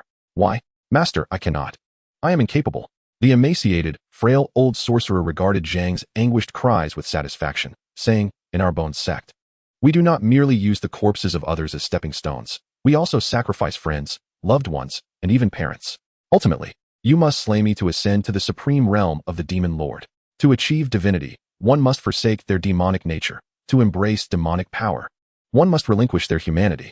The two young men rescued by William last time lay trembling on the ground before him, two guns placed at their feet. You three have a choice. Either you two kill my beloved disciple, or allow him to slay you, or I shall do the deed myself. The old sorcerer raised his hand, summoning a sword made of bone from behind his neck. The sight sent chills down the spines of all three men. The bone sword hovered before the old sorcerer, its pallid surface devoid of any blood, emitting a faint glow. You have 20 seconds. Should you fail to act, I shall intervene. The old sorcerer's eyes turned a ghastly white, his withered hand brimming with dark magic. Kill me. Pick up the gun, Zhang Ziqing urged. I have been diagnosed with cancer. My demise is inevitable. Act now. The two youths hesitated for a few moments before slowly grasping the firearms. Zhang Ziqing closed his eyes and softly commanded, Fire. The two young men exchanged glances, then abruptly turned and unleashed a barrage of bullets at the old sorcerer, expending their entire magazines. Yet, the sorcerer, like a monstrous entity, wielded the bone sword to intercept every single bullet. You possess great audacity. In that case, I shall ensure your suffering is endless, the old sorcerer said, his voice still chillingly calm. With a swift gesture, he unleashed 5 tendrils of black magic, piercing the bodies of the two youths. No. Zhang Ziqing seized the gun from the ground and fired twice, striking his former companions in the spine, ending their torment. However, this act only deepened his own anguish. As he gazed upon the fallen friends, the thought of murdering his master began to fester within him. Yes, indeed. It is essential to harbor hatred. The old demon lord gazed at Zhang Ziqing with satisfaction, proclaiming, Only through hatred can you awaken your path of slaughter. Emotions are but shackles of the soul. Free yourself from these restraints, and you shall become the strongest being in this world. Zhang Ziqing slowly crawled to the lifeless forms of his two companions, gently closing their vacant eyes. The mixed-blood demon cultivator, who had endured 2 punches from William, stood silently at the entrance of the basement. Being favored by the Bone Sovereign is a great fortune for a demon cultivator. You are destined to become the most formidable being. Yet, being chosen by the Bone Sovereign also brings great misfortune, as it demands a hefty price. Qingyun, take the corpses to feed the dogs. As for your master, toss him into the blood pool. Yu Qingyun focused intently and replied, Yes, Master Ancestor. Zhang Ziqing raised his gaze, casting an angry glare at the old demon lord, his hatred intensifying. Yu Qingyun displayed no reverence towards this nominal master. For demon cultivators value strength above all else, dismissing lineage. With a swift strike to the carotid artery, he rendered his opponent unconscious. When Zhang Ziqing regained consciousness, he found himself submerged in a crimson, blood-like potion, his limbs shackled, leaving only his face exposed. His entire being felt as if it had been cast into molten lava, being boiled in scalding blood, compelled to emit inhuman wails. Full of vigor, his form intact, splendid. Just a few more months of endurance, and he would attain wealth and power beyond imagination. Zhang Ziqing growled through gritted teeth, "I will kill you." The old demon lord remained unfazed, instead rejoicing, "Excellent. That is precisely the spirit. Cultivate the strongest desire to kill." Zhang Ziqing closed his eyes, disregarding the madman. "Go now." Yu Qingyun left the basement and ascended to the office above. "Come in, father." Yu Hahai opened his eyes, surveying his son, who had failed in swordsmanship, martial arts, and chi refining, and inquired, "Explain the situation." Yu Qingyun recounted all he had witnessed in the basement. "Father, does Master Ancestor truly sacrifice 2 of his own for Uncle Zhang?" Yu Hahai regarded his son with indifference, replying, "Are you lamenting those 2 ruffians?" Yu Qingyun hastily flattered, "Not at all, merely 2 worthless individuals. I just do not understand why such measures are necessary. Even if this succeeds, Uncle Zhang will likely become a formidable enemy of our sacred sect." Yu Hahai corrected him, "You are mistaken. He will become your Master Ancestor's adversary, not that of the sacred sect." Yu Qingyun protested, "If he were to kill Master Ancestor, how could he possibly join the sacred sect?" Yu Hahai's expression remained impassive as he stated, "If he can slay the ancestor, I shall pass the position of sect leader to him." Yu Qingyun gazed into his father's eyes and asked, "Why must our sacred sect force master to kill disciple and father to betray son?" Yu Hahai did not respond directly, instead countering, "Is that why you practice everything yet excel at nothing? My son, Yu Hahai, reduced to a mere petty leader of a Chinatown gang, surviving by extorting protection fees?" Yu Qingyun chuckled awkwardly, "I am but a foolish son, disappointing you, father." Yu Hahai coldly commanded, "Leave. Begone." As he watched his son turn to depart, a fleeting softness crossed Yu Hahai's icy visage, only to vanish swiftly. Such is the price. The head of the demon sect mused. In another chamber of the basement, another soul was ensconced in a pool of blood. "My sole concern was to ensure that the money was safely delivered to my family. I will manage that." Once again, a face was submerged in the sanguine depths, the blood swirling tumultuously. Among the remaining 6 pools, only one contained a figure, but their mind had long since departed, exuding an aura of murderous intent. Having been slain by a despondent witch's spell, vivid crimson liquid flowed slowly from the corpse, replenishing the pool, leaving behind only a skeletal remnant, hoisted by iron chains. A witch, clad in a sheer, diaphanous gown, observed the complete skeleton being dragged away and entered the basement where Zhang Ziqing resided with a smile. Her alluring black lingerie was conspicuously apparent through the purple veil, yet the 2 middle-aged wizards dared not cast a glance, their heads bowed as they towed the bones. The witch laughed, saying, "Old man, let us strike a bargain. If this divine child is successfully cultivated, may I borrow him for a few days?" The witch remarked, "The 10,000 blood sacrifice and 7 kills, the 100 battles nurture the breaking army, the flower empress bears the greedy wolf." Among the 3 stars, the 7 kills and breaking army have discernible traces, yet the greedy wolf is the hardest to conceive. My master searched a lifetime without success. My uncle is still in pursuit, and where can my niece find a true flower empress? You all say that the greedy wolf star lord is most likely to emerge in Oberlo. My sisters and I have searched for decades, yet to this day, we have found nothing. Who knows where he will be born? The old wizard, with a hint of self-satisfaction, smiled and said, "Who can blame it? The greedy wolf star lord is the embodiment of the peach blossom constellation, born only from the flower empress, and must be neither good nor evil, neither Buddhist nor Taoist, for there to be a glimmer of awakening. However, once the 7 kills manifest and the breaking army appears, the greedy wolf will surely reveal itself. When the 3 stars gather, the holy gate shall flourish." This was the prophecy left by the elders adept in divining the heavenly secrets when we withdrew from the east. Let us wait. Once we locate the 7 kills and breaking army, the greedy wolf will naturally emerge. The witch entwined her arm with the old wizard's, smiling seductively. "Uncle, I merely wish to employ him for a few killings. Rest assured, my disciples will not act recklessly." The old wizard shook his head, a glint of sternness flashing in his murky eyes. "I have long cautioned you against meddling with those poisons. You insist on doing so. Yet the mysterious black wizards summoned by Grybuck are far from simple. You should quickly dispel any improper thoughts. I do not wish to witness you being scolded by your master in hell." The witch was taken aback, puzzled. Are they truly that formidable? More formidable than you can imagine. Do not involve yourself any further. Chapter 55, Seeking Medicine. After spending over a month with his family, at the end of February, William once again set forth to the Aosta region of France. This time, having learned from past experiences. He informed Catherine in advance that he was venturing into the Scottish forests. Due to the considerable distance, William opted to clandestinely board a passenger flight from London to Lausanne, Switzerland, before soaring to the Aosta mountain range on a flying broomstick. He acquired numerous books on feng shui and fortune-telling from street vendors in Chinatown. Most were fabrications. Yet some arguments and evidence proved quite insightful for William. This mountain range was a labyrinth of peaks, with a winding valley emerging from afar, embodying a prime geographical position, akin to the azure dragon coiling upward and the black tortoise residing therein. In the ancient dynasties of the East, various sites could serve as royal burial grounds. "What do you think of this mountain, A.O. High?" William inquired. "Do not bother me, Dragon Lord. I have important matters to attend to," A.O. High responded impatiently. "All right, if you have business to conduct, do so." William thought it unlikely that the rogue dragon would engage in anything serious, suspecting he was merely reminiscing. The Alps are home to numerous pure-blooded wizarding families' herbal gardens, each cloaked in protective enchantments, hidden amidst the vast expanse of white, avoiding the throngs of ordinary tourists, climbers, adventurers, and satellite searches that flock annually. Midway up this peak lies an estate, which William cautiously circumvented. Much like the Forbidden Forest in England, he spent an entire day searching the woods at the mountain slope, but found no thunderstone crystal. Fortunately, he gathered a wealth of rare potions. "This method is far too slow. It seems I ought to post bounties on those 2 streets instead," William mused, gazing at the endless sea of snow and the wooded hills, lamenting the emptiness of his pockets.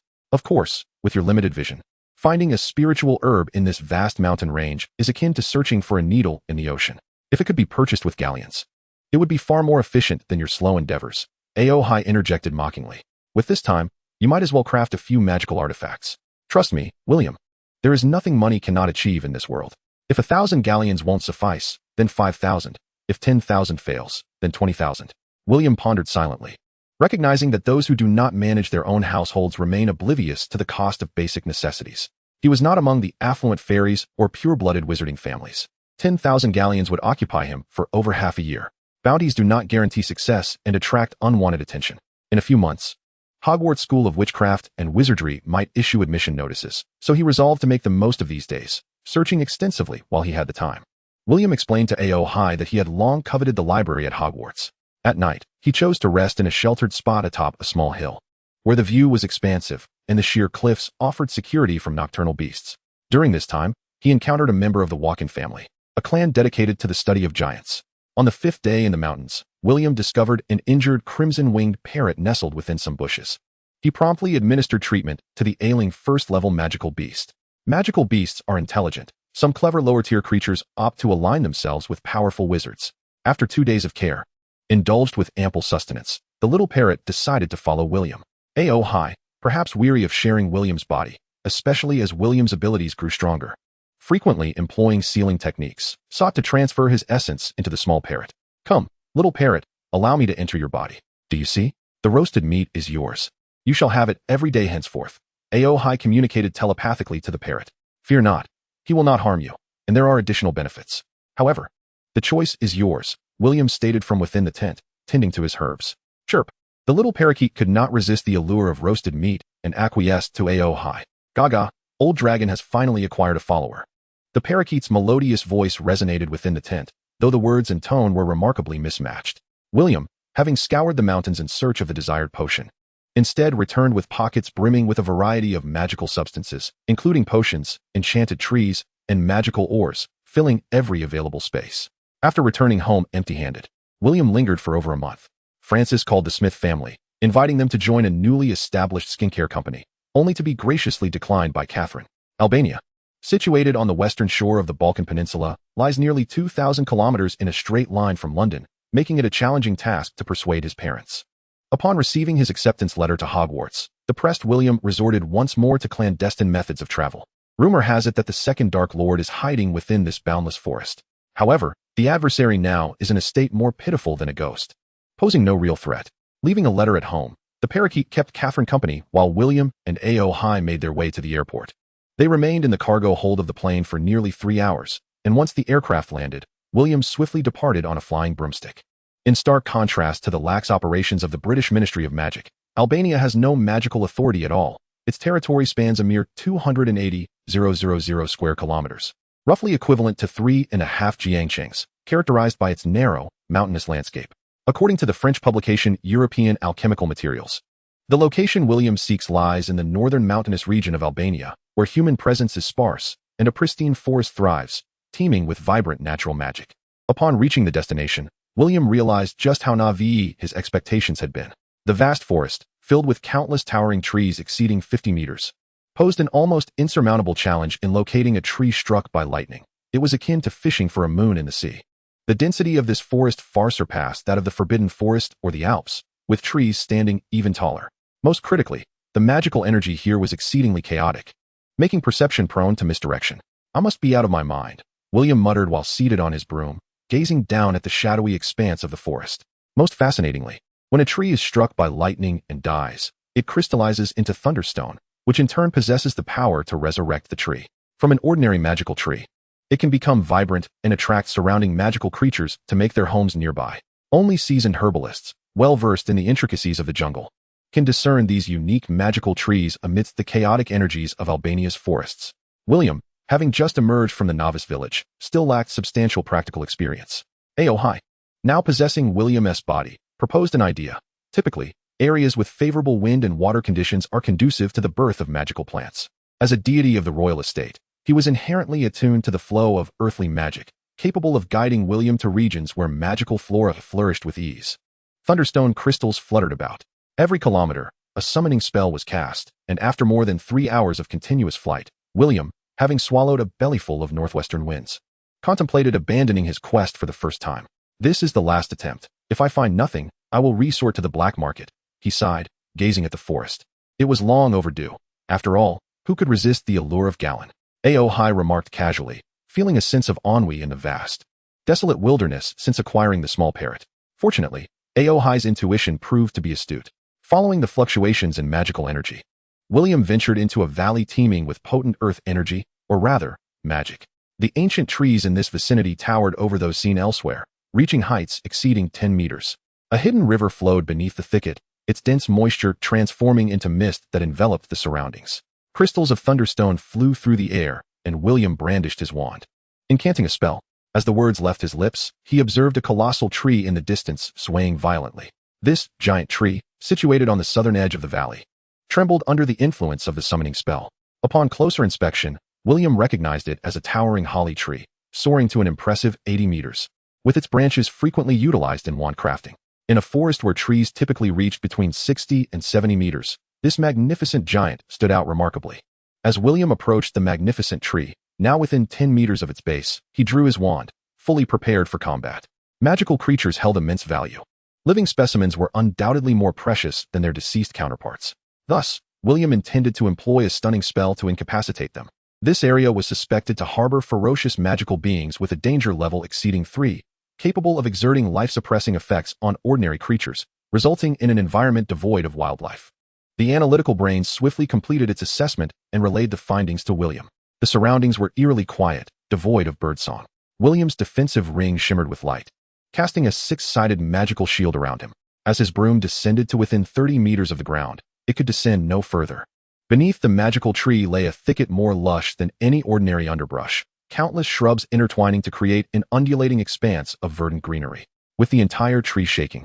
William was uncertain of the precise location of the thunderstone crystals within it and could only search from the ground upwards. Such vibrant earth energy, Aohai, sensitive to the life force of the world, immediately sensed the uniqueness of this place. The intensity of the magic posed considerable obstacles to William's perception, making it an ideal setting for a magical beast to launch a surprise attack. William hovered on his broom, gradually approaching the great tree. Strangely, he had yet to detect any concealed magical creatures. To his innate magical vision, the area was shrouded in tranquil magical mist, while chaotic magical energy pulsed beneath the ground, with the immense roots and leaves of the magical tree seriously interfering with his perception. Curious, where could they be hiding? Perhaps beneath the shrubs, Aohai suggested, urging him to ascend higher. Even a 5th-level creature would not soar much higher than an 8-eyed spider. William, feeling slightly overconfident, mused that they could hardly be more formidable than werewolves or dark wizards. As he neared the giant tree, now within 5 meters, a massive python's tail suddenly lashed out from the underbrush, parting the dense foliage and enormous leaves. The speed of the snake's tail was astonishing. Even though William had spotted the threat, his body could not react in time for an adequate defensive maneuver. The tail struck against his duel-resistant shield, and from his vantage point, the entire serpent was concealed within the thicket, with William positioned directly above its tail. William, along with his shield, was hurled against the holly tree by the immense force of the serpent's tail, causing his flying broom to be knocked away and tumble into the underbrush. His wand also fell from his grasp as he was propelled into the trunk of the great tree, the impact sending waves of excruciating pain through his internal organs. Despite having reached the pinnacle of the 5th rank in his cultivation, William found himself overwhelmed by the powerful magic-infused strike of the serpent's tail. The glow of his shield dimmed under the fierce assault, causing him to experience nausea, vomiting, and difficulty breathing. Unpleasant reactions that left him feeling utterly disoriented and vulnerable. A stark contrast to his accustomed comfort. Before William could fully regain his senses, the colossal python, stretching an impressive 36 meters, had already turned around. Empowered by a magical force akin to that of a seasoned wizard, the serpent's tail struck the underbrush with tremendous force, propelling it skyward. Its gaping maw opened wide, revealing glistening fangs filled with venom as it lunged towards William. "Good heavens, run!" shouted Aoi, who, in a state of panic akin to a bewildered woman, had not granted William the chance to employ his divine techniques. As the serpent's jaws neared within a meter of William, he mustered all his strength to roll aside. With his right hand forming a decisive gesture, he unleashed a slender bolt of silver lightning, which struck the python with precision, causing it to convulse violently as it flew through the air. For a fleeting moment, a look of bewilderment clouded the serpent's cold, cruel eyes. The inertia of its leap caused its head to collide with the magical tree, while its body pressed William down into the branches of the protective shield. Seizing the opportunity as the serpent lost its capacity to continue the assault, William activated his enchanted black cloak, which surged to life with magic, unsteadily lifting him away from the python. During their escape, a series of delicate silver lightning bolts continued to assail the serpent, causing it to thrash about as if afflicted by seizures until it finally fell into unconsciousness. "To think my spell would first be used against a serpent," mused William, gazing at the incapacitated magical creature with an expression of bewilderment. The memory of the recent peril sent beads of sweat cascading down his brow, dispelling any remnants of arrogance within him. The strength of his adversary had far surpassed his expectations. Compared to this creature, the werewolves of Britain seemed utterly insignificant. Perched upon a branch of another towering tree, William trembled as he attempted to execute a sacred incantation, failing twice before finally succeeding on the 3rd attempt. As the discomfort within him gradually dissipated, he leaned against the branch, inhaling deeply. I underestimated the prowess of high-level magical beasts. In close combat, their physical strength exceeds that of wizards, he laughed heartily. Even with a firearm, one cannot slay them without striking a vital point. The cold sweat enveloping him was dispelled by a constant magical aura from his undergarments. The terror he had just faced, coupled with the thrill of narrowly escaping death, left him exhilarated. Suddenly, he pondered how Harry Potter had triumphed over the Dark Lord, when faced with an adversary of such overwhelming might. Had he too felt this same excitement and fearlessness? For the first time, William felt a profound admiration for the savior.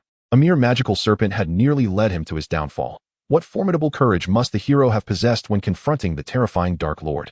"William, when did you master such a powerful 4th-tier spell? And yet you did not inform Lord Long." Aoi exclaimed incredulously. "4th tier?" William had just unleashed a special spell derived from his own aberrant magical energy during the last fusion. This particular magic was one he could release instantaneously without constraint. Aoi gazed at the unconscious giant python and remarked, "The scales of this colossal serpent, combined with its immense magical power, granted a magical resistance slightly inferior to that of dragonhide. Your counterspell could affect it for at least 3 seconds, and if used continuously, the effects could be compounded. Currently, you possess the equivalent of a 5th-tier cultivation in the East.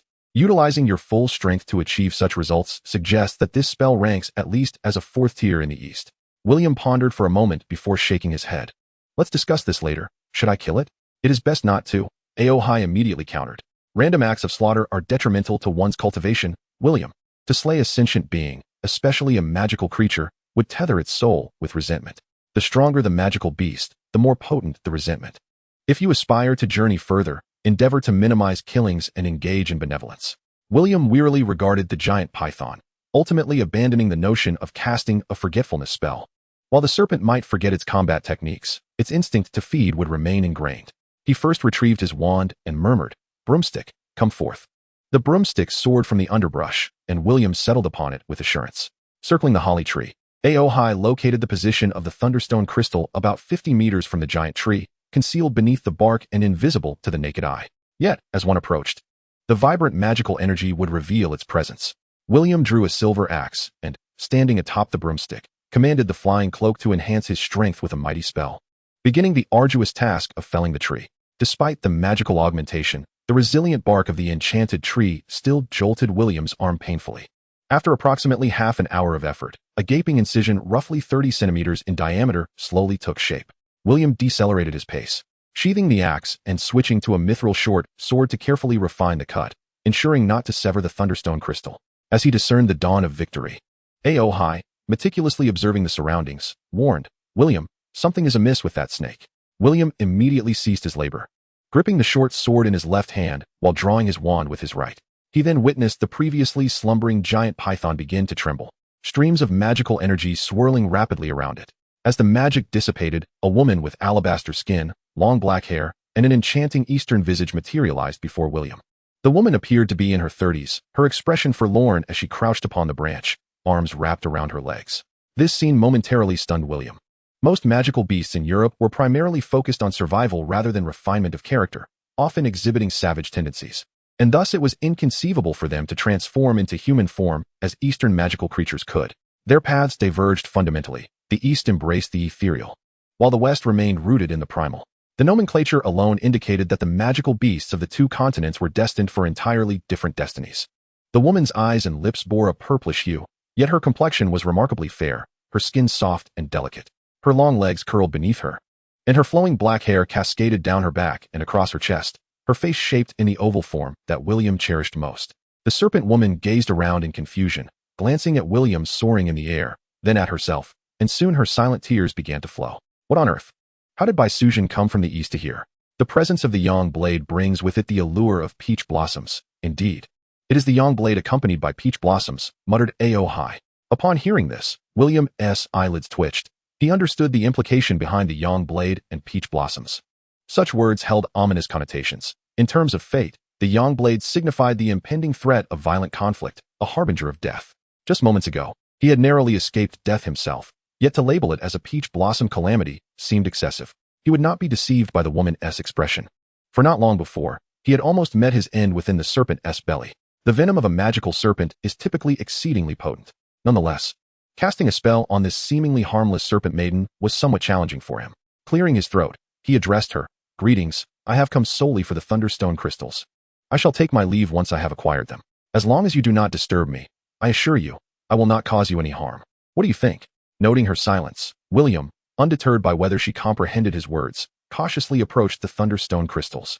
Observing her lack of movement, he swiftly wielded his short sword, disregarding the potential risk of damaging the crystals. Casting a glance at the weeping woman, he sighed and withdrew from his pocket a replica flying dress originally intended for Catherine. Though crafted from dragon hide of merely a third of the usual thickness, it was suitable for the summer's warmth. My apologies, this thunderstone is of great importance to me. In exchange, I offer you this flying dress. It is quite lovely, and I made it myself. William paused momentarily, noticing her reaction. With a flourish of his wand, he silently enchanted the dress to glide over to her. As she stared in astonishment at the flying dress draped over her, William gritted his teeth and retrieved a collection of packaged delicacies from his pocket.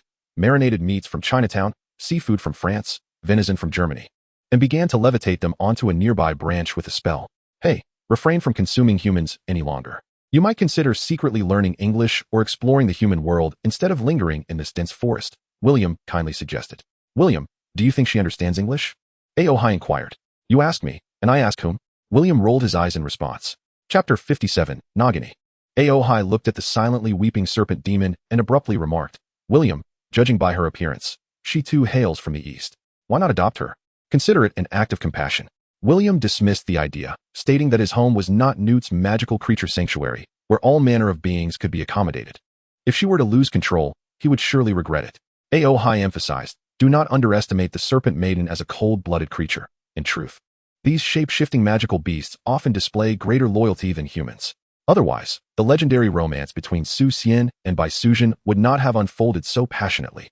William slowly began to retreat, pausing to respond, "I am about to head to Hogwarts, and the school would never permit me to bring such a perilous giant serpent within its walls." After distancing himself from the holly tree, William turned and soared toward the city on his broomstick.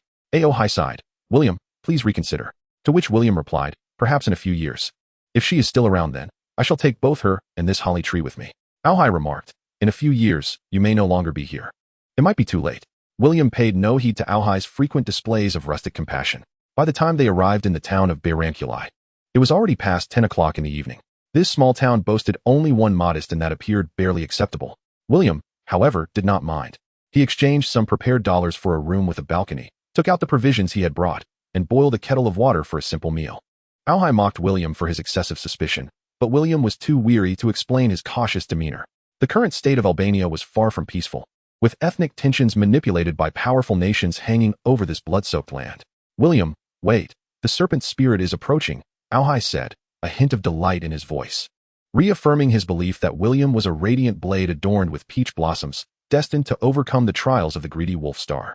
Only such an explanation could account for William's remarkable progress amidst the chaos of his mind. William extended his senses, and indeed, he spotted the serpent spirit hastening toward him from behind. He turned to face her, and sensing William's potential departure, the serpent spirit activated her magical flight. The flight garment, crafted from dragon skin by William, resembled a cloak of flight, allowing her to maneuver through the air with sheer will. As long as the magical energy of the button remained intact and the dragon skin's enchantments were undamaged, this garment could fetch thousands of galleons in Diagonal Alley, sold to affluent pureblood wizards or fairies. Furthermore, William had cast a shrinking spell upon it, enabling it to adjust its size according to the wearer's physique. Originally designed to complement form-fitting leather armor, William had intended it to enhance Catherine's allure toward Alan. Once donned by the female serpent spirit, her exquisite curves were immediately accentuated. Her voluptuous form leaving little wonder as to why the beautiful serpent was regarded as a creature second only to the fox spirit in allure. "Why are you following me?" William inquired, furrowing his brow, though he himself could not articulate his own thoughts. The delicate, eastern features of the being before him evoked memories of his past. Yet the terrifying shadow of yesterday's near demise persistently reminded him of her potential danger. "Sir, I beseech your assistance," the being unexpectedly replied in flawless English. "You can speak?" William asked, seated upon his broom, his right hand resting on his belt, mere centimeters from the wand tucked in his pocket. "I am Nagini, a human. I was afflicted with blood magic disease, which caused the consciousness of serpentine beings to dominate my body, stripping me of my human form. My attack on you yesterday was not my intention. Your soul magic is invaluable to me, as it can enhance my humanity and help me suppress the serpent beast within." Perhaps it had been long since she had spoken, for Nagini poured forth her words, her eyes fixated intently on William. That gaze was familiar to William. It mirrored the desperate longing of cancer patients for a life-saving drug. It was a hope for survival. Yet, William was acutely aware of the despair that followed when patients learned of the exorbitant prices of such medications. The beauty of hope in humanity's gaze is exquisite, while the terror of despair is haunting. Nagini, the Nagini of 1945? This cannot be. If you are indeed Nagini, you must be at least 90 years old now. How is it possible that you appear to be merely 30? Upon hearing William's words, he swiftly grasped the situation and immediately identified the flaw within it. "And how did you come to be here?" He could not blame her. For his own safety, he needed to ascertain the nature of Dumbledore, leading him to gather a considerable amount of information. Naturally, Dumbledore's small team was also a focal point of his interest. The whereabouts of these individuals were crucial to William's decision on whether to ally with Dumbledore in combating foes. He could only discreetly disembark and swim from the Mediterranean, ultimately transforming into a serpent. For someone like me, who had morphed into a giant python, the span of 4 to 5 decades was merely a fraction of my lifespan. Nagini stood in the shade of a tree, her expression melancholic, a tragic supporting character in her own narrative. "Do you wish for me to assist in suppressing the serpent's consciousness?" William inquired softly. "Indeed, you cannot fathom the depth of that consciousness, ensnared in endless darkness, yet vividly witnessing the horrifying scenes of devouring both humans and beasts." Nagini recalled her past misfortunes, her body trembling slightly as she endeavored to restrain her tears. "Do you believe she speaks falsely?" William pondered internally. Her assertions aligned with various records, rendering it difficult to discern the veracity of her words. Based on the feedback from his intelligence network, William was also unable to ascertain the truth of her claims. Auhai softly recited, "The divine resolution states, evil stems from a singular essence, and purity arises from a singular essence. Thus, life and death, motion and stillness, I resolve through the divine. Carnal desires surge, and the spirit remains unsettled. Thoughts diverge, and the spirit condenses into evil, giving rise to demons. Yet, through the light visualization method, one can expel malevolent spirits and gather the soul's essence." William understood the blood demon syndrome, a hereditary affliction tied to the animagus transformation magic. Sufferers could transform into an animal without mastering advanced animagus spells. However, the consequence was that as their magical power grew, Their human consciousness would be overshadowed by the beastly spirit nourished by that power. Over time, the afflicted would be transformed into a creature. Their humanity cloaked in darkness for decades, akin to a human succumbing to wolf's bane, transforming into a wolf under a full moon. Yet, in the former case, the remainder of their lives would be dominated by the beastly essence, unable to resist, escape, or even end their own existence, a torment akin to being trapped in a black room. It has been said that a prisoner confined in such a space for over 24 hours may develop issues, while 48 hours could lead to instability, and 72 hours would surely result in madness or death. Thus, after decades of being possessed by the serpent's consciousness, could Nagini truly retain her humanity? William gazed at the witch and instantly comprehended why she was so resolutely agreeable to his terms. He even suspected that had he rejected her, she might have resorted to suicide immediately. At that moment, she appeared but a step away from complete insanity. Chapter 58. Fate brings us together from afar.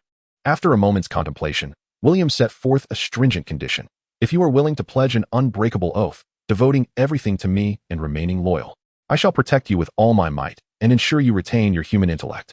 I am willing, Nagini replied without a moment's hesitation, her eyes revealing an unwavering determination and a profound yearning to escape her misfortunes. Caught off guard by her straightforwardness, William realized that his initial plan of offering high stakes before negotiating had been rather naive. In a moment of resignation, William awkwardly remarked, I am William Cavendish Smith, a mere muggle wizard. Nagini, you need not make such a choice. I was merely jesting with you. All you need to do is vow not to harm me. And I can be your friend, casting spells for you whenever you require assistance. Thank you. You are a good person. But I must remain by your side at all times, for I cannot predict when I may lose consciousness. If the vow of loyalty is upheld, it can effectively shield you from harm. Nagini spoke with pain in her voice. She had sought help from her parents back in her homeland, prayed to deities during her journey, reached out to Dumbledore in England, and sought assistance from various magical ministries across Europe. Yet, the greater the hope, the more profound the disappointment. When she departed Europe, burdened by the death of a friend and laden with wounds, preparing to accept her ultimate fate in her homeland, she found herself forced to disembark midway, ultimately witnessing her transformation into a monster in a foreign land, devouring animals, hunters, and gradually succumbing to the consciousness of the serpent that consumed her humanity. This prolonged imprisonment of despair was beyond the comprehension of others. Rather than drowning in despair, one could either erupt from it or choose a humble path that allows one to bask in the sunlight, at least feeling alive under its rays. Nagini gazed at William, contemplating silently. William was aware that in modern times, individuals have experienced a vast liberation of thought. No one would willingly relinquish their freedom to become a servant or a slave. However, the wizarding world seemed somewhat different, as the reverence for powerful sorcerers existed both in the East and West. Subservience to the strong was not deemed shameful. Dumbledore was revered as a great figure, while 2 generations of dark wizards were considered uncrowned kings, boasting numerous followers willing to sacrifice their lives. Just like the original members of the Order of the Phoenix who made sacrifices, what benefits could they possibly reap from Dumbledore? Perhaps some, but not many. Pledging loyalty to a prodigious young wizard destined to become a figure akin to Dumbledore was hardly disgraceful. Thus, what William perceived as unacceptable terms might not be so difficult for Nagini to accept. It was merely a divergence in cultural thought. William remained silent for a considerable time. The impatient Aohai inquired, what do you hesitate for? William, help her. Ignoring Aohai's plea, William calmly asked within the recesses of his mind, what does young blade brings peach blossom signify? Shouldn't you explain why you felt compelled to choose to possess me at first sight? Ah, it is an oracle, she replied. Over a century ago, Goei Yin Chi foretold my fate, leaving behind this phrase. The courier moves, fire compels the westward journey, young blade brings peach blossom. With the year of 7 killers, in the midst of the greedy wolf's calamity, great fortune lies in the west. As for more details, I am unaware. I waited for 100 years, and upon seeing you for the first time, I recognized your countenance adorned with the aura of peach blossom, or rather, a flood of fortune. Thus, I resolved to follow you and observe.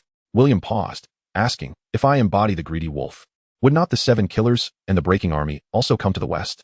Aohai replied uncertainly, it only mentioned 2. Perhaps the breaking army will not descend. William then questioned, why do you so fervently wish for me to assist her and guide her? After a few moments of silence, Aohai responded, she resembles my sister, the blue serpent. William ceased to speak, approaching Nagini, and the 2 stood face to face. They extended their right hands, clasping them firmly.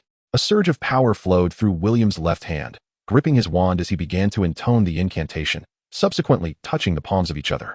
I, Nagini, pledge all that I am to my master, to walk the path of righteousness, and to remain loyal to him. William Cavendish Smith, in exchange for his protection, Nagini declared. Her expression a complex tapestry of emotions, yet resolute.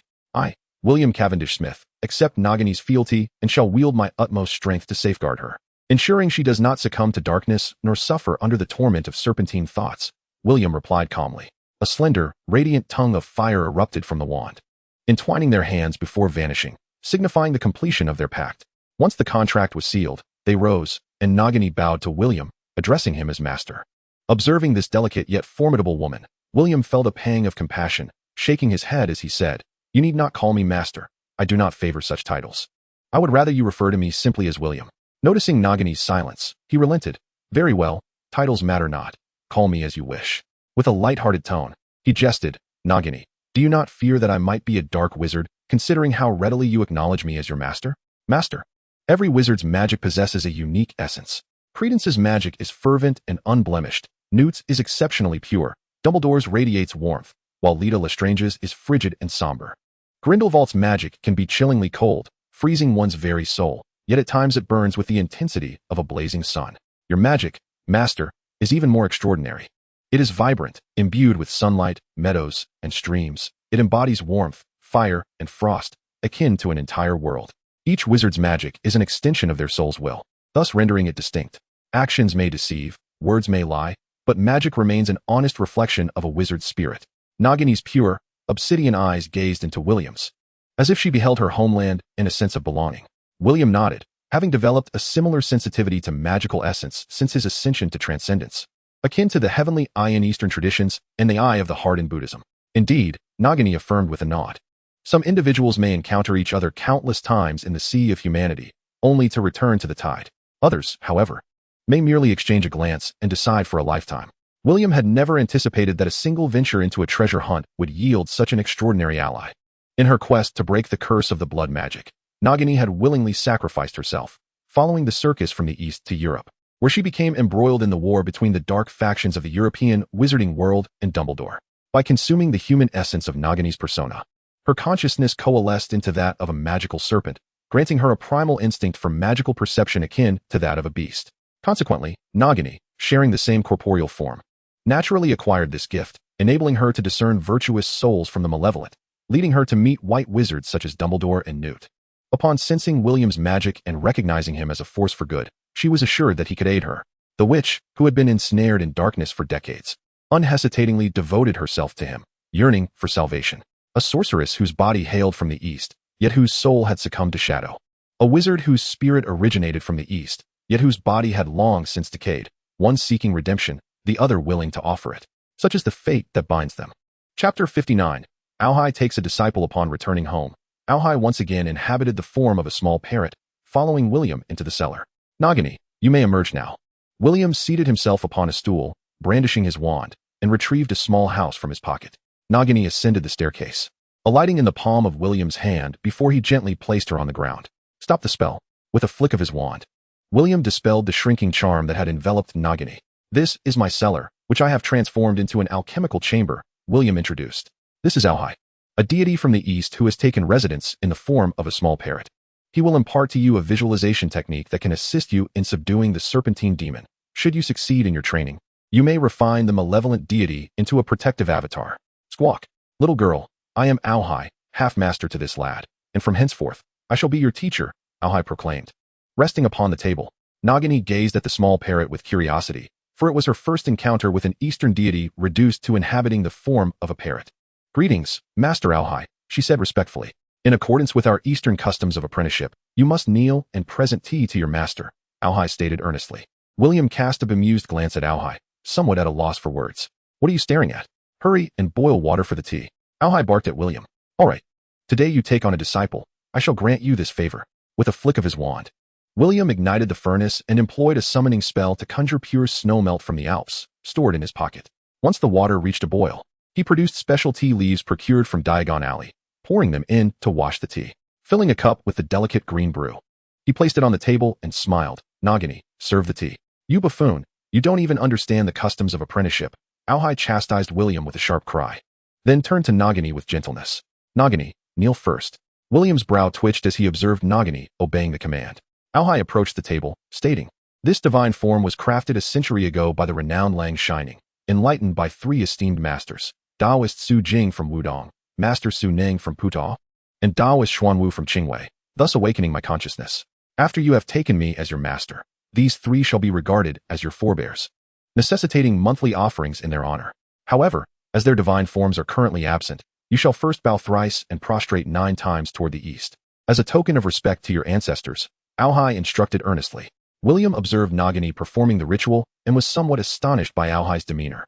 He had initially thought Aohai was merely indulging in a moment of whimsy, but it appeared he genuinely regarded Nagini as a disciple. Benevolence, righteousness, propriety, wisdom, and faith, these virtues, even for William, a product of a later age, signified not merely status, but also responsibility and obligation.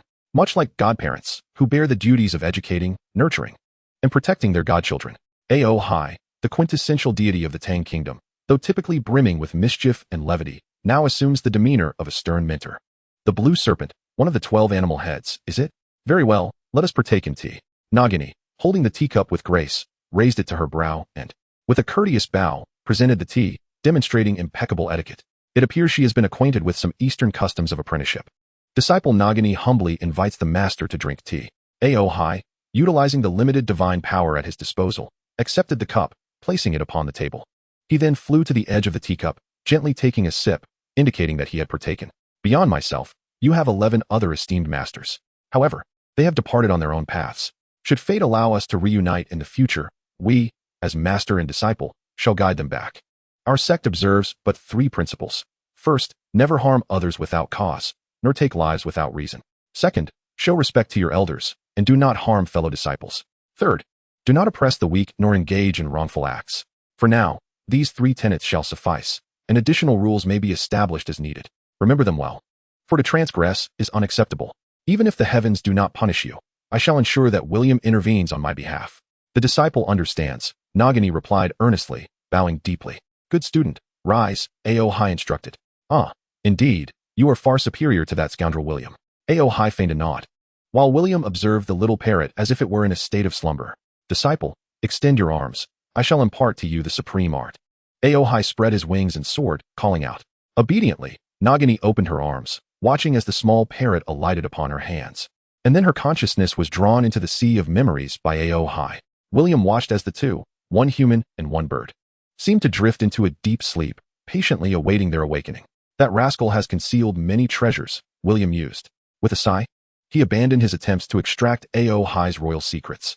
The bloodline he bore assured that Aohai would divulge no more confidential information. In truth, the Taoist 9-character true formula and the 10,000 thunder scripture were already ample material for William to study for a lifetime.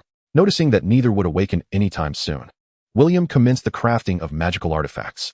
Hogwarts School of Witchcraft and Wizardry was hardly a secure locale. The instructor for defense against the dark arts changed annually. Should William and the Savior's paths intertwine, he must be prepared with various protective measures, for ever since Harry Potter's arrival, calamities had unfolded each year, worsening with time. Approaching midnight, just as William had prepared a late-night meal, Nagini slowly opened her eyes.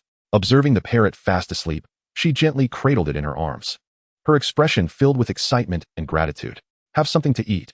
Replenish your energy, William said softly. Indeed, Nagini replied, accepting the porcelain bowl he offered, filled with beef brewed in potions, reminiscent of an energy elixir, but far more palatable and nourishing. Master, do you hail from the east as well? Nagini inquired. In my past life, I was known. In this life, I am William Cavendish Smith. He indicated his face and spoke gravely. Please refrain from mentioning it again. Understood. Nagini nodded, gently nibbling the beef. Drink more of the soup. I have infused it with special calming herbs to ease the fatigue of the soul, William smiled. As Nagini held the bowl that William had once more handed over, gazing at the soup resembling exquisite white jade, tears unexpectedly welled up in her eyes. Today is a joyous occasion. Why am I crying? She pondered. If Aohai, that old rascal, were to find out, he might suspect that I am tormenting you, and it would undoubtedly become an endless affair. William, noticing her distress, offered her a tissue. I am simply overwhelmed with happiness, Nagini replied with a radiant smile. That's the spirit. Smile more and do not worry about the serpent. With Aohai and me by your side, this place will forever be your home. William gazed tenderly at the witch who had been possessed by the serpent for nearly 5 decades, and the words slipped out instinctively.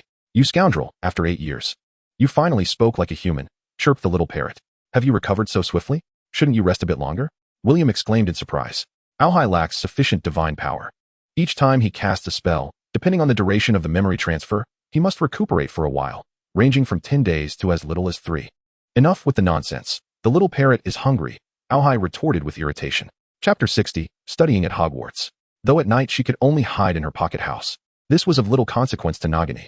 In the final days leading up to their departure for Hogwarts, William engaged in discussions with Alhai about the formidable technique of the 10,000 Thunder Scriptures, while simultaneously exchanging information on spells with Fleur. Unfortunately, Alhai could only provide fragmented insights, merely serving as a reference.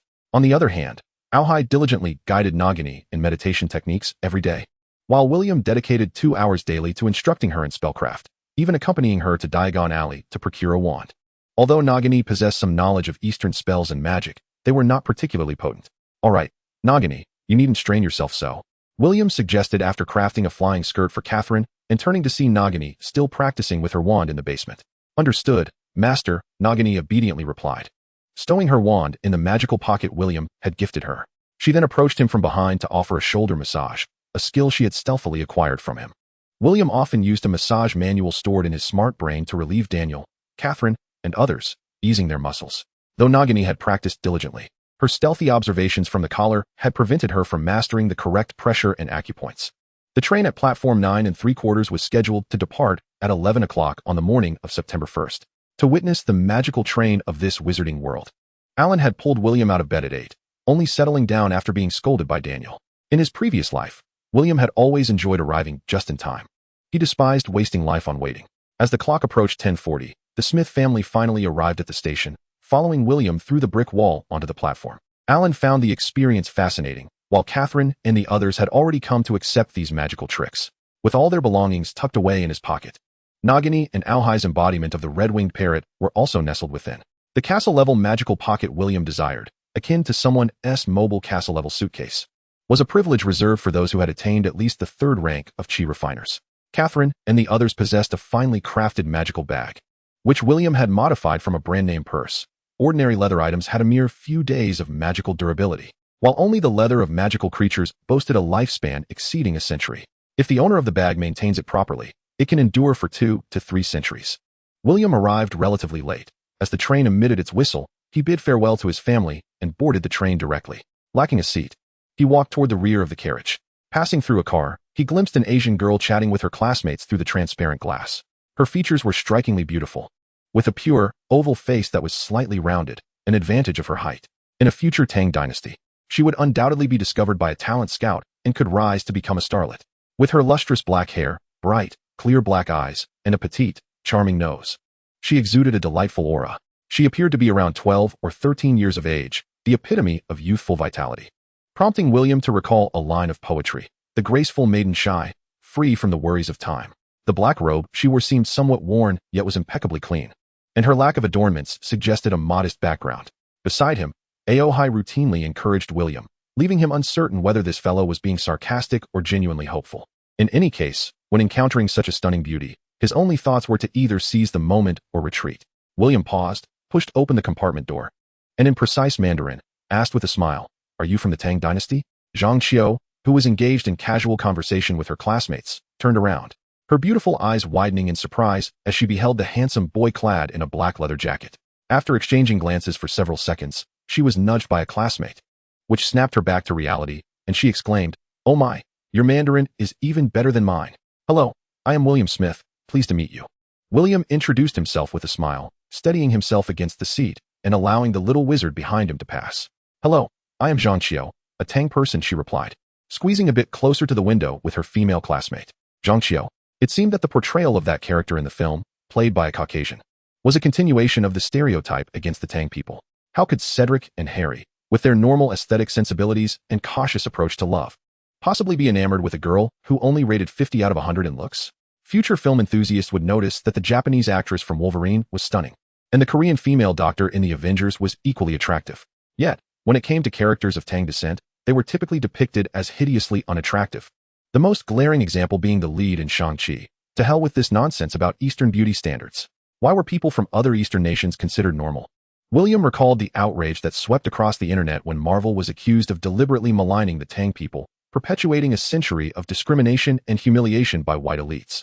Observing Zhang Xiao and her companion's actions, he waved his hand and said, "There's no need for that. Adding another person to the three of you would make it quite cramped. I shall proceed to the rear carriage. I have a friend surnamed Jiang from Jiangcheng, and my Mandarin was taught by him. It should suffice." One of the girls beside Zhang Xiao scoffed, dismissing William's attempt at conversation. As a prominent figure and an academic achiever, Zhang Xiao was quite popular. Her unique charm from the east attracting the attention of many young wizards. "Which house are you from? I haven't seen you before," a witch inquired. "A first-year student. I assume you might be heading to Ravenclaw," William confidently remarked, his golden hair fluttering in the breeze, complemented by his striking blue eyes, which caused the 6 young witches present to flutter with excitement. "How handsome," several girls gushed. "I'll head to the back so I don't block your way. We can connect later at school," William said, his smile unwavering. "All right," Zhang Xiao nodded, and the other 5 witches followed suit. As William continued to search for an empty carriage, laughter and playful banter emerged from behind him. "Such a handsome boy. Xiao, are you smitten? If not, let me have him," one girl teased. "He is so tall for an 11-year-old, so impressive. He said he would join our academy. I'm inviting him to sit beside me tonight." "Xiao, why are you grinning like that? You seemed lost in thought a moment ago. Were you enchanted?" "Nonsense. I wasn't. You're blushing. Just admit you like him." "I do too. He's too handsome." A little wizard from a muggle background, quite mature for his age, closer to modern society compared to the traditional, conservative purebloods, said "Ao Hai" from the pocket of his bag. William felt a stir of curiosity and inquired, "Which family?" "The Zhang family, from the south, the Kongs from the north. You should know them," Ao Hai replied. "Descendants of the Heavenly Master S estate? That can't be right. They should all be in the bend," William remarked. "It's all about fate," William replied noncommittally. As he wandered to the end of the train, William finally discovered a carriage with available seats, already occupied by 2 young boys. Noticing one boy's forehead and the other's striking red hair, William thought it quite a coincidence. "Hi, I hope you don't mind if I sit here," he smiled. "William Smith, a first-year student. You can call me William." He gently took a seat beside the boy with black hair and introduced himself. "Hello, I'm Ron Weasley. And I'm HarryPotter," the other boy added. William's smile deepened, reminiscent of a mountain that remains unmoved in the face of an avalanche. "The illustrious HarryPotter. It seems today is my lucky day. It is an honor to meet you." "I am equally delighted to meet you, Lord Ron. Did you see that, Harry? Everyone knows you," Ron said, a hint of envy in his tone regarding Harry's fame. "Oh," Harry replied, somewhat shy and unsure of what to say next. "You really have that mark," Ron said, pointing at Harry's forehead. William observed their conversation with amusement, thinking that soon the 3rd member of their trio would make an appearance. "William, are you a pureblood wizard?" Ron, more talkative than Harry, inquired, noting the many siblings and relatives he had. "Why do you ask? Do I resemble those pureblood wizards?" William replied casually. "You didn't bring a trunk. Either a house elf brought it for you, or you possess a magical pocket or other special equipment," Ron analyzed. "Ah, quite clever," William exclaimed. "I do have magical equipment, but I am not from a pureblood family." "Then how is your magic?" Ron asked curiously. "It's decent. But that is not what is important. Different individuals pursue magic for various reasons. Some seek power, others wish to uncover the mysteries of magic, while some aim to enhance their lives." William opened his leather jacket and retrieved a small box from his pocket, placing it on the table. With a flick of his wand, the box swiftly expanded in size. The first-year students, still grappling with the nuances of silent spellcasting, were left utterly astonished by William's display of magic. Observing their reactions, William felt a sense of satisfaction with his performance, regardless of his future decisions. Maintaining a cordial relationship with the savior of the wizarding world seemed undeniably prudent. Chapter 61. The Wheel of Destiny rolls on. Though it was their first encounter, William deemed it necessary to share his aspirations and forge a solid rapport. For the majority of wizards, the pursuit of magic is primarily to enhance their lives, whether through lucrative careers, flight, or travel. William paused briefly, adding that most Eastern wizards shared a similar mindset. Indeed, everyone yearns for a beautiful life. Only the malevolent would seek to disrupt such harmony. William's words resonated deeply with Harry, a poor child who had endured domestic abuse and continued to live in fear of his dreadful foster family. "Let us have something to eat. The journey is still long, and we won't reach the school until nightfall," he suggested. Ron, likely having skipped breakfast, devoured most of the food, but fortunately, neither William nor Harry seemed inclined to mock him. "This is delicious. Where did you buy it?" Ron inquired curiously. Harry nodded in agreement, using a napkin that William had produced to wipe the grease from his hands. "Your magic is quite impressive. Are you really a first-year student?" Harry exclaimed in astonishment. "I bet your parents are wizards too," Ron asserted confidently. William shook his head and replied calmly, "No, my parents are both muggles. I merely taught myself some magic in the past." Before Ron could respond, the vendor pushing a cart entered and asked, "Children, would you like to buy some tasty treats?" Ron glanced at the meat bones and the remaining jerky, initially intending to decline, but Harry spoke up. What do you have? The vendor smiled and replied. We have all sorts of lollipops, pumpkin pasties, bubblegum. Ron watched in astonishment as Harry pulled out a galleon and purchased a plethora of snacks. Harry, didn't we just eat? Ron remarked, bewildered. Aren't you full yet? I want to try it. I've never had magical food before, Harry said, holding a pack of chocolate frogs and asking, these aren't real frogs, are they? Ron began to explain, while William, though not particularly fond of such snacks, indulged in a bit of chocolate. The train continued its journey through the countryside, the smooth fields gradually giving way to dense woodlands. Suddenly, a round-faced little boy entered, crying. The three boys exchanged puzzled glances at the sight of the distressed child standing at the carriage door. Excuse me. The chubby boy sobbed. Have you seen a frog? Seeing Harry and the others shake their heads, the boy's expression crumbled. I can't find it. It doesn't tea like me and refuses to be with me. William contemplated for a moment, deciding against using the summoning charm. He feared that the frog might be inadvertently harmed by the magic. Perhaps, the boy lamented. If you see it, please let me know. I cannot comprehend why he is so sorrowful, Ron remarked. If I were in his position, I might have given up long ago. Oh, by the way, I have Scabbers with me. Perhaps it's best to remain silent on that matter. The lethargic rat was still soundly asleep at Ron's feet, and to the untrained eye, one might assume it was deceased. Ron disdainfully commented. I attempted to transfigure it into a yellow hue to make it appear more interesting, but the spell failed. Let me demonstrate. He rummaged through his trunk for an extended period before producing a butterfly-shaped wand, its tip glimmering with a faint white light. The wand had sprouted hair, causing both William and Harry to twitch at the corners of their mouths. William scrutinized Ron's clothing and shoes, pondering whether the Weasley family was genuinely this impoverished. After all, they were a pure-blood family, while they may not possess a grand estate or considerable family wealth. Arthur Weasley held a respectable position as a senior official in the Ministry of Magic, which seemed inconsistent with such destitution. Has anyone seen a toad? Neville S. is missing, she declared imperiously, her fluffy brown hair and prominent front teeth likely unappealing to many. We mentioned we haven't seen it, Ron replied. However, the girl appeared oblivious, as she was fixated on the wand in Ron's hand. Oh, are you performing magic? Let us see, she exclaimed, plopping herself down. Ron looked taken aback.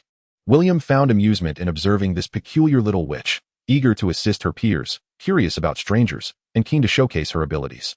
These were commendable traits for a wizard. Well then. Ron cleared his throat. As expected, Ron was left in the lurch by his brother, while the attention-seeking Hermione displayed her magical prowess, making Ron feel as though he were being mocked. You have become my adversary, Ron glowered at Hermione, who was showcasing her magic. William watched the trio with a smile. Noting the intelligent yet kind-hearted Hermione, the brave and generous Harry, and the seemingly unremarkable Ron. When Ron began explaining the rules of Quidditch, three more boys entered, leading to another uproar. Harry, Ron, and the rat Scabbers easily triumphed over Draco Malfoy and his wicked entourage. Thus commenced the intricate tale of the rivalry between Harry Potter and Draco Malfoy. Hermione, who was in the adjacent compartment with Neville, rushed over upon hearing the commotion and once again clashed verbally with Ron. She is unbearable, Ron grumbled around a mouthful of candy. What is so special about her? William is the real expert.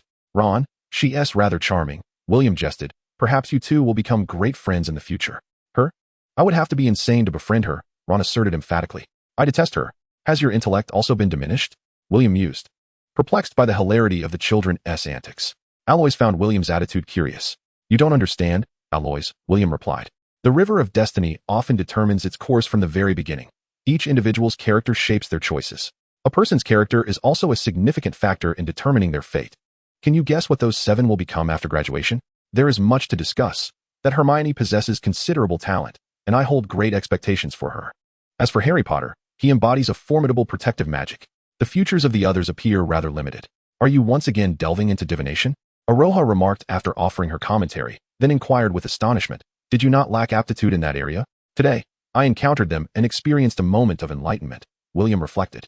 Initially, he had spent half a year studying this subject without any progress. Yet to his surprise, observing the trio today yielded unexpected insights. The ability to discern the subtle from the overt is essential for the study of divination. While Western traditions often rely on the inheritance of bloodline power, Eastern divination knowledge is more systematic, albeit significantly more challenging to comprehend and master. Chapter 62. This chain of discrimination is rather lengthy. William donned his self-made school uniform as the trio followed the throng of students disembarking. The September air was quite chilly, and the biting wind left Harry shivering. Most students wore rather unattractive magical robes made of common textiles, unlike William and Malfoy, who sported genuine alchemical creations. A half-giant, towering nearly 15 feet, shouted, "First-year students, gather here. Hey Harry, how are you? Come along. Are there any other first years? Watch your step. First years, follow me." Hagrid directed a lantern, guiding the new students down the winding mountain path. Noticing the inky blackness of the path beneath him, William retrieved his wand and conjured a Lumos spell. A small sun hovering 5 meters above the ground, illuminating the group as it followed the movement of his wand. It was not that he sought to show off. Rather, he did not believe his magical prowess and talents could go unnoticed by the professors of Hogwarts. Thus, he chose to display them openly. The other children gazed in awe.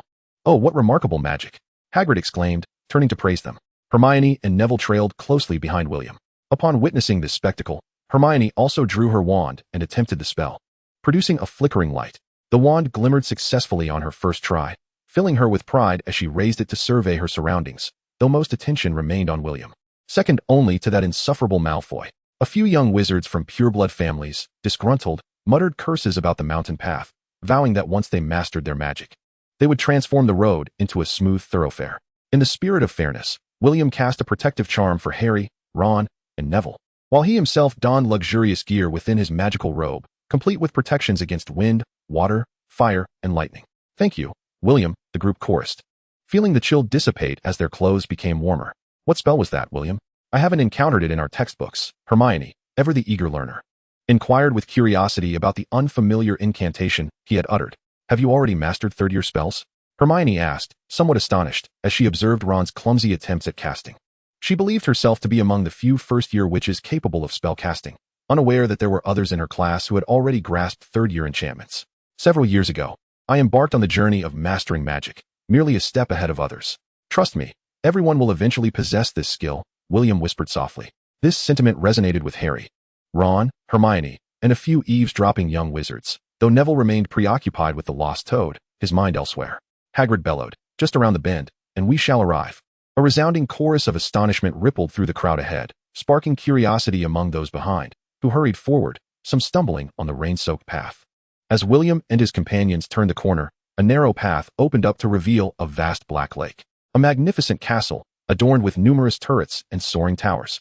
Nestled between two rugged mountains, its windows shimmering with the glow from within. "There are boats that seat only 4, Hagrid indicated, pointing to a line of small vessels moored at the shore. "Let us board the boat, and we shall row across." The young wizards took turns boarding the boats with their newly acquainted classmates. When it was William's turn, he smiled at Hermione and said, "Ladies first." Ron appeared somewhat displeased, but refrained from voicing his objections. "Thank you, William, you truly are a gentleman." Hermione expressed her gratitude. Neville anxiously glanced at William, who gestured towards the boat, instructing, "You go first, and you all follow." "What about you?" Harry inquired. "It's fine. I'll take the next boat," William replied with a smile. Thus, Harry, Ron, Neville, and Hermione found themselves in the same vessel. William's chivalrous demeanor set a standard, prompting the pure-blooded wizards behind him to graciously allow the girls to board first. Consequently, William, alongside the other 3, occupied a single boat. "Hello, I am Daphne Greengrass. Your Lumos charm is quite impressive. Which family do you hail from?" Daphne inquired from across the boat. "I am acquainted with all the pure-blood families in Britain." Daphne, he must be a half-blood, a young girl, still in her preteen years, asserted confidently. "Agns, the quintessential flower of France, befitting the goddess of laurel." Another girl chimed in. "I believe Pansy has a point," a third girl concurred. "My parents are muggles," William replied with a light-hearted smile. "Ah, muggle." The 3 girls echoed in unison, drawing curious glances from the other young wizards aboard. "Indeed," William responded calmly. A flicker of disdain passed through the girls' eyes, and they leaned slightly away from him, as if confronted with a formidable adversary. Daphne even shifted further away, attempting to distance herself from William, and a sudden silence enveloped the small boat. "Haha, William, you've been discriminated against by them. Well done," scoffed Alden triumphantly. William chose not to elaborate, maintaining his Lumos charm while sensing the immense squid gliding beneath the surface of the Black Lake. Pureblood families, after all, were merely a fleeting concept. What significance did they hold? In Britain, traditional aristocrats often looked down upon the newly wealthy financiers, compelling the affluent to seek noble titles to compensate for their perceived inferiority. The nouveau riche, in turn, scorned the common folk, who, despite their frequent mockery of the nobility, relentlessly endeavored to marry their daughters into noble families. Ordinary wizards held disdain for all muggles, as the term itself bore a derogatory connotation. The half-blood wizards exhibit disdain towards ordinary wizards, positioning themselves as pivotal members of the Ministry of Magic, a true middle force within the wizarding world. In contrast, pure-blood wizards scorn all others with an audacity that seems to challenge both heaven and earth. As they entered the school grounds, Alhai possessed William once more. Ever since acquiring the small parrot, he had taken to flitting between both realms. This guardian beast's magical prowess had nearly reached the 3rd tier, a testament to Hogwarts' remarkable nature. Alhai spoke with gravitas. Even in the East, only a handful of sects can boast a 3rd-tier guardian beast. Such creatures are notoriously tough, with skin as thick as armor. William remained silent, seated in the boat, gazing serenely at the approaching castle. Chapter 63, Students of a Free School. Although William had long ceased his Lumos charm, he noticed a female wizard casting a glance his way, clearly indicating that the student's behavior had not gone unnoticed by certain Hogwarts professors. Hagrid concluded his handover with Professor McGonagall and departed, leaving her to usher the students into the castle. At first glance, Professor McGonagall did not appear to be the most approachable individual. Her words during the sorting ceremony left the young wizards trembling with fear. "Do not be afraid. We shall all pass," William reassured. "How do you know?" Daphne retorted. "The sorting ceremony is not something you can simply breeze through with a few spells." "Daphne, do you know about the sorting ceremony?" inquired another pure-blood wizard. "I do not, but my father has mentioned that our family, the Greengrasses, belongs to the esteemed pure-blood lineage. And Hogwarts will undoubtedly sort me into Slytherin," Daphne proclaimed proudly. "Indeed, only Muggle-born wizards might face rejection. We are purebloods," Draco Malfoy called out loudly, intentionally exacerbating the anxiety of the non-pureblood wizards, who feared exclusion. Such shamelessness from these purebloods, flaunting their status and misleading the young ones, was truly disheartening. This culture of discrimination was evidently instilled from a young age, and William felt a twinge of annoyance. The look he cast upon Malfoy was distinctive, one he was familiar with. Fleur often regarded him in a similar manner.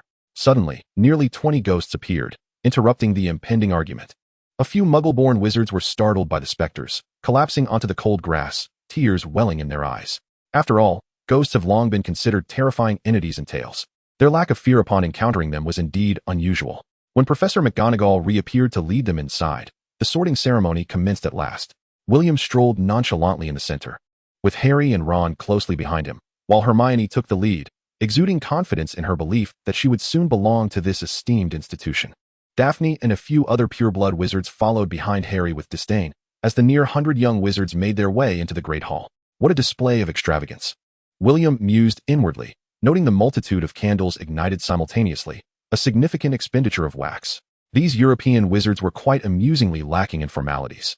Alhai roared with laughter within the confines of William's mind, reveling in mockery of Hogwarts' sorting ceremony.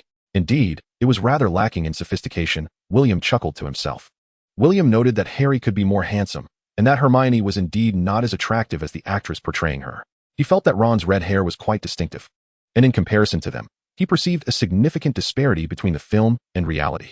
Daphne, on the other hand, was quite pleasing to the eye. Albeit a staunch blood purist, William wondered if she would ever come to reevaluate her worldview. It seemed that most students in Slytherin adhered to pureblood ideals. And reflecting on the earlier behavior of the 3 girls, he sighed. William found himself at the end of the line, with only one boy behind him. As he calmly approached, several professors regarded him, and he greeted them with a smile. Professor McGonagall placed the sorting hat upon his head. Yet another genius who poses a challenge for me to categorize. This year's Hogwarts will be intriguing, the hat mused. Though you are quite cunning, your lineage is undeniable. After a period of hesitation, the hat absorbed the thoughts William had devised with his intellect, and then lowered its voice to inquire, Gryffindor, Hufflepuff, Ravenclaw, or Slytherin? Which house do you desire? Ravenclaw, William replied softly. Wisdom, indeed, suits you well, the hat acknowledged, then paused before continuing. Ah, I see now, my dear child. I regret to inform you that Gryffindor may be more fitting for you. Very well, William said nonchalantly. Perhaps an old wizard has intervened. Gryffindor, the sorting hat declared loudly. The Gryffindor table erupted in applause. Over here. Harry and Ron waved their arms, gesturing to the empty spot between them, and William walked over with a smile. Many young witches and wizards looked on in disbelief, murmuring, This fellow is so tall. He SA first year? Only 11? He appears at least 15. At the Ravenclaw table, the discussions were equally animated. Zhangqiu remarked, Perhaps his parents are quite tall. A dark-haired witch giggled, I cannot ascertain the height of his parents. But I am certain his father is quite handsome, and perhaps his mother is beautiful as well. Infatuated, several witches chimed in their assessment. After the peculiar speech by Headmaster Dumbledore, Harry asked William, Is he a bit eccentric? William couldn't help but laugh at Harry's earnest question.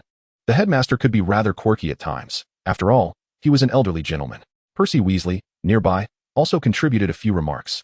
which finally caused William to lose his composure, thinking, is it not a tad audacious to discuss the headmaster's sanity right here in the Great Hall? The cuisine at Hogwarts was delightful, and everyone enjoyed their meal, especially Harry and Ron.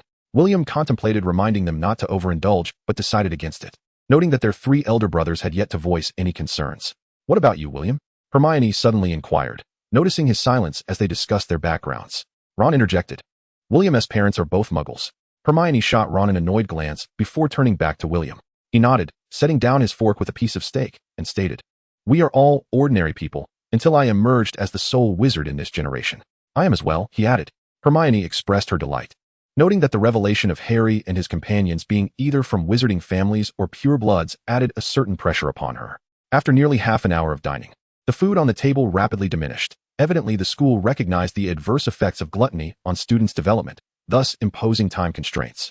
Harry and the Weasley brothers felt a tinge of reluctance. Fred, George, and Percy, seasoned in such matters, deftly wrapped several drumsticks in paper.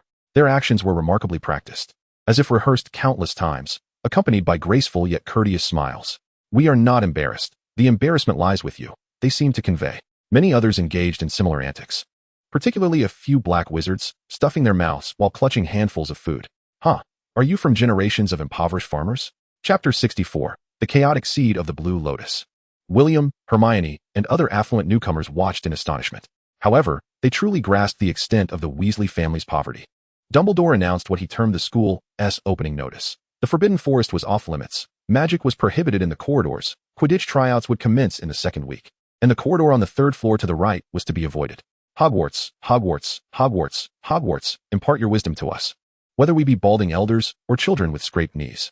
Many students leaned over the table, laughing heartily and applauding vigorously. Ha ha ha, truly a prodigy. I adore this pair of brothers, exclaimed A.O. High. As long as one finds joy, William quietly communicated with A.O. High. Life is fleeting, and few achieve their desires without regret. To find happiness is already a lofty benchmark. After the event concluded, a group of newcomers followed Percy through the moving staircases, traversing concealed panels and secret passages. After scaring away the fat friar, they successfully used the password to gain entry. As anticipated, William became roommates with Harry, Ron, and Neville. Sitting on the bed marked with his nameplate, William removed his school uniform. Ron, unable to contain his excitement, quickly climbed into bed and exchanged a few words with Harry before falling asleep, feeling somewhat stuffed from the meal. Harry glanced at the other 2 roommates. William was still rummaging through his pockets, extracting various items such as a bookshelf, a round dining table, 6 stools, and a suspended magical clock. Then using a spell to restore them to their original sizes, William arranged the items sensibly according to the dormitory's layout and window placement. The magical clock, to remind them of class and rest times, was hung on the wall above the window, perfectly facing the 4 beds. The desk was placed beside William's bed for convenient access to books. The dining table was positioned near the entrance, and William had placed a carefully nurtured plate of jasmine flowers on it, a magical variant with an enchanting fragrance. Can that spell enlarge objects? Harry asked, lying on the bed and watching William continuously produce various items from his pockets, feeling somewhat dazzled. Yes, but it's perilous. A miscast could be fatal, William replied, continuing to unpack toothpaste, toothbrushes, and other essentials, placing them on the counter he had brought along. William, you are impressive. If I could be half as capable as you in the future, I would be content. Harry looked enviously as the items grew larger, then were placed on the bedside cabinet by William. Harry, you are far too modest. You shall undoubtedly become a great wizard in the future. William retrieved the final upright wardrobe and hung the school uniform on it. He then removed his clothes, lay down on the bed, and picked up a slender thread from his pocket, placing the specially crafted magical communication device to his ear. Nagini, are you asleep? He whispered. Not yet, William, came Nagini's gentle voice swiftly. Is your body all right? Was the food I provided sufficient? Which dish did you prefer? I can bring more next time, William replied slowly. I enjoyed them all. The awareness of the serpent is waning. Perhaps one day it will not emerge when I fall asleep. Nagini responded with delight. Would you like to meet Professor Dumbledore tomorrow? William inquired. I do not wish to see him, William. I wish to leave the past behind. Like a victim of post-traumatic stress, Nagini desired to avoid anyone but William. Well, I will officially begin classes tomorrow, so I may not have much time to speak with you. If you need anything, remember to ring the bell, William reminded her. Nagini replied somewhat glumly. Wait until the weekend. When there are no classes, I will take you to the Forbidden Forest, and then I will assess your meditation. Keep up the good work. William continued. After bidding Nagini good night and disconnecting the communication device, he sensed Nagini sitting on the sofa. staring blankly at the other end of the communication device for a moment before retreating to her bedroom to lock the door. Only then could William feel at ease lying on his bed. Sometimes, when Nagini's human persona fell asleep, the serpent's consciousness would awaken once more, thus each night. Nagini had to confine herself within the empty bedroom, only to unlock the door again come morning. With the aid of magic and nanobots, William possessed an extraordinary vitality for his 11-year-old body, rivaling that of certain magical beasts. His robust physique, abundant energy, and countless robots ensured that after entering the realm of transcendence, he required merely 4 hours of rest each day to dispel all fatigue. Glancing at his 3 sleeping roommates, William mused, certain preparations must be made in advance. Although he held confidence in his own abilities, the strength of the mysterious figure remained unknown. If they were akin to Dumbledore, at least a peak second tier, or perhaps even first tier, William deemed it prudent to be ready for retreat, if necessary. "Oh hi. How goes your investigation?"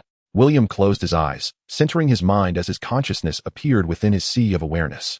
The vast emptiness of his mind was enveloped in a haze of azure mist. Aside from the dragon "Oh hi," a circular intellect floated at the center, surrounded by flickering silver arcs of electricity that danced and refined the azure fog. William's spirit sat above the intellect. This was an additional gift that appeared with the emergence of the virtual world of the intellect. Ordinarily, only after a chi refinement practitioner reached the 4th tier of the pure yang realm and stepped into the upper 3 tiers could the seed of the spirit take root and manifest form amidst the chaos of the subconscious sea. A unique technique exclusive to Eastern chi refinement practitioners, essential for the strengthening of the pure yang spirit. As the saying goes, before the taiji is divided, there is chaos. The 2 forms are no longer within. As the primordial energy stirs, the universe begins to take form, and from this moment onwards, the forces of creation are set into motion. In the realm of Taoism, the azure mist within the sea of consciousness is referred to as chaos, whereas William perceives it as his subconscious. This interpretation is not entirely erroneous. The subconscious resembles the realm of dreams, shrouded in uncertainty, unlike the rational mind, which is governed by logic. The subconscious is an integral component of human existence and evolution, encompassing primal instincts, impulses, childhood psychological imprints, environmental influences, concepts, and personality traits. The practice of an alchemist consists of gradually nurturing and mastering one's rational soul, often considered divine, culminating in the ultimate transcendence of the soul, freeing it from all earthly ties. Throughout this journey, the chaotic desires and instincts represented by the subconscious are meticulously refined and integrated into reason. Thus, one transitions from the complexities of human emotion to an absolute rationality, adhering to the principles of heaven and transcending base desires. Hence, Taoists depict this process as the chaos birthing the azure lotus, which blooms into the path of enlightenment. Achieving the 3rd rank merely signifies the initial sprouting of the azure lotus, while ascending to the 2nd rank sees the lotus forming a bud. Only upon becoming a golden elixir, wherein essence, energy, and spirit unite, can this azure lotus fully blossom, illuminating the chaotic world. At that moment, one achieves the status of a 1st-rank grandmaster, a true terrestrial immortal. In Chapter 65, titled The Evolving Intellect, the narrative unfolds as the intellect refines the sea of chaos. "Nonsense. I am not blind," William remarked, rising to the edge of the intellect, extending his hand to touch the azure mist, only to find his right hand tremble as if shocked. A surge of desire to propagate life welled up from within his spirit. "Ha ha!" Alhai exclaimed, darting through the chaotic mist, his laughter echoing with delight. The intellect enveloped William's primordial spirit in silver lightning, extracting the tainted mist, thereby restoring his essence. "Fool! Your primordial spirit lacks any trace of yang energy. Recklessly engaging with chaotic forces is akin to being electrocuted." Alhai moved leisurely through the mist, akin to a divine dragon gliding through the ocean, reveling in freedom. "Have you discovered anything else?" William inquired, seated upon the intellect. "William, are you familiar with the Lingtai realm?" Alhai asked. "The Lingtai realm. Is it not simply the sea of consciousness?" William replied. "Lingtai is a term from Buddhism, while Taoists prefer to describe it as chaos." Alhai soared toward the intellect, but dared not approach, as the silver lightning lashed out at him several times. This self-protective mechanism of the great spiritual treasure was beyond William's control. "What you say is not entirely correct. You have only touched upon a fraction of the truth. The Lingtai realm is a fruit of the Tao that can only be attained at the pinnacle of the 1st rank. The golden elixir cultivator, with unity of essence, energy, and spirit, nurtures a great azure lotus within the chaos, which absorbs chaotic energy to bloom, evolving into a miniature world." Standing before the intellect, Alhai stated, "This small world embodies the pure yang primordial spirit of the pinnacle grandmaster, encapsulating all their insights into the human realm and materializing their understanding of the essence of the world. William immediately recalled the virtual realm of the intellect. Could it be that the virtual world is a projection of the Lingtai realm of that esteemed figure from the True Monarch's chart? A peculiar expression crossed William's face. The essence of that painting embodies a profound understanding, a high-minded individual having distilled the rules of the world and replicated them upon the canvas. Typically, a practitioner of Qi would enter the painting with their spirit, gradually deciphering its teachings akin to a textbook. However, William, with the aid of his intellect, absorbed and refined the entire essence directly, transforming what was originally a revered artifact of enlightenment into an ordinary ancient painting. Fortunately, he had not disclosed this to Aohai. Otherwise, the rogue dragon would surely have taken his life. Noticing William's contemplative demeanor, Aohai remarked, "Your current realm is insufficient, and your recognition of the world remains at a rudimentary level. Yet, the intellect is different. The magical knowledge and worldly wisdom you previously imbibed represent the laws of heaven and earth. With the enlightenment from the True Monarch painting, this grand spiritual treasure has birthed a true spirit, capable of proactively opening the chaotic sea for you. What benefits does this entail?" Aohai nearly lost his composure. Enraged by William's words, "You fool. The intellect is your innate spiritual treasure. Its grasp of the rules is your own. You are presently at the 5th tier. Mere observation is futile. However, upon reaching the 3rd tier, you need not retreat for comprehension of the great path. Your progress will be effortless and swift." Good heavens! How could such a celestial treasure fall into the hands of such a person? It is a sheer waste.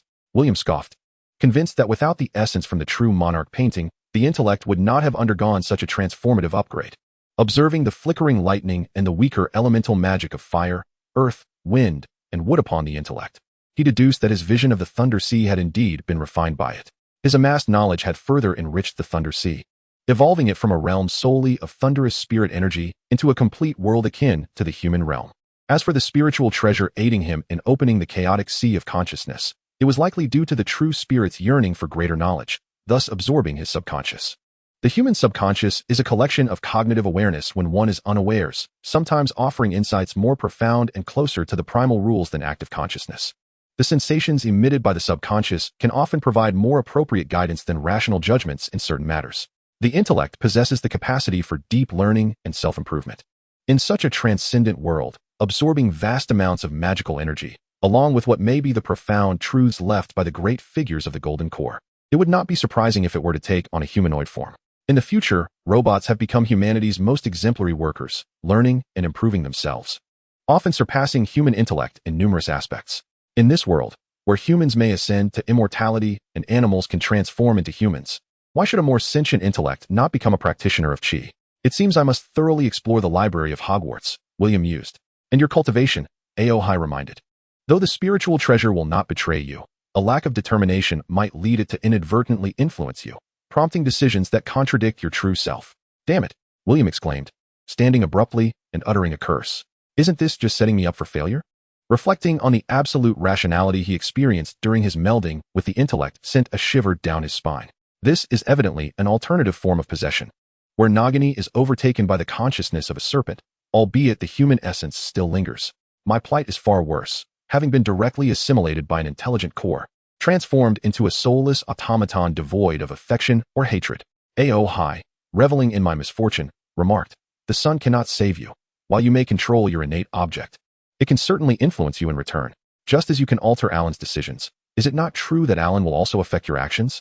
My dear friend, you will not meddle in my affairs, will you?" William felt as though he had fallen into a deep abyss, an icy chill enveloping his heart.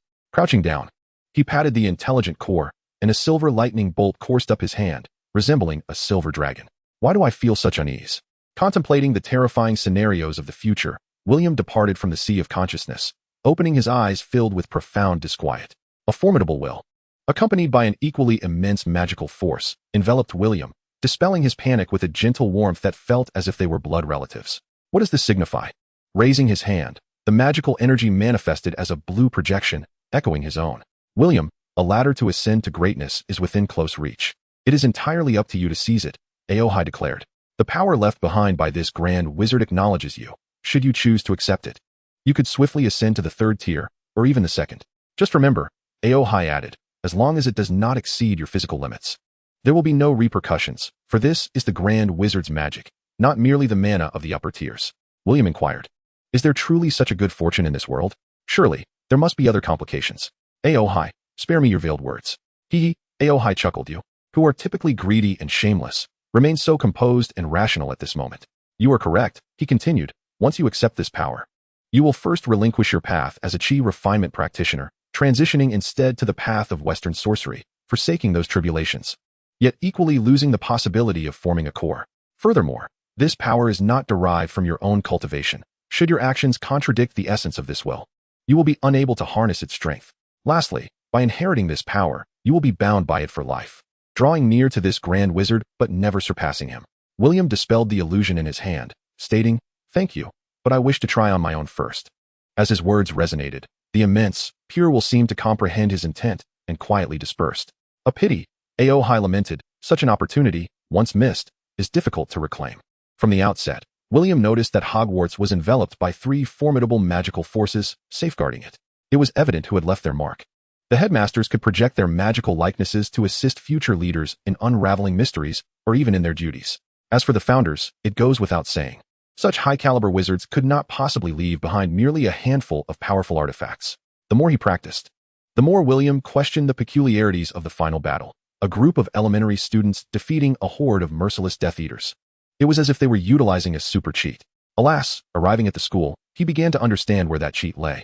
It is merely the 3 formidable wizards, each of at least the 3rd rank, who clandestinely provide strength to all students. It is no wonder that Voldemort, who nearly vanquished Dumbledore within the Ministry of Magic, dares not confront the esteemed headmaster directly within the school as confines. Facing 4 adversaries, along with a powerful immortal phoenix, who could withstand such odds? As for his own lineage, although it felt peculiar, he began to speculate after acquiring the ancient family sword, never anticipating its connection to this illustrious family. Chapter 66. That kid is truly impressive. Bending down, he emerged from the circular opening of the common room, standing at the staircase of the 8th floor, utterly speechless. Observing the slowly descending stone steps, William noticed the absence of others around him and boldly leapt down. The enchanted flying garment concealed beneath his school uniform activated in an instant. The broad magical robe billowed in the wind, compelling William to press it down. Gently landing at the entrance, he strode forth nonchalantly, while a few early rising students on the staircase from the 8th floor gaped at the spectacle. It was only after William's figure had vanished that they came to their senses. Merlin's beard, did he just jump down? Several students were astounded. I recall he was a first-year student from last night, the second to last sorted, named William Smith, remarked a Ravenclaw student. The memory retention of the Eagles surpassed that of the other 3 houses significantly. This was the foundation of their academic prowess. Did you hear what spell he used? Inquired another student curiously. I didn't catch it. It must have been an advanced technique of the levitation charm, the Ravenclaw student analyzed. So cool, several students expressed enviously. Incredibly impressive. I wish I could be his girlfriend, exclaimed a small badger, eyes sparkling. A group of young wizards hurriedly distanced themselves. William first headed to the library outside the Great Hall. Breakfast had yet to commence, so he swiftly grabbed 3 books on potion making and settled down to delve into them. By 8:30, William exited the library, expertly controlling his magical power to lighten his weight, hastily making his way to the Great Hall to finish breakfast before dashing towards the classroom. To the eyes of the other young wizards, this first-year student seemed to glide effortlessly, covering 5 to 6 meters with each light step, akin to the legendary disapparition magic, his figure flickering before vanishing within the corridor. Who is he? So arrogant. The young wizards whispered among themselves. Casting spells in the corridor was prohibited, however, as long as one was not caught by professors or administrators. It did not constitute a violation of school rules. William believed he had not cast a spell in the corridor. Rather, he had performed the magic on the grass, where it was permissible. When class time arrived, the teacher had yet to appear, leaving only a cat at the lectern, prompting students below to engage in idle chatter. When Harry and Ron entered and noticed the absence of their instructor, they visibly relaxed. Suddenly, the cat at the lectern transformed into Professor McGonagall, and they were promptly reprimanded in front of the class. Ron, unabashed, declared his intention to transform into a Welsh green dragon, only for them to be overwhelmed by the complexities of the course material. The mountain of transfiguration loomed high, surpassing even the heights of Mount Everest. The young wizard stood at its base, yearning to reach the summit, knowing it would require no less than a decade of dedication. Professor McGonagall glanced at William's notes on transfiguration and her own reflections, surprised by the depth of his insights. She realized she had underestimated this muggle-born wizard. Several of his observations were ones she had only grasped after her graduation. Once she confirmed that he understood the majority of the concepts, she ceased her oversight until the class concluded. Professor McGonagall addressed William, saying, "If you have any questions, you may send an owl or come find me. My office is located on the 2nd floor." Thank you, Professor, William replied sincerely. Hermione and the other Gryffindor students were once again astonished by William's capabilities. Ron picked up Transfiguration, advanced, and, after a few moments, handed it to Harry, asking, "Can you understand it?" Harry, without even glancing at it, replied dejectedly, "I barely grasped today's Transfiguration lesson." "Hey, William, do you have a moment?" Hermione inquired as she followed him. "What do you need?" William smiled. "I would like to seek your guidance on Transfiguration. As you know, my last attempt was unsuccessful," Hermione said, clutching her textbook. In truth, it was not a failure. She had transformed a sewing needle into the legendary pear blossom needle, a unique concealed weapon renowned for its lethal efficacy in stealthy attacks. A single strike could lead to significant injury. "Not a problem. We can head to the common room. Harry, Ron, Neville, why don't you join us? We can analyze today's lesson together." William invited his companions. Teaching the trio of saviors was a crucial part of his plan. With his ability to multitask, William could easily read while providing guidance, which would not hinder his studies. Other Gryffindor first years, witnessing this, eagerly requested to join as well. "Who said the little lions are lazy and uninterested in learning?" William mused. This is quite the display of enthusiasm. By noon, many students from other houses had become aware of the unconventional first year in Gryffindor who leapt down the stone steps from the dormitory and appeared to employ advanced magic for swift movement in the corridors. Amusing himself in the library, when William entered the dining hall with his entourage of young lions, many students pointed and whispered, some mentioning Harry Potter while others spoke of William. The Weasley twins, Fred and George, excitedly approached William while pushing Ron aside, exclaiming, "Hey mate, well done. We never thought to jump down from the upper floors. How cool." Their antics left William both amused and perplexed. "Curious," Harry asked, "why jump down from the top?" Hermione replied, "I suspect William found the stairs too tedious, so he opted to leap instead. It's quite dangerous. We shouldn't emulate that. Have you tried it?" Hermione queried. "Lee tried," Fred chimed in. "That was because you two pushed me," Lee Jordan retorted angrily. Suppressing his laughter, William set down his tomato soup and remarked, "If you wish to avoid injury, it would be wise to practice the levitation charm from a height of 2 or 3 meters first." "William, that is not correct," Hermione countered. Ron particularly detested such constraints, and coupled with his disdain for Hermione, he retorted, "William is not acquainted with you. On what grounds do you assert he is in the wrong? Wrong is wrong, just as William stated. What if one were to sustain an injury from a fall?" Hermione remained undaunted. "Ron, Hermione is quite right. If one lacks the levitation charm, does not comprehend the cushioning charm, and cannot perform the flying charm, then leaping down is indeed misguided. It is tantamount to trifling with one's own safety." William hastily consumed a few bites of meat and continued. "Professor Dumbledore indicated that magic is prohibited in the corridors, yet he did not stipulate the same for other areas. Thus, at times, it is permissible to cast spells correctly in the interest of expediency." Ron cast a triumphant glance at Hermione, relishing his perceived victory. At that moment, Draco Malfoy approached with a cadre of followers and addressed Ron and his companions. "Oh, are these not the foolish Weasleys? I heard that today a Gryffindor imbecile could not navigate the stone steps and actually jumped down. Did he break his leg?" The Slytherin snakes nearby erupted into laughter. Draco pointed at William and gestured to those around him. "A Weasley fool dares to ask if I would jump?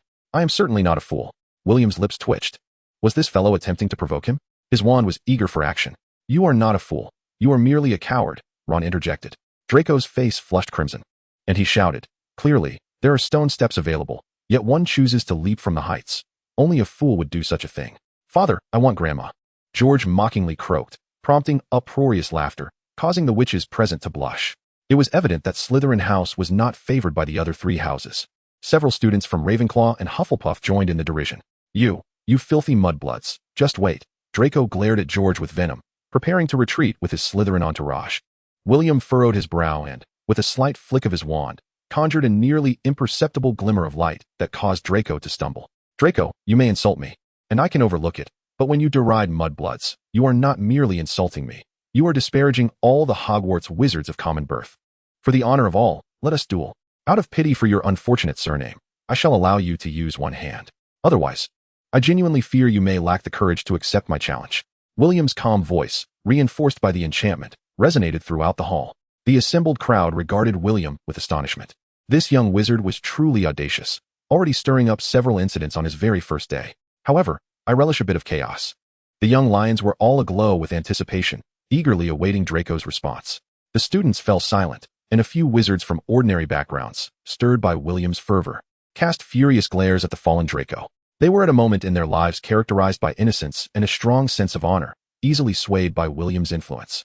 With the assistance of his two sycophants, Draco rose to his feet and surveyed the furious gazes directed at him.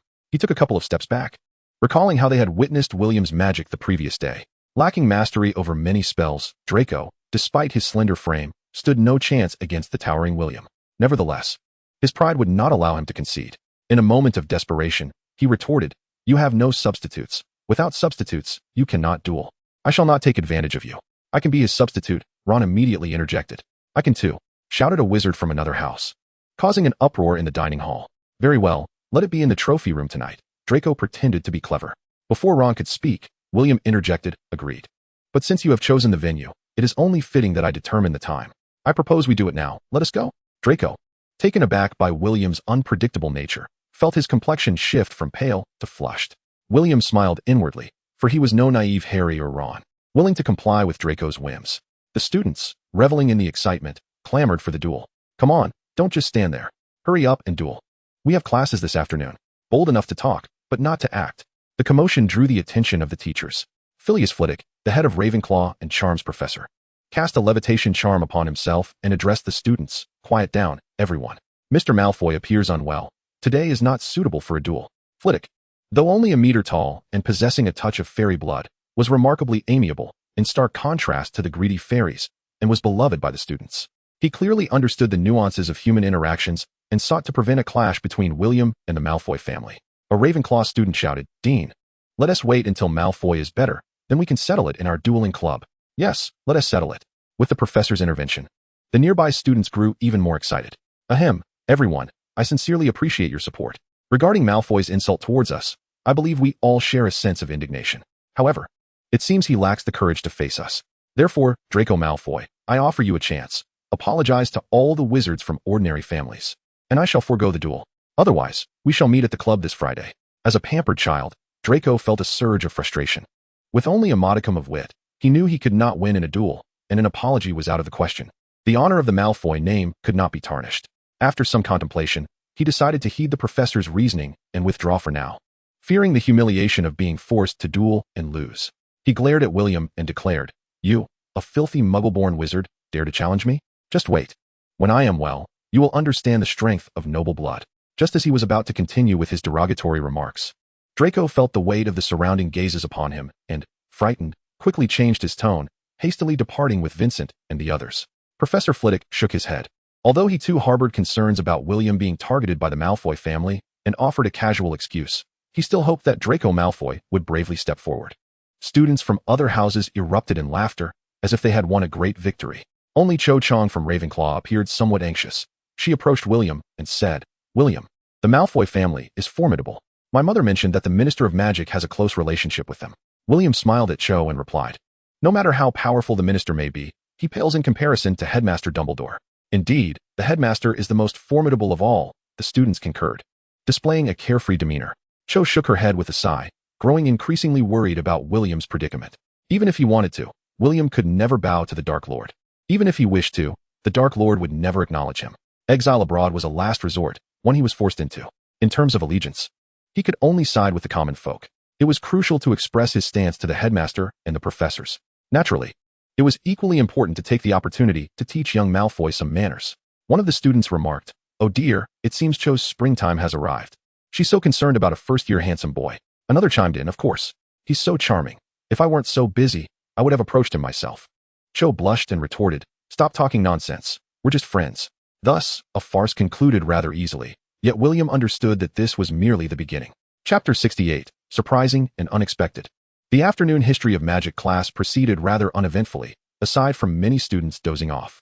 The first-year curriculum, with the exception of flying lessons, consisted of relatively straightforward subjects, most of which were theoretical. Even transfiguration required merely a certain level of magical manipulation skills. Harry and his friends envied William as they observed him in the common room that evening, poring over 6th and 7th year textbooks. William generously copied all his first-year notes and handed them to the four, saying, "These are my notes. I've revised them extensively. You may find them helpful, and we can share any good ideas." The following morning, the most anticipated class for Harry and the other new students was Defense Against the Dark Arts. Professor Quirrell, an accomplished student of Hogwarts, despite wearing a garlic-scented turban, possessed considerable knowledge about dark creatures and magic. He claimed that the garlic was to ward off a Romanian vampire, a personal enemy of his. The hat had been gifted by an African prince in gratitude for his assistance in driving away a troublesome zombie. When Quirrell mentioned vampires, a spark of inspiration ignited within William, prompting him to raise his hand and ask several questions. Professor, may I inquire whether vampires can truly survive for centuries? Quirrell stammered. Yes, they sustain themselves on blood, drawing the life essence from living beings to achieve immortality. William continued, what dark magic are they proficient in, and do they have any weaknesses? They possess remarkable speed and rapid healing abilities, making them difficult to kill. However, they fear silver, fire, and garlic. To destroy them, one must obliterate their heart or head. Professor Quirrell's mention of garlic elicited hearty laughter from the students. Do vampires truly rank according to their strength, categorized as princes, dukes, and earls, for instance? William continued to inquire, noting that such knowledge was absent from the abridged textbooks of the Ministry of Magic. Unless he secretly ventured to the library to peruse forbidden tomes, his only recourse was to consult the professors. Not quite. Many vampires hold titles because they were originally Muggle nobility, Quirrell elucidated. Recalling two shadowy figures darting swiftly one night, William suddenly asked, sunlight cannot kill vampires, can it? And do vampires genuinely possess the ability to sense blood in living beings? What should we do if we encounter one? Vampires abhor sunlight, but it merely displeases them. They can indeed sense blood from close proximity to counteract spells like the disillusionment charm. If you encounter one, flee immediately. Quirrell's concluding remarks sparked another round of laughter among the Gryffindors. True to their nature, the Gryffindors preferred boldness over timidity. Thank you, Professor, for your insights, William said, placing his hands down and resuming his study of advanced transfiguration. He held little belief that silver or garlic would be effective against higher-tier vampires. Most likely, such measures would merely prompt the weaker, fledgling vampires to reconsider their objectives. William, why are you so inquisitive about vampires? Hermione, seated nearby, inquired with a hint of perplexity. Unlike the well-liked William, whose charm had endeared him to students from 3 houses in just a few days, Hermione's self-absorbed demeanor had begun to alienate her peers. The Gryffindors were quite discerning in their affections. They distanced themselves from Hermione, leaving only Harry, Neville, and a few others willing to approach her. William raised a finger to his lips, signaling her to refrain from asking further questions. After class, he and Hermione made their way to the library, while Harry and Ron wandered aimlessly around the school, as many newcomers were doing to familiarize themselves with the surroundings and avoid getting lost. On their way to the library, a group of malevolent upperclassmen from Slytherin encircled them. What do you want? Hermione asked fearlessly. We mean no harm. It's none of your concern. We merely wish to present William Smith with a grand surprise. One of the upperclassmen sneered. Do you even know what a surprise is? William retorted, pulling Hermione behind him, a smile dancing on his lips. Surprise? Allow me to elucidate what exactly constitutes a surprise. The 5 upperclassmen clenched their fists, malice radiating from them. Very well, come forth, William said, his demeanor calm as he watched the 5 approach. Let us see how you define a delightful surprise. A cacophony of yelps erupted as Hermione gasped. And before she could fully comprehend the scene, she saw William effortlessly positioned before her, while the 5 upperclassmen lay sprawled on the grass, clutching their right feet and wailing in agony, tears streaming down their faces.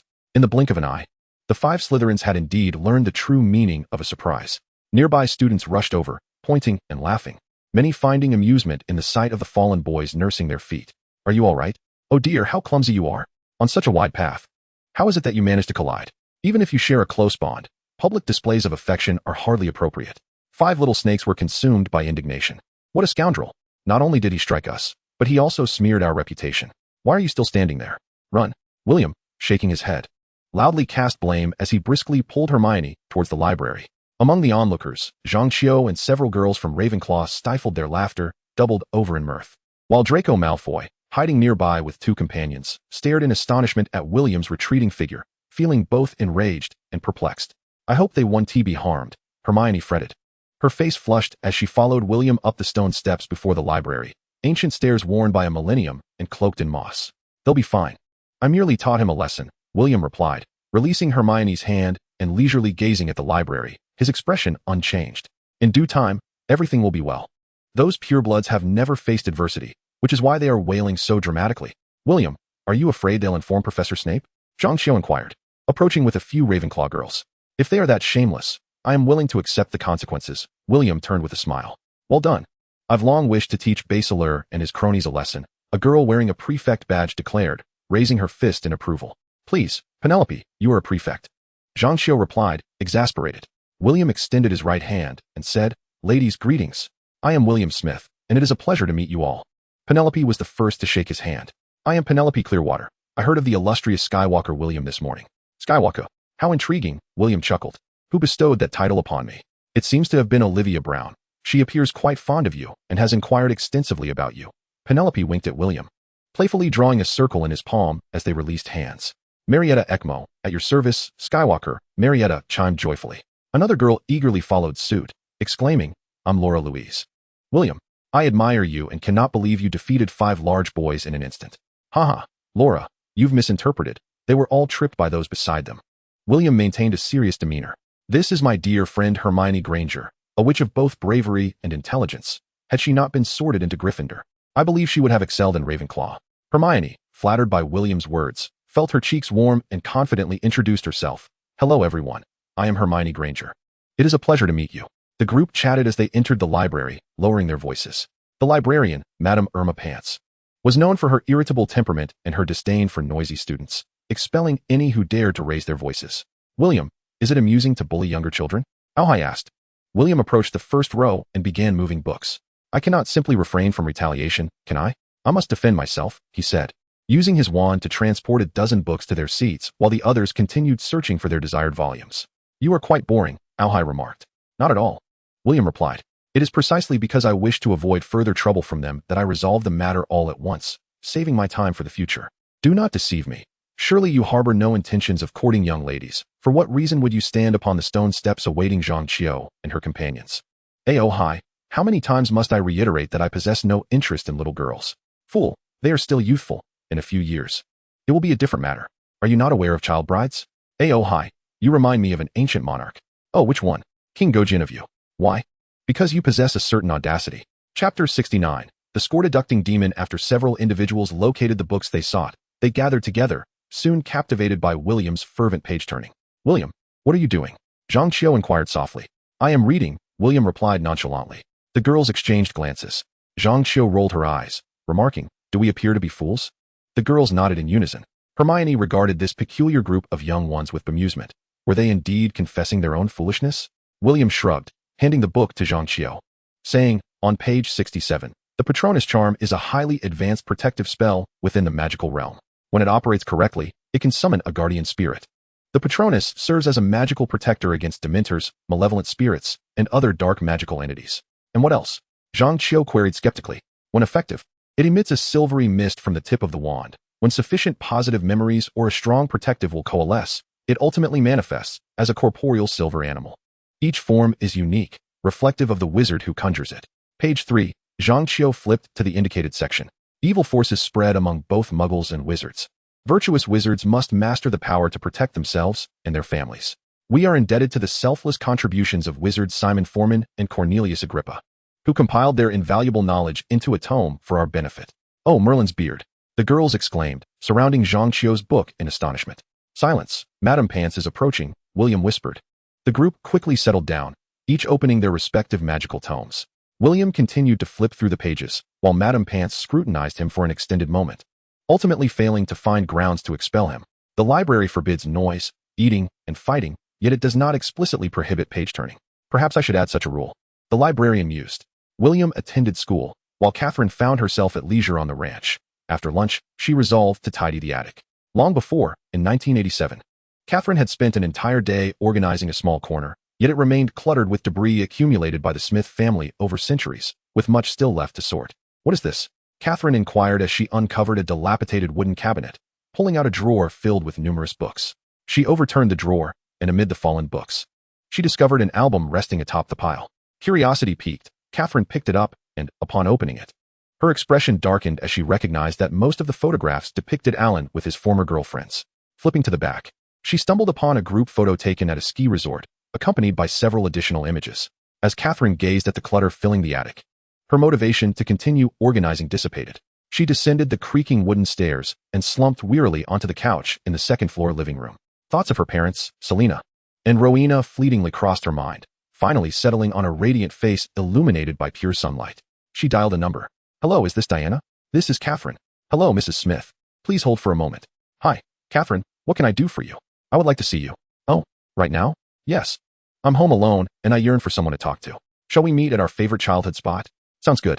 William had recently discovered techniques for the mind-blocking and thought extraction spells at the library and was diligently practicing.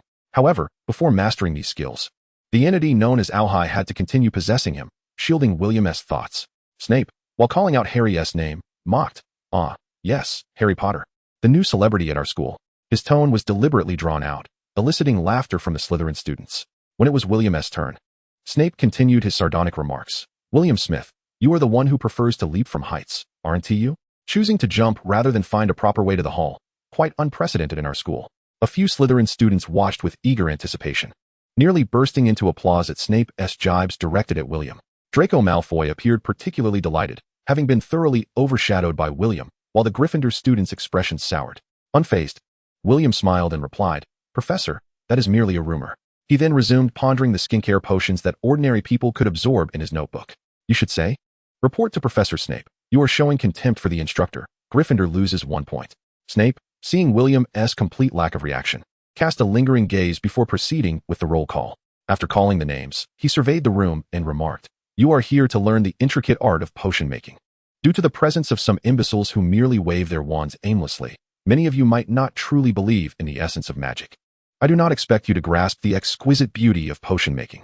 Just imagine, as you simmer the ingredients in a large cauldron, the potion gradually bubbling and wafting white smoke into the air." William set down his pen, observing Harry and Ron with grim expressions, while Hermione eagerly raised her hand, striving to prove they were not mere fools. "Potter, what would happen if you added powdered sunroot to the juice of wormwood?" Snape suddenly inquired. Harry looked bewilderedly at Ron, then turned to William. William placed his notebook within Harry's view, and Hermione raised her hand high. "Elixir of life, a powerful sleeping potion, Professor," Harry recited from memory, secretly relieved, knowing not what that substance was truly used for. Snape shot a fierce glare at William, swiftly approaching Harry to continue questioning. "If I were to ask you to find a piece of a banshee stone, where would you begin your search?" Harry attempted to glance at William, but was met with Snape's furious gaze. "Look at me, Harry Potter. When did the illustrious Harry Potter become a thief?" Peeking at his classmates' answers, Harry recoiled in fear as Snape loomed over him, only to find himself trapped against the desk with no avenue of escape. "And you, the would-be leaper, do not presume to be clever. Your petty wits will only hinder your friend's academic progress," Snape warned, turning his gaze sharply toward William. "Professor, I believe that offering reasonable assistance as a fellow student does not contravene school regulations," William replied, seated comfortably with a smile. Fuming, Snape coldly stated, "Harry Potter is unable to answer the question, thus Gryffindor loses a point. As for you, the audacious leaper who dares to challenge a teacher, Gryffindor loses another point." Chapter 70, on the 13 methods of serpents. Having deducted points, Snape was still unwilling to relent, glaring intently at William. "Now, clever leaper, please enlighten me with an answer to my previous inquiry." The curious spirit of Alhai, intrigued by Hogwarts curriculum and disinclined to remain dormant, spoke within William's mind. "Ah? Legilimency. A mere parlor trick. Let me assist you in seeking vengeance." William rose, still smiling, and replied, "Professor, one can find the banshee stone in a goat's stomach. It is green and serves as an antidote. The variant with golden flecks is most efficacious and can also alleviate fevers and headaches." Snape, momentarily taken aback by William's continued smile, regained his stoic demeanor and pressed on. "What distinguishes aconite from monkshood?" William responded with a grin, "Professor, they are merely different names for the same plant, a nickname for aconitum, utilized in many potions." Snape cast a glance at William's notebook, which contained notes on a skincare potion he was experimenting with, and coldly remarked, "Mandrake, unicorn blood, and white lichen." His voice grew increasingly subdued until he coldly admonished, "William Smith, do not presume to be clever. Potion making is an intricate and complex discipline, and your folly could result in your own demise or that of others." The Slytherin students reveled in delight at this exchange. "Then why do you not commit this knowledge to writing?" Snape glared menacingly at the first years. Alhai, observing Snape's peculiar demeanor, chuckled with satisfaction. "Huh? This fellow shall undoubtedly be grateful for my instruction. 13 culinary techniques. Huh? Snake stew, roasted snake, boiled snake, fusion, braising, red cooking. Ha ha ha." William, after comparing his findings with the original text provided by the lone wolf, realized that the young wizards ought to express gratitude toward the Ministry of Magic, as it had purged a substantial amount of intermediate potion knowledge. As for other subjects, William and Hermione enjoyed the favor of their professors. Gryffindor's points incrementally rose by 1, 3, or 5, leading the Claw and Eagle students to question the fairness of the house point allocations. During potions class, Snape divided the students into pairs, deliberately assigning William to work with Neville. Snape instructed them to concoct a potion for treating burns, seeking to chastise the ever-assertive William. To to prevent any mistakes from Neville. William took the initiative to demonstrate the process, first steaming a slug with antennae, while his partner ground the fangs of a snake into powder. After measuring the dried nettle, the crushed fangs were added to the cauldron for simmering, and once the fire was extinguished, hedgehog quills were incorporated. This foundational potion was one that William had mastered years prior. Snape stood beside William, his gaze fixed on the potion taking shape, and with a disdainful snort, he departed, leaving Harry and the others elated. Neville, come on, worry not. It is merely a simple potion, William encouraged with a smile. It's all right, you can do it. If you make a mistake, I'll remind you right away. Let's first clean the cauldron. Thank you, Neville replied nervously, nodding, and under William's guidance, he began to brew the potion. However, the malevolent Snape returned. Neville, suddenly anxious, faltered under Snape's icy glare, trembling as he mistakenly attempted to add the hedgehog's spine into the still-lit cauldron. William promptly intervened, exclaiming, "Stop, Neville. We must extinguish the flame first, otherwise the potion will dissolve the cauldron." "Oh, I'm sorry," Neville said, placing down the hedgehog's spine. Yet, in his nervousness, he accidentally knocked over the cauldron while preparing to extinguish the flame. The unfinished potion spilled onto the classroom floor, prompting William to use his wand to cast a vanishing spell, clearing away the potion. "Why did you topple that poor cauldron? Did it offend you?" Snape's sharp tongue reduced Neville to tears. William retorted without hesitation, "Professor, it is evident that your tyrannical teaching approach has frightened Neville. Otherwise, he—" "Silence, Mr. Smith. Have you forgotten my earlier warning?" Snape nearly pressed his face against William's. "Do not presume to be clever," he continued angrily. "Who gave you the audacity to defy a professor?" 10 points from Gryffindor. William regarded Snape silently, choosing not to respond. Instead, he comforted Neville, saying, "Maintain your composure. Having a stringent professor is not entirely detrimental. At least it will make us more cautious in our next potion-making endeavor." Ron whispered, "He is a tyrant. More despicable than a dark wizard." Harry added, "I loathe potions class." Later that evening in the library, Zhang Qiu approached and asked softly, "I heard you confronted Professor Snape in front of everyone, calling him tyrannical, like a dark wizard?" William replied curtly, "Rumors cease with the wise, Miss Zhang." "Oh, you didn't say anything?" Penelope expressed her disappointment. William glanced at the scheming witch and smiled. "I merely wish to advise Professor Snape against such oppressive teaching methods. After all, first-year students are still quite young." "You speak as if you are very mature," Zhang Qiu remarked, standing on her tiptoes. Only to realize her height was indeed a source of discontent. Somehow, word spread throughout the school that William had openly accused Snape of being a dark wizard. But soon another rumor emerged, overshadowing this incident. Draco Malfoy, his face flushed, explained to Pansy, Daphne, and others, "I do not like Harry Potter. I detest him, loathe him. The notion that hitting is affection and scolding is love is slander. I would just as soon see him dead." The sycophantic duo promptly chimed in, "Yes. How could Draco possibly like Harry Potter?" As Draco elucidated to the Slytherin serpents, the originator of the rumors, William, along with Fred and George, was partaking in a meal at the confluence of the Forbidden Forest and the Black Lake. To be precise, William was employing potions gathered from the Forbidden Forest, complemented by his own provisions, to concoct a simple outdoor hot pot feast. The delightful Zhang Qiu was also lured over by William's enticing Chinese cuisine. The hot pot was set upon a patch of grass, and the 4 individuals, along with a bird, sat on the ground, gazing at the evening sun, creating an atmosphere rich with charm. George, with a curious expression, observed the parrot devouring meat and reached out in an attempt to catch it, only to have it deftly evade him. "William, someone is eyeing your bird," he remarked. The parrot flew between William's legs, exhibiting its mischievous nature. "Cool," the Weasley twins exclaimed, their eyes sparkling. They adored such unconventional creatures, which was part of the reason they enjoyed William's company. "Almost ready, sit tight." William interrupted George's renewed attempt to capture the parrot. "Why did we choose this spot for a gathering?" Zhang Qiu inquired with curiosity. "Don't you find outdoor dining rather delightful?" George replied, perched upon a stone, one hand cradling a porcelain bowl and the other wielding chopsticks. Fred interjected, "I think next time we could venture to the Black Lake. Dining in the middle of the lake would be splendid." William raised his thumb in approval, commending Fred's suggestion. "That rumor about Draco Malfoy and Harry Potter was concocted by the 3 of you, wasn't he it?" "It's rather inappropriate to spread such tales about Harry Potter," Zhang Qiu remarked, as she placed vegetables into her bowl. "That was William's idea." The twins chimed in unison, rapidly deflecting the blame. "You were the ones who mentioned it to others. I merely brought it up in passing," William said, admiring the adeptness with which the twins handled their chopsticks. Zhang Qiu couldn't help but chuckle at the trio. William, using serving chopsticks, added an abundance of greens to her bowl. Glancing at the vibrant blue leaves, Zhang Qiu asked uncertainly, "Are these leaves from the floating grass?" William responded, "You truly are a scholar. You recognized it at once. I found it by the Black Lake, but alas, it's only 3 years old. Had it been 5, I would have been loath to use it for hot pot." Fred bit into a piece of beef, his words somewhat indistinct. Floating grass. Zhang Qiu remained silent, delicately placing the tender blue leaves into her mouth, her face lighting up with joy. George and Fred exchanged glances, immediately pausing their meat consumption to scoop all the visible floating grass from the hot pot into their bowls.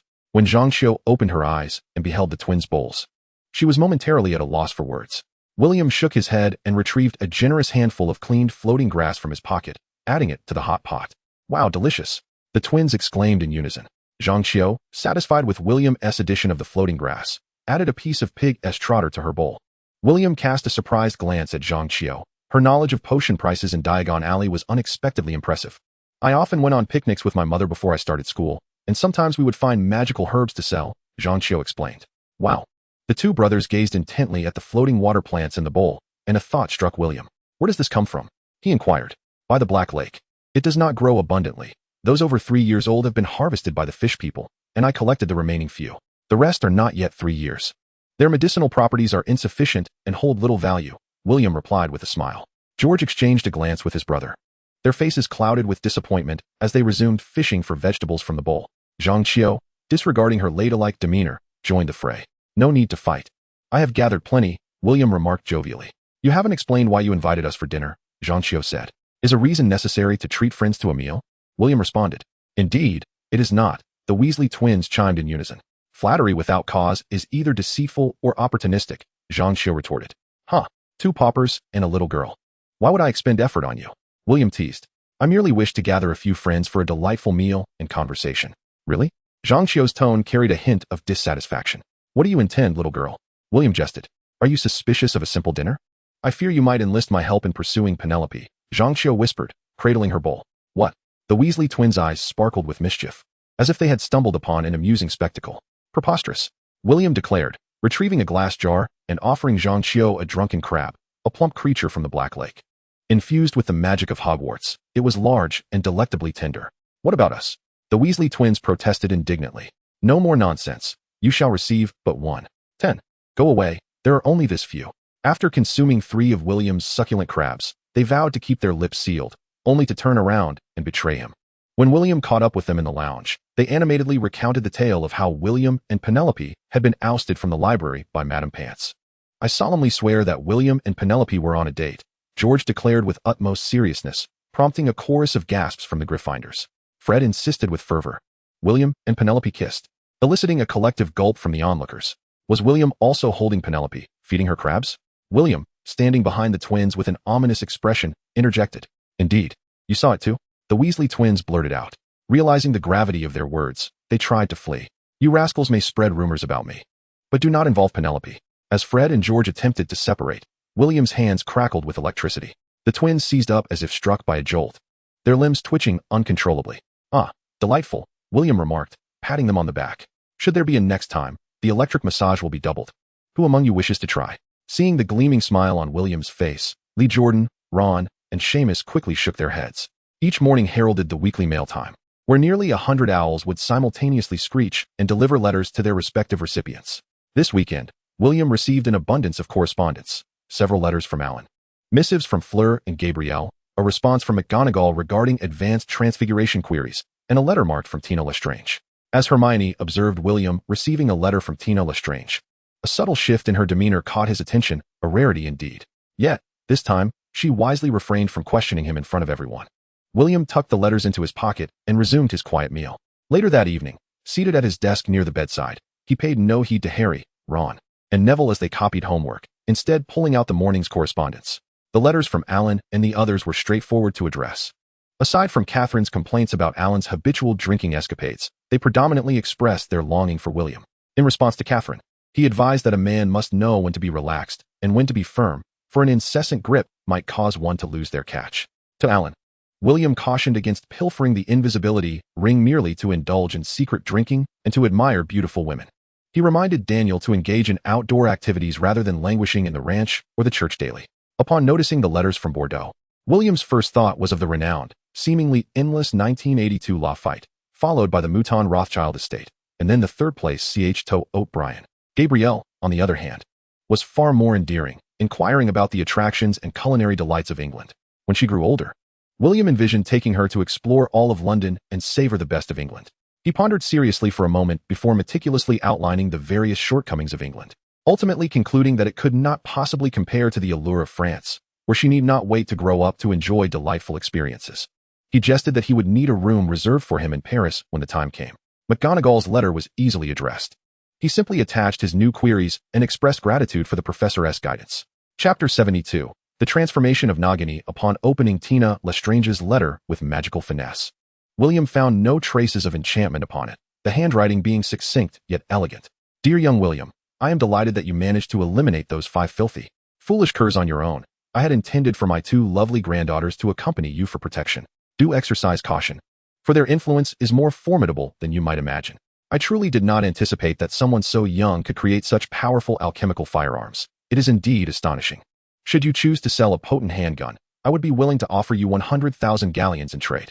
Trading time, next Monday at 6 p.m. Location, 3 kilometers north of the Hogwarts hunting grounds. Dealers, my 2 beautiful, single, exceptional granddaughters. With love, Tina. With a flick of his fingers, William reduced the letter to ashes and reflected on all his recollections since his encounter with the sunken ship tavern, yet he could find no gaps in his memory. Are you considering trading with her? Alhai inquired. William retorted. Do we possess the strength to grapple with her? Alhai communicated telepathically with William. Perhaps we should consult Dumbledore. William pondered this suggestion for a moment before dismissing it. Where is the merit in bringing out the big guns from the outset? Moreover, the fact that she is willing to offer 100,000 galleons speaks volumes of her sincerity. Alhai, perplexed, asked, Are you truly going to sell? William replied with a smile. Selling one is trivial. A single barrel can only fire 3 bullets, and the cost for replacements are additional. This deal is indeed worthwhile. What if it is used against you? This thing strikes stealthily and is nearly impossible to defend against. Alhai is rather petty. The advanced secrets of the Tang Kingdom must not be entrusted to William, nor should William's skills be divulged to the European wizards. Their magic is no more formidable than others, their friendships fewer in number, and Galen certainly does not possess greater allies. It is best not to antagonize those wizards who lurk in the shadows. As for their intentions, they are free to pursue whatever they desire. For the dark forces within the European wizarding world are inherently complex. In England and France, werewolves abound, while Germany is rife with vampires. The giants of the north appear only intermittently, and the Mediterranean merfolk from Italy and Spain occasionally defy the sirens' orders to venture forth and feast upon humans. In North Africa, countless dark creatures engage in daily skirmishes, as long as they do not lose their sanity or threaten Professor Dumbledore. The Ministry of Magic and the headmaster will shield us from any calamity. Their audacity to conduct trade near the school indicates their lack of concern regarding Dumbledore's interference. Indeed, as long as they do not pose a threat to us, we need not concern ourselves with who perishes. Upon hearing this, Alhai pondered deeply and expressed agreement. The weekend break, like that of ordinary schools in Britain, aligns with the school hours, dismissal times, holidays, and even examination methods of Muggle institutions. Most students spend their time in the library, on the lawn, by the Black Lake, or at the Quidditch pitch, while William ventured alone into the depths of the Forbidden Forest with Nagini, conducting assessments and offering guidance on her training. As for the magical creatures that attacked William, losing an arm or a leg seemed a reasonable form of retribution and spiritual compensation, especially in the study of charms. Her innate magical perception allowed her to manipulate magic with ease, while transfiguration was as simple as drinking water. However, her performance in potions, firearms, and other subjects was lamentably poor.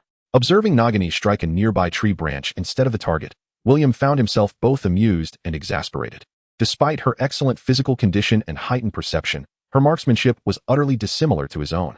Nagini, I do not favor firearms, she said, returning the weapon to William and picking up her wand, which she then used to obliterate several nearby trees.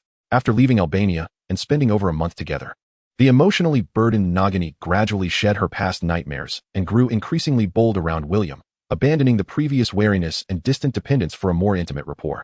Unbeknownst to them, their terms of address began to shift, reflecting their deepening relationship.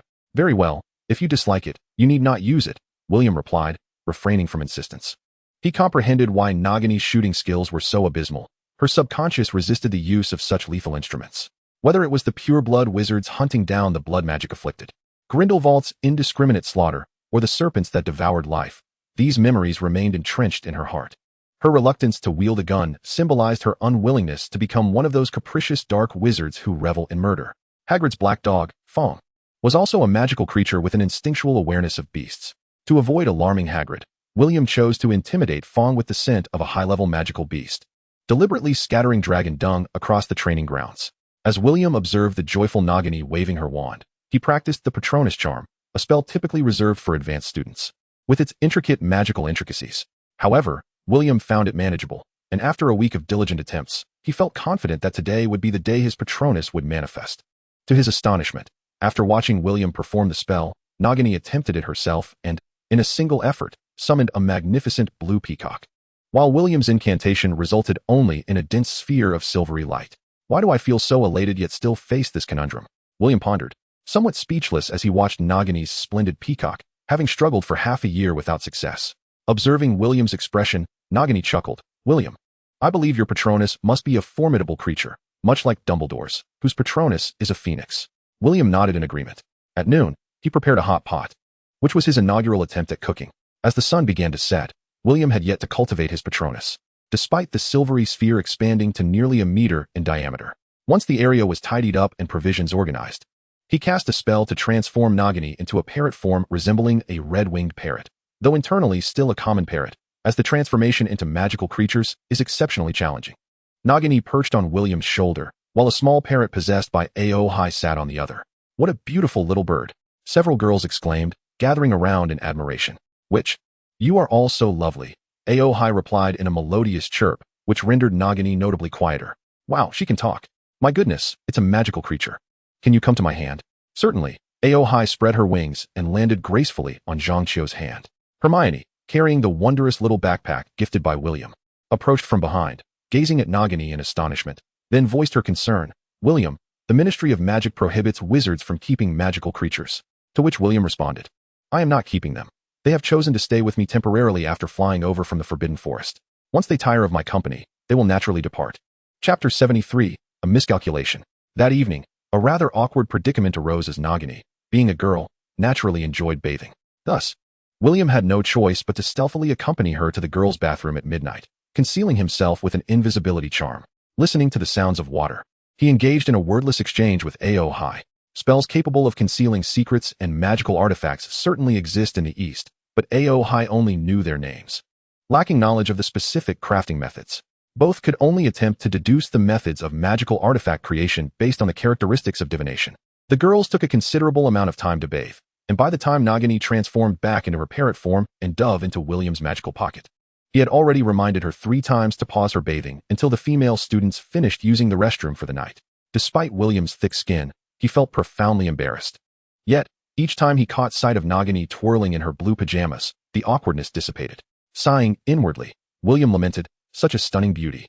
Yet I can only admire her from afar. It truly is a torment.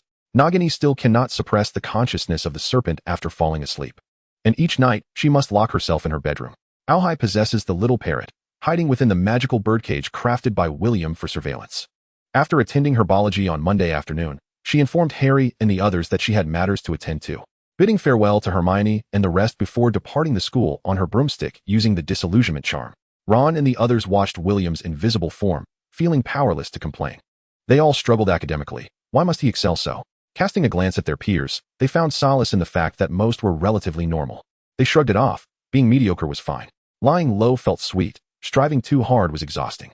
Aside from William's amicable demeanor towards Hermione, the relationship between the other Gryffindors and her grew increasingly tense. With his mature charisma and assistance with homework, William often treated everyone to snacks in the common room at night, earning him unanimous praise from both younger and older lions alike. Even some of the first-year Hufflepuffs, including Claw-in-Law, occasionally sought his counsel before and after classes. As long as he had the time, he welcomed all inquiries with kindness. Where do you think he has gone? Harry asked Hermione. Hermione, carrying her small backpack, did not respond, pondering whether it was related to the letter received on Friday and whether she should inform Professor McGonagall. Ron was quite displeased with Hermione's attitude and pulled Harry away. Neville observed for a while, uncertain if he should follow Harry, and hesitated before saying to Hermione, William is quite remarkable. He must genuinely have something to handle. Hermione, I'm going now. Neville's words prompted Hermione to resolve to seek out the professor. Professor McGonagall was curious about Hermione's arrival, having heard it was about William, and thought it unlikely to be anything serious, thus sending her away with simple reasoning. Undeterred, Hermione proceeded to Dumbledore's office, only to be blocked by the stone wall, which opened automatically before she could fret. Ah, Miss Granger, do you need something from me? Dumbledore inquired with a smile as he sat above, with the phoenix fox dozing at the side of the desk. Professor Dumbledore, William may be in danger. He received a letter from Tina Lestrange on Friday and has been frowning ever since. He just mentioned having to leave secretly. Hermione recounted the situation in one breath. Dumbledore pointed to the sweets on the table, smiling. Miss Granger, have a chocolate first. Do not rush me. Let me think. Tina Lestrange, Tina, what could that lady want with William? Hermione glanced at the cockroach cluster chocolate, daring not to look again. Old Dumbledore had quite peculiar tastes. As evidenced by his long-standing affection for the first-generation master, it seemed Gellert had remained unchanged as well. The location was meticulously chosen by the other party, a mountaintop surrounded by cleared land, with the nearby trees scorched to leave only bare stumps. A powerful enchantment temporarily enveloped the area, resembling a top-tier Confundus charm in William's perception, capable of muffling sound and light, as the other party wished to avoid being overheard. However, as it was merely a spell and not a magic circle, the magical energy was rapidly assimilated and eroded by the forces of nature. According to William's estimation, the effect would dissipate in roughly 1 to 2 hours. However, the capabilities of the spellcaster far exceeded his own. As William approached, he discovered that the two girls clad in black were standing on a reserved tree stump, their backs against each other, facing north and south. "You are late," remarked the girl whose features bore a striking resemblance to Tina Lestrange, her tone icy. "No, it is you who arrived prematurely. It is only 5:57, William replied, raising his arm to point at the watch's hands. The girl casually picked up the suitcase at her feet and tossed it beneath William's broom, stating, 100,000 galleons. "Where's the gun we requested? I never claimed I would sell it," William retorted, tapping his shoulder with his wand. At his words, both girls simultaneously turned to face him, drawing their wands in his direction. "A disagreement could lead to dire consequences," he warned. "You both merely resemble Tina. Your personalities are vastly different. I simply have a few inquiries and have not declared an unwillingness to trade. So why the tension?" William remained unflappable as he continued. "Hand over the gun, or face death," the two vampires intoned in unison, their once brown irises now glimmering with red. How domineering. Shouldn't business discussions commence with negotiations rather than flipping the table? "Mrs. Tina, if you do not reveal yourself soon, this performance may falter." He called out to the stump beneath him. "What remarkable perception, young William. I find myself increasingly intrigued by you. Why not join us? My two granddaughters, choose either one. Or both, for I am confident you could tame them." Tina emerged from the shadow of the stump, her serpentine waist twisting as she approached. "Am I to believe your jest? I am acutely aware of your presence beneath my feet." William felt a cold sweat trickle down his back. "I have no desire to become a vampire," William firmly stated. "Such immortality is too trivial for me. What grand ambitions you possess. As one ages, one must keep the waist moving." Tina chuckled lightly, leaping gracefully onto the tree stump, spreading her arms wide as she swayed her hips, reveling in the freedom of movement. Her porcelain visage, the undulating peaks, and her slender waist formed a perfect silhouette. William's mouth twitched involuntarily. "Is this your attempt at seduction? I'm merely 11 years old. Your actions are rather inappropriate." Standing beside Tina, he drew his pistol, employing the summoning charm to place it before her, then swiftly extracted the galleon chest, which, upon opening, captivated his gaze with its dazzling gold. It was not that he had never seen wealth, but he had never encountered such an abundance. 100,000 galleons, when exchanged on the black market, equated to £5 million, enough to purchase 2 Smith ranches. Seizing the moment of William's brief distraction, Tina teleported forward, grasping his hands and pulling him into her embrace. "So swift," exclaimed A.O. High in astonishment. William's expression shifted dramatically, just as he intended to cast a teleportation spell. A crow's caw echoed above him, enveloping him in a fog of drowsiness. How dare she strike here? This is old Dumbledore's territory. What cursed soul magic is this? A fleeting thought crossed William's mind as he succumbed to slumber. The crow's call was a peculiar soul spell, akin to the small lightning he had mastered. She has lost her mind. Chapter 74. The Lestrange family. Dumbledore sat in his office, a mirror before him projecting images of the distant forbidden forest. A letter from Tina lay on his desk, elucidating her intentions. After a moment's hesitation, he relinquished his old wand. Certainly, if William were in peril, he would have apparat there in an instant. Yet, it was evident that the adversary had no inclination to provoke a formidable wizard. On the mirror's surface, a torrent of magical energy flowed, coalescing into the form of a small black raven. The raven circled William 9 times, each orbit shrinking its form, until it vanished completely after the final turn. Was it to ensure the continuation of their lineage? Perhaps, for it would grant Harry a powerful ally in the future. The elder felt a twinge of fatigue. He bore the weight of numerous responsibilities, even meticulously crafting Harry's training regimen. It was imperative to avoid endangering Harry's life, while also preventing him from becoming a mere sheltered flower. For a man of over 130 years, this was quite a vexing dilemma. In the forbidden forest, an eerie silence enveloped the surroundings. Upon awakening, William found himself cradled in Tina's embrace. The warmth of her body juxtaposed with the chilling grasp of his own spirit.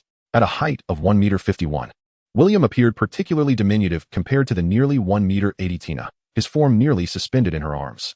The atmosphere was reminiscent of a dark fairy tale, with Tina's form fitting snugly in her attire, yet it felt unsettlingly tranquil. Memories transmitted by the intelligence core revealed that he had been bitten by the 3 vampires, each drawing blood to cast a spell. Together, these 3 vampires wielded an unknown and arcane incantation, maintaining the spell for an arduous 10 minutes. Such a prolonged exertion drained even their decades of accumulated magical power.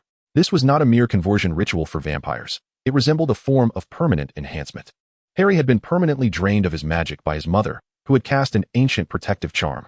Once the spell was complete, dark tendrils of magic intertwined along William's right arm, transforming into a design resembling a black raven.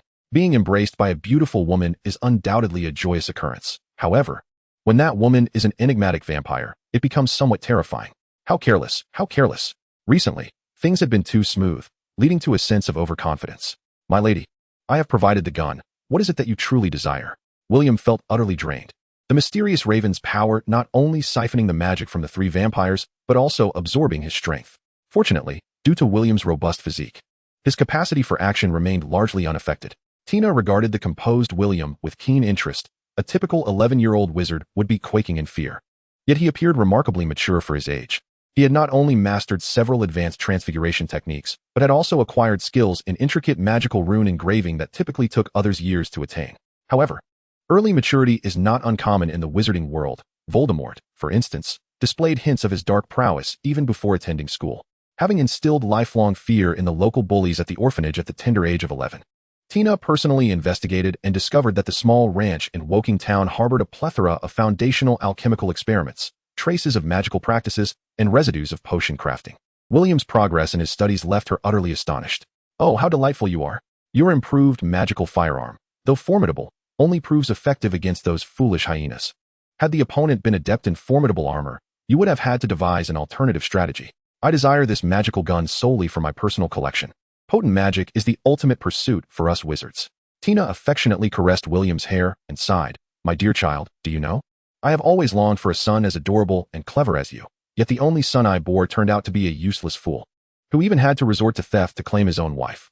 Ultimately, he fathered a grandson whom he failed to protect, leading to his untimely demise. William felt a chilling sensation as he listened, for despite his previous suspicions regarding her identity, hearing her acknowledge it was still shocking. Tina spoke of her son, Lita's father, the 4th Kovas Lestrange. This man defied family tradition by rejecting intra-family marriages, employing a soul-stealing curse to possess Lorena Karma, resulting in the birth of their eldest daughter, Lita. Tragically, Lorena Karma perished during childbirth, possibly due to the long-term effects of the soul-stealing curse on her psyche. 3 months later, he wed Clarice Tramble, who bore him a son.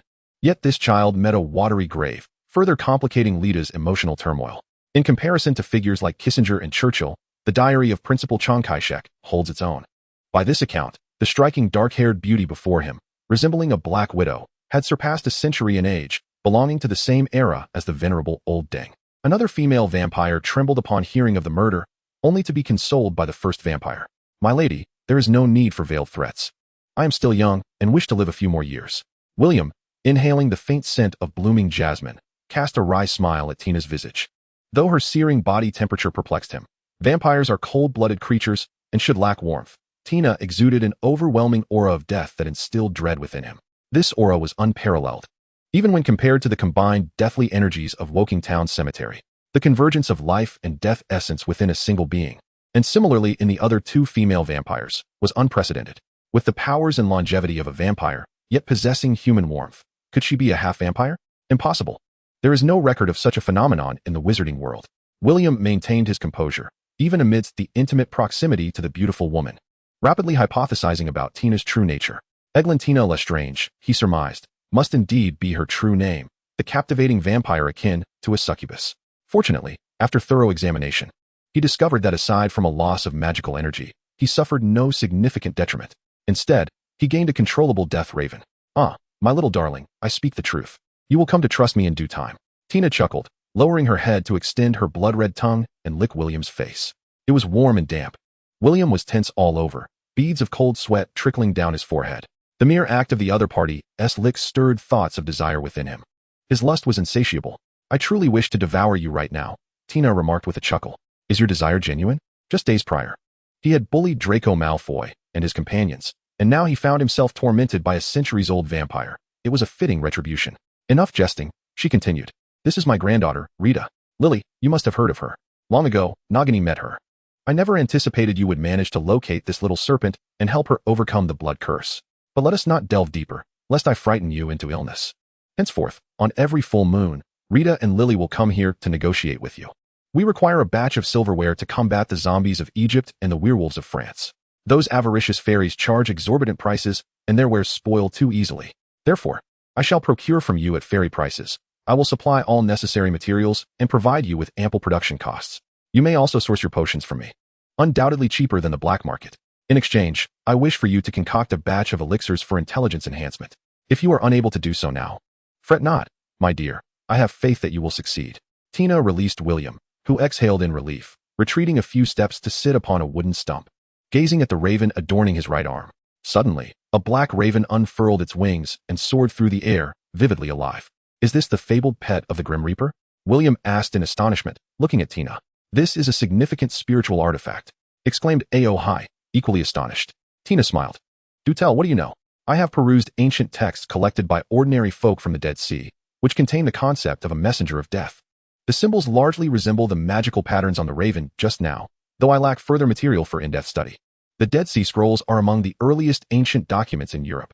Even the Vatican has funded historians to translate them, seeking the origins of Christ. With one hand resting on the tree stump, William slowly rose, the raven obediently reshaping itself into a black pattern on his arm once more. Tina smiled. The ancestors of the Lestranges originally hailed from Greece before relocating to Rome. As Rome expanded, they dispersed to France, England, and Germany. Upon departing Greece, they acquired an ancient parchment from which they grasped the essence of death. The raven subsequently became a symbol of our family. There are three principal tales regarding the progenitors of vampires, besides Count Dracula, who fell from grace for love and absorbed the blood of the holy statue of Jesus. There is Cain, cursed by God in the Bible, and the malevolent beings from the East. They share several common traits: a fear of sunlight, loss of taste, an insatiable thirst for blood, and a propensity for debauchery. In the eyes of witches, this is a form of fallen dark magic, akin to the twisted minds of dark sorcerers who trade their souls for power. The former represents physical distortion, while the latter signifies mental corruption. Tina gazed at William and declared, from this day forth, each generation of Lestranges shall bear a pair of vampire couples symbolizing death, perpetuating our legacy in the shadows. Safeguarding the family. More than a century ago, during the German War of Independence, many sorcerers from Germany and France were involved in logistics, assassinations, and other endeavors. And my family was inevitably drawn into this turmoil. My brother, who is also my husband, perished in that conflict. My son believes that my passive stance was the root of our misfortunes, leading him to develop a profound disdain for women, which in turn has precipitated a new generation of familial tragedy. Following the death of my grandson, he rejected the transformation ritual, opting instead for a natural death. William turned to the expressionless Rita and remarked, thus, the burden of the transformation ritual falls upon Rita, the final act of which is to be consumed by the most malevolent flames, to die in agony, and to be reborn from death. Tina murmured, this is the way of the harbinger of death, and it is an essential right to ensure that the power of the raven remains within our lineage. And what of me? William inquired, am I the next chosen one? Tina sighed. Had you appeared decades ago, Lily would not have had to make such sacrifices, alas. Your arrival was regrettably too late. Perhaps it is for the best that you did not come sooner, lest you suffer a lifetime of misfortune, William thought to himself, relieved. Despite Tina's unique vampiric nature appearing to shed only benefits, there must surely be unknown adverse effects. Fortunately, he had narrowly escaped undergoing the death ritual himself. Now, he possessed a peculiar raven, esteemed in the East as a spirit of the Great Way, along with the camaraderie of the Lestrange family. He sensed that if he were to speak, as long as he was not excessive in his demands, Tina would acquiesce. According to her, he had been granted an additional life. Should he die in the future, he would resurrect from death. William glanced at the three witches, feeling that his own inner fire could incinerate an entire city of London. After all, he was merely an ordinary mortal sorcerer. Are you so reckless as to fear that I might have misunderstood your intentions and resorted to violence? Tina laughed heartily, her imposing presence causing Aohai to nearly drool, incessantly clamoring in William's mind. If you possess such power, we would honor you as our leader, the new head of our family. But for now, I am the stronger. Little one, it is a world governed by the survival of the fittest. High screamed in agreement. William understood the implications. The dark sorcery was indeed a realm where the strong reigned supreme, where might overshadowed morality and order. Dark wizards, Death Eaters, sorcerers, and vampires all adhered to this creed, believing that the powerful rightfully claimed all. If he were to become a formidable sorcerer in the future, a grand wizard of Britain, could he not command Tina and her dark forces, perhaps even take a pair of vampire wives along with the immense wealth they had amassed? To receive wives, enchanted artifacts, and inheritances? With a robust physique and abundant vitality, such benefits were tantalizing. As he gazed upon them, aware of the lurking dangers, a sense of glee bubbled within him. This was the nature of a common mortal. The word ambition had ensnared his heart. Years later, the memory of this moment would evoke a sense of embarrassment. Chapter 75, The Bloodline Supplement. Many pure-blood families in Europe, such as the Potters, the Gunter family, and the Ollivanders, boast a rich history that can be traced back to ancient Greece. However, their numbers are not particularly robust. The birth rate among wizards is low, and even lower among purebloods. The Weasley family stands as a rare exception. What are the other branches of your family? William inquired, perplexed. The Lestrange lineage has numerous offshoots. It should not be difficult to locate 1 or 2 male wizards attempting to transform into vampires. Lily is one such offshoot, Tina replied, having been transformed 42 years ago. And what of me? William gazed at his arm, adorned with a raven, in confusion. The sacred bloodline of the Lestranges must endure. You are our chosen prime candidate for this lineage. Within you lies an immense reservoir of bloodline power, surpassing even that of the esteemed families of the Phoenix and Dumbledore. We scoured Europe until one day a seer revealed that I would find my answers in Knockturn Alley in London. Yet I never expected to wait 50 years for this revelation. Tina regarded William with a somewhat complex expression, which quickly shifted back to a carefree demeanor. She raised herself to sit upon a tree stump and extended her hands, beckoning William to join her. Can vampires also bear children? William asked, puzzled. All evidence suggests that vampires can only transform through a ritual and are incapable of natural reproduction. Generally, this is true for vampires, but only descendants of sacred bloodlines, particularly those exceptionally vibrant wizards, can sire offspring with the death messenger, and the raven only recognizes those of divine lineage. The ultimate force of vitality, combined with the utmost power of death, gives birth to the most formidable bloodline. For centuries, apart from our family's bloodline, no one has become a death messenger. However, prophecies indicate that ancient divine bloodlines still persist in Europe. We once believed this to be the case for a few special families like the Dumbledores. But that was not the truth. The raven shall aid us in uncovering these ancient bloodlines. Congratulations, William, you have passed the raven's test, Tina said as she pressed her cheek against William's and bestowed a tender kiss. William, taken aback, remarked. So those previous candidates who failed the test, did they all meet death? Indeed, dear one, you are quite astute, Tina replied with a playful kiss and a smile. You are all a bunch of lunatics, a pack of madmen, William resignedly stated. Thus, you shall not refuse the requests of these madmen, shall you? Tina laughed. You found me not through any diviner, but through this marvelous magic of the raven, William asked. Indeed, Tina affirmed. William cast a glance at the expressionless Lita, momentarily at a loss for words, feeling as though he had become a son-in-law, or perhaps a European version of a surrogate. Lita's choice to be consumed by the fiend fire and transformed into a vampire stemmed not only from the guilt of her brother's death, but also from a desire to perpetuate the family legacy. However, it seems that Newt Scamander's new romantic involvement may also be a significant factor. Does Newt Scamander, now residing in America, even know that Lita Lestrange is still alive? Though it remains uncertain whether being consumed by fiend fire could alter one's personality, it is evident that the thoughts of these 3 vampires do not align with those of normal beings. Had Rita Lestrange been as indifferent back then, the pure-hearted Newt would never have forged a friendship with her. Extreme obsessions, resentments, and infatuations can transform ordinary individuals into phantoms. Likewise, similar magical rituals may grant wizards an alternative form of immortality. One need only observe the Dark Lord to comprehend this, fragmenting one's soul, conquering death, and descending into a state of complete madness, an affliction beyond remedy. The vampire transformation ritual undoubtedly harbors similar ailments. Thus, I advise cherishing life and steering clear of lunacy. Of course, this is for you, Tina remarked with a smile. We engage in fair trade. William responded with a professional smile. Rita raised her hand and unleashed a jet of black flame, converting the moisture-laden wood into dry timber, which she subsequently ignited with a fire spell. The 4 of them gathered around the campfire, as Tina shared numerous tales from the shadowy realms, such as how the dark forces of Europe consistently resisted the African dark wizards, zombies, and vengeful spirits, while the Ministry of Magic merely consisted of political sycophants wielding their power. William, if you wish for your family to endure. Consider employing the raven alongside a death magic transformation ritual. This would allow you to convert your family into vampires and keep them by your side.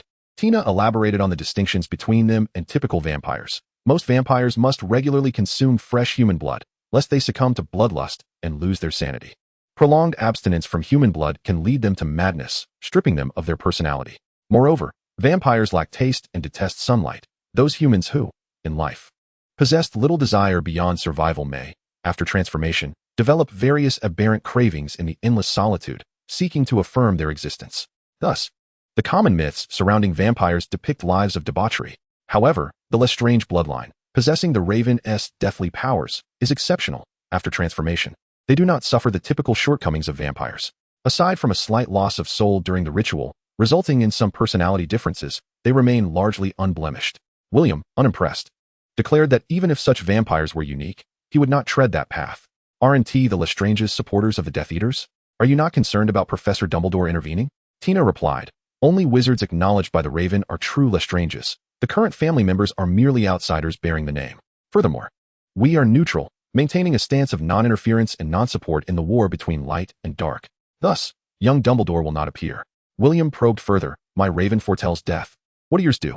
Tina chuckled, each individual's Raven power varies. Mine is the whisper of death, Rita's is the hellfire, and Lily's is life tracking. Yours is indeed life tracking. It allows you to trace the life essence of a target, enabling you to follow them wherever they may go. The Death Omen can predict the approach of death, a remarkably powerful and practical spell. For those on the brink of death, you can choose to save or to slay. This is a unique privilege bestowed upon us by the Grim Reaper. William inquired with curiosity, is there truly a god in this world? Tina scoffed, there once was, but not anymore. They were merely among the earliest powerful wizards or otherworldly beings. Chapter 76. When the city gate catches fire, the fish in the moat suffer. Whether it is the twilight of the gods in the west or the absolute connection of heaven and earth in the east, William's perspective aligns with Tina's. The so-called deities are, in all likelihood, merely the reverent titles bestowed upon ancient sorcerers and alchemists by primitive humanity in their awe of the unknown. Deities do not exist. At least, there are no traces of divine beings in the present to substantiate the existence of ancient gods, which suggests that these so-called gods were probably just titles adopted by certain extraordinary individuals. For instance, an emperor who was captured by barbarians in the north and was previously known as the Master Taoist Emperor. Regrettably, the founder of Taoism does not acknowledge him. Just as the Western concept of the divine right of kings and the Eastern notion of heavenly mandate are merely tools employed by the privileged to fortify their power and authority. This remains true even after 3 decades. In India, millions still believe in these notions. Despite millions succumbing to a virus, vast sums are allocated to care for sacred cows, which are afforded special guards, residences, attendants, and medical facilities. The underlying reason is simply that the elite require these sacred cows to sustain their rule, hence the expenditure on their upkeep. A throng of gullible individuals, despite their cognitive shortcomings, continue to hold these beliefs. Be it the twilight of the gods or the absolute connection of heaven and earth, it resembles a revolution incited by later extraordinary beings for their own benefit.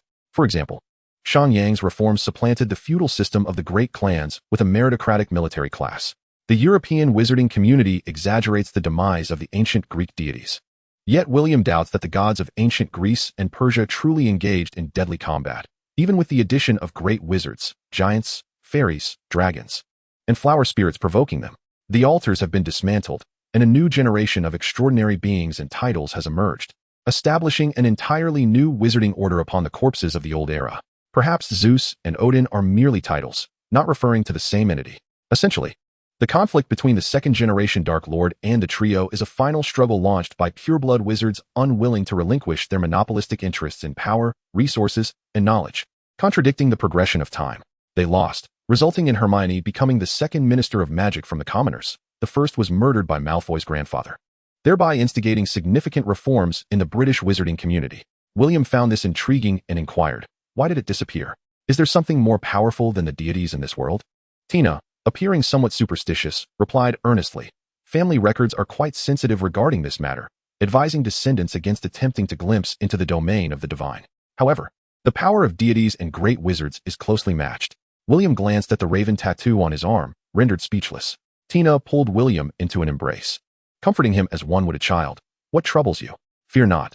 The messenger of death is not so easily vanquished.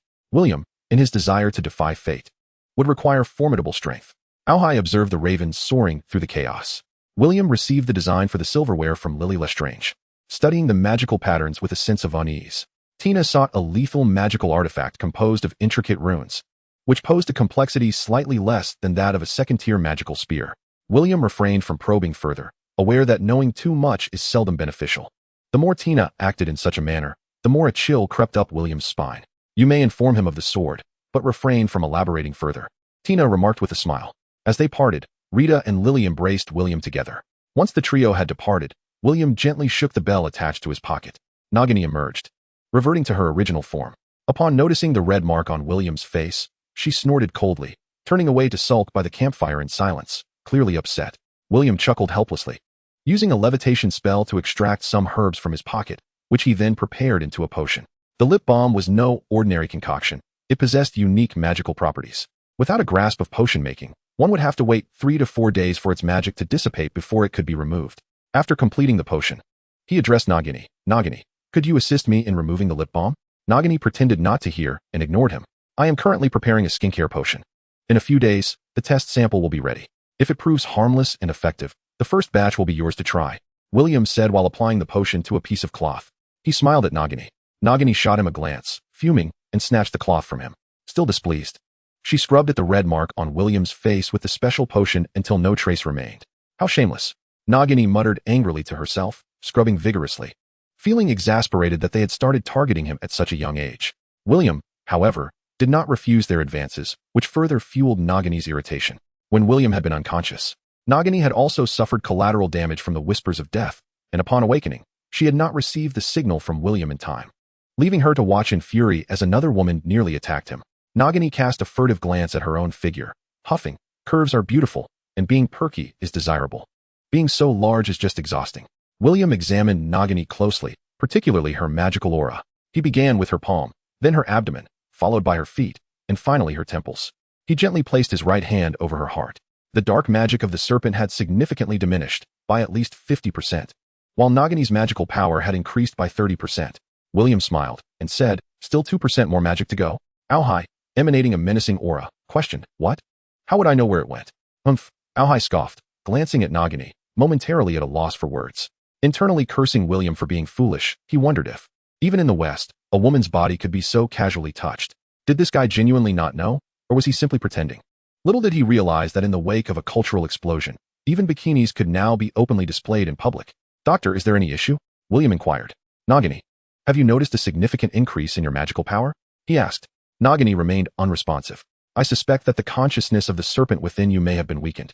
Auhai wishes to employ a special divine technique to investigate, thus requiring your consent, William said with a smile. Nagini stared intently at William, tears streaming down her cheeks once again. William gently placed his hands on Nagini's cheeks, and a golden light enveloped her head. After a moment, Auhai exclaimed with surprise. William, I cannot discern whether it is fortune or Tina's benevolence, but Nagini's serpentine consciousness has disintegrated. Though it has not been utterly obliterated, it is in a lamentable state. Pondering Tina's earlier words, William reflected on the whispers of the Reaper, which contained the arcane power embedded within the Raven's runes. This power is inherently antagonistic to various magical beings, dark creatures, and sorcerers alike. Only a death messenger like Tina, who has wielded the Raven for nearly 2 centuries, can adeptly harness it. This form of magic can render the sorcerers who hear it temporarily bereft of reason, plunging them into a state akin to death. Depending on the fate of the recipient, success may summon a second death raven, while failure transforms the feigned death into true demise. Only those possessing the Raven's death messenger can remain unscathed by the deathly whispers. Unlike sorcerers, magical beasts more attuned to the forces of death are susceptible to its profound terror. Even the lowliest of creatures strive to survive. How much more so for a serpentine consciousness endowed with a modicum of wisdom. Chapter 77, The Frightened Consciousness of the Serpent. Nagini, I bear good news. The serpent was on the brink of annihilation this time.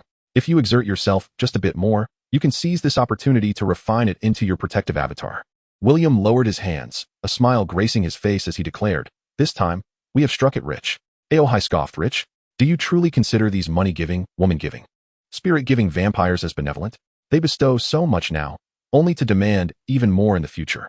Nagini observed William's pallid visage and his reassuring smile, which seemed to comfort only himself, and suddenly embraced him tightly. What was promised as servitude had turned into a role of care. The witch's heart was illuminated by a radiant sunlight, dispelling all darkness accumulated over 50 years. William hesitated for a moment, but eventually patted Nagini, signaling her to release him. However, given that he stood at a mere 5 feet, while Nagini approached 6 feet, this gesture of consolation became somewhat awkward. Nagini remained unmoved. And with his face flushed against her warm chest, William was grateful for his adeptness in holding his breath. The disintegration of the serpent's consciousness presented an opportunity, a chance to utterly eradicate the serpent. For the time being, they need not engage in any other tasks. He should devote himself entirely to the practice of visualization. They lingered in this manner until the bonfire extinguished, prompting William to pat Nagini once more. This time, he deliberately raised his hand, landing it on her back.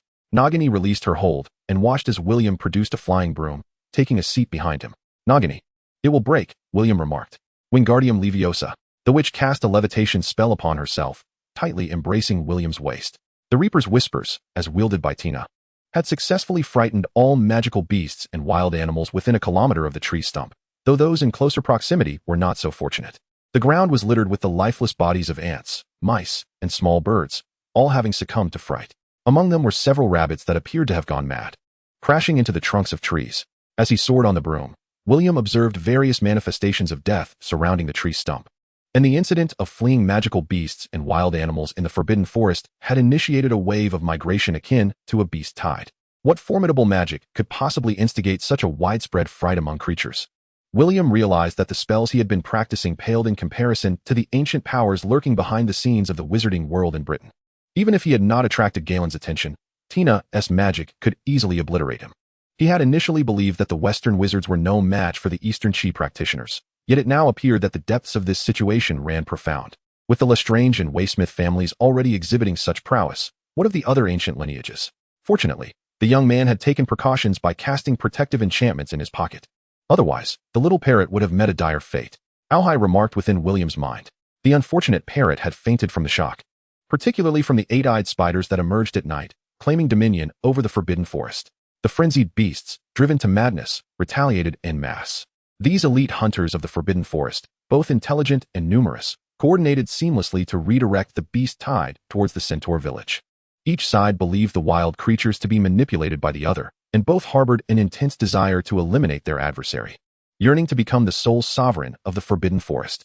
As William flew over the forest and approached the Centaur village, he could not help but murmur a lament, knowing he must depart with a heavy heart. The majority of centaurs were not particularly amicable towards human wizards, and his assistance might not be appreciated. Observing several injured centaurs banding together to fend off a few rampaging magical bulls, William retrieved several boxes of potions he had prepared for a trip to Albania that had ultimately gone unused, casting a levitation charm to deliver them to the centaurs. Within the village, an elder centaur gazed up at the starry sky and softly murmured, "Death has expanded." "Hello, William." Nagini pecked at his head a few times. "What is happening?" Parvati inquired. "My apologies, William. I was concerned for your safety, which is why I sought out Professor Dumbledore," Hermione confessed, her voice tinged with guilt. "Informant," Ron exclaimed. "How could you divulge William's situation to the headmaster?" "Hermione, do not speak so rashly. The headmaster is someone we can trust. He is our final and most powerful guardian. Hermione only acted out of concern for me, and I believe she would not have done so for any trivial matter." William interjected, placing a reassuring hand on Ron's shoulder. "Well, it could be more than just a few years," he mused to himself, stifling a laugh at the thought. He turned to Hermione, gently tapping her nose with a finger, and said, "Thank you, little one." It seems they may have misunderstood something," William thought, realizing he needed to be more cautious moving forward. His elder brother demeanor could easily lead to misinterpretations, especially in the Western world, where even a child of 5 or 6 understands the nuances of friendship. Percy, hearing the commotion, admonished, "Quiet down. Do not disturb your fellow students." The noise diminished significantly, and Katie Bell suddenly remarked, "William, that little backpack of Hermione's was made by you, right? Could you make one for me as well? I would be willing to pay." William shook his head. "I'm sorry, but that little backpack was actually a gift from my mother, which I did not particularly fancy, so I gave it to Hermione. Moreover, one must obtain permission from the Ministry of Magic to create items imbued with the spell of seamless expansion. You are aware that proceeding without such authorization is unlawful. This, in essence, reveals the Ministry's complicity in fostering a monopoly on goods among pure-blood and half-blood wizards, leading to a clandestine network of law-breaking sorcerers. Esteemed guests, I must take my leave to meet with Professor Dumbledore," William announced to the assembly. "Until we meet again, farewell." As the curfew drew near, William, disliking the encroaching darkness, brandished his wand and cast the Lumos charm. Nagini, unwilling to encounter Dumbledore, retreated into his pocket. Traversing the desolate corridor, he heard a faint meow, but paid it no mind. It was merely Filch's mischievous feline companion. Shortly thereafter, the school caretaker, Argus Filch, appeared, lantern in hand, striding purposefully towards William. Upon noticing him, Filch bellowed, "Halt, you little rascal." William halted at the call, turning to Filch with a smile. "Sir, Professor Dumbledore has summoned me to his presence." Filch's expression darkened. "You had best not be deceiving me, or I shall have you hanging from the rafters." William shrugged nonchalantly as he continued walking. "Mr. Filch, I doubt Professor Dumbledore would condone such inhumane punishment. Perhaps it would be more effective for you to chant, 'I am a great fool' 10 times each morning in the Great Hall." Filch cradled his cat closely, trailing after William. "I shall relay your suggestion to those mischievous students. That is, if they are inclined to believe it." William replied with a dismissive chuckle. "You ought to be in Slytherin," Filch remarked bluntly. "Thank you for the compliment, but I prefer Ravenclaw," William jested. "I had imagined you would profess an affinity for Gryffindor," Filch observed, bemused by William's eccentricity. "Gryffindor has its merits, yet I hold a greater love for knowledge and truth." William responded with a grin. Filch fell silent for a moment before admitting, "I truly envy you." Sensing Filch's discontent, William opted for silence. It was ironic that a wizard, unable to cast spells, served as the school's caretaker, perpetually watching others wield magic. One could hardly blame him for his choices.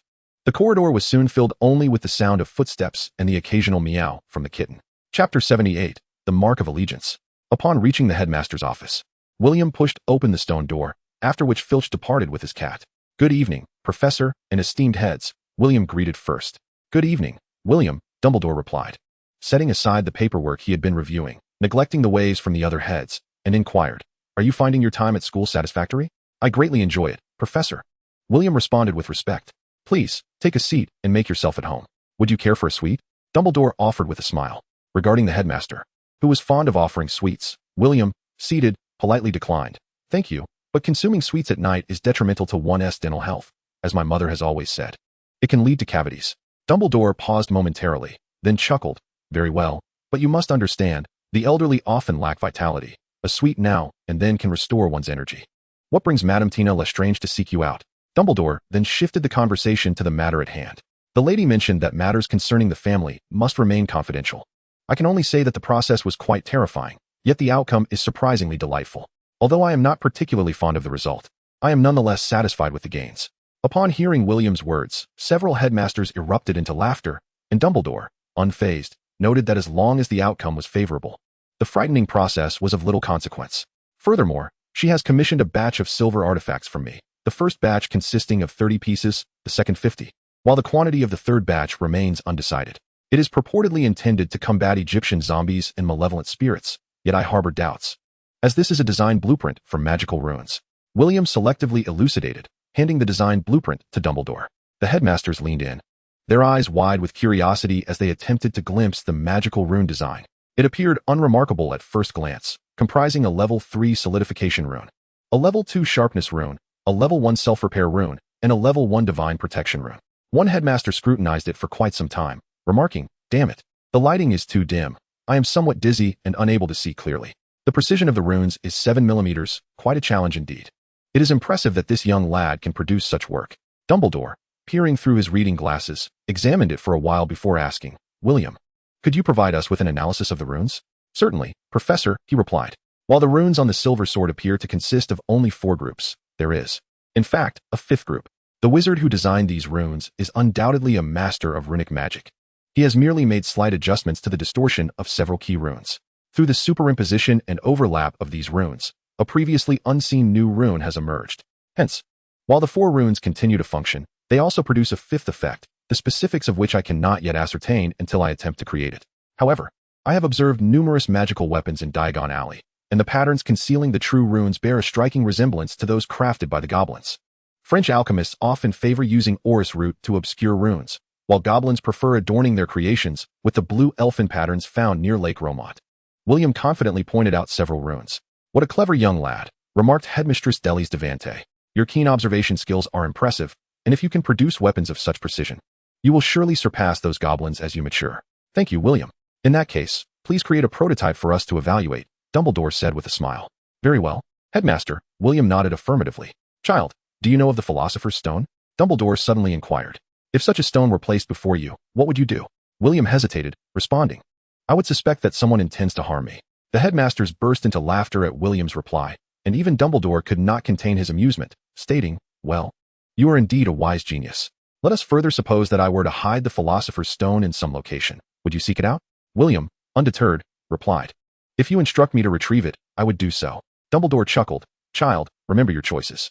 William candidly stated, Headmaster, in contrast to those robbers who covet valuable things, I would much prefer to create for myself or engage in fair trade. This is an excellent principle, William. If your craftsmanship is satisfactory, I trust you would not mind assisting the school in the creation of some magical weapons. Many statues and weapons have become outdated, Dumbledore remarked with a smile. That is indeed a monumental task. First, I require access to the restricted section of the library. I must amass sufficient knowledge. Secondly, I will need several classmates to expedite the production process. Lastly, I expect a reasonable compensation for our labor, as my peers and I deserve fair remuneration for our efforts. Furthermore, the alchemy classroom, equipment, and materials must be provided by the school, William asserted boldly. Of course, but only on the condition that your craftsmanship is indeed commendable. Dumbledore replied with a grin. The restricted section is available in the library and is naturally accessible to upper-year students, provided they obtain the approval of a professor. However, with so many students at Hogwarts, gaining a professor's consent is a rarity, and borrowing in secret has become the norm, as long as one does not get caught. William was willing to contribute to the school's fortifications. Once the flames of war reached the school, these protective measures could save many lives. As for compensation and access to the restricted texts, Dumbledore understood that these were merely benefits William sought for the assisting students.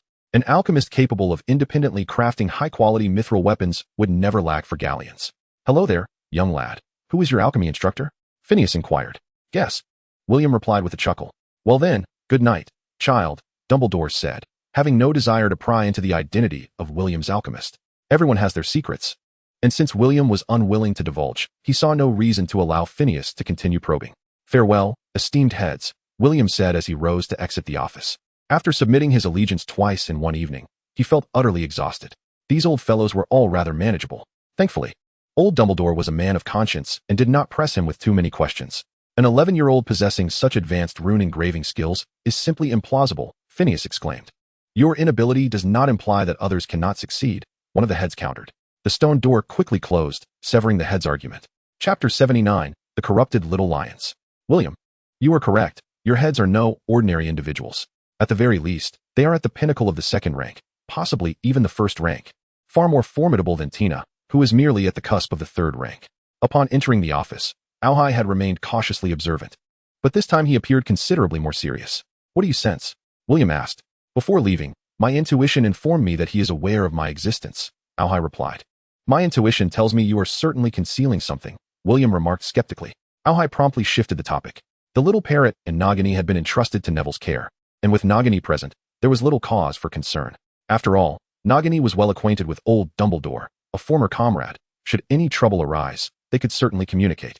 In the corridor, William perused the rune analysis report from the intellect brain. Life was weak. This was the result of the intellect brain gathering a substantial amount of rune data and subsequently analyzing the effects of the fifth rune. William pondered for a moment, relinquishing the desire to delve deeper into the matter. As a mere pawn in the game orchestrated by these formidable figures, he decided it prudent to refrain from meddling.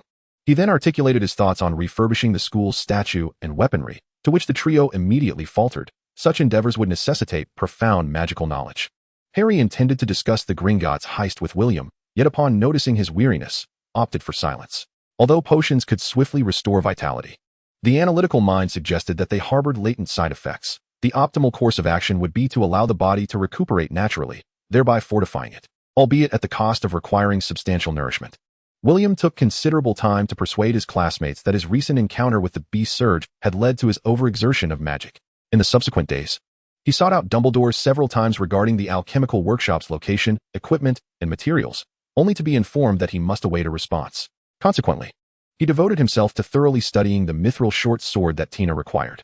In the common room, 11-year-old Indian, which Parvati Patil retrieved a flying broom from her pocket, displaying the pride of a child showcasing a beloved toy, pointing at the number inscribed on it. My mother bought me a Firebolt 2000 before the term began. Seamus boasted. When I'm at home, I also use a Firebolt 2000, flying for 4 hours daily. By next year, I plan to apply for the Quidditch team. My teacher believes I am capable of fulfilling the Seeker's role, and I have been working diligently for this. the young witch discreetly surveyed her surroundings.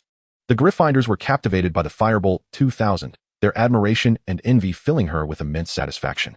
Hermione, Ron, Harry, Neville, and other first-year students roasting marshmallows felt a twinge of jealousy, particularly Ron. The Weasley twins were already on the Quidditch team, and for him, possessing an exceptional flying broom would significantly bolster his chances of joining. However, first-year students were prohibited from entering the team until they had demonstrated their flying prowess. The Firebolt's price was exorbitant. Even students like Hermione found it beyond their means. Gringotts only exchanged a limited amount of galleons, and Hermione still needed to purchase books, robes, dragonhide gloves, and other essentials, leaving no surplus galleons for a Firebolt 2000. William, I wager you possess a broom, though not a Firebolt 2000, am I correct? Parvati inquired, turning towards him with curiosity. A lethargic parrot perched atop William's head, gazing at Parvati, promptly retorted, fool. Auhai had recently been diligently instructing Nagini, now in slumber. This phrase was undoubtedly imparted by Auhai, and the parrot had adeptly adopted it. What does that mean? Parvati's eyes sparkled with curiosity. William, feeling awkward, replied, it's a vulgarity. Roughly translating to idiot, it's best disregarded. Fred jested, William, fool. To which George chimed in, you're the fool. The parrot echoed, fool. Seeing everyone paying attention to the profane parrot, Parvati felt a hint of disappointment. In irritation, William waved his hand, casting a spell that levitated the Weasley twins. Are you two so bored that you're arguing with a little parrot? Fred laughed, saying, what a delightful creature. Sell it to me, William. I'll offer 1 galleon. No, 2 galleons and a sickles, he exclaimed, only to tumble down from a height of 2 meters, landing in a heap. Ron joined in the laughter with Lee Jordan and others, while the Weasley twins chuckled along. Parvati shouted, I'll give 10 galleons. Instantly, she became the center of attention. As most of the little lions in the common room didn't possess that much pocket money for an entire term, William replied, sorry, the parrot doesn't belong to me. Yes, my friend.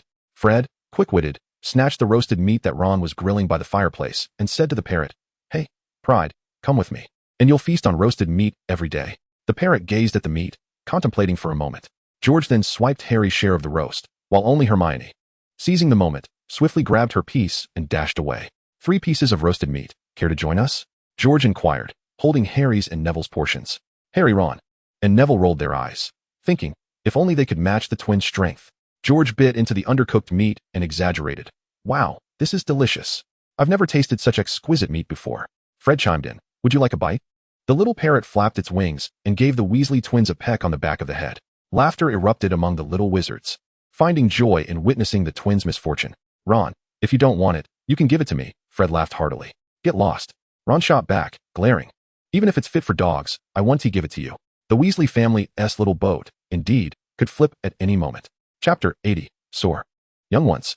By Tuesday evening, Neville, following William's instructions, brought the hard-to-find Harry and Ron to the grass by the Black Lake, watching as William soared in the air, instructing Hermione, who was mounted on a flying broomstick. The 3 of them were envious. This is incredible. Hermione, let us try too, Ron shouted from the shore, not wanting to sulk at Hermione. You're flying well, Hermione, William remarked, laughing as the 2 descended onto the lakeshore. Ron eagerly stepped forward, declaring, I'm next, William. Harry, being a bit shy, and Neville, feeling timid, allowed Ron to go second. Hold on, let me first explain the technique to you, William chuckled. After a brief explanation, Ron fumbled for a while but finally took off successfully. Harry, as always, displayed a natural talent for flying, while Ron and Hermione were more average. Neville, don't be afraid. Believe in yourself. You can do it, William encouraged. Maybe I should just give up, Neville lamented. Ron, hearing this, covered his face, feeling somewhat speechless. However, Hermione remained as enthusiastic as ever, cheering him on, while Harry was already soaring around the Black Lake on his broomstick. The flying lesson had been a prearranged request from Hermione to William. She had intended merely to seek advice on techniques, but to her surprise, William had produced a Firebolt 1000 and sent Neville to fetch Harry and Ron. The school prohibits first-year students from flying without the guidance of a professor. Hence William directly took the 4 of them to the inner side of a peninsula at Black Lake. The 4 alternated in using the brooms, aside from Neville. The other 3 were quite adept. This was not particularly a technical endeavor, as long as one could manage their magical output, coupled with a lack of fear of heights, careful flight, and timely reactions. Basic flying was not overly challenging. The only difficulty lay in maintaining the balance of one's center of gravity, somewhat akin to riding a bicycle, yet powered by magic. Every morning at Hogwarts School of Witchcraft and Wizardry, owls delivered letters, and on Thursday morning, Neville received a memory orb from his grandmother. This unique magical artifact could produce alerts based on its owner's forgetfulness. Neville was elated. announcing to everyone that it was a gift from his grandmother. But before he could finish, the orb turned red. After pondering for a long while, Neville could not recall what he had forgotten, prompting sighs from William and Hermione. Draco Malfoy cast a glance at William and signaled to Gregory, who promptly snatched the memory orb away. William drew his wand and swiftly cast a magical hand at Gregory, who was attempting to flee. The trio of Dracos stumbled and fell one after another. By the time Professor McGonagall appeared, the magical hand had vanished. This magical hand, a wondrous spell from the East, could condense magic into a hand, capable of varying sizes for offense or defense. When large, it could lift boulders, and when small, it could turn pages. Seated on a chair with a glass of milk, William was engaged in a playful struggle with a stake, speaking as he drank. This was actually a variation of the innate technique of chi manipulation, a skill widely circulated in the East. Do you not need to incant a spell? Hermione remarked, having not heard William utter any incantation. William smiled softly. Initially, one must, but with practice, it becomes unnecessary. I certainly do not wish to be caught using magic to attack classmates. William, you truly are devious, Zhangqiu remarked as she passed by. Devious, echoed Marietta. Devious, added Laura. Devious, chimed Padma. Splendid job, William. Where's your little parrot? Fred and George approached with laughter. We heard you're set to take off officially this afternoon. So be cautious. Rest assured, we won't fall to our demise, George added. At most, we'll just break a limb, Lee Jordan remarked. His words, rather than alleviating concerns, only heightened the anxiety of Ron, Seamus, Neville, and others. Is that really possible? Seamus asked, his teeth chattering. I don't believe you, Ron retorted. Though if he had not been trembling, his statement would have held more conviction. It won't happen. The professors wouldn't allow such a thing, Hermione confidently asserted. Just fly slowly. As long as you don't fall, it will be fine, William chuckled. Ron, whatever you do, don't fall. Fred exclaimed. If you do fall, remember to cover your face. You're already ugly, George added with a jab. Falling will only make you uglier, Fred remarked. I certainly won't. Ron glared angrily at his two irreverent brothers. I truly do not understand how the four of them can be related, Hermione whispered. This rivalry between these two brothers and Ron and Percy was not new. Her comment prompted the four Weasleys to glare in unison. Hermione, unable to withstand the gaze of the four, immediately focused her attention solely on the steak. This was a demonstration by William, who informed the young Gryffindors that consuming this dish would make them as tall and handsome as he. Such a tall tale would not be believed by a rational person. However, the young Gryffindors surprisingly accepted it. After all, they were from Gryffindor. In pursuit of greater stature and charm, they exerted themselves fervently. The wizards from the other three houses looked on in bewilderment as the Gryffindor youngsters clamored for steak and milk. Subsequently, it was reported that the food expenses at Hogwarts had soared, causing Professor McGonagall, who was responsible for logistics and procurement, considerable distress. The price of beef had skyrocketed compared to that of potatoes. Chapter 81. The Inertia of Historical Wheels. At 3:30 in the afternoon, more than 50 first-year students gathered on the grass between the library and the Forbidden Forest, awaiting the arrival of Professor Rolanda Hooch, the flying instructor. Professor Hooch was known for her fiery temperament and sharp gaze, earning her the reputation of a fierce hawk among the students. She had a long-standing enmity with the Slytherin house and their formidable serpent, unlike several other professors who would temper their responses out of respect for old Dumbledore. She was not one to shy away from confrontation. Upon her arrival, she exclaimed loudly, Hey, what are you all standing there like dunderheads for? Everyone line up by your brooms. The two houses formed two teams, each standing in a row beside their old brooms. Professor Hooch stood at the front, instructing, Extend your right hands over the brooms and say up loudly. Before she could finish, Ron and Harry raised their hands and shouted up, successfully retrieving their brooms. Hooch nodded, not overly concerned, as it was common for wizarding families to teach their children to fly before attending school. Much like Little Pig. He may not have soared in a helicopter, but he certainly could fly, albeit with a bit of exaggeration. Ron felt a twinge of disappointment, thinking that he might have earned points for the house, yet the admiration of the new students provided him and Harry with ample psychological compensation. Following Professor Hooch's instructions, William and Hermione complied, while Neville struggled to control his broom but eventually managed to grasp it. Hooch demonstrated by mounting her broom and performing a turn a meter above the ground, instructing everyone to follow suit. Malfoy, align your chest with the broom. Stop looking around. Do you want to break your neck? Hooch admonished him publicly, eliciting laughter from the Gryffindors. Now listen for my whistle. When I blow it, you should push off hard from the ground. Neville, feeling anxious, reacted impulsively, pushing off from the ground before Madame Hooch had even blown the whistle. His magic surged into the broom like a dam bursting, resulting in an uncontrolled ascent. Hooch, initially thinking it was mere mischief, was unaware of Neville's true nature. Having encountered him for the first time, a collective gasp arose from the young wizards as Neville plummeted from the air, his broom flying off who knows where. Why didn't you cast a spell? I know you can do it, Hermione questioned, perplexed. We spent over half an hour teaching Neville. Yet he still struggles with the simplest of flying, William remarked. Hermione pondered for a moment before responding. It's fear. Neville is terrified. Indeed. He was afraid of flying and the potential for injury. Perhaps he needs to experience a minor injury to realize it's not as dire as it seems. Merely a bruise. Once he overcomes that fear, he should improve significantly, William suggested. He wished to alter this situation, yet Neville remained uncooperative. Hermione contemplated, acknowledging the logic. Falling from such a height would only result in minor injuries. What truly was there to fear? As Neville plummeted from above, his broom spiraled into the forbidden forest. Through his keen perception, William distinctly observed the magical energy enveloping the school surge into the young wizardess body during his descent, forming a powerful magical barrier that shielded Neville from severe harm. Otherwise, falling from nearly 30 meters. Even a robust young wizard could sustain fatal injuries. Such heights were perilous enough to claim lives. This might explain why Professor Hooch refrained from intervening. She likely intended to use this incident to instill caution in the children, dissuading them from reckless flying that could lead to accidents. Yet, it was also possible she had not acted in time. Watching Professor Hooch escort the slightly injured Neville away, William sighed, realizing that a lack of courage now could easily lead to death in the forthcoming war. Draco Malfoy erupted in laughter. Did you all see that fool's expression? Huh. What a complete imbecile. The Slytherin snakes roared with laughter, clearly unscathed by the harsh realities of society. William stroked his chin, contemplating how to bolster the young Malfoy's resolve. Perhaps he should deliver a lesson in the form of a loving yet firm reminder that the world's narrative had shifted from the era of nobility. The Gryffindors were incensed. Parvati exclaimed, "Be quiet, Malfoy." Oh, look who's defending the little fool. Pansy Parkinson chimed in.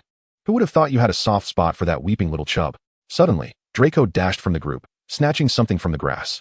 Isn't this the trinket gifted to him by his grandmother? The memory ball shimmered in his grasp.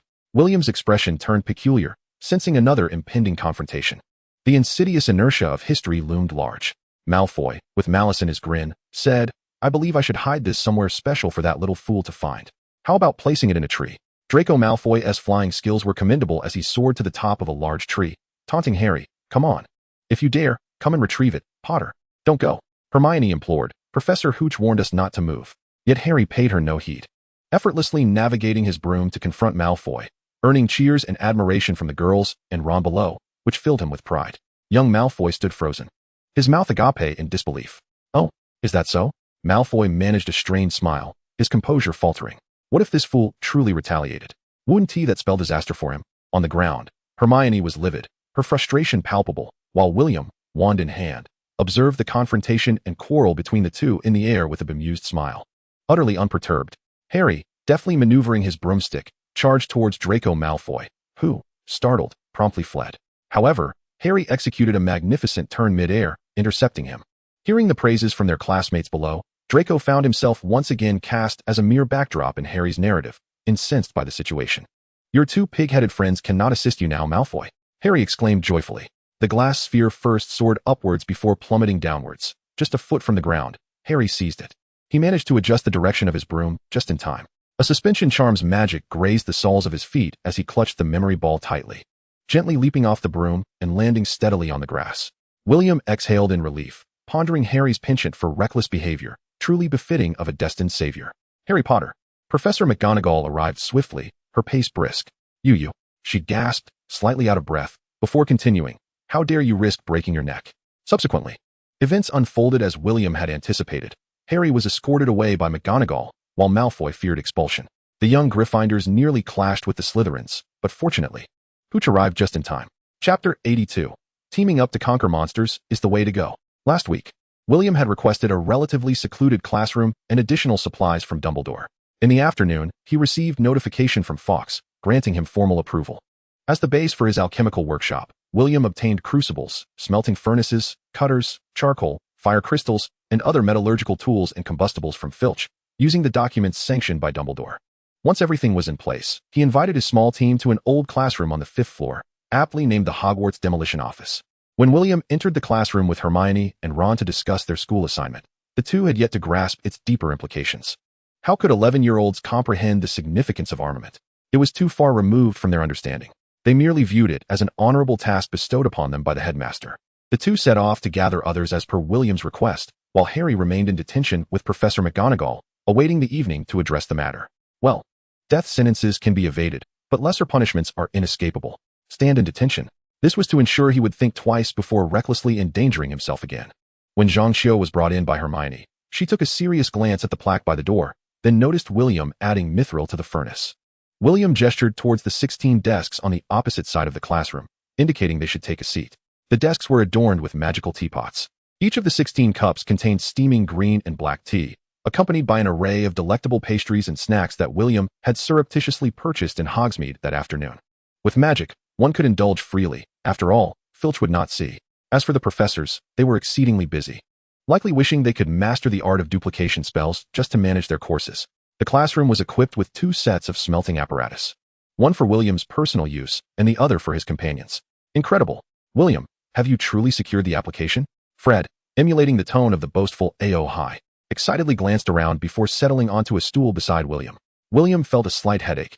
A.O. High's incessant vulgarities had led the little lions astray. George, retrieving 2 small cakes from the table, handed one to Fred and mumbled, "Why is it called the demolition office? Are they planning to tear down and rebuild the school?" Hermione, gazing at the twins with exasperation, remarked, "That kind of joke is hardly amusing." William, using a magical spoon, extracted the liquefied copper and deposited it onto a specially designed mold, which, after taking shape, was coated with a layer of mithril. Under the influence of magic, it transformed into a silver sword inscribed with enigmatic runes. The mold was a unique magical apparatus resembling a smelting furnace, possessing thermal insulation properties that allowed for slow temperature reduction. Before the magical metal solidified completely, the artisan had to promptly execute the transformation of the metal's form, allowing sufficient time for the rune engraver to complete the final steps. Through practice, a simple silver sword swiftly materialized before everyone's eyes. Pouring the cooling liquid from the crucible into the mold, William placed the enchanted sword upon his desk, allowing others to pass it around and admire. With everyone present, he said, "Harry, wait for me to speak with him tonight. First, I wish to express my gratitude for your attendance. A few nights ago, after conversing with Professor Dumbledore, he informed me that many of the school's statue weapons are outdated. However, the school cannot allocate substantial funds for new purchases. Knowing my proficiency in alchemy, he invited me to assemble a team for the creation of related weaponry." William emphasized the word proficiency, clearly satisfied with the reactions of his peers. Everyone was aware that the school offered an alchemy course, yet the relevant skills were rather lacking, which led to the founder Godric Gryffindor seeking out the king of the elves for the crafting of a sword. Upon hearing William mention that the market price for acquisition was at 80%, with the distribution of galleons left to their discretion, enthusiasm surged among the group. The opportunity to gain knowledge while also earning galleons was too enticing to refuse. "I agree." The 3 Weasley brothers responded eagerly. William raised his hand, stating, "As you all know, metal magical artifacts have always been a lucrative trade, monopolized by the elves and the French Alchemist Association. Last year, I managed to create over a dozen metal magical artifacts during my spare time, earning over 10,000 galleons from the transactions. Now, an opportunity has arisen." Upon hearing 10,000 galleons, the Weasley brothers could not help but swallow hard. Meanwhile, Zhang Qiu, Hermione, and Parvati, who were enjoying their small cakes, felt a wave of nausea wash over them, quickly shifting seats to sit beside William.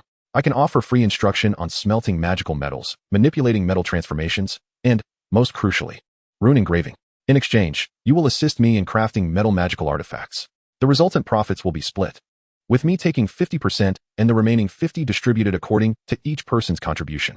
He presented the enchanted sword, which bore merely a level 1 solidification rune and a level 1 sharpness rune. "It took me about an hour to create, with a market price of 200 galleons. After deducting material costs, I would net 120 galleons. William sat at the center of the oval desk, smiling as he said, "Now, anyone who wishes to join can raise their hand."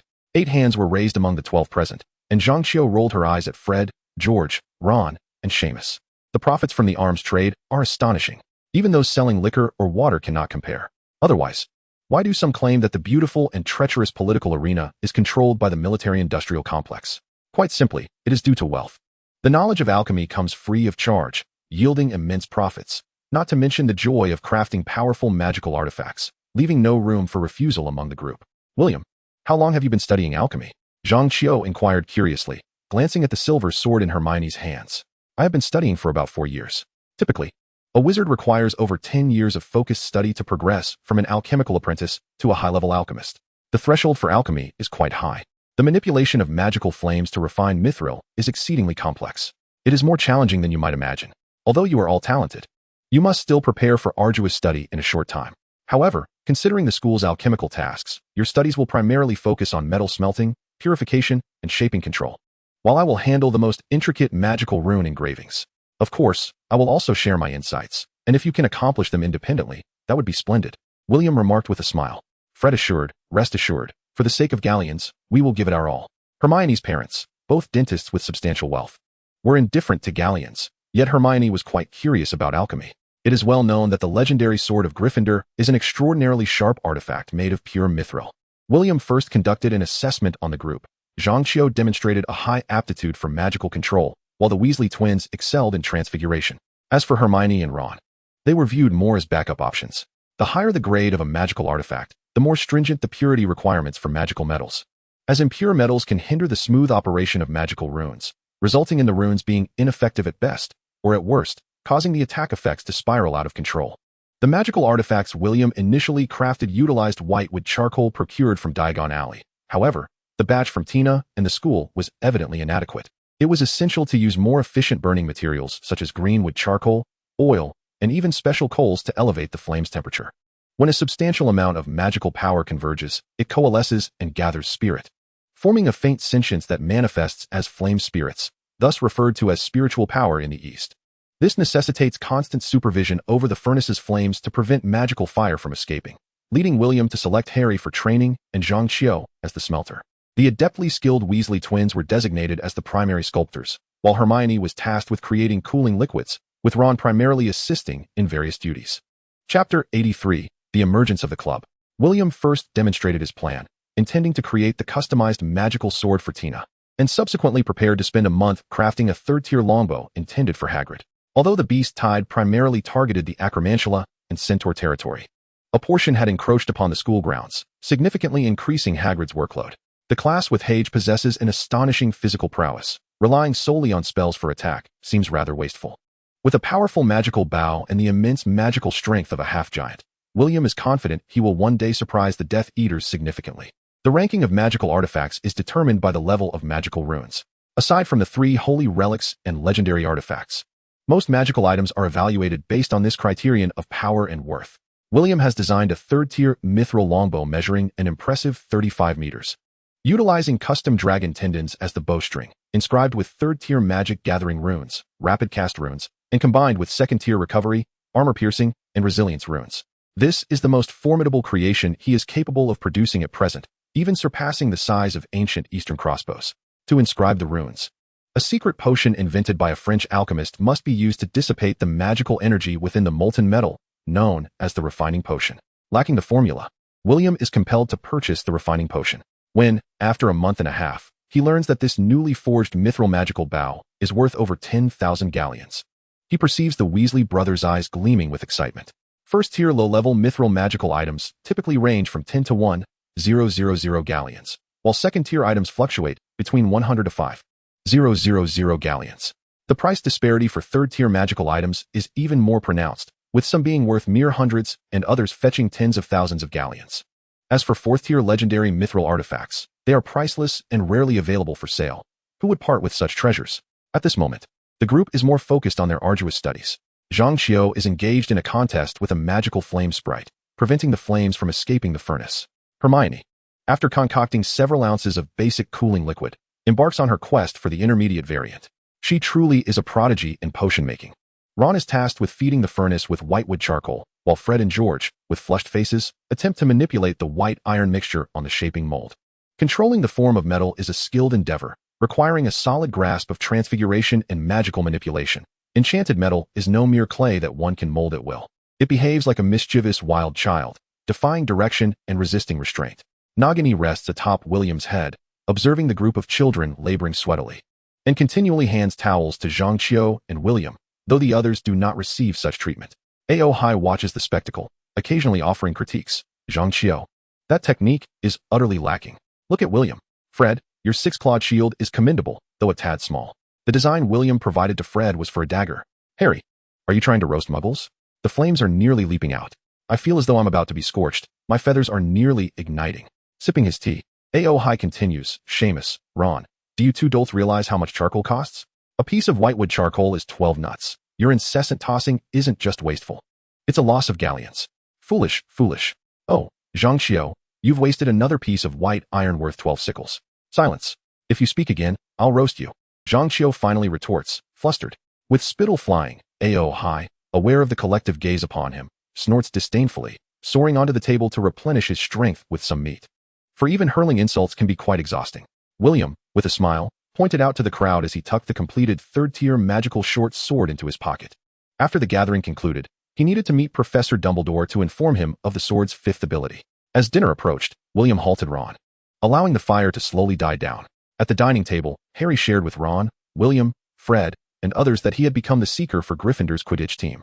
William felt no interest in such competitions, while Ron was bubbling with excitement, and Hermione seemed indifferent.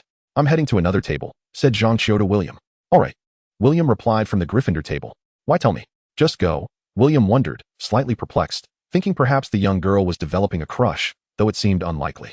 As Harry engaged in a discussion about Quidditch with Ron, Fred, and the Weasleys, he heard the melodious voice and turned to see Zhang Qiu, freshly bathed, captivating his attention. Instinctively, Harry sensed he was falling in love. Sitting nearby, William marveled at the precociousness of foreign children, who seemed to embark on the exhilarating game of youthful affection at such an early age. Your escape was fortunate. Why bring your rowdy friends along? Looking for trouble? Zhang Qiu observed the scene, ready to retaliate. Harry felt remarkably valiant at that moment, believing he had made a splendid impression on Zhang Qiu. I'm always up for a challenge. Draco proclaimed. How about tonight? Let us have a duel between wizards, just the two of us. Only wands allowed, no assistants. What do you say? I doubt you even know what a wizard duel entails. Oh, I know, Ron interjected. I'm his backup. Who's yours? Draco assessed Vincent Crabbe and Gregory Goyle before responding. Crabbe is my backup. Let us meet at midnight then, in the trophy room. It's often left unlocked. Once Draco Malfoy departed, Ron and Harry exchanged glances. Harry, don't worry. I bet Malfoy will only cast a trivial spell. Just hit him with your fists, George suggested. Absolutely. I'll join in tonight. Fred chimed in, delighted. Are you all mad? If we're caught, our house will lose a significant amount of points, Hermione, seated beside William, objected, valuing collective honor. Before Zhang Qiu, Harry declared resolutely, dueling should not be avoided. I will defeat Malfoy. I think we should come up with a name, Fred suggested. Let us call ourselves the Horse Slaughter Squad, George proclaimed proudly. Chapter 84, Forming a Small Team. Horse Slaughter Squad. Zhang Qiu and Hermione looked at the four incredulously. Have you watched too many movies? Indeed, Hermione. This doesn't concern you, William remarked. We're leaving now. Ron pulled Harry away. Harry actually wished to converse with Zhang Qiu to showcase his bravery, but encountering his foolish friends left him feeling quite helpless. William, we must stop them, Hermione said to William. He wiped his hands and replied, if you're concerned, let us go have a look tonight. Just remember to dress warmly to avoid catching a cold. Hermione left, resigned. Are you truly not going to intervene? This is a trap, I assent it. Malfoy is a coward. I bet he won't show up tonight. He will simply inform Filch to deal with Harry and Ron, said Zhang Qiu. Ever since Draco Malfoy had feigned illness to postpone his duel with William, the three houses had begun to ridicule him, akin to the invincible Harry Potter and the formidable William Smith. It's all right. Fred and George will cover us, William reassured. Zhang Qiu, I'm off to see Professor Dumbledore. What about you? The two parted ways in the Great Hall, with William heading towards Dumbledore's office. Contemplating which students he could trust and who should be placed under scrutiny, he envisioned forming a cadre of young wizards adept in alchemy and transfiguration, rather than shouldering the burden alone, which would be too taxing on his time and energy. Promoting alchemy among the students at Hogwarts was the first step to establishing his reputation. He envisioned a future where the annals of magical history would record William Smith, the eminent alchemist of the British wizarding world, a pioneer of modern high alchemy. Undoubtedly, Hermione and her friends would be his first disciples. The renowned trio would serve as his junior partners, a rather commendable title.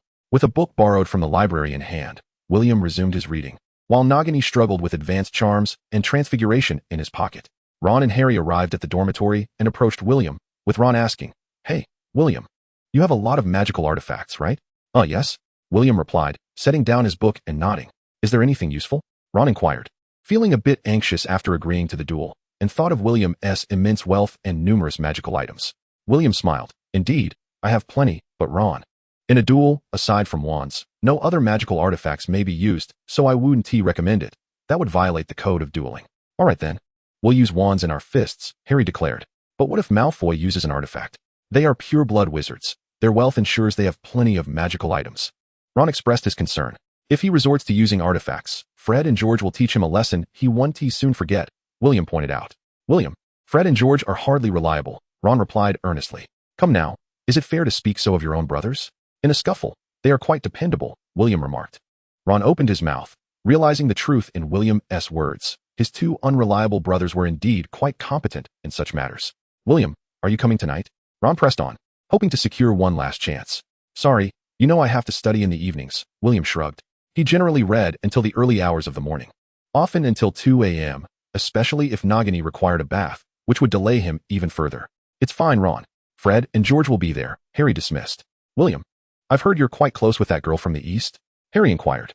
William squinted with a smile as he gazed at Harry, then casually remarked, if you like her, pursue her boldly. But I must caution you, do not be fickle. Harry's face flushed immediately as he retorted, why you mustn't say such things. I was merely inquiring. I heard you were planning to teach alchemy and wanted me to participate. I don't know her, so I was just asking. Oh. William elongated the sound. A cowardly thief at heart. Zhang Xiao is my designated match for you. The ever-daring Ao Hai began to provoke, and William thought it was only a matter of time before Harry, Zhang Xiao, and others would leave him half-beaten. Ron glanced at Harry, then at William, feeling a bit annoyed. I'm worried about tonight's duel. Why are you two discussing girls? Can we not be more professional? Can we not take this seriously? We should be focusing on the duel. After a moment's reflection, William decided it was prudent to remind Harry, saying, Harry, Professor Dumbledore has tasked me with crafting a batch of weapons, not merely to replace the statues, but likely in preparation for future conflicts. The dark shadow has yet to depart, perpetually looming over the skies of Hogwarts. It is acceptable to indulge in frivolity at times, but if you have the opportunity, immerse yourself in your studies, learn more spells, and practice defensive magic. The Dark Lord has merely vanished. He is not dead. Ron, observing William's solemnity, timidly responded, isn't this the headmaster's responsibility? I'm just a student. There is an Eastern saying, be vigilant in times of peace. Comfort breeds complacency, while adversity fosters resilience. I shouldn't be the one to say this, but Harry, you are the chosen one, bearing burdens that ordinary people do not. For your own sake. For those who have sacrificed, and in anticipation of what lies ahead, you must be prepared. Harry and Ron listened, wide-eyed, as William spoke, feeling an inexplicable weight of responsibility. William patted both of their shoulders and resumed reading. After a while, Ron quietly asked, are we still going tonight? Of course we are. We must defeat Malfoy, and starting tomorrow, we will study diligently, Harry asserted, unaware of the Eastern adage, tomorrow and tomorrow, so many tomorrows. As the clock neared 11:30, the two set aside their wizard chess and officially embarked on their journey. William waved his hand, and Ron made a victory gesture, casting a furtive glance around to ensure no one was watching before slipping into the common room. Sensing the three had exited, William addressed Nagini, nestled in his pocket. Nagini, would you like to come out? Nagini ignored him, coiled in the living room, contemplating her magic. William shook his head and continued to peruse his book. Hogwarts Library was undoubtedly renowned within the European wizarding community, and William discovered tomes in various languages, including French, German, and Italian. The task of completing the Hogwarts Library within 2 years was progressing slowly, primarily due to the multitude of responsibilities weighing on him. With alchemy, spell practice, and the accumulation of knowledge, his endeavors had expanded considerably, outpacing his capacity. Perhaps, he pondered, he should find a way to acquire a time-turner. This was one of the few memories he cherished. It was inherently a remarkable tool. In his previous life, he could never comprehend why Dumbledore refrained from utilizing that device to save the Potters and others who had sacrificed themselves. And what of Cedric Diggory? Surely, it was not merely to create a tragic tale of loss that would elevate the collective's greatness. Dumbledore was not a proponent of such collectivism. In the eyes of the commoners within the wizarding community, all lives are equal, truly equal.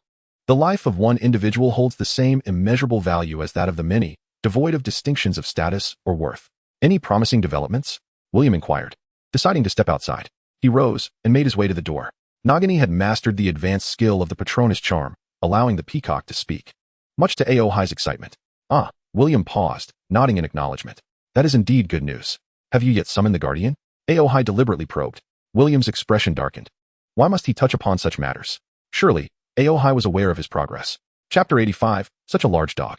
As William pushed open the entrance to the common room, he was met with Harry and the others rushing towards him as if pursued by a dreadful beast.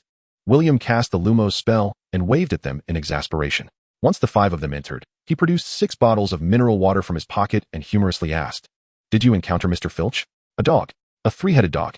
A dog so enormous. Ron exclaimed, gesturing wildly with his hands, panting heavily. Oh, such a large dog? That doesn't seem particularly large, Ao Hai interjected, his tone inciting Ron's desire to retaliate. I mean, Its head is even bigger than this. Ron dramatically pointed at the fireplace, his hands continuing to illustrate his point. Now there was a point of comparison. Aohai suddenly recalled the embarrassing incident with the eight-eyed spider, which had also taken him by surprise with its size. What do these Western beasts consume to grow so large? It seemed to him that concentrating all one's spiritual energy on physical form resulted in a lack of intelligence. It was akin to picking sesame seeds while discarding watermelons. One must understand that the physical body is but a vessel for transcendence, while the true essence lies in the soul. The others sprawled on the sofas in the common room, evidently shaken. Even Fred and George grabbed mineral water, uncapped the bottles, and gulped it down in one go. "Oh, you encountered a three-headed hellhound? Does the school harbor such a creature?" William laughed. "Where did you come across it?" Hermione explained. "In a hidden room on the 3rd floor. We opened the door and found it guarding the entrance. Beneath its feet was a trapdoor. I suspect it is an entrance to a secret chamber." William recalled Dumbledore's words. Was it not the chamber where the Philosopher's Stone was hidden? With a smile, he glanced at the trio and remarked, "It's quite late. Classes await us tomorrow. We should retire for the night." At breakfast the following morning, Harry quietly confided in William, "I might know what is concealed there." William replied indistinctly, chewing on his bread. "In Gringotts, when Hagrid took me to Diagon Alley. He retrieved a small package from Gringotts as per Professor Dumbledore's instructions. Then, on that very day, Gringotts was robbed by dark wizards. And they claimed the items had already been taken," Harry whispered to William, while Ron and Hermione perked up, their interest piqued. William nodded, indicating his understanding. He set down the Daily Prophet, allowing Hermione to take it for her reading. This was a subscription of William's. Previously, his family friend Alan had subscribed for a year, granting him direct access to Alan's issues. Upon arriving at school, William had to subscribe for a year himself, while Ron and Harry showed little interest in the newspaper. However, Hermione and Percy were quite engrossed in it. After finishing his reading, William would pass it on to Hermione, who in turn would hand it to Percy. He carefully tucked away the letter from Fleur in his pocket, as it was something he wished to keep. Their correspondence remained frequent after arriving at school, albeit it was a burden for those owls. The morning classes were spent poring over ancient runes, and after lunch, William flew to the library once more.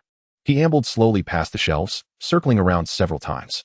The castle space had been enhanced by the undetectable extension charm, which explained the abundance of classrooms and the spacious dormitories divided among the 4 houses. Moreover, there still existed vast currents of ancient magic, whether it be in the stone door of Dumbledore's office or the guardian statues, all imbued with age-old enchantments. The entire castle resembled a colossal magical array, with runes concealed within the walls and foundations. This, perhaps, was the reason the core of the school could still preserve such significant power even after the cataclysm of the final battle. The library also exhibited spatial extensions and folds. In William's perception, immense magical energy formed slanted and distorted walls distributed around the library. He continued to relay the information he sensed to his intellect, making another circuit around the shelves. There was a palpable difference, yet he could not discern its source. Closing his eyes, William sought to attune to his feelings. The black raven flitted between the shelves, yet still, he found nothing. Despite racking his brain, he could uncover no clues. Old Dragon was unable to detect anything either. "William, wait until your realm advances. Perhaps after reaching the 4th tier, you may perceive something," Aohai remarked. "These ancient wizards certainly held some secrets. Alas, my divine power is insufficient. Otherwise, HMPF." After several fruitless laps around the library, William entered the dismantling office to commence his work. Hogwarts enjoyed a 2-hour lunch break, during which most students would eat and then rest to prepare for the afternoon classes. For many students, the assignments given by professors were quite demanding and required considerable time to complete. Be it charms or transfiguration, both necessitated extensive practice to master the manipulation of magical energy, learn the gestures of spellcasting, and familiarize themselves with the nuances of incantation. Mastering a spell within minutes was a feat only a select few prodigies endowed with a gift for charms could achieve, and mastery did not equate to proficiency, nor did it imply expertise.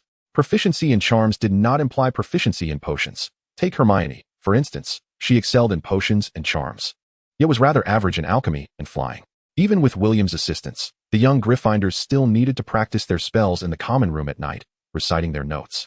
Although they did not need to toil until the early hours, there were still 1 or 2, like Hermione, who persisted well past 10 o'clock. Harry, Ron, and their companions were not burdened by significant academic pressure, and William's words were soon forgotten.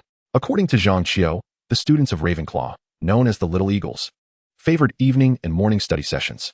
They tended to lean towards theoretical knowledge, showing less enthusiasm for practical applications. Fred, George, and Harry participated in Quidditch training thrice a week, and with their homework, their time available for leisure was quite limited. Zhang Qiu and Hermione were in a similar predicament. as they needed to visit the library to maintain their status as top students.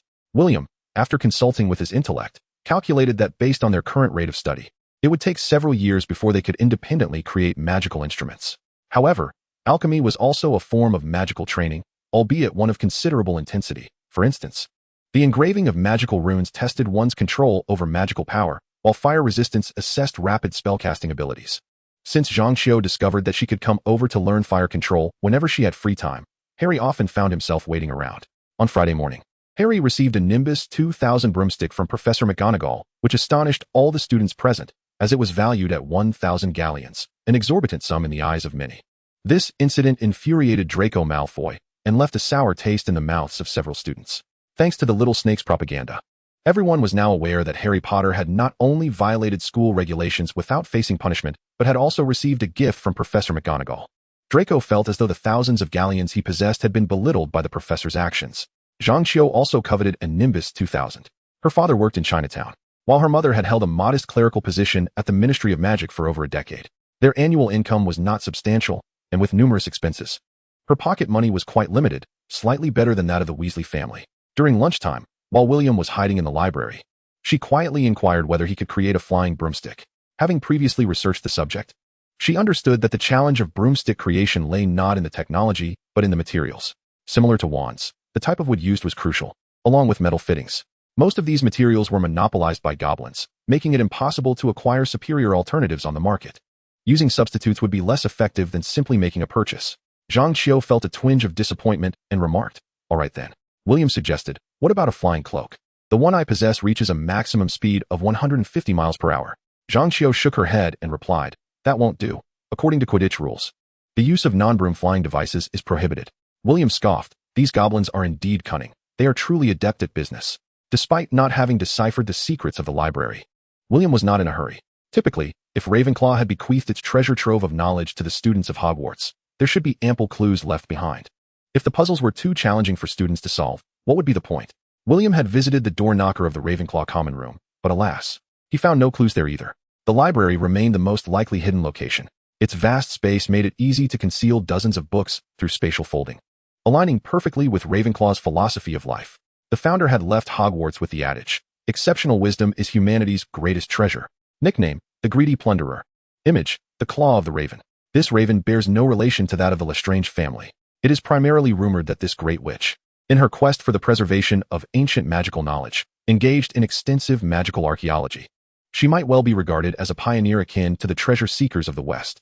He has long coveted the treasures of this female version of Sherry. Chapter 86. A night without adventure does not make a good student. After afternoon classes, leaving the classroom, I turned to Neville, who had been thoroughly worn out by Snape. "Do you wish to grow stronger, to find your courage?" Neville lifted his head, his eyes still glistening with unshed tears, and replied, "Yes. Come, let us venture into the Forbidden Forest."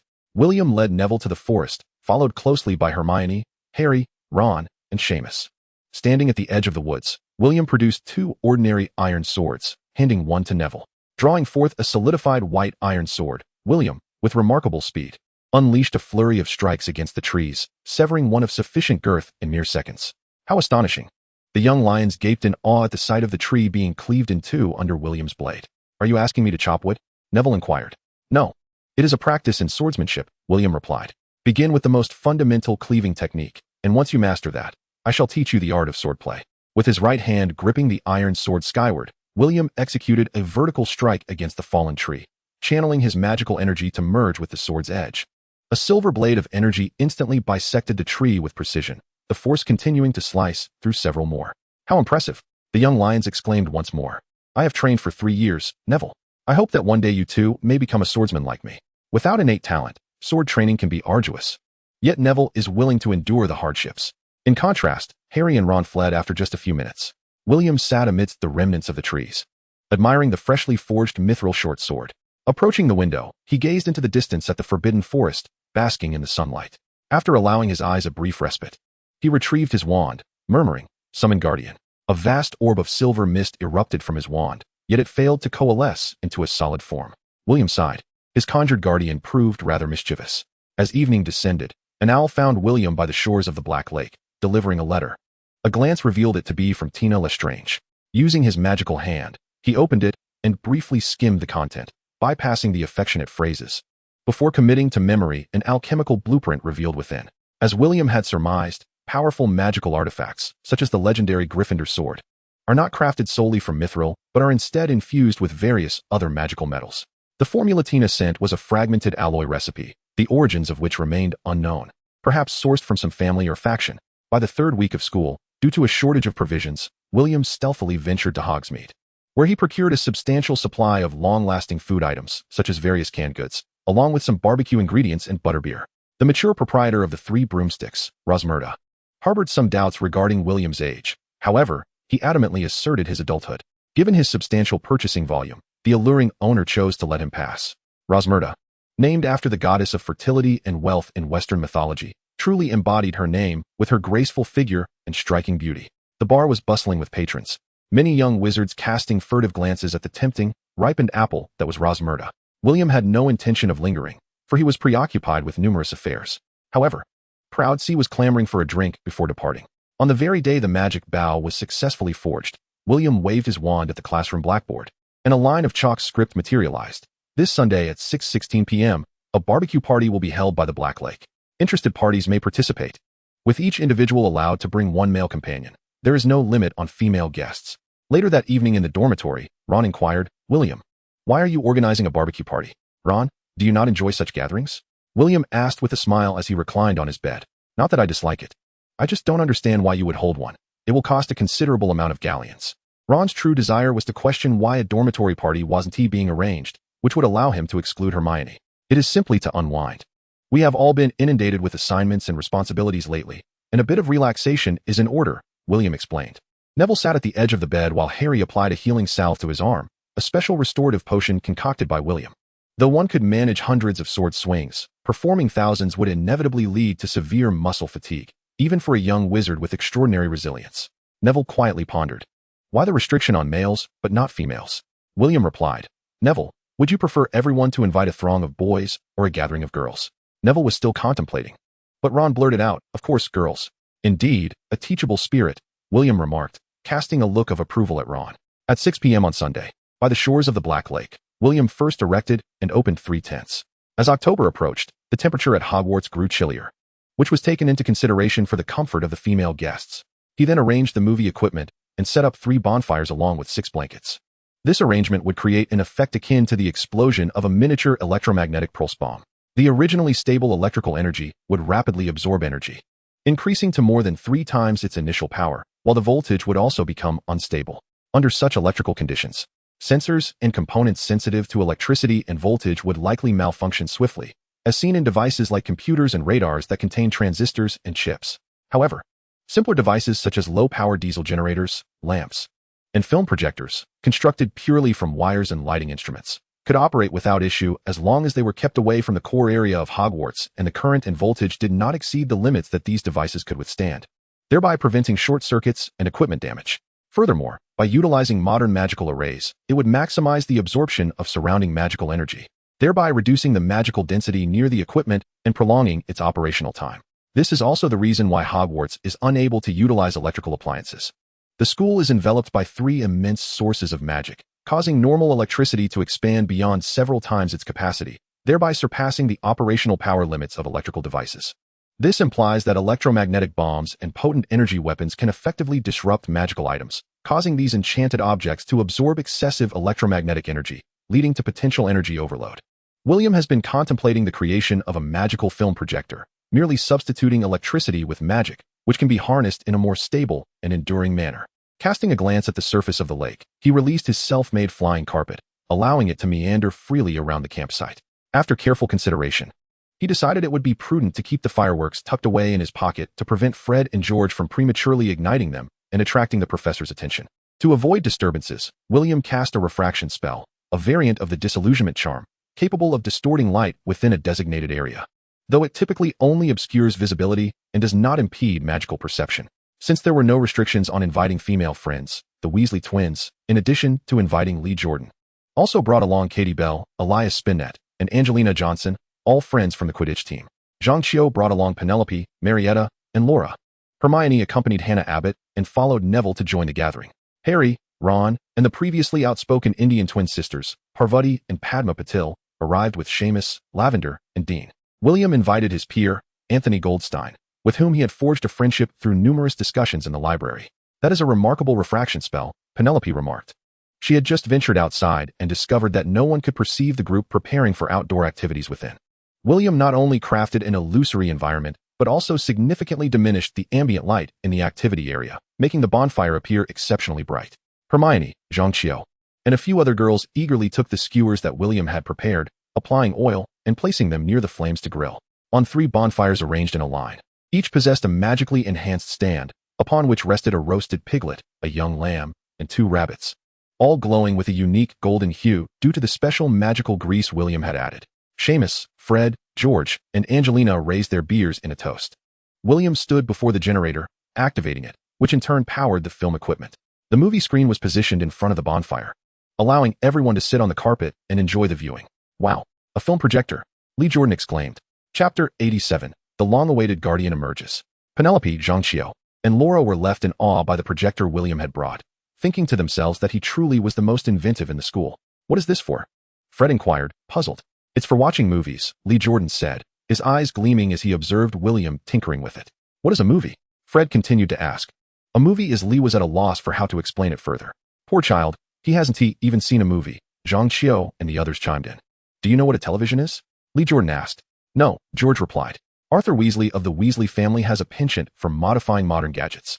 Yet their location is rather disadvantageous, situated in an area dense with magical energy. Consequently, appliances prove to be of little use, compounded by the fact that financial resources are scarce. To put it succinctly, cinema is merely a succession of moving images, remarked Lee. The 3 Weasleys nodded in acknowledgement, indicating their understanding. Penelope inquired, William, are there any good films? William had intended to screen Hamlet and The Godfather, but the girls, after listening to his introductions, unanimously opted for a touching love story. As William inserted the film reel into the projector, Fred could not resist his curiosity and attempted to pry open other tapes, only to be pecked by his pet owl. You wait. Fred shook his hand, preparing to retaliate against the owl. William cautioned, do not tamper with the film. It is easily damaged. Keep your distance, Weasley. Zhang Qiu, Penelope, Angelina, and the other witches immediately turned their attention to the Weasley twins, guarding the film equipment. The owl perched on William's shoulder, defiantly calling out, come on, come over. Faced with their wands, Fred and George reluctantly retreated. A group gathered by the lake for a barbecue party. In an effort to display their gallantry, the boys took charge of the grilling, while Zhang Qiu, Penelope, and others occasionally lent a hand, though most opted to sit in the tent enjoying the open-air screening of Ghost. This film, released the previous year, had been quite popular and resonated with Western notions of romance. However, it hardly aligned with William's tastes after the cultural explosion of modern times. What significance did a tale of ghostly love hold? If only they could conjure a romance between the formidable Black Mountain Demon and Ye Xiaoqian, or the tumultuous love-hate affair between Yin Qixia and his grandmother. With his keen perception, fire control, and expert guidance in culinary arts, William's barbecuing was the most favored among the group. Harry, covered in grease, was met with disapproval from the girls, particularly Zhang Qiu's gaze, which rendered him somewhat despondent. As for Fred, only George and Lee were there to help him wash down the food with beer. Is there a handsome boy outside? Does anyone know him? William whispered as he handed the grilled meat to Laura and Hannah. Aside from the Patil sisters, I haven't spoken to anyone else, Ron replied. Neither have I, Seamus mumbled, gnawing on a piece of grilled fish. Me neither, the Weasley twins chimed in. With everyone shaking their heads, William glanced at the somewhat restless Marietta and chuckled. I'll go take a look. Hermione, please keep an eye on the barbecue. Of course, Hermione replied cheerfully. Hello, who are you looking for? William approached, casting the Lumos charm. Hello, Mr. Smith, I am Cedric Diggory, a student from Hufflepuff. I heard you are hosting a barbecue. May I join? Cedric said somewhat shyly, not having received an invitation. Attending someone else's gathering uninvited is deemed impolite for this courteous wizard. Hearing this somewhat familiar name, William asked, could you tell me who informed you of our gathering? Cedric smiled apologetically. I'm sorry, but I cannot disclose that without her consent. William replied, are you certain you won't share? Cedric responded, I'm afraid I cannot. I apologize for the intrusion. I shall take my leave. As he turned around, William smiled and said, since you are all here, why leave? Welcome to our lakeside barbecue party. Cedric exclaimed in surprise, thank you. After William led Cedric inside, Zhang Qiu looked up in astonishment and said, Diggory, how did you end up here? Cedric awkwardly replied, good evening, Qiu, and everyone else. Angelina's eyes sparkled as she remarked, wow, what a handsome guy. George, feeling a twinge of jealousy, retorted, No one is as handsome as William. William shot George an appreciative glance and said, "Feel free to sit. There's no need to be formal. Just enjoy yourselves." As the film progressed to a quarter of its length, William was the first to serve the roasted rabbit to everyone. "Wow, this is delicious." Several young lions exclaimed in unison. "What does wow mean?" the curious Cedric asked innocently. Zhang Qiu replied, somewhat embarrassed, "It's a profanity." After an hour of revelry, everyone was in high spirits. The young wizards typically spent their time attending classes, completing assignments, or in the library and laboratories, with the remainder devoted to Quidditch training. Life as a Hogwarts student was rather monotonous. A few girls hid in the tent, munching on snacks while watching the outdoor movie screen, tears streaming down their faces. Meanwhile, the boys drank and boasted while gnawing on pork and lamb chops. A diesel generator was housed in a metal box, and William had cast a silencing charm on it, while a vintage film projector flickered nearby. Fifth-year students were permitted to remain within the castle until 9 p.m., but were not allowed outside. Generally, after 8 p.m., everyone was gathered in the dormitory common room for the barbecue. "No, let us finish watching the movie," a few girls insisted. "Indeed, we should finish our drinks," Fred added. William glanced at the wine box, noting there were still a dozen bottles left. After a night of wandering, Hermione no longer vehemently opposed breaking school rules, feeling slightly hesitant. She thought to herself that with everyone present, nothing would go awry, and she might as well enjoy the moment. When the movie concluded, Zhang Qiu said, "William, we want to watch Edward Scissorhands." "Fine, since we've already broken the rules, what's one more moment?" William replied as he changed the film reel. Nagini discreetly transformed into a small parrot, fluttering over to Hermione and nibbling on the roasted meat. Both were exemplary students, regarded as model pupils in the eyes of professors and as the ideal children by their parents. Nearby, Fred said, "What is there to fear? I know secret passages." "Secret passages?" Several young wizards inquired together. "Indeed, we know of 6 secret passages," George declared proudly. William watched this group of youths with amusement, continuing to magically control the barbecue while savoring a lamb chop. As the clock neared 10, the boys began to feel tipsy, leaning against each other on the carpet. The girls sipped on beverages, yet they were so moved by the film that they cried uncontrollably. Alhai observed their playful antics. Reminiscent of his own youthful days many years ago, William sat on the flying carpet, his previously calm demeanor giving way to hearty laughter. With a flick of his wand, he intoned, "Guardian spirit, arise." At the tip of the wand, a dazzling silver radiance illuminated the shores of the Black Lake, transforming into a mythical creature adorned with antlers, a serpentine body, eagle claws, and a carp tail. Hermione, Zhang Qiu, and others stood in awe, gazing at William, who appeared almost celestial amidst the embrace of silver dragons. Chapter 88. You go ahead, I will hold them off. A dragon, Zhang Qiu murmured. A vast surge of magical energy rippled by the lakeside, the gentle silver light casting a glow nearby. Subtle arcs of thunderous power danced around the silver dragon, enhancing its majestic presence. "Goodness, why are we still standing here? Quickly retreat, follow me," Fred exclaimed, snapping back to reality. The others quickly realized that William's display had likely drawn the attention of the professors. A group trailed behind Fred, making their way towards the greenhouse. "You go ahead, I will join you shortly," William assured the group. "Come on, should we still be worried about William's capabilities?" George, slightly inebriated, remarked. Hermione guided the flying carpet, carrying the intoxicated Lee Jordan, Seamus, and Neville, with Zhang Qiu, Hannah, and other girls standing atop.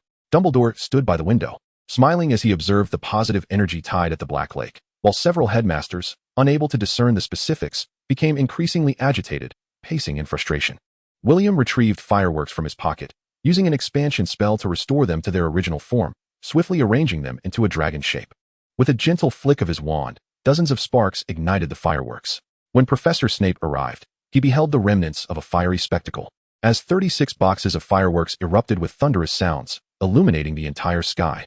This moment revealed that Professor Snape was indeed a formidable magical talent, second only to Dumbledore at Hogwarts, surpassing other professors in vigilance. The previously tranquil Hogwarts dormitory erupted into chaos, as numerous students rushed to the windows, excitedly inquiring about the source of the fireworks by the Black Lake. "I am certain it was that group of foolish lions," a small Slytherin mocked, jealousy seeping through their tone. "They certainly know how to have fun," a Ravenclaw remarked to a classmate. Meanwhile, a group of Slytherins playing blackjack were indignant, lamenting the school's decline. Such flamboyant antics should rightfully belong to them. In an instant, the Slytherins who had won galleons were far from pleased. Losing made them even more discontented. "What a disgraceful decline," young Malfoy exclaimed, holding a deck of cards, fuming. "Who did this?" "Well done," the Gryffindors mused, contemplating whether they too could create some fireworks. "Goodness gracious," the group exclaimed, watching the fireworks ascend from the shore, repeating their expressions of astonishment. as if that was the only way to convey their profound admiration for William. Lee Jordan and his mischievous friends were utterly impressed. Even Hermione, Zhang Qiu, Penelope, and other diligent students felt a sense of awe at William's audacity. How did I not think of doing something like this? Fred mused, feeling dwarfed by William's brilliance, realizing that there would always be someone greater. Compared to William, nighttime escapades, stink bombs, and dung bombs seemed trivial, serving little purpose beyond annoying Filch. Upon William's arrival at school in the first month, he orchestrated a dazzling fireworks display, showcasing his true prowess. Professor McGonagall soon arrived, while other faculty members flew in one after another. Professor Flitwick employed a revealing charm to erase the traces of William's prior enchantments, conjuring flames and a whirlwind that swept away the remnants of the 4 magical manifestations. However, the ensuing scene became obscured as William cast a powerful confusion spell, thwarting the professor's attempts to investigate. Particularly emboldened by the synergy of 2 ancient magical energies he had discovered, he continued unabashedly. The area had been reduced to ashes by the flames, and the whirlwind had scattered the remnants, leaving nearly no trace. Professor Flitwick had a hunch about which student was responsible, but chose not to pursue the matter further, opting instead to abandon the chase. What a delightful group of little rascals, Albus Dumbledore remarked with a smile, appearing by the lakeside and halting Professor McGonagall's efforts to dispel the fireworks. At Hogwarts, only the headmaster possessed the ability to apparate, as all other wizards were barred from doing so by the ancient magic of the protective enchantments, designed to safeguard the students from external threats. This is a serious violation, we must identify them, Snape coldly declared, though he refrained from suggesting further actions against them. It is quite late. There is no need to disturb the students' rest, Dumbledore replied with a chuckle. Rest? Nonsense. 36 boxes of fireworks are still lighting up the sky. It's only 9:30. Even if the students are asleep, they will surely be awakened. Snape's and the newly arrived Filch's faces were filled with anger. Yet they could not vent their frustrations towards Dumbledore, feeling quite vexed. Flitwick and Sprout, the amiable headmasters, exchanged glances, stifling their laughter at Snape's ire. Only that first-year newcomer could achieve such a feat. We must warn him, as this could set a poor example for all the children, Snape asserted loudly. Casting a glance toward McGonagall, after a moment of hesitation, she nodded. We need to address this serious misconduct, but we must gather sufficient evidence. Evidence? Snape scoffed, pointing at a firework that was currently erupting, which he then shattered, igniting the black powder inside. A tremendous explosion reverberated along the lake's edge, and a wave of heat swept over Snape's greasy black hair. Oh heavens! Sprout exclaimed, startled by the sudden blast. Snape's face darkened further, feeling humiliated, as he cast a tracking charm on the remnants, yet nothing occurred. His expression fell as he realized the gravity of his embarrassment. Flitwick, Sprout, and McGonagall were astonished and exchanged looks, all casting their tracking spells, only to find them devoid of effect. The ongoing fireworks presented an obvious loophole. Even if William's confusion spell was formidable, it could not surpass Dumbledore's prowess. However, the headmaster seemed disinclined to pursue the matter. Professor Dumbledore, I believe you should uncover the mastermind behind this, Snape remarked dryly. It appears we cannot find any evidence. If that is the case, good night to all. The old headmaster replied, preferring to let the matter rest, as he had always shown a fondness for mischievous students. Had he not deliberately guided the savior towards a treasure hunt? Snape stormed away in a fit of rage, while Filch was driven nearly to madness. After the curfew at 8 o'clock, a group of students gathered by the Black Lake for a barbecue party, leaving behind 36 boxes of fireworks as a blatant affront to his authority and a flagrant disregard for school regulations. Together with Snape, he sought out Professor Dumbledore, demanding a thorough inspection of the dormitories, but the venerable headmaster skillfully deflected their request, citing the need to respect the students' rest. That night, by the shores of the Black Lake, William, who had only spent a year and a half in the 5th tier, took another step into the realm of the 4th tier, a domain considered as a gathering of formidable figures in the East. Fred looked at the group and inquired, who will go first? To which Lee Jordan, Simon, and others responded in unison, of course, it should be you.